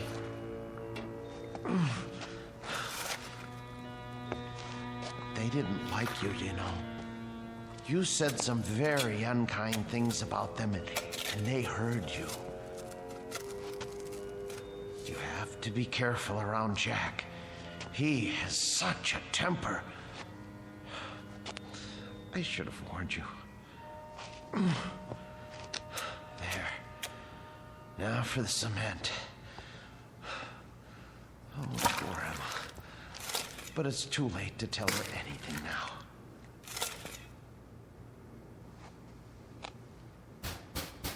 Yes, man. Come back later.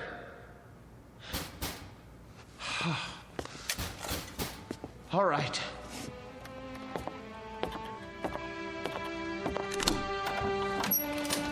Hi, Mr. Snesku. I gotta read the meter. Hey, careful of the cement, it's wet. Oh, yeah. Doing a little patching, huh? Floor must have been pretty bad. Yes, it was cracking.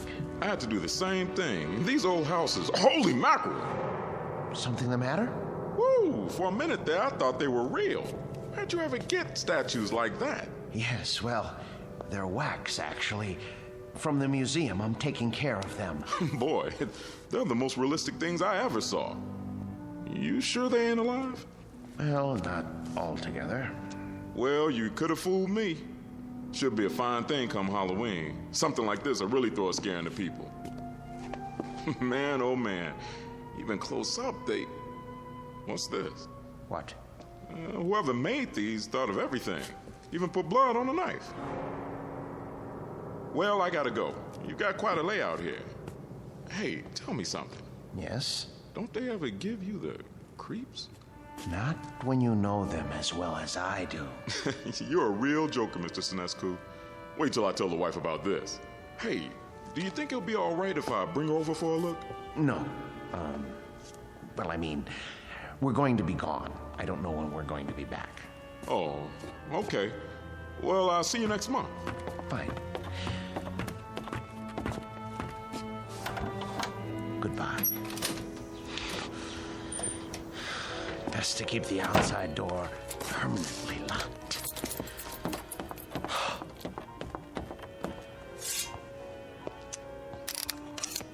Check. I'm surprised at you. I really am. How did you manage all those murders without being caught by Scotland Yard? Any killer knows you can't leave blood on the murder weapon. And I don't mean to make a joke, Mr. Ripper. It's a dead giveaway. There. Knife's good as new.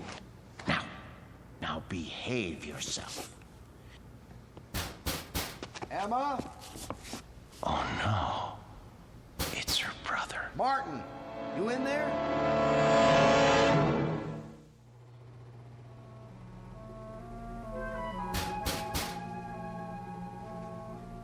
Emma? Martin? Where are you? I gotta lock the basement door. Martin, if you're in there, open up. Now. Martin, are you in the basement? Yes. Yes. Is that you, Dave? I'm down here.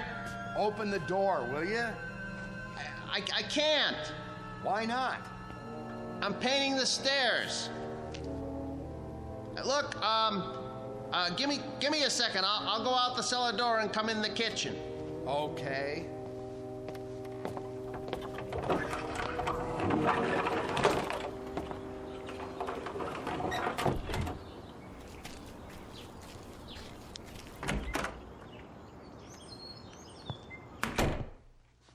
Where's Emma? She went out to get some air. Just as well. Mind if I sit down? Why? What do you want? You sit down too. Dave, look, I don't have time. I'm in the middle of something. Now, just tell me what you want. Emma came to see me yesterday. I'm very embarrassed. She told me about it. She did, huh? Well, that'll make it easier. Perhaps. Oh, you two have an argument? Yes. But look, everything is settled now. Glad to hear it. She was pretty upset when she talked to me. I know. You didn't treat her square when you brought those dummies home. That's been changed. Well, now, I guess I had you pegged wrong. You got rid of them. Yes. Must have been pretty hot in here last night, huh? What? For a bunch of wax dummies. Hey, what's that humming noise? I don't hear anything. It sounds like it's coming from the basement. No, is that the air conditioner? I don't know what you're talking about. What are you driving at? Why's this door locked? I told you, the steps are wet from paint. I don't smell any paint. And why is the air conditioner still going if you got rid of the dummies? Well, I thought it might help the paint dry. Yeah? I thought it might get rid of the fumes. Is that all right? This is my house, isn't it? I think you locked it because you don't want me going down there. You better open up. Are you threatening me in my own house? You didn't get rid of those things at all. Where's Emma? Look, I am tired of answering questions. I've had a busy day. I'll thank you to leave now. All right. I don't want to cause trouble for Emma, so I'll go. But have Emma call me when she gets back, here? I will.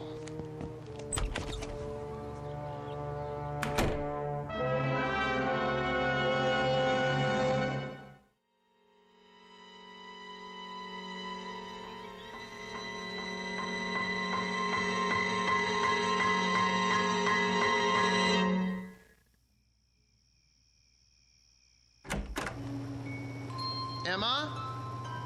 Boys? You can breathe easy. I'm going to bed now. Sweet dreams. Good night.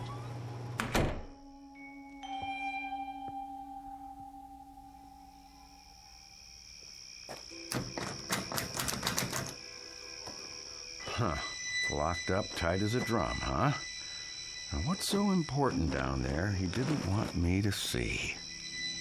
Ugh, window's too dirty to see in. So, I guess I'll just have to force it open. Whoa, air conditioner's on all right. Cold as a tomb down here. It's so dark. Now, let me light a match. Oh, a dummy in a sailor suit with an axe. Oh, Martin, old boy, you need help. You really do. Ugh, will you look at these two? Plug ugly. And two more big ones. Oh, some knife. Looks real. What the heck? Oh, a shovel. Fresh cement?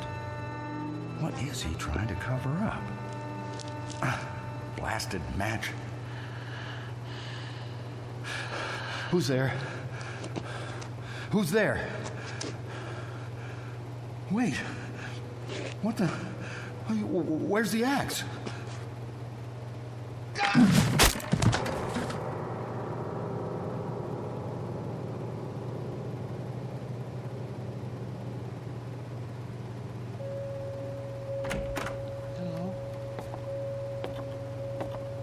Hello? What's going on? Who's here? Hicks. Where's your axe? Dave. Dave. Oh no. Mr. Hicks. When I took your axe away from you and put it up in the rafters where you couldn't reach it, I tried to make sure that nothing like this could happen. How did you get it down from there? Why did you take it off the rafter?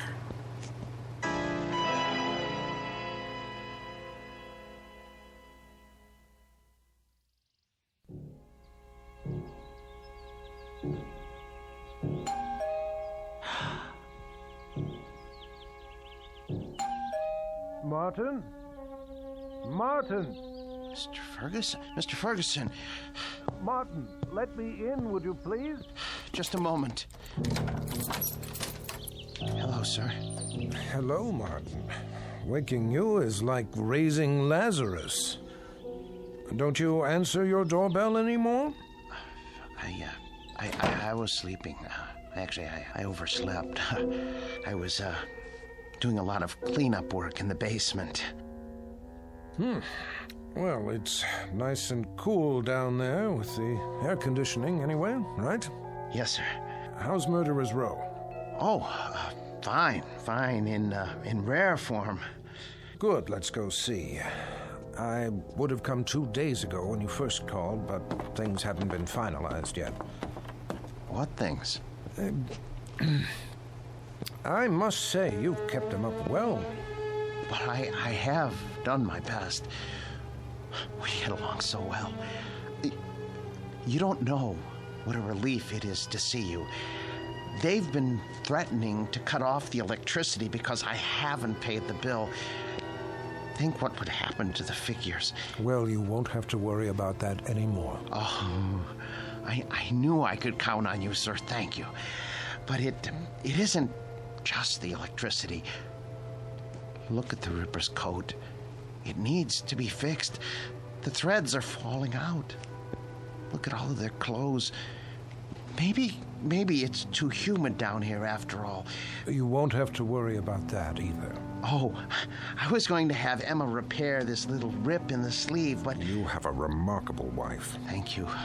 There aren't many women who would have put up with an exhibit like this in their basement. She got used to it. You're looking a bit grubby. Have you been sleeping down here? Yes. I wanted to show you. I came across an item in this book last night. Martin? I forgot I even had this. It's got a letter in it written by Landru himself. Martin, listen to me. I'll read it. But for you, whose very walk is beautiful, whose sweet eyes and smile make a just claim to happiness, whither am I bound, my dear little friend, under your tender leadership? Oh, isn't that touching? It's the one Landru wrote to Fernand Segre. Ha! You know it then. He also strangled her as he did all the others. Martin, are you all right? Yes. Well, that isn't so. I'm not all right. Some strange things have been happening. Strange? Yes. You see, my house guests haven't exactly been behaving themselves. Who? Oh, come on now. It's true. I swear. You have no idea what they've been up to. Martin, you've been so close to these figures for the past 3 months, you're beginning to imagine things. Oh, no, it was not my imagination. Well, that's neither here nor there now. I can't keep it from you any longer. What, sir? The best news in the world. Martin, old friend, when I told you nobody would ever want them, I was being pessimistic. The fact is, somebody does, but not just anybody. The Marchand Museum. Did you hear me? Marchands in Brussels. Aren't you pleased? You won't have to take care of them anymore. I want to take care of them. I know you do, and I appreciate what you've done. But it's all signed. You don't mean that you've sold them? Yes, and for what I'm getting, there will be substantial compensation to you for the years you put in. But my museum? I was going to buy them. You know you could never do that. Say you have another buyer. I'll get the money somehow. Please, Mr. Ferguson, they're all I have left. Martin, time moves on. There's no longer any need for our specialty. I thought with the closing of the Grand Guignol in Paris that things must be the same in Europe. But Marchand's is actually expanding. They were delighted to make an offer. The transaction was consummated only this morning. But what am I going to do without the figures? I'd die without them. Oh, come on now, man. You'll get over it. Why don't you go upstairs and prepare us a cup of tea or something while I take some measurements? The Marchand people want the exact dimensions. All right, Mr. Ferguson. If you're sure that that's how you want it. I'm sure. Very well. Very well. Let's see now. Hicks. 6 feet, 1 inch. And Birkin hair. Hello there, Landru. Still holding your waxed cord, I see. Be with you in a second. Now then, Mr. Hare, 5 feet, 10 inches.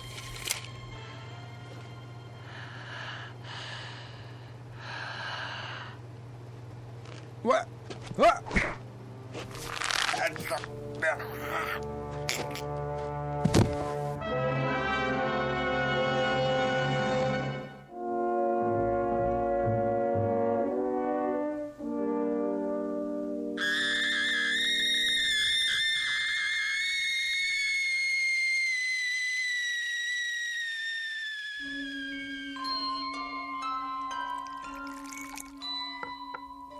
There, 2 cups of tea.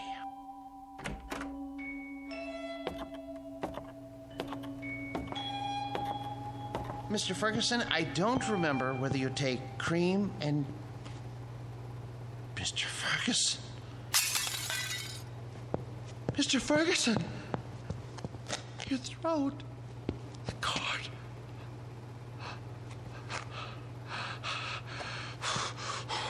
Why did you strangle Mr. Ferguson? the rest of you. I know you didn't have any part in this, but you didn't stop it either. Landru, you have gone too far.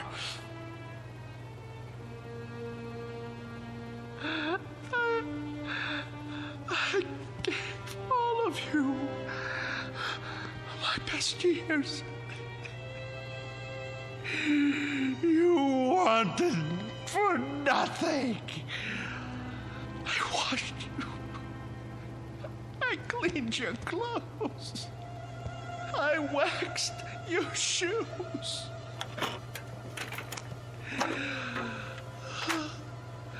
The air was always the right temperature because I made it so. I defended your deeds against the thousands who came to see you. And when Mr. Ferguson sold the museum, who spoke up for you? Who wanted you? And now, what have you done to repay me? Murdered Mr. Ferguson? He was a good man. The books were right. You are monsters through and through, and for that, I am going to punish you. Do you know what I'm going to do? Do you know what I'm going to do? I'm going to take my saw, and I am going to cut you into little pieces. Then I'm going to turn up the heat and let you melt into pools of wax. It's no more than you deserve. Who's going to be first? You, Landru? Because it was you who murdered Mr. Ferguson. It was not I, Martin Senescu, who strangled your friend. It was you. No, it was you. You killed him while I was upstairs making tea. No, maid, it was always you. With my blade, you murdered your wife. You killed her while I was asleep. You used my axe to kill your wife's brother. Get away from me, Hicks. Get away from me.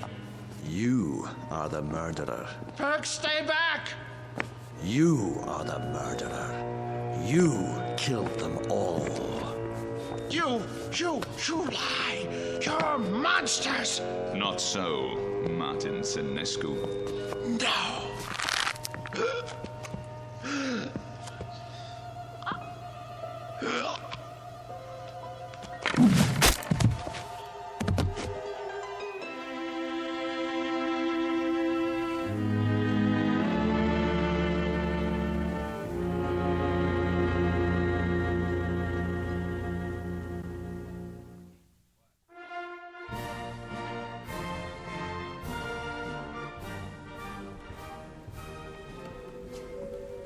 And here is the latest addition to Marchand's Wax Museum, Murderer's Row, complete with its newest cast member, Martin Lombard Senescu, a remarkable and most versatile man.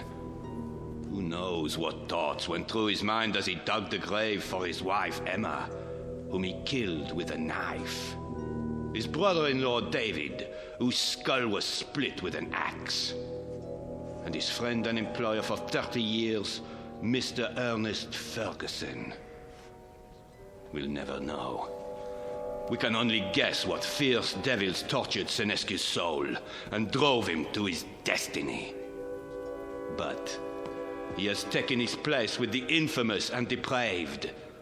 Next to Albert X, Burkander, Landru, and Jack the Ripper himself. This way, please.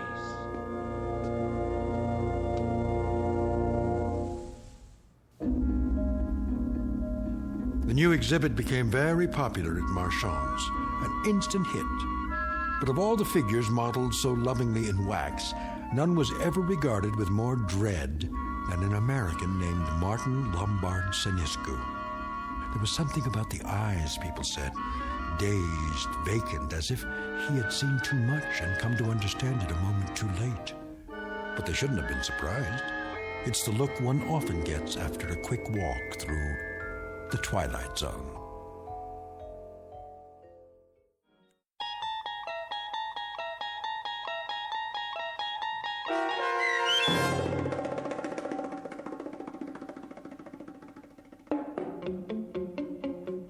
The new exhibit, starring Joby Cerny with Stacy Keach as your narrator, was adapted for radio by Dennis Etchison and Joby Cerny, and written for the Twilight Zone by Jerry Soule and Charles Beaumont. Heard in the cast were Jim McCants, Nancy Baird, Richard Hensel, Nick Sandys, Tom McElroy, Christian Stolte, Damian Arnold, Roderick Peoples, Craig Harris, Martin Aestro. This copyrighted radio series is produced and directed by Carl Amari for Falcon Picture Group. Sound design and custom Foley effects for The Twilight Zone by Cerny American creatives Bob Benson, Craig Lee, Michael Slaybach, and Matt Sorrow. To learn more about the Twilight Zone radio dramas and to contact us, visit our official website at twilightzoneradio.com.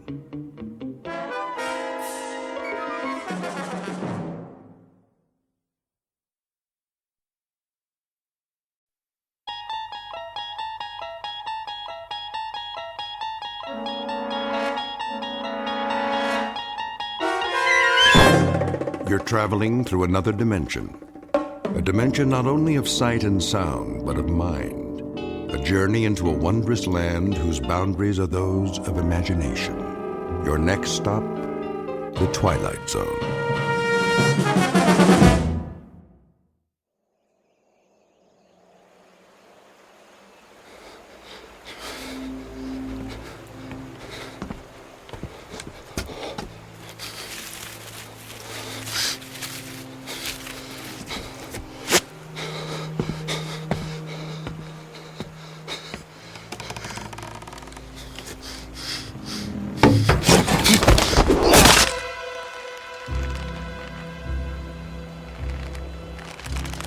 He's dead.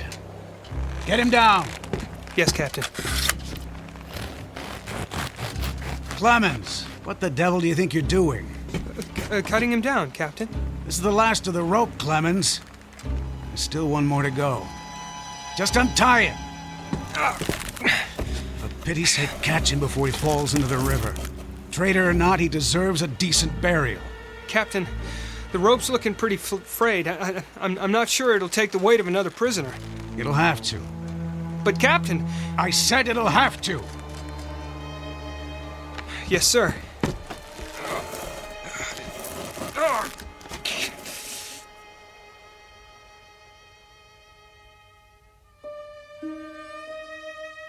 You have just witnessed a military execution. Death is a dignitary who, when he comes announced, is to be received with formal manifestations of respect, even by those most familiar with him. This particular execution occurred on Owl Creek Bridge in northern Alabama during the war between the states. You might find it in the works of that past master of the incredible Ambrose Bierce, but its proper home is in the Twilight Zone.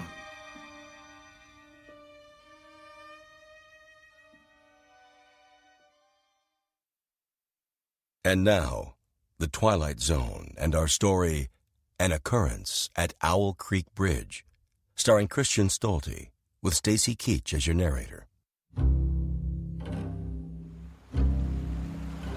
Hurry up, Clemens. I want to get this last one hanged while it's still daylight. Almost got him, Captain.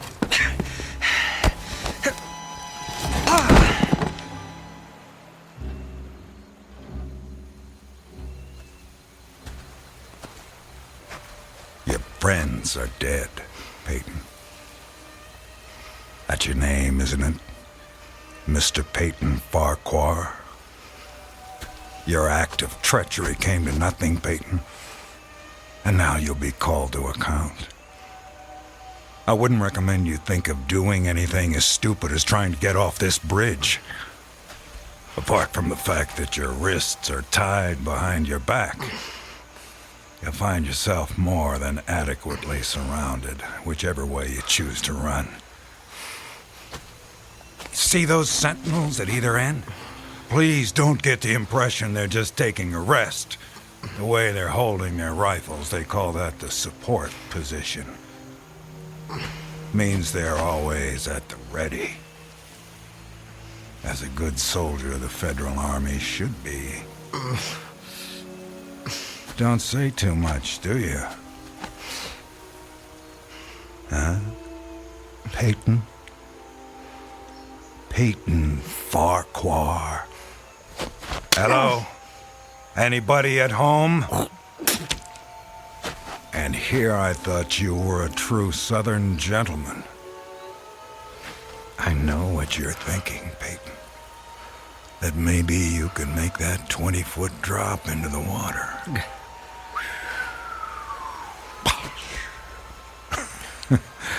And who knows, maybe you're good at that. But after that, your chances for continued survival become pretty slim. Look over there on the bank of the stream. You know what that is? It's the muzzle of a cannon. You see, there's an outpost near here. If you really squint, you can see a company of infantry at parade rest. Think of them as spectators if you want. But if you sincerely want to swim for it, you might just as well be giving them target practice, which, believe me, they don't really need.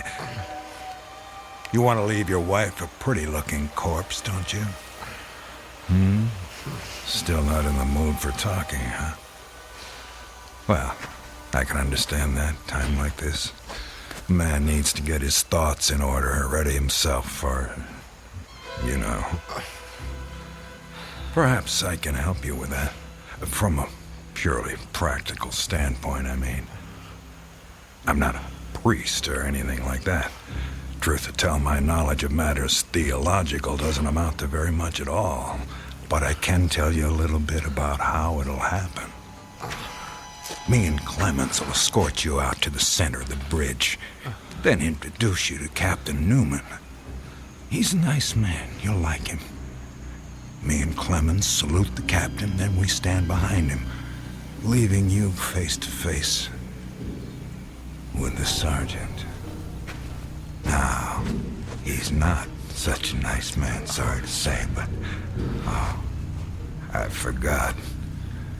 You two have already met. Well, when the moment comes, you'll both be standing on opposite ends of the same plank. He stands on the safe end, but you've probably already guessed that. And you probably guessed that it's his job to hold the plank in place. Then, when the captain feels the time is right for him, not for you, he gives a signal to the sergeant. The sergeant steps aside, the plank tilts, and down you go. Nah, never having been hanged myself, I can't give you any information on what your final moments on this earth might feel like. But I can tell you, I've seen more than a few of these. And I'm sorry to have to tell you, it doesn't look any too pleasant. Anything to say about that? Well...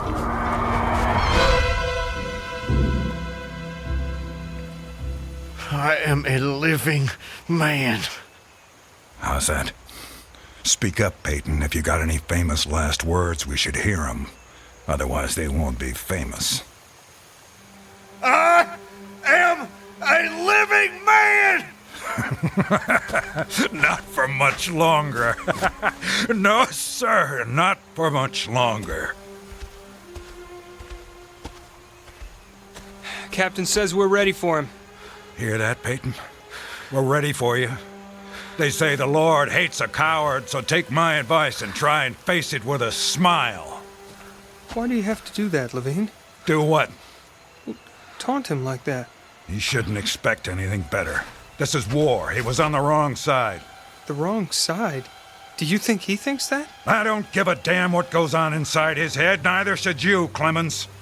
And unless you want to end up with a noose around your neck, don't let anyone else hear you talking like that. Now, help me up with him.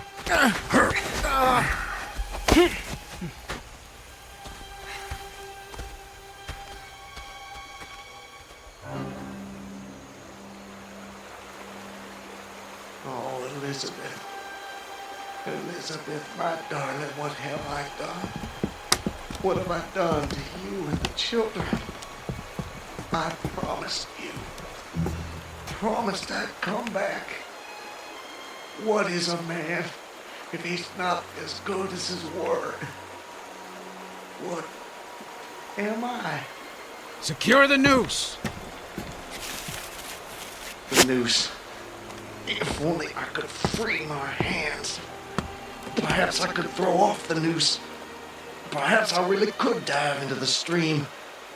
I might evade the bullets, and if I swam vigorously enough, reach the bank, then take to the woods and get away. Get back home. Yes, home. And back to you, Elizabeth. Thank God home is outside their lines. My wife and little ones are still beyond the invaders' farthest advance. That pounding. What is causing that pounding? It's like the stroke of a blacksmith's hammer on the anvil. Is it distant, nearby, or both? Perhaps it's my death knell. Feels like a knife being thrust into my ear. Damn them, what's taking them so long? If you're gonna do it, just do it! Sergeant, step away. Too late. My God, it's too late. Oh, Elizabeth.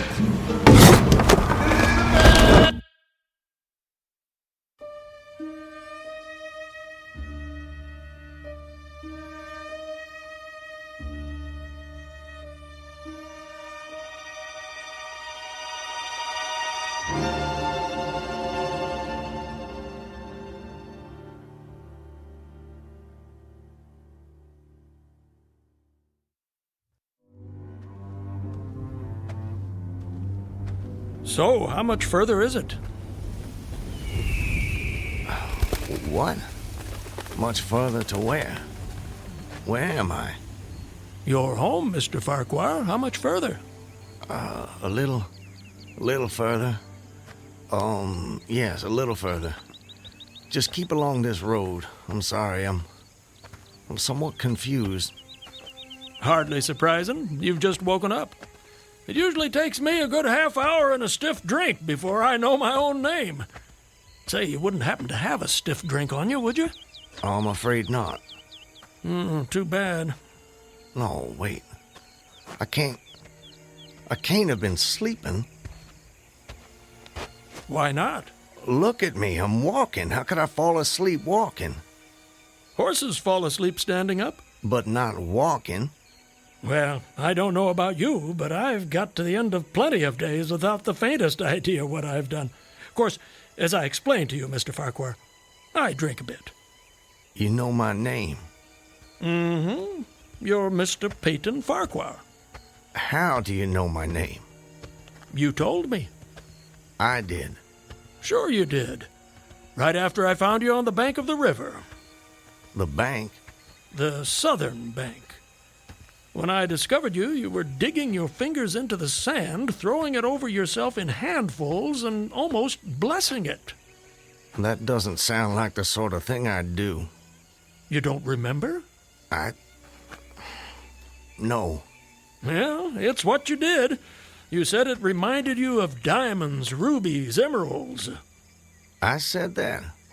I got the impression there was nothing beautiful you didn't think it resembled. Naturally, I was quite convinced at that moment that you were insane. No offense, sir. Sounds like a very natural reaction. I would have come to the same conclusion. And then you said something that captured my attention. And what was that? Still don't remember? Please, refresh my memory. You said, now let me think. This was all good stuff. I don't want to get it wrong. Oh, yes, you noted a definite order in the arrangement of the trees, that a strange roseate light shone through the spaces among their trunks, and the wind made in their branches the music of aeolian harps. Well, sir, I've been from one end of this great land to the other, and I've met many madmen, some of them confined for their own good, some of them elected to high office, but never a madman with such a poetic grasp of the language. That was when I knew you were just too interesting to leave where I found you. I do remember. Now it all comes back to you. Not all of it, not yet. But I remember lying on the bank. I was so content there. More than I've ever been in my... Right then and there, I had no wish to perfect my escape. I was happy to remain in that enchanting spot until they recaptured me. Recaptured, eh? You haven't mentioned that before. Of course, you haven't said much of anything since I found you. You're a man on the run, then. Forgive me, Miss... I'm sorry I don't seem to be able to recall your name. It'll come to you. Well, no offense, sir, but I'm not sure it would be wise to tell you the details. You're not a trusting man. Of late, I've become somewhat disappointed in human nature. I'm not sure why. This is a new world, Mr. Farquhar. It's understandable that you'd be cautious. But rest assured, I'm not what you might call political. But I do love a good story if you have one to tell. My story? I have no story. I have a life. A life that's become considerably more interesting of late, I'd venture to say. But beyond your name, I know nothing about you. What manner of man is Peyton Farquhar? Why do you want to know? The road I travel is long and lonely. I'm starved of intelligent conversation, and the only voice I ever hear is my own. Talking to oneself leads inevitably to madness. With you here as my temporary companion, I can stave off that unfortunate condition for at least another day. I see. And tell me, sir, where are you headed? Anywhere I'm welcome and nowhere I'm not. In short, nowhere in particular. So, you were telling me about yourself. Very well. My name is... Peyton Farquhar. Peyton Farquhar. I'm a planter in these parts. A planter, eh? Good to have land. It is. So, I guess you have slaves. Naturally. No need to adopt that tone, Mr. Farquhar. I told you I'm not a political, just asking. Well, as it happens, I am what you would call a political. The Farquhars are an old and highly respected Alabama family. I'm naturally an original secessionist and ardently devoted to the Southern cause. Oh, your memory is reliable when it comes to the matter of who you are, if not where. I suppose so. And yet, if you'll forgive my temerity, for all your patriotic fervor, you clearly didn't take service with the gallant army of the South. May I ask why that was? Circumstances of an imperious nature prevented me from doing so, but I assure you I chafed under the inglorious restraint, longing for the release of my energies, the larger life of the soldier, the opportunity for distinction. And in good faith and without too much qualification, you assent to at least part of the dictum that all's fair in love and war. Are you mocking me by any chance? I would never, ever risk a fellow traveler's friendship for such a trivial gain. Please, continue, I beg of you. I imagine that the opportunity to serve your birthplace came at last, as it comes to all men in wartime. It did. It was one evening, as I was sitting under the magnolia trees near the entrance to my grounds. I was with my wife, Elizabeth. The children were playing nearby.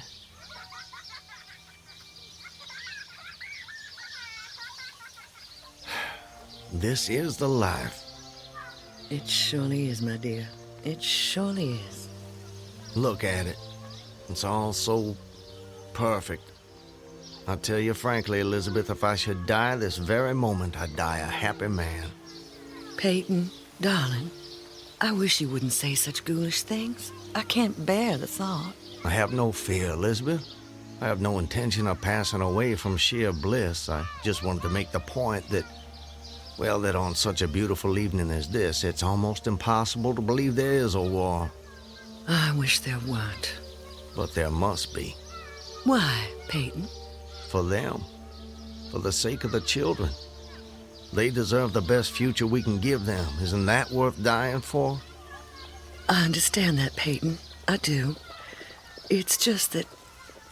I sometimes wonder if we couldn't... Peyton, look! That soldier is one of ours. Water. Please. You're exhausted. Peyton, should I fetch one of the slaves? By no means. We'll take care of him ourselves. Get him some water, Elizabeth. Let me help you down, sir. Oh, thank you. You must be starved. Come inside, my man.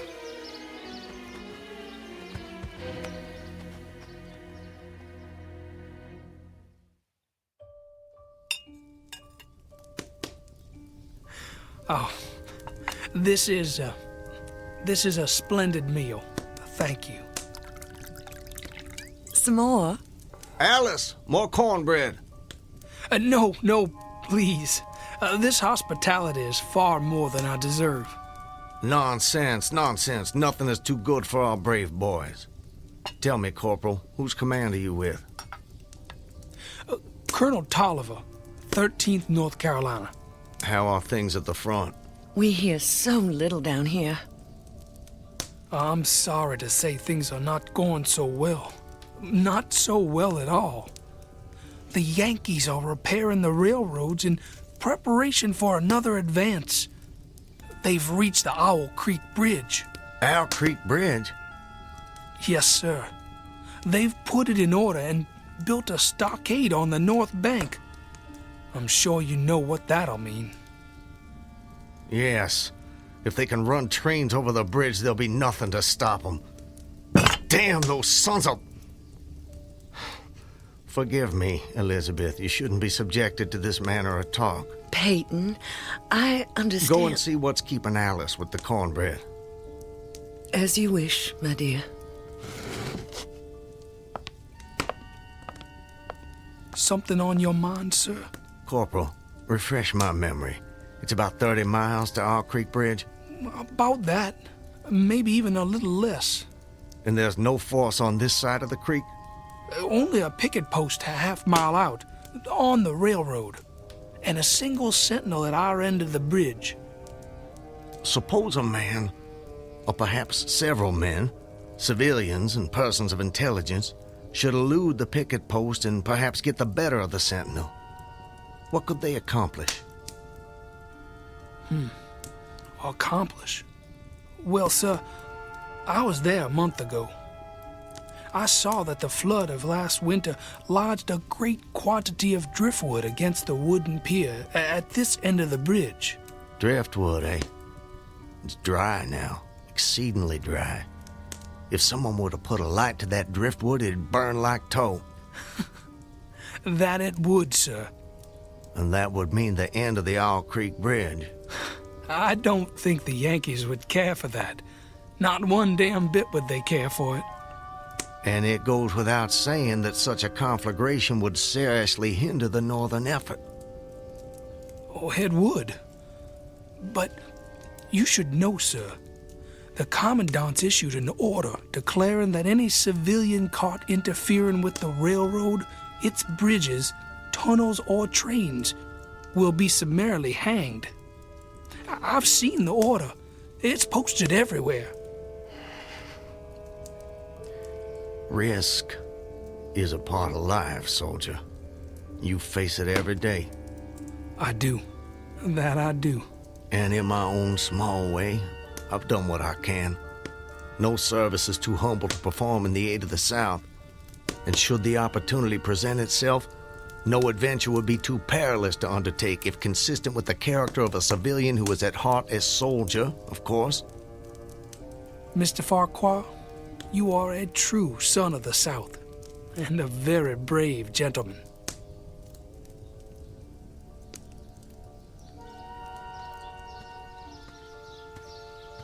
Elizabeth, I have to go away. Away? For how long, Peyton? Probably just a couple of days. Why? Business.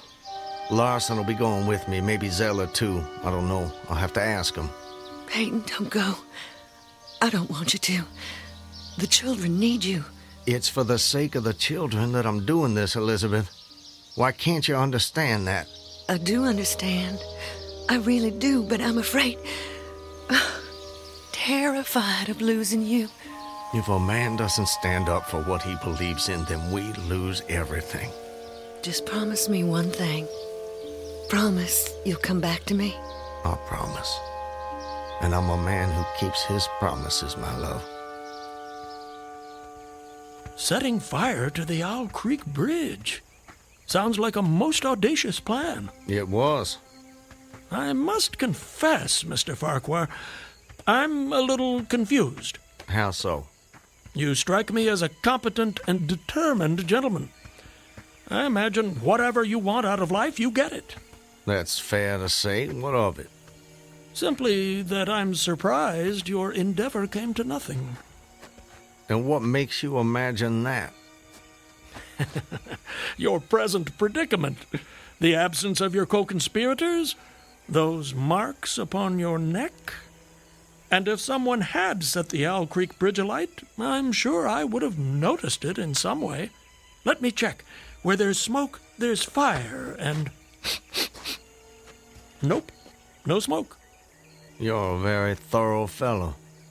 For a moment I thought you might know more of my situation than you let on. From the way you talk, do I take it someone in your party betrayed you? Not in my party. But you recall the corporal who appeared at my plantation? Of course. He was a federal scout. Then you were deliberately entrapped. It seems they wanted to weed out the civilians who might cause them some trouble. If I'd only stayed out a little longer that night, I'd probably have seen that same rider repass my plantation, going northward in the direction from which he'd come. From the Owl Creek Bridge. Precisely. And when you and your co-conspirators... Patriots. ...made your assault on the bridge, the military were waiting for you. They made me watch as they hanged my friends for an act of treachery. The sergeant who put them to death was the same man who lured us there. Is there no honor in conflict? I've never been accused of having much imagination, but I might have guessed it would be something like that. I would say, sir, that you have too kindly an expression for one whose neck is in the hemp. It isn't. Isn't what? In the hemp. Of course, of course. What I mean, Mr. Farquhar, is that you are clearly no vulgar assassin. Fortunately, the liberal military code makes provision for hanging many kinds of persons. And gentlemen are not excluded. As they fastened the noose around my neck, I tried to fix my thoughts on my family. But there were so many trivial distractions. The water, touched to gold by the early sun. A piece of dancing driftwood caught in the sluggish current. The brooding mists under the banks some distance down the stream. Then there was a sharp pressure around my throat, followed by a sense of suffocation. Agony shot from my neck downward through every fiber of my body and limbs like streams of pulsating fire, heating me to an intolerable temperature. There was no more thought, only sensations. The intellectual part of my nature was effaced. I had power only to feel, and feeling was torment. I was conscious of motion. encompassed in a luminous cloud, of which I was now merely the fiery heart without material substance. I swung through unthinkable arcs of oscillation, like a vast pendulum. But you're here. What? What? I said, you're here. Why is that? The rope, it snapped, and I fell into the stream. With a terrible suddenness, the light about me shot upward. There was a loud splash, then all was cold and dark. My power of thought was restored, and I knew instantly what had happened. And your hands, were they still bound? They were. Then forgive me, but why didn't you drown? The noose was tight around my neck. It kept the water from my lungs. And kept you from breathing. When you get into a predicament, sir, you don't do it by half measures. I suppose not. To die of hanging at the bottom of a river. Even at that moment, it seemed ludicrous to me. I opened my eyes in the darkness. I saw above me a gleam of light, distant, inaccessible. I was still sinking, and the light became fainter and fainter until it was a mere glimmer. Then it began to grow and brighten, and I knew I was rising toward the surface. Knew it with reluctance, for I was very comfortable. Comfortable? Oh, yes. It was a question of preference at that point, you see. To be hanged and drowned, that didn't seem so bad, but to be shot? No, I refused to be shot. It didn't seem fair. I'd say you have a quite singular set of values. Do they offend you? Not at all, not at all. It makes for a more entertaining story, and yours is the most fascinating I've heard in many a year on the road. Please, continue. You're under the water, slowly rising to the surface. Your hands are tied. A sharp pain in my wrists apprised me of the fact that I was trying to free my hands. I gave the struggle my attention as an idler might observe the feat of a juggler without interest in the outcome. Eventually, the cord fell away. My arms parted and floated upward, but I could only dimly make out my hands in the growing light. I watched with a new interest as first one and then the other pounced upon the noose at my neck. They tore it away and thrust it fiercely aside. Its undulations resembled those of a water snake, and my first thought was to put it back. To put it back? The undoing of the noose had been succeeded by the direst pang that I'd yet experienced. My neck ached horribly, my brain was on fire, my heart gave a great leap, and I felt as though it was trying to force itself out of my mouth. My whole body was racked and wrenched with an insupportable anguish. And I imagine the desire to rise to the surface was even greater, no matter what you might find waiting for you there. I wanted to stop myself, had to stop myself, but my disobedient hands gave no heed to my command. They beat the water vigorously with quick downward strokes, forcing me to the surface. I felt my head emerge. My eyes were blinded by the sunlight. My chest expanded convulsively, and with a supreme and crowning agony, my lungs engulfed a great draught of air. So now you were in full possession of your physical senses. If anything, they were more keen and alert than before. I felt the ripples on my face, heard their separate sounds as they struck.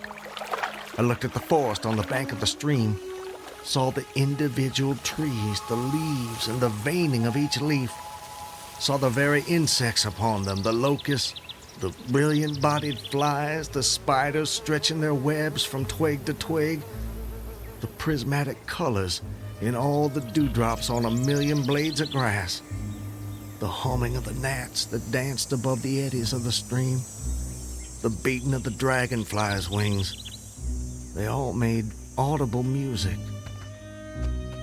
Remarkable. If you'll forgive my saying so, you missed your life's calling. You have quite a turn for descriptive language. I'm surprised you had the time to note your surroundings in such detail. It may only have been a few seconds, I'm not really sure. I seem to have lost the ability to judge the passage of time accurately. Or perhaps you've gained a greater appreciation of time. There's a whole world in every second. You have a singular turn of phrase yourself, Mr. I'll get it in a minute. No doubt. Did you acquire this philosophical outlook during your travels? Hard to say. See, it often seems like I've been traveling my whole life. But enough about me. I long to hear your story. You've painted a beautiful background for me, but it strikes me there are more pressing issues in this particular picture. For example, your executioners. My would-be executioners? That goes without saying, surely. Very well. I saw them, silhouetted against the blue sky. They shouted, they gesticulated. Their movements were grotesque and horrible, their forms gigantic. Suddenly, I heard a sharp report and something struck the water smartly within a few inches of my head, spattering my face with spray. One of the officers had his rifle. At his shoulder, there was a light cloud of blue smoke rising from the muzzle. I was surprised he missed. I read somewhere that marksmen with gray eyes are the keenest shots. This fellow was the exception to the rule, it seems. The marksman had gray eyes? Mm-hmm. How could you see that? I'm sorry? He was on the Owl Creek Bridge. You were in the water. And you must have drifted some distance. So, how did you know the marksman had gray eyes? I don't know how I know. I must have noticed it on the bridge. Just before your execution? My intended execution. As you say. Doubtless the detail was burned into my mind. Doubtless. I told you how much more alive my senses had become at that moment. Alive. Yes, indeed. That you did. At that moment, a counter-swirl turned me half around. I was looking into the forest on the bank opposite the fort. A clear, high voice rang out and came across the water with a distinctness that pierced and subdued all other sounds, even the beating of the ripples. The voice, what did it say? It said, "Attention, company! Ready! Aim!" How did you do that? Run! Fire!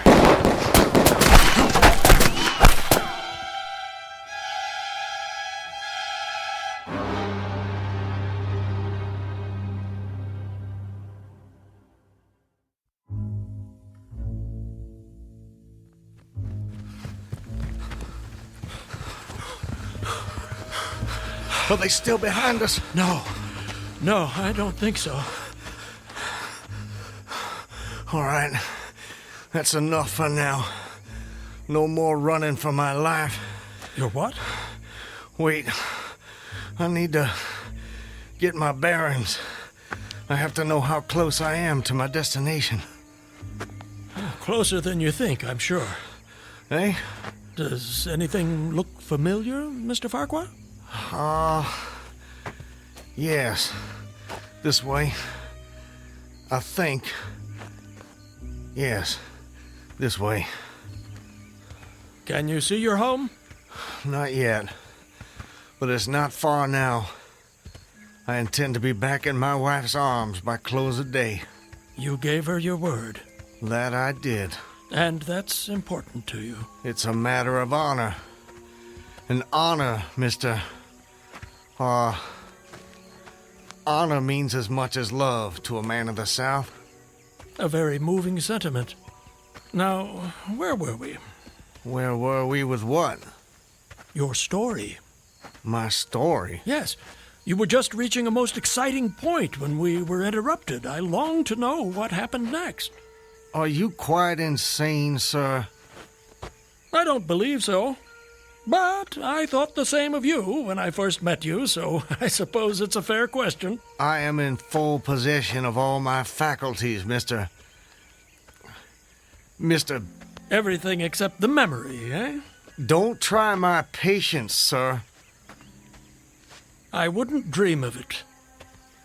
You asked me an important question, and I'm doing my best to answer it. But you'll appreciate it's difficult to judge these things when one spends so much time alone. If I had a constant companion, someone to tell me if and when I appeared to be losing my senses, that might be helpful, but that's not what fate has in store for me. And as I say, I try to avoid talking to myself because that seems to me the fastest route to madness. But, mad or sane, I know a good tale when I hear it, and yours is the most entertaining I have heard in all my years. Yes, sir, I shall cherish the memory of your experiences when I have long since ceased my wanderings. Please, go on.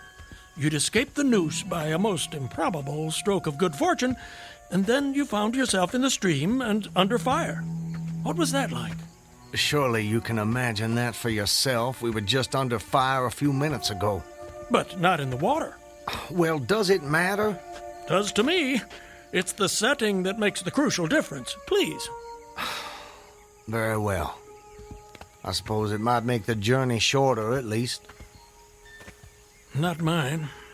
I dived to avoid the shots, dived as deeply as I could. Water roared in my ears like the voice of Niagara, yet still I heard the dulled thunder of the volley. Those heightened senses of yours. I rose again towards the surface and was met again by more shining Yankee lead. One shot nicked my cheek, do you see it? I see it. Well, the next time I dove, I was a long time underwater, and I made damn certain I swam farther downstream and nearer to safety. Just as well, since the soldiers had almost finished reloading. The two sentinels positioned at either end of the bridge fired again, independently and ineffectually. I saw all this over my shoulder. I was now swimming vigorously with the current. My brain was as energetic as my arms and legs. I thought with the rapidity of lightning. I reasoned, you see, that the captain had probably already given the command to fire at will. And you surely couldn't dodge all the shots. You're not invulnerable. No man is. Then an appalling splash, just 2 yards away, was followed by a loud, rushing sound which seemed to travel back through the air to the nearby fort and died in an explosion which stirred the very river to its deeps. A rising sheet of water curved over me, fell down upon me, blinded me, strangled me. The cannon had taken a hand in the game. Did I tell you about the cannon? You must have done. Well, anyways, as I shook my head free from the commotion of the smitten water, I heard the deflected shot humming through the air ahead. And in an instant, it was cracking and smashing the branches in the forest beyond. I was certain they wouldn't be so far from their target next time, and it was a good gun. The report lagged behind the missile. But surely the smoke would have apprised you of another shot. So long as you kept your eye on the gun, you had a certain advantage. Am I correct? You are? The problem was how to reach the shore without turning my back on the cannon. You have my complete attention, sir. How did you manage it? Well, I don't know. I'm not sure. I felt myself whirled round and round, spinning like a top. The water, the banks, the forest, the distant bridge, fort, and soldiers, they were all somehow commingled, blurred. I could no longer make out objects, only colors. Circular, horizontal streaks of color. It was all I saw. I was caught in a vortex. I felt giddy and sick. Fascinating. Incredible. What is that damned hammering? I don't hear anything. Unless it's the ticking of your watch you can hear. My watch? You're lucky it still works after such an immersion.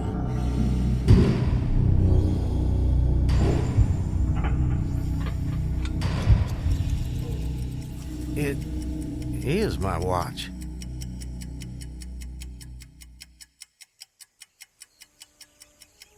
But why should I think... Perhaps you're the sort of man who values the seconds as much as the minutes and the hours. And there's a whole world in a second, so I've been told. So how did you fight your way out of this vortex? I really have no idea. The next thing I knew, I was on the road with you at my side, heading for home as I promised. Surely not. I mean, you obviously avoided the cannon and struggled to the bank.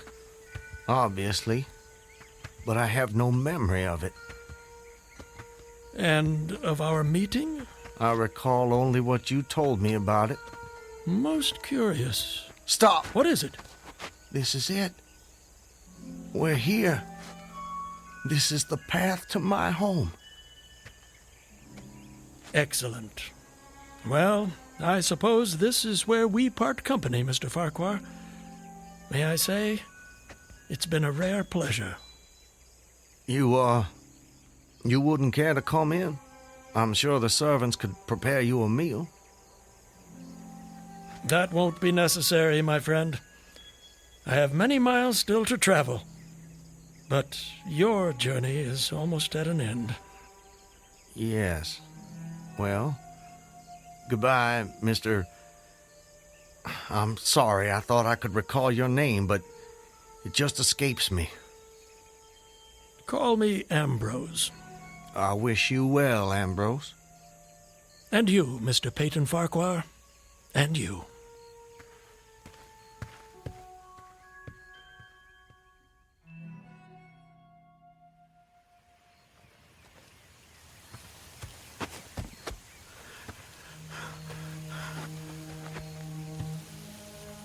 Home. Almost home. How long? How long since that damn imposter rode down this road?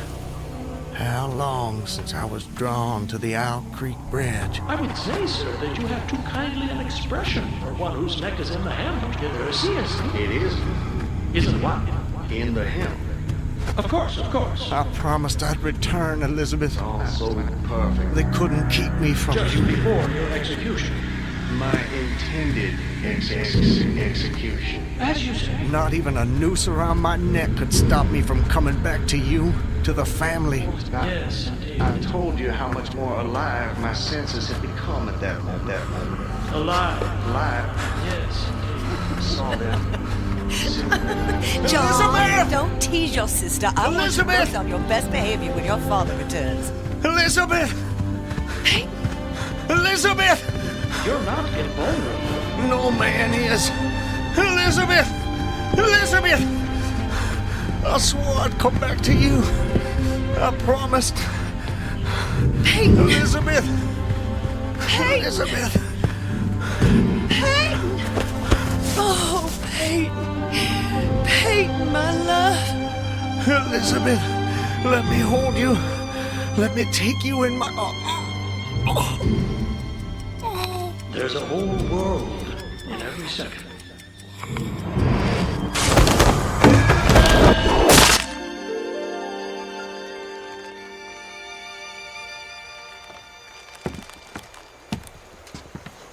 He's dead, Captain. Good work. That's the last execution for today. Get him down! You know, Levine, for a moment there, I thought that rope wasn't gonna hold. It's strong enough. It did its job. Do you ever wonder what goes on inside a man's head in those last seconds before death? Like I said before, Clemens, I don't give a damn. And neither should you.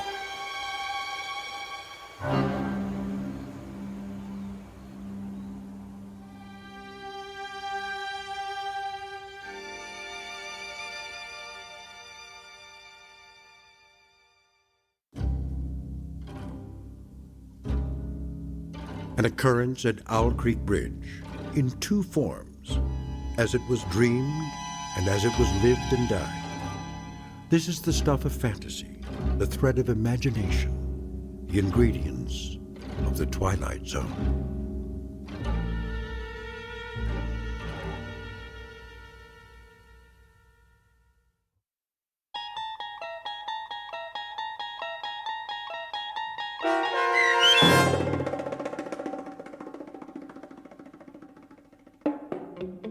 An Occurrence at Owl Creek Bridge, starring Christian Stolte with Stacy Keach as your narrator, was adapted for radio by M.J. Elliott and based on the short story by Ambrose Bierce.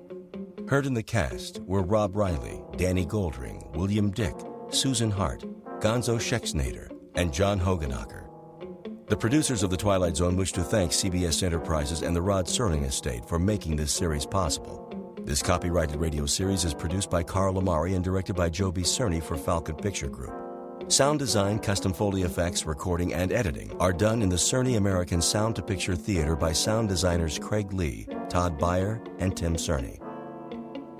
To learn more about the Twilight Zone radio dramas and to contact us, visit our official website at twilightzoneradio.com. Doug James speaking.